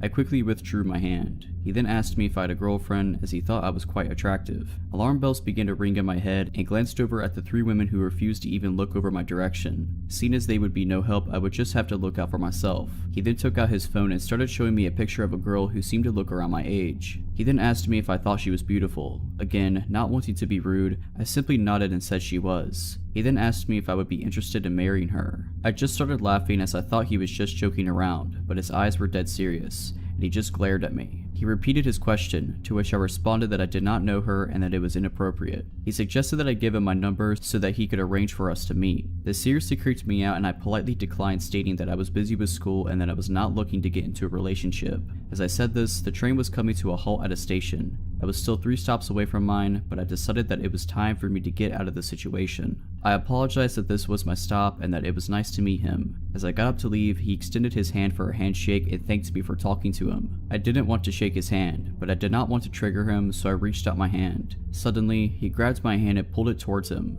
His eyes were full of anger. He then asked, "What, you don't want to marry my daughter? I will break you." I quickly broke the grip and left the carriage. As it was nighttime, there were always police officers patrolling the platforms. I rushed towards one of the officers and told him everything that happened. I then described his clothing and which carriage he was sitting on. While waiting for the next train, the same officer came up to me and told me that officers had picked him up 2 stations down and thanked me for letting him know. Although the officer asked for my details, I was never notified as to what happened to him. I just hope that I never have to experience a man on a train like that in the future. If you're liking this video, all I ask is that you make sure to subscribe to my channel and like this video. Thank you. I was about 19 and had transferred to a college very far from home. My parents had raised me pretty dependent, so it didn't upset me. I saw it as a fun challenge. One of the biggest changes to get used to was not having a car. I could have gotten one, I guess, but it would have just been a hassle to find places to keep it when I wasn't at school, etc., so I just opted for the bus instead. I'm not a big fan of person-to-person interactions, so I always made sure to sit up front, hopefully by myself, with my bag in the other seat, and not only headphones in, but a book open as well, all friendly signals to please go away. Thing is, I'm not that great at actually telling people to go away. I had gotten on the bus to head to the mall for a bit, and I realized someone was talking to me. I paused my music and looked up. A homeless man was asking if the seat was taken. There weren't really a lot of people on the bus, but I felt awkward and very rude saying no, like I was judging him. I didn't want to appear unkind, so I moved my bag and then made a big show of putting my music back on and raising my book up to read. I had to keep pausing my music because the man kept talking to me. I kept trying to downplay it to myself that it was just his idea of small talk, even though the questions pointedly fixated on details about me, my age, how pretty I was, if I had a boyfriend. I lied and said yes, of course, and that didn't dissuade interest at all, and so on. It was a very long 20 minutes. He kept getting closer, never overtly touching or filling the space in a way that I could make an obvious complaint about, but by the time we arrived he was practically faced completely toward me. It was definitely blocking me from moving to another seat. Finally my stop came and I jumped up. He was perfectly nice about moving so that I could get by, or so I thought. Turns out he was actually just getting up himself to get out of the same spot, not pausing for a moment and talking to me. Great. It was the middle of the day on a crowded street, so I didn't feel like I was in imminent danger, and therefore felt that anything other than open welcoming would be the height of rudeness for me. I smiled awkwardly and moved on toward the mall, only for him to fall in step with me, continuing to ask for details about myself and my boyfriend. Being naive, I tried to cut him off with, "Oh, I'm headed to the mall," but of course that only gave him the chance to say, "Me too," and well, we headed there together. He started talking to me about how good of friends we were now and how close he felt to me and so on. Honestly, I checked out a good while ago and was trying to find ways to ditch this guy. I ducked into the first store I saw when I got to the mall and he followed me in. I was at this point not even making full sentences, just mumbling things about, "Oh sorry, I need to," and then I tried to lose him down another aisle. It didn't work. I finally made a turn he couldn't follow quick enough and literally hid behind some shelves waiting for him to go by. I dashed out of the store and he saw me and yelled at me to wait and ran after. I ran down the strip and dashed into a random store and went straight to the back to the dressing rooms. I hid in one of them for as long as I felt that I could, and then I peeked out and saw him in the larger mall area, scanning. He finally moved off down the wrong way and I stayed in the store another half an hour, pretending to look at clothes. I don't know what the shop girls must have thought. I was clearly shaken into the point of tears, but I had called my mother by that point and was keeping her on the phone. When I left, I ran out of the mall and went around to a different bus stop, in case the man would be back at the first one. I was so scared that he would show up again and this time follow me to my apartment. There's a lot I didn't do right in that situation, but I'm just glad I was lucky enough to lose the guy. I can't say what my job was, because what I did was literally the name of the company, but it had something to do with law in a small basement office. This office had 2 main rooms and a bathroom. The boss worked in the room in the back, while the rest of us, 3 in total, worked in the front. This wasn't a place where clients came and met with us. It was just where we got work done on computers and packages sent before leaving. Oftentimes I worked alone the last 3 hours, which in reality was great. I got to listen to whatever music I want, sing and get stuff done on the computer. On occasion my boss would come to pick something up or just get a bit more work done. And on this day he did, but he came in with an older gentleman that I didn't recognize. My boss explained that the man was a customer from one of the companies on the top floor and he left only to realize he really needed to go to the bathroom and asked to use ours. My boss stuck around near my desk until the man left and then got to work. As I continued to work, I began to cough and wheeze a bit. Breathing became painful and, at first, I didn't know why until I gradually got a whiff of smoke, cigarette smoke. None of my coworkers smoked and I don't know if I'm allergic or intolerant to cigarette smoke, but I instantly feel ill whenever I begin breathing it in. I shrugged it off and watched my breathing, being sure nothing bad was happening to me, and not soon after my boss grabbed his coat and began to leave. He said, "Your coworker will be coming in a bit just to pick some stuff up," and as he opened the door, the scent of smoke burst through and on the ground were cigarette butts from what he said. Thus, he continued with, "And let's have you lock the door behind me too." I couldn't agree more, that was creepy. But if it was the man who used our bathroom, it wasn't too strange to assume he'd hunkered at the bottom of the stairs to take in some smoke before leaving. When my boss left, I made extra sure that the door was locked before continuing with my work. Another hour had passed by, about an hour and a half remaining of work when I began to smell smoke again. My heart sank as I turned my eyes to the door and quietly got up from my chair. I usually took off my shoes at work. Like I said, we didn't have clients come there. We were pretty chill when it came to wardrobe, but even with them off, I tiptoed over to the door and pressed my ear against it. I didn't hear anything at first, however, the scent of smoke was prominent there. For one reason or another, I decided just to go back to my desk and wait until my coworker got there. Not 10 minutes more in though, I heard this click, click, click sound. It was subtle and I had to look around to spot where it was coming from. It was the doorknob of our office. From where I sat, I could see it just slightly jerked back and forth. The person was doing it slowly as I was sure they were trying to be quiet. By this point, I called up my coworker to come sooner. In some ways, I felt safe. I was in a locked area after all, but who knows, right? After calling him though, the scent began to diminish and the doorknob stopped moving. I tried to listen for someone going up the stairs. I didn't hear anything for a long while until I heard someone coming down them. It was my coworker. He came in and said, "There are like 10 cigarette butts out here." I explained further what had happened as he came in and locked the door himself. I also explained the man who'd come in to use our bathroom prior. Like I said, I couldn't be sure if they were the same person. There wasn't much to take from the offices. The computers were fairly old, wouldn't at all get a good chunk of money from them, and everything else was paper. We weren't at all at a place that kept money around. So if it was him, I can't fathom what he saw that he'd feel the need to come back in to steal. My coworker somewhat brushed it off. He figured that the person was gone, all was fine, and went to pick up what he needed to.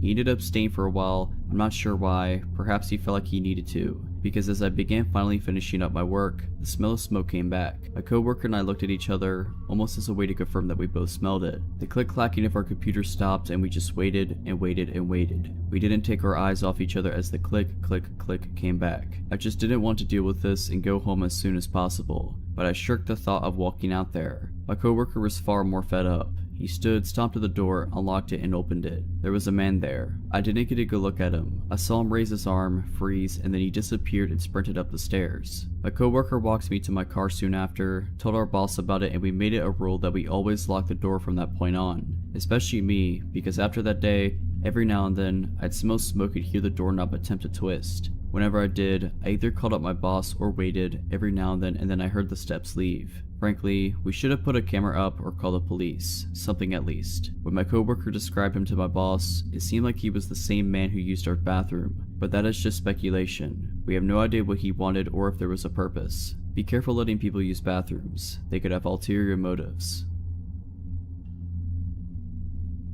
When I was about 8 or 9, my family took a trip skiing to a small resort a couple of hours from where we lived in Spain.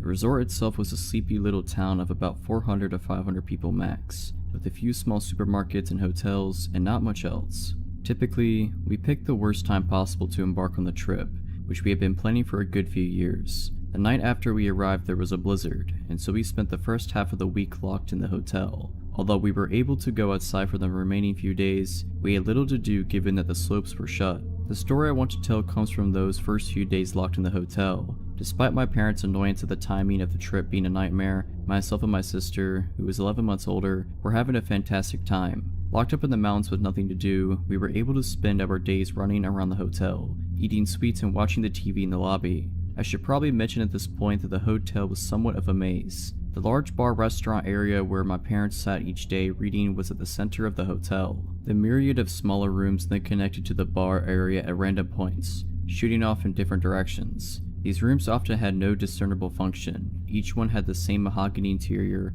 and they were full of couches, fireplaces, and antiques that allowed for great games of hide and seek. The rooms would often have offshoots themselves, connecting to new rooms which would then connect to yet more useless wooden caves. As such, it was possible to be 4 or 5 rooms away from the main hotel area at any one time. without knowing exactly where you were or how to get back. Anyway, at some point along the weekend, myself and my sister decided to play hide and seek. Bearing in mind the above, it was almost an impossible challenge to find the hider. At one point in the game, I was just about to give up on searching for my sister until I heard her voice from what sounded like a few rooms away. After successfully navigating the web of rooms, I emerged to find her sitting on a couch alongside a German man with gray hair, probably in his 60s if I had to guess. As soon as I emerged into the room, the man turned to me and told me he was taking my sister to the swimming pool and asked if I wanted to come. I remember immediately thinking it was odd that there was a swimming pool that we hadn't heard of. My parents had been complaining that morning about how much TV we were watching, and so I was sure they would have taken us there if they had known about it.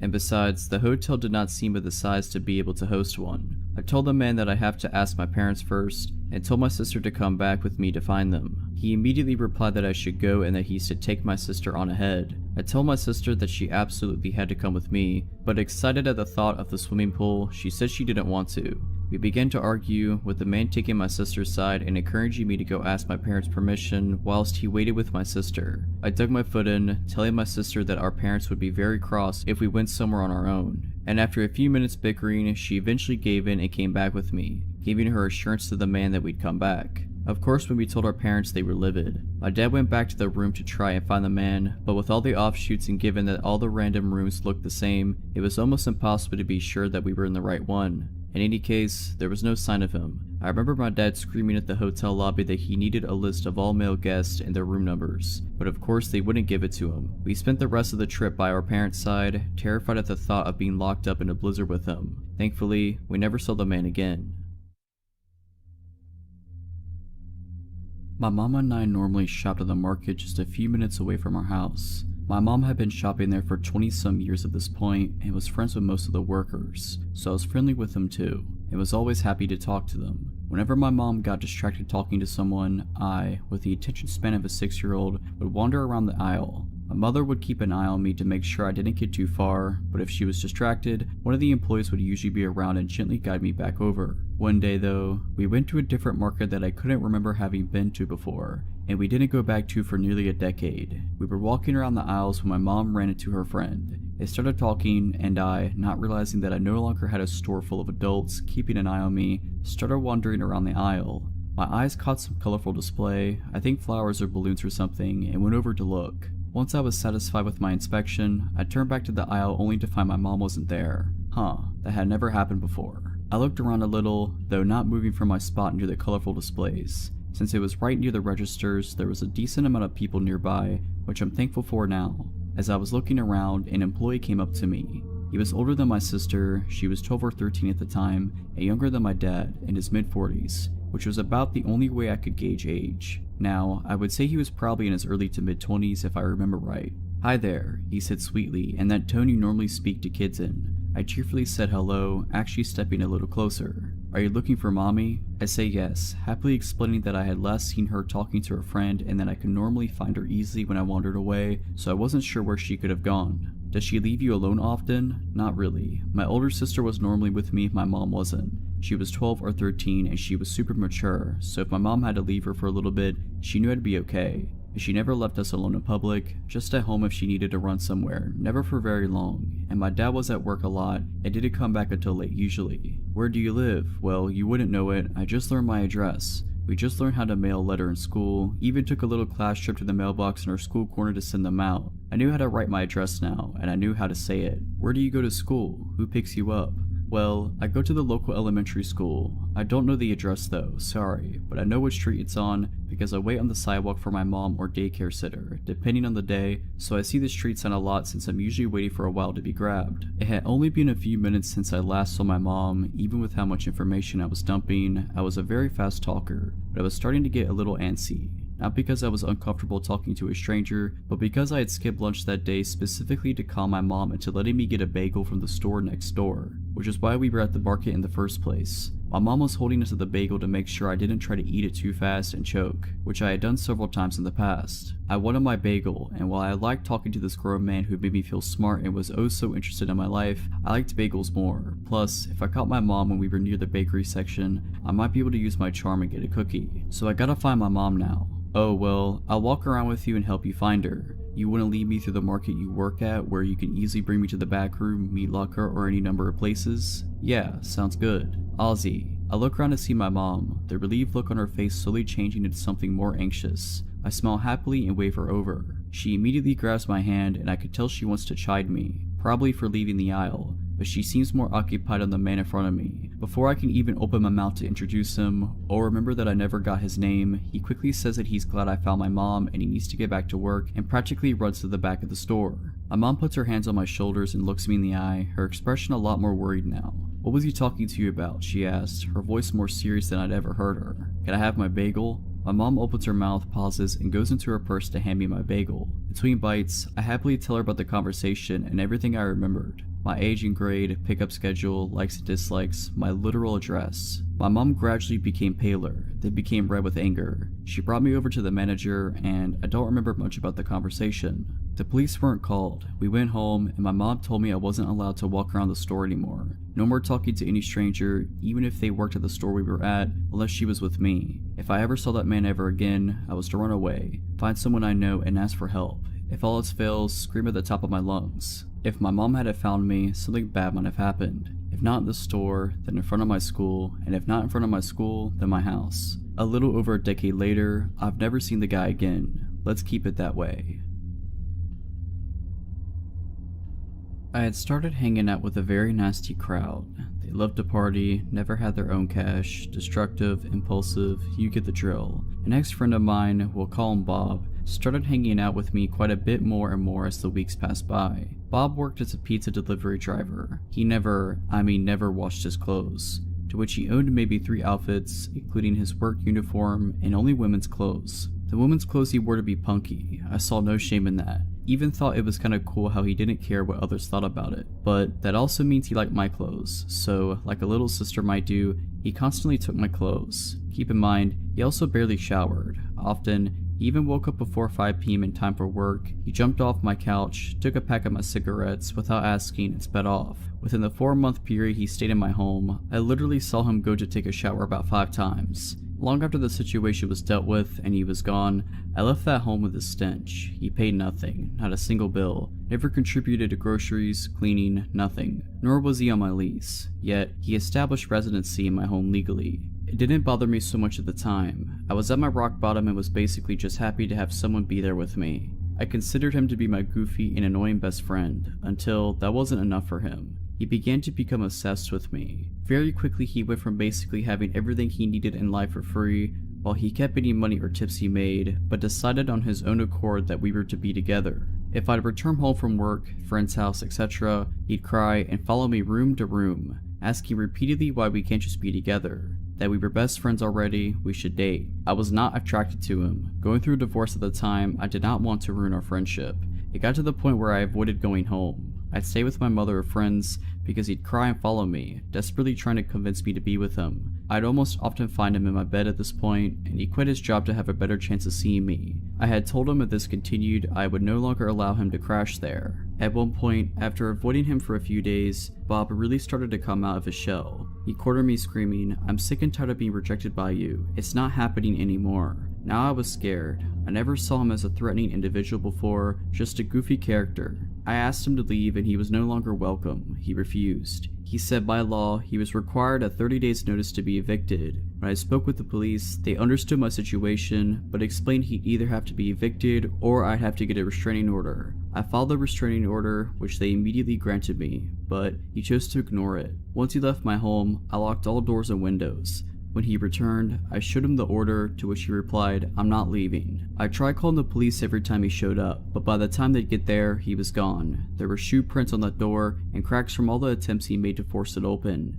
It never shut correctly after those attempts, and they were never able to officially serve him because they supposedly couldn't find him. I honestly believe they tried once, then gave up. I provided them with his plates, friends' addresses where he'd stayed, previous employment, everything needed. I'd stay up late, here in his vehicle, it was very loud and easily identified, slowly drive by my home, staring at me, day and night. At one time, he even hid behind my front door, had a mutual friend knock, then jumped out, shoved the door open, and entered. even went as far to message my young, underage nephew who he met maybe one time on Facebook to try and gain sympathy and convince him to get me to change my mind, crossing even more obvious boundaries. It was a living nightmare. Eventually, he moved on to his next obsession, and I was somewhat at peace. Several months later, he was on our local news for attempting to slit his ex-girlfriend's throat and beating her until she was unconscious, until a neighbor brushed over and he fled. All I could think was how that could have been me.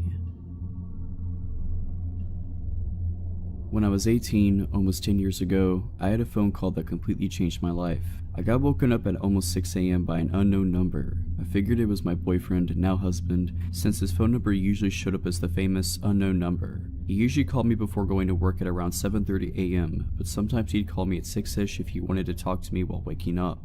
I answer, he says what's up, and I'm still half asleep but start talking. He tells me he has a little problem and that he wants to see me. Being 18 and the fact that I started dating him recently, I also was down for this. He tells me how he absolutely loved seeing me last weekend and how good I looked. He basically described what we had done during the weekend. If I remember properly, his parents weren't home for the weekend and we had the house and the car to drive around. And we had lots of fun obviously, and how much he loved some of the things I did to him. I replied and I was more and more awake and we were having a really good time.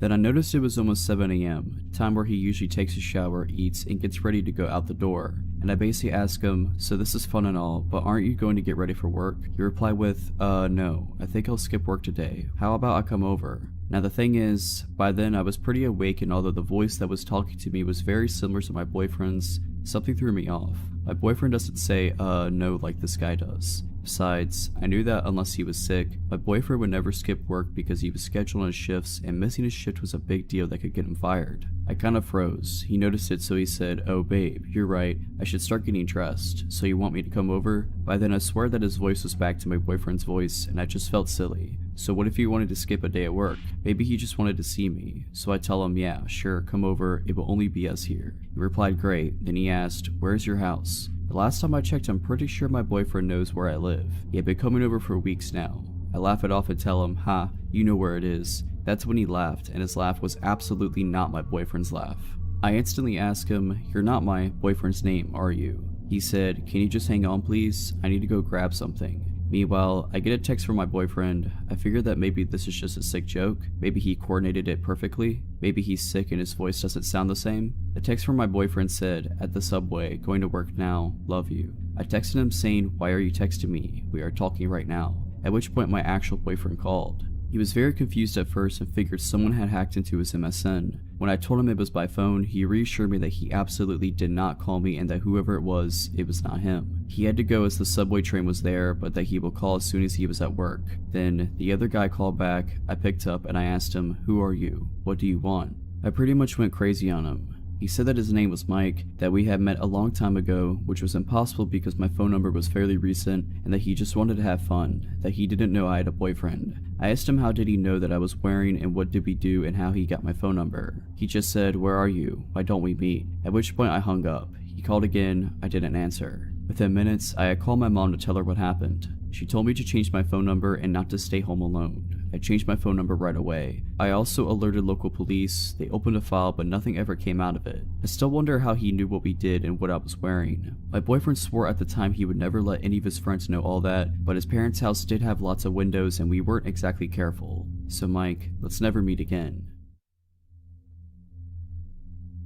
This happened while I was in college 5 years ago. I was a transfer student and was 21 at the time. I was set up to be living in a building that was for students 21 or older and moved in a week and a half before classes began. This school was in northern Michigan, so when I first arrived, campus was dead. I mostly kept to myself, but was friendly with a few people in my building, namely one guy named Khalil, an exchange student from Lebanon. He seemed nice enough, though there was a distinct language barrier, so things were easily lost in translation. Our RD and RA, resident director, resident assistant, made everyone who had moved in have a meeting to go over basic rules and whatnot. At the end of the meeting, as I'm leaving the rec room, Khalil suddenly puts his arm up on the wall in front of me, almost clotheslining me. Caught off guard, I am peeved and creeped out about this. He begins explaining that he would like to be my friend and would like to go out for dinner to get to know me. He worded it oddly, so I wasn't sure if it was just a date or just a friendly invitation, but I attributed to his bad English. Like an idiot, I felt cornered physically and socially. I am awful with confrontation and could be too nice, so I agreed. He meant right then and there, however, and said, I will get us a taxi and we'll go now.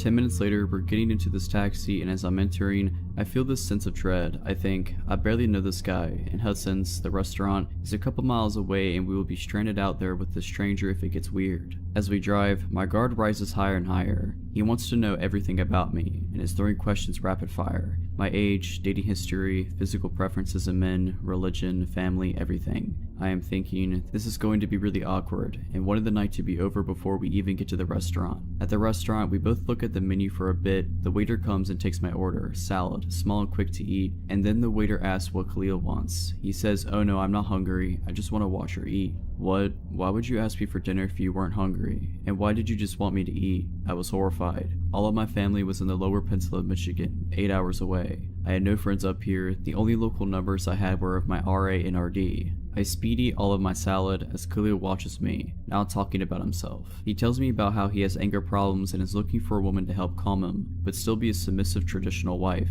I am trying to hide the horror and uneasiness as I nod and eat. He continues explaining how he was known for his temper back home, and how his brothers have stopped him from doing awful things. At this point, red flags blinding my vision. It's time to end this. I finish my food and tell him to get a taxi back to campus. I intentionally sat in front of the taxi. I wasn't allowing the possibility of physical contact. When we get to the campus, we get in the building and I say a quick thank you and haul back to my room. Door locked, I get into my sweats and try to chalk it up to a weird experience and vow to avoid Khalil from then on. Around 12:30 a.m., I hear a knock on my door. I was watching Netflix and took out my earbuds to make sure I was hearing right. The knocking continues. Not a courteous knock knock knock, but a closed fist pounding. I am petrified and making as little noise as possible. Get to the door and look out the peephole. I see Khalil. My room is at the very end of a long hallway. All rooms around me empty at this point, with the door outside of my room leading to a parking lot surrounded by woods. Knowing how isolated I was, I slink away from the door, making zero noise just waiting for the knocking to stop. About a minute later, it stops. He growls, "I know you're in there. I will wait." My eyes widen in horror. I felt a mixture of rage and panic, but decided that confronting him then wouldn't be smart. So I quietly watched Netflix until I fall asleep. I have no idea how long he waited out there. The next morning, when I finally emerged from my room, I found a couple of pages taped to my door. 3 handwritten pages from Khalil, explaining his feelings for me and his intentions of making me his wife. I went straight to my RA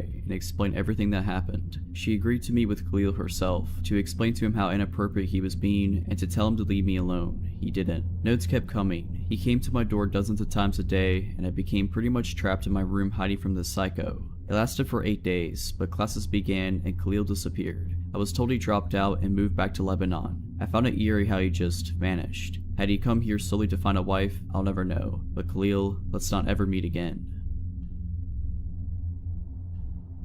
It was the middle of the afternoon and I was home from college for the weekend. Driving home from an auto shop, having just picked up my car after some repairs, it suddenly started making a loud grinding noise. My car was very old, things were always going wrong, so I pulled into a shopping center parking lot and called my parents for advice on whether I should take it back to the shop or get a tow. I know very little about cars. My mom told me she would come and meet me at the shopping center and we'd figure it out. At this point, my phone battery was also dying, so my phone shut off after the call. As I was hanging out in the parking lot, a guy pulled over on the street in front of me, rolled down his window, and asked me for directions. I did my best to direct him, but instead of taking off, he then pulled into the parking lot and got out of his car. I found that a bit weird. It was broad daylight, I was in front of a shopping center, cars were driving by constantly, it's not like it was nighttime in an abandoned alley. So the guy started to make what seemed like small talk and I complied, still not understanding what he wanted. He introduced himself and asked what my name was and I offered my first name. He asked what I did. I said I was a student studying art. He asked where I went to school and I told him. He asked how old I was.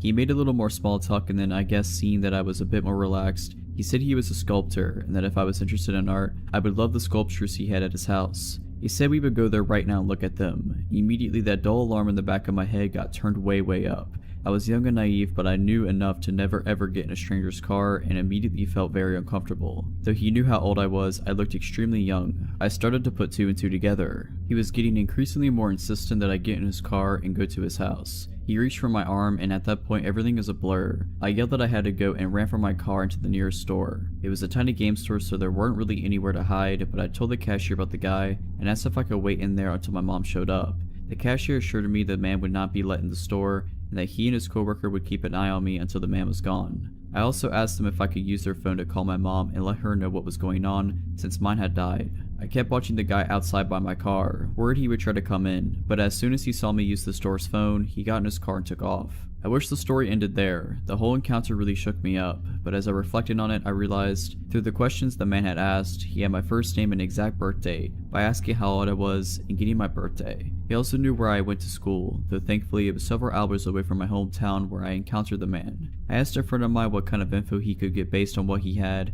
and much to my distress, my friend showed me he was able to find out my full name, my phone number, and my home address with the info I had given the man. I felt like such an idiot. I had always been taught to be wary of strangers and not give them personal info, and I was baffled by how easily this guy had gotten personal info out of me just by pretending to have a casual conversation. Nothing happened for a few weeks and I started to stress less, and stopped thinking about the encounter, and stopped worrying about running into the man again. Then one early morning my cell phone rang. The number was restricted. I answered. There was heavy breathing on the phone, but no reply. I hung up.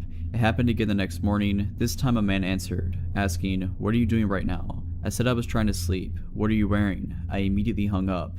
The calls continued. The next time I picked up, I told him if he called again, I'd call the police. I got a few more calls from a restricted number after that, but stopped answering, and eventually they stopped. I'm still not sure if the calls were from the man I met in the parking lot, but it seemed likely. It was just too much of a coincidence they started after that encounter. I spent a good year being afraid of that man. I still can't believe how foolish I was giving him info about myself so easily, and it was an important lesson in how smooth and sneaky creeps can be, and now I'm much more careful about what I say to strangers. I still don't know what he had planned if I had actually been foolish enough to get in his car, but I'm very glad I never found out.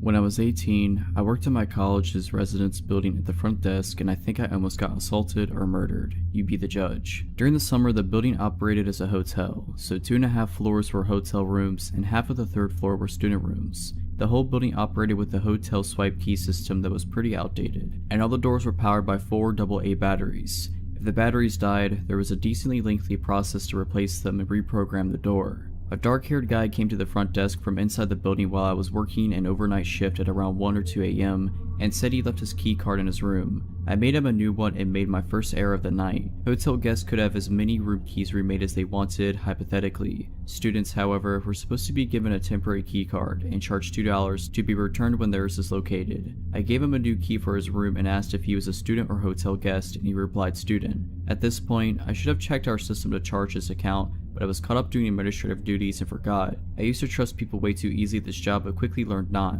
Later on the night, maybe around 3 or 4 a.m., he came to the desk again and said he couldn't get into his room. I asked if he just forgot his key again, and he said no. The door wasn't working. I asked if the light was coming on when he swiped his card, and he said no, so I figured the batteries were dead. I told him I'd changed the batteries, and I went up to his room with him. He asked me for my name, and I told him. He didn't tell me his. I opened the room door manually with the master key, and I told him I'd have to prop it open while I worked on the back panel to replace the batteries. He said, "No, it's okay, I'll close it," and closed and deadbolted the door locked. Really weird, but I tried not to think about it. I had changed the batteries on plenty of other doors by this point, and some students were iffy about having their doors propped open for their room to be on display for anyone walking by. He also had a really thick accent, and I thought he might be an international student since we had a lot of students from other countries where English was not their first language. I gave him the benefit of the doubt and thought maybe it was also just a language barrier issue. At this point though, I really felt like something was wrong, but I tried to ignore it so I didn't freak him out. While I was trying to focus on fixing the door as quickly as possible, he kept trying to entice me to go further into the room, saying his bed was broken and he needed me to take a look at it, there was something underneath it that needed to be fixed, etc.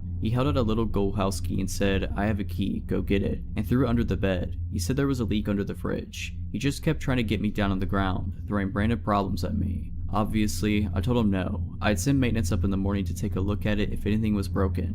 I had my back to him and he asked me if I would take off my glasses. I said, "No, I need them to see." His tone of voice changed. In the most steady, chilling manner, he said, "Ella, it's okay, you can take them off." And from behind me, he reached around and tried to take off my glasses. I swatted his hand away and, trying to remain composure, said, "No thanks, I need to keep them on," even though he was creeping me out. I didn't want to be rude to him. I didn't want to get in trouble if he complained about me, or risk upsetting him and having him yell at me. I got up to grab something from the door repair kit, and undid the door deadbolt and opened it up in the process. He jumped toward the door to close it again and told me to keep it closed. I told him no, I had to open it to start reprogramming it from the front. While I held the door open with my foot and grabbed something from the door repair kit, he started playing with the little wispy hairs at the top of my forehead and trying to touch my shoulder. I swatted him away again and asked him not to touch me and focus on getting out of there. He once again tried getting me to follow him into the bedroom, saying the bed was broken, and I went as far as the door frame to see if I could spot any actual problem with his bed. This is when I realized that he had nothing in his room. No dishes in the kitchen, no shower curtain in the bathroom, no sheets in the bed, nothing. This wasn't his room.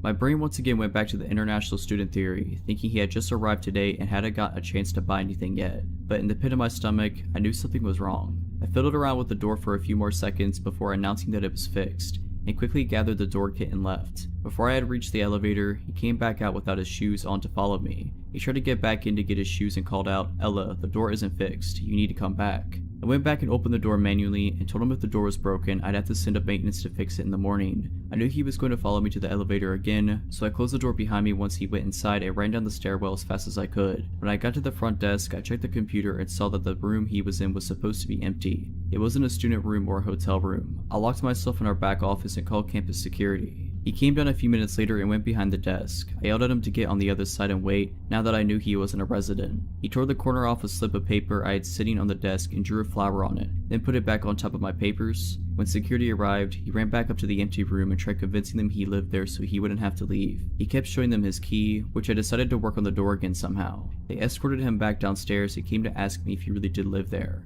Obviously he didn't. That's why I called you guys crying and terrified. He kept interjecting to argue that he did live there, but couldn't even recall his room number when asked. Security asked him for a student card and he couldn't produce it, so they told him he would have to leave if he couldn't prove he lived there. While they were grabbing his information, I listened from the office and could immediately tell he was lying. The phone number he gave was just a bunch of random numbers. The name he gave was prefixed by, as if he was trying to think of a name. When they asked him for his address, he just said, "across the street." One security guard asked if he lived in the apartments across the street and he said yes, but couldn't tell them what the building number was. He said his apartment number was 1200, but I moved into that building a few months ago later and apartment 1200 doesn't exist. When security asked what his purpose was to be sneaking into a room, he just kept up the ums and the uhs and saying he didn't know. They'd ask, "Were you trying to see a friend? Do you know anybody who lives here? Were you here to hurt somebody?" And he kept fidgeting and saying, "I don't know, no reason, I was just here." At one point he tried to tell them he was my friend, at which point I poked my head out of the office to say that I literally had never seen him before that night. He left. We didn't call the police because he didn't actually do anything, but it was still unsettling. Later on, it dawned on me how he figured out that the room was vacant.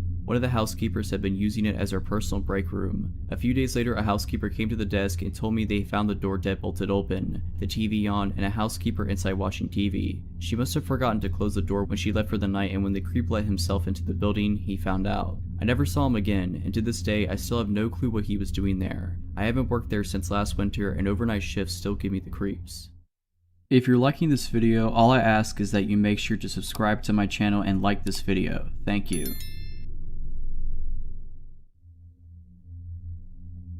The lesson I took from the story was always read through your lease/rental agreement fully before signing. This takes place 4 years ago in Kansas City, Missouri. I'm originally from California, so trading up city life for a less urban life was very challenging for me. Making friends was hard, but I made the move to be with my dad, who lived in an apartment complex with a roommate. My dad was a trucker, so he was gone for weeks at a time, while I was left alone to work and come home to a foreign place that I was slowly being accustomed to. My roommate was gone most of the time because he had a girlfriend, and he would leave his dog with me, so I never truly felt alone. I had an old lady for a neighbor that would come up and check on me too. That's how people were in that area, and I found it kinda nice how people knew their neighbors. I got to know everyone in my building's name after about 6 months of living there, except one. There was a man, I'd say in his early to mid-50s, who lived directly below my apartment. He looked, for lack of a better description, like a creep. He was balding except for on the sides of his head, which that hair was straggly too. He was tall and kinda skinny, had outdated 90s glasses, and a thick mustache. He was the only person in the building who wasn't friendly, or at least didn't make the effort to say hello or introduce himself to me. He also happened to be the maintenance man for all 5 buildings. I didn't think much of this at first. I honestly don't care if you're overly friendly to me. I enjoy having space of my own, and sometimes being too friendly is suspicious to me. That's just a personal problem, but I'm explaining why I didn't send up any red flags at first. One day when I was pulling out of the driveway to go to work in the morning, I noticed across the large lawn that led to the door to our buildings, the maintenance man was standing in the center, staring directly at me. Stare is the wrong word, more like glare. At first, I looked around confused, thinking perhaps he was looking at someone or something behind me. I was the only one there. Although a bit creeped out, I shrugged it off and continued with my day, forgetting all about it. The next day I was over at my neighbor Claire's apartment, the elder lady, and she happened to bring up a maintenance issue she had, but she mentioned that she would never ask the maintenance man for anything, and neither should I. I tried to ask her more about what she meant by that, but she ended up being very broad and said something along the lines of, "He's just a known creep around here." Fast forward to the first incident. It was around 2 AM and I was still awake, but only barely, sitting on the couch watching TV alone in the apartment. I was starting to drift off into sleep when I heard a soft noise near the front door.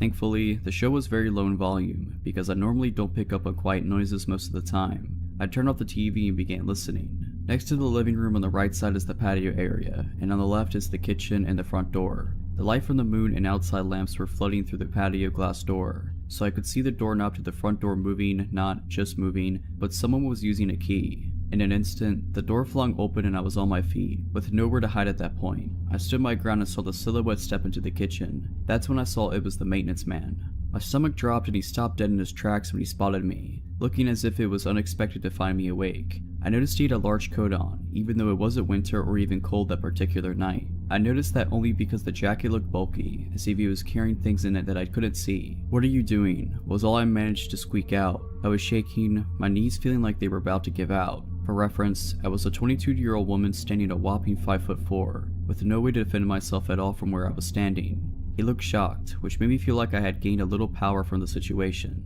He retorted confusedly and angrily with, "Your toilet is making a loud noise that I could hear from my bedroom." I was angry and terrified, and only reacted with more anger when I saw him scrambling for excuses. "So you just let yourself into my apartment at 2 in the morning? I'm reporting this to management first thing in the morning." He stepped closer to me then. I backed up a few steps but still stood my ground, quickly turning on the light closest to me so he could see my fury. "The toilet is rumbling. I need to check it, now." Now I was trembling so hard I could barely stand. I had adrenaline and anger and fear all coursing heavily through my body. "Get out." He started to take the liberty to look around the kitchen where he was standing. My head immediately thought, what if he goes for a knife? And that's when he said it. "I can come in whenever I want." The sentence makes me shiver to this day. I didn't know what to do, and felt the power over the situation quickly dwindling down to a bad feeling that something bad was about to happen. "If you don't get out of my apartment now, I'm gonna start screaming as loud as I can." My voice was crackling and shaky, which made my heart drop into my stomach. I immediately felt like I was going to be sick when he took yet another step forward towards me. "Check the lease. I could come in whenever I want. I'll see you later." He winked at me, creating a wave of nausea, and I felt faint. He slowly turned around and walked out, closing the door behind him and even going far enough as to lock it from the outside with his extra key. The next day, I contacted management as soon as their office opened. I could tell the conversation wasn't going anywhere when the manager sounded irritated right off the bat. When I told her that the guy entered my apartment illegally, she cut me off and told me that they do not allow any illegal activity, and take what I was saying very seriously. I thought, yes, I've got him, until the manager said, "You can't just throw around accusations without proof. This man has dedicated over 20 years to working for this company, and we don't plan on getting rid of him anytime soon. Perhaps if you had read over your lease like you should have," yes, she was actually scolding me, "you would have seen the clause that states that a maintenance worker has keys to the entire property, and if there is a maintenance issue, they are permitted to access the property at any time of day." This floored me. It couldn't possibly be legal, but of course I'm from California, and of course I didn't read the lease carefully. When I moved there, my dad was already living in the apartment and I literally had nowhere else to go. So if I were to be living there, I was gonna have to sign the lease no matter what. So I did. Needless to say, nothing got done. Fast forward again. A few days go by and I don't see Mr. Maintenance Freak until I do. This time I'm pulling in after a long 10-hour shift at work. I haven't forgotten about the scary incident, but I put it in the back of my mind for the time being to concentrate on other things. Although I lost sleep over it. I park my car facing the large lawn area again and start using my phone for a few minutes. I'm peering down on my phone and glance up for a split second before I see him there. He's standing across the lawn staring angrily at me. I mean furious. I quickly look back down and pretend I have not seen him, getting that sinking feeling again. As a paranoid person, I put the key in the ignition just in case and pretended to keep scrolling on my phone while subtly locking my door. I glance up again and this time he's walking towards me, very fast. I look at my rearview mirror, hoping to see someone that he may be stomping angrily towards, and of course no one else is there. It's nearly dark now, but when he gets about 10 to 15 feet away from the front of my car, I can hear him shouting something, but I can't make out what he's saying. Now I put my phone down and I'm watching him come right at me until he reaches my window and starts banging it all with his might, and slams his body into the door. He's also fidgeting angrily with the handle, even though the doors are locked. My car doesn't have automatic locks, so I'm praying that all my doors are locked at this point. My hands are shaking so bad that I'm having trouble starting the car. When I finally do, I realize what he's saying, which was a repeated cycle of the following phrases. I'm going to get you. I told you I can come in whenever I want. You really want to take me on? I'll kill you. I peeled out of there so fast, not even knowing where to go. I drove to the next county over, found a motel, and stayed the night there. The next day, I took work off and went straight to the management's office. I told them exactly what happened, and no matter what I said, they didn't believe me. This maintenance man was apparently a gift to mankind or something. He was a monument to the company, and they appreciated his 20 years of service and dedication to them over him risking someone's life with threats. Long story short, I lost it. I called her psychotic and ended up getting evicted. I reported all this to the police, but between the lack of evidence I had and his perfect record / shining references from his employers that seemed to love him, the police said that there was nothing they could do to move forward at that point. My dad and I ended up finding a nice home about 10 minutes away from that place. I ended up inviting Claire, my older neighbor, to the new house a few months later. She told me there was a single woman in the apartment before the roommate, and my dad had moved in there that also left in a hurry after something happened with the maintenance man taking photos of her walking to and from her apartment to her car. When she confronted him about it, he told her, I can do whatever I want. I guess in Kansas City, maintenance workers are considered gifts to mankind. Needless to say, it's been 4 years and I'm back in California. This happened when I was about 18 years old. I was big into running back then and lived in a town that was a suburb but had big swaths of farmland, as in smallish tomato and strawberry fields, not huge never-ending wheat fields. I preferred running on the dirt at the edges of these fields because it was a lot easier on my legs than running long distances on concrete or asphalt, and I was usually training for half marathons. This particular day I was planning to run an easy 6 miles. I told my mom and she suggested I do a loop and then meet them at the dog park about 3 miles from our house as my halfway point. This is pre-cell phone area, but being careful I took a walkie-talkie my dad always used and my mom took the other one. Now, the walkie-talkie had a range longer than the ones my brothers and I played around with when we were younger, but it definitely did not work 3 miles away and I honestly had no idea what its exact range was. So, I take off to my run. I'm planning to go on the sidewalk for a little bit until I get to the fields. I think it was lettuce or something then, but short small plants. I'm running in the dirt with the road a few yards to my left. I have to run south and then turn right onto a slightly smaller, less traveled road to get to the dog park. As I'm running on the first dirt part, my parents drive by and, being dorks, they honk and wave and yell at me. I wave and then soon after I make my turn onto the smaller road. This one is road, me on flat dirt, small drainage ditch, forever of lettuce field, then a wall that is the backyard of some houses. I start noticing how quiet the street is and how few cars are passing me. Then I randomly start thinking to myself, if someone tried to do something, I could run to those houses. Then I hear a car, but this one doesn't pass me like all the others. I hear it slow down so that it is behind me, just out of my peripheral vision. My senses go super alert and I immediately realize what an idiot I was to pick this route because I'm stuck out here with no one to help me and nowhere to hide. The car starts speeding up enough so that it's next to me and I glance over and see a man. Middle-aged, white, dark hair, totally normal looking, but I get a chill down my spine immediately. He sort of leans over into the passenger seat and says in a super sweet voice, "Hi, where are you going? Do you need a ride?" I am scared and realize that this is not good. Immediately, nothing has happened yet and he could be totally innocent just wanting to chat, but my intuition is in overdrive telling me I'm not safe. I hop over the ditch thinking at least that will make it harder for his car to follow me if I need to take off across the field to try and make it to those houses in the distance. Well, this pisses him off. He guns it and gets closer to the ditch and in front of where I am, and then he says in a voice I can only describe as bone-chillingly evil, "You know, you shouldn't be out here all alone. Something horrible could happen to you out here and no one would ever know where to find you." He put his car in park and is taking off his seatbelt when I remember the walkie-talkie. Piece of junk is all static because I'm too far away, so I immediately turn down the volume and say loudly, "Hey Dad, yeah, I see your car. I'm over here by this red Buick. Do you see me?" Fake wave to no one. There was no car coming from the direction my parents were, and when I had started talking, there was no one behind us either. But by the grace of the universe at that exact moment, a car turned onto the road. The guy saw it, looked at me, and sped off so fast he left skid marks. I have never run faster in my life, and I was looking behind me every few seconds and thought he'd be waiting for me at every intersection I had to cross. I was shaking and I was scared and relieved when I got to the dog park. I told my parents everything and my mom called the cops. They took a statement but said it would just help if something actually happened to someone else. The weird part was, I was having trouble getting my story out and I was so upset, and before I gave a description of the car, the cop asked, was it a red Buick? He wouldn't tell us why, but that just added to my feeling that I had narrowly escaped something awful.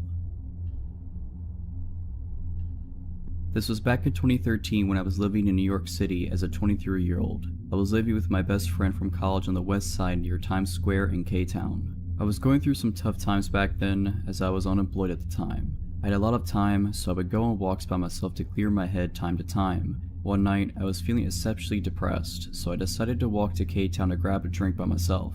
I walked into a Korean bar and I got some weird looks from the waiter as I asked for a table by myself. After ordering a couple of soju bottles, I was feeling pretty drunk, so I decided to walk back home. However, as I was exiting out of the bar, this Korean guy followed me. He looked very normal, just like a nice Korean guy. He told me that he saw me drinking at the bar by myself and that he would love to walk me home to make sure I got home safe. I politely declined. After all, my apartment was pretty close, but he insisted and he looked so harmless that I decided to take him up on his offer. We walked like 10 minutes I think, and it was quite pleasant. We were both a little drunk, but I remember talking about all sorts of things, nothing personal. When we finally arrived at my apartment, I thanked him and wished him farewell. Now, my apartment was a 5-story walk-up, and there was a main door where we needed a key to open to get into the building. No doorman. I didn't think much of it and inserted the key to open the door and went in. The door takes a while to close shut, and it was my mistake for not checking before I went up the stairs. While I was approaching the second floor, I heard someone grab the door from closing, and I heard footsteps coming up the stairs. I literally got goosebumps all over my body, and I felt like I was in danger. As I started to pick up the pace, I heard the footsteps going faster up the stairs. I lived on the 5th floor, and I started to run up, clutching my keys in my hand. The guy started to run up the stairs as well, and I can literally hear him getting closer and closer to me. This all happened in a couple of seconds, but it felt very long. I finally got to my floor, and as I tried to open the door, I looked back and literally saw the guy's head on the staircase. I rushed to open the door and I managed to close the door right on his face. My heart was beating so fast and I didn't know what to do at that point. It was already 3 AM and my roommate was asleep. Luckily, he didn't knock or anything, so I decided to just go to my room and hope that he's gone home. Around 7 AM, my roommate woke me up. She said that there is a man standing in front of our apartment door. My heart sank and I explained the whole situation to her. She and I went to the door and screamed that we were going to call the police if he doesn't go home. I looked at the people and he told me that he will only go home if I gave him my number. We then called the police and saw him being escorted out. My roommate had to go to work, so she left the apartment and called me a few minutes later. She told me that she saw the guy speaking to the police downstairs. Apparently, he tried to lie to the officers that I'm his girlfriend and that we got into a fight. My roommate went up to them and explained to the officers that I do not have a boyfriend and that she doesn't know him at all. The police let him off with a warning. About 2 hours later, I heard a buzz from the main door downstairs. Maybe it's the police? Surely it can't be him again, right? I answered the intercom and I was shook. It was him again. "Just give me your number and I'll go away," he said. I warned him that I'm going to call the police again if he doesn't leave. A couple of minutes later, I heard ferocious knocks on my door. He must have gotten in when someone was entering the building. I was so scared at that point, so I immediately called the police. Unfortunately, the guy ran away before the police got there. The worst part about this experience was that my roommate and I were so scared to leave and come back to our apartment. I would have anxiety every time I come home, worried that I might see him in front of our apartment door. For about a week, the police escorted us when we felt scared. Bless them. I never saw him again, but it was one of the scariest moments of my life. So creepy stalker dude, let's not meet. I live with my girlfriend as expats in a pretty foreigner-friendly Asian country. Most of the time we get by just fine despite only knowing a little bit of the language, because most people we interact with on a day-to-day basis speak fluent English. We started out in a tiny apartment which we quickly outgrew. We found a gorgeous condo with nice amenities and decided to move in. This condo is owned and managed by a local owner rather than by an association or company. The building is a little bit older, which means that instead of key card access to our door, it came with a traditional key lock and slide and bar latch, which is nice because it's more durable than a chain. Of note, our original building also had key card access to our floor, meaning that we could only ever access our own floor. Even the emergency exit stairwells did not allow entry to floors other than our own. This new place did not include this measure, and I routinely enjoyed a walk up the 15 flights of stairs to the room as a bit of a warm-up before going swimming. The quaint feeling of all of this changed about 2 months after we moved in. We were both starting new jobs and dragged our feet on some of the final touches of moving into a place. That is the last time we ever do that. My girlfriend nudged me awake at about 3 in the morning. I wake up extra groggy and unsure of my surroundings, but I snapped to full attention when she whispered with wide eyes, "Someone is trying to open the door." Now, the condo is 100 square meters, and the main door and the bedroom are at opposite ends. The bedroom itself has a rather sturdy door that was closed, and the aircon runs at night, so this had to have been some sort of commotion for her to wake up. I sprung out of bed and made it to the door in seconds. There was some guy outside our door, studying very intently at our lock. He was about my height, though probably 15 kilos heavier, and he was not a foreigner like us. "Wrong room," I had to yell, because the door is pretty thick. There was a pause and then a thud, then a smaller tock tock tock as he was knocking. From experience, I know that it's hard to hear through the door, and if English was not his first language, then understanding me through the door was going to be a real challenge anyway. Looking through the people as he kept up steady knocking, I noticed he swayed back and forth slightly, so I figured he maybe had a couple drinks and had the wrong room. I turned to my girlfriend and told her so, and that I was going to open just the key lock but not the bar latch and tell him he had the wrong room. She didn't love the idea, but what was a good alternative? I took a deep breath and undid the key lock. My hand shook as I turned the handle, and one hand braced against the door while the other opened it slightly. He must have been leaning close because I saw his face right at the opening, and I could smell beer on his breath. "You've got the wrong," was what I got out before he pushed against the door as hard as he could. The bar latch held, but it was enough that my girlfriend threw herself against the door, and with our combined force we shut it again. "No," I yelled, "go away, wrong room." Then he muttered something that sent chills through me. The door muddled the noise, having just woken up played tricks on my ears, and the language barrier filled in the gaps. But I could swear I heard him laugh a little and say, "Stupid boy." I froze. My girlfriend turned the key lock as he slammed his body into the door once, twice, 3 times, I lost count. Every time I pressed against it harder, but I could still swear the 4 screws that held the bar latch in place wiggled slightly. The thuds returned, and looking through the people, I could see that he was punching the door. His stoic face looked patient and annoyed as he swung his arm back over and over each time it hit my girlfriend, and I could feel the vibration through our entire bodies. After what felt like an eternity, the pounding stopped and I looked through the people. He wasn't there any longer. I listened closely and I could hear the long ding of the elevator down the hall. He might be leaving. My girlfriend had both our phones, texting the condo owner on hers and shoving mine at me. She was calling the owner, but at 3 AM there was no answer. Frantic text of "someone is trying to break in" spammed the other end when no one was picking up. She messaged friends of ours who live in the next building, but we both knew it'd be hours before anyone responded to us. We calmed down a bit and agreed that we were going to be up for the rest of the night, but that we'd settle up with the condo owner in the morning and report it to the building management. There were security cameras in the hallways, so they'd be able to follow up. Then I heard the elevator ding again. I was shaking as I returned to the peephole and watched as the chunky man returned. He was hanging up a mobile phone, and he retrieved something from his pocket, a knife, a multi-tool, and that's when I said, "He's back," and I grabbed the biggest kitchen knife within reach and reached to brace the door. My girlfriend was almost in a full-blown panic as she grabbed the cast iron skillet. That's when I realized for the first time that there was a chance that someone was going to die. The door handle was wiggling as he started to poke at the lock with whatever was in his pocket. If he opened one lock, the only thing between him and us would be 4 tiny screws in the bar latch. And if he got in this condo, we were going to defend ourselves as best as we could. And that's where I realized we were foreigners, and dealing with manslaughter charges in a foreign court system would be an absolute nightmare. Or if we severely injured him and he was able to communicate his story, his way to the police, while we struggled with an interpreter. And of course, this is all assuming that we would be the ones to overpower and subdue him. All this was running through my head as I called the equivalent of 911 and shouted English into the phone until someone spoke English. My brain wouldn't quiet down enough for me to be polite. I finally got an operator that spoke English, and I explained someone was trying to break into our condo, that he had left and returned, and gave him the address. He sent a car and asked for an ETA, and he couldn't give me one.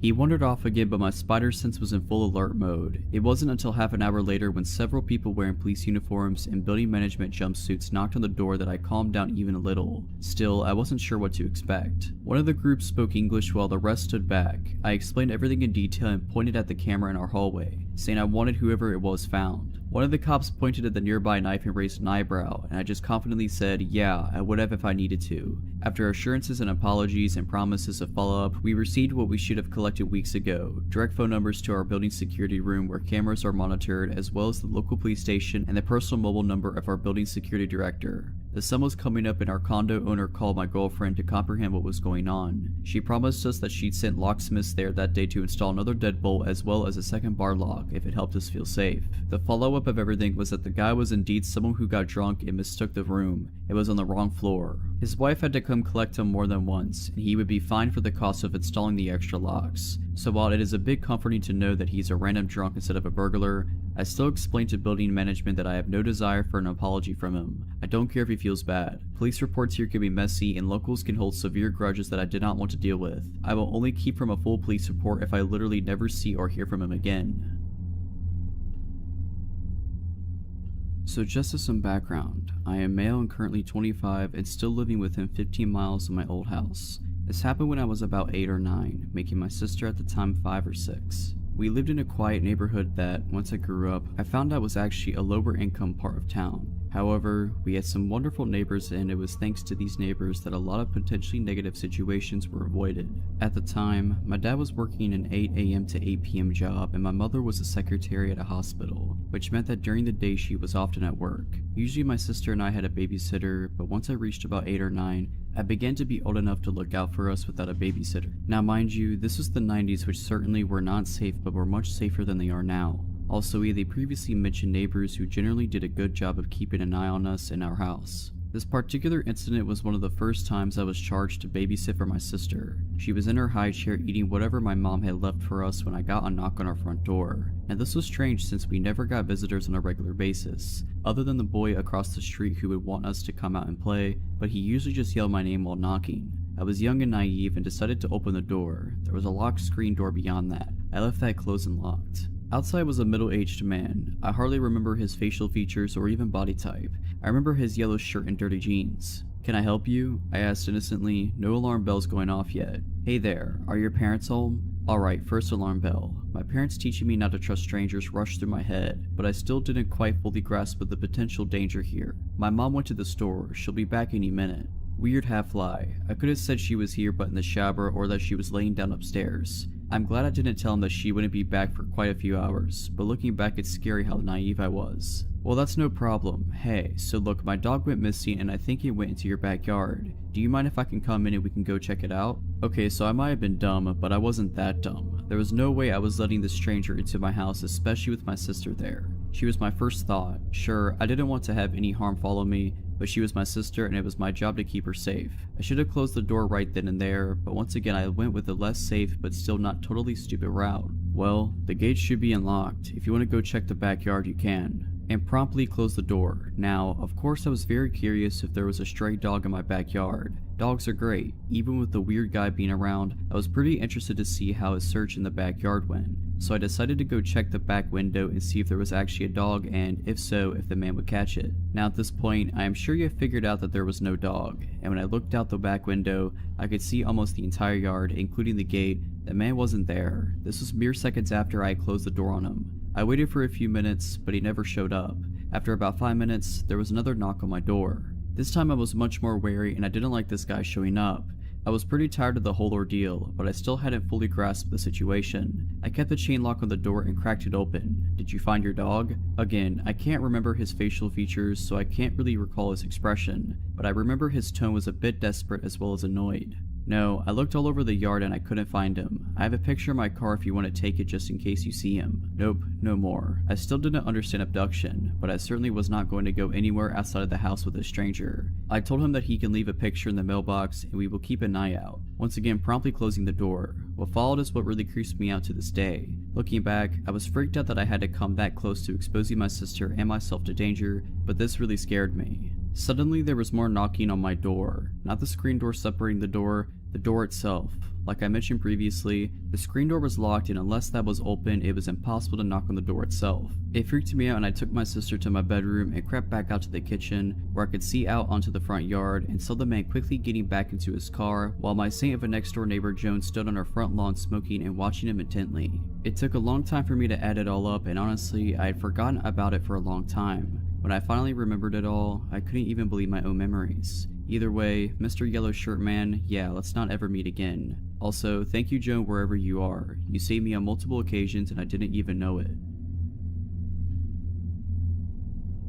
When I was in 4th grade, my family was still living in Denver, Colorado in a small condo near my school. My brother, kindergartner at the time, and I only had to cross the street and walk between a couple of apartment buildings to get to the football field attached to our school. It was normally a pretty quick and safe trip to and from. My mother was taking night classes at NAU at the time, and her boyfriend, whom we lived with, would usually watch us in the evenings, although he wasn't off work until about 6:30 p.m. We grew up as latchkey kids, so this wasn't a big deal. One day, my brother and I were walking home together after school like we'd usually do and had just gotten to the street in front of our home when a white car pulled up in front of us. The man driving the car didn't seem like your typical weirdo, maybe in his late 20s and looking pretty clean cut. Looking back, the fact that he was driving such a fancy car, a Benz I believe, and wearing such a crisp outfit didn't really fit with our neighborhood. He asked my brother and I if our parents were home. I immediately got a serious sensation of stranger danger from this dude. I looked at our apartment across the street, then back at him, and in the most I'm not stupid tone I could find, I asked why. It doesn't matter, he replied dismissively. Are they home? He seemed a little more insistent with his question and glanced around.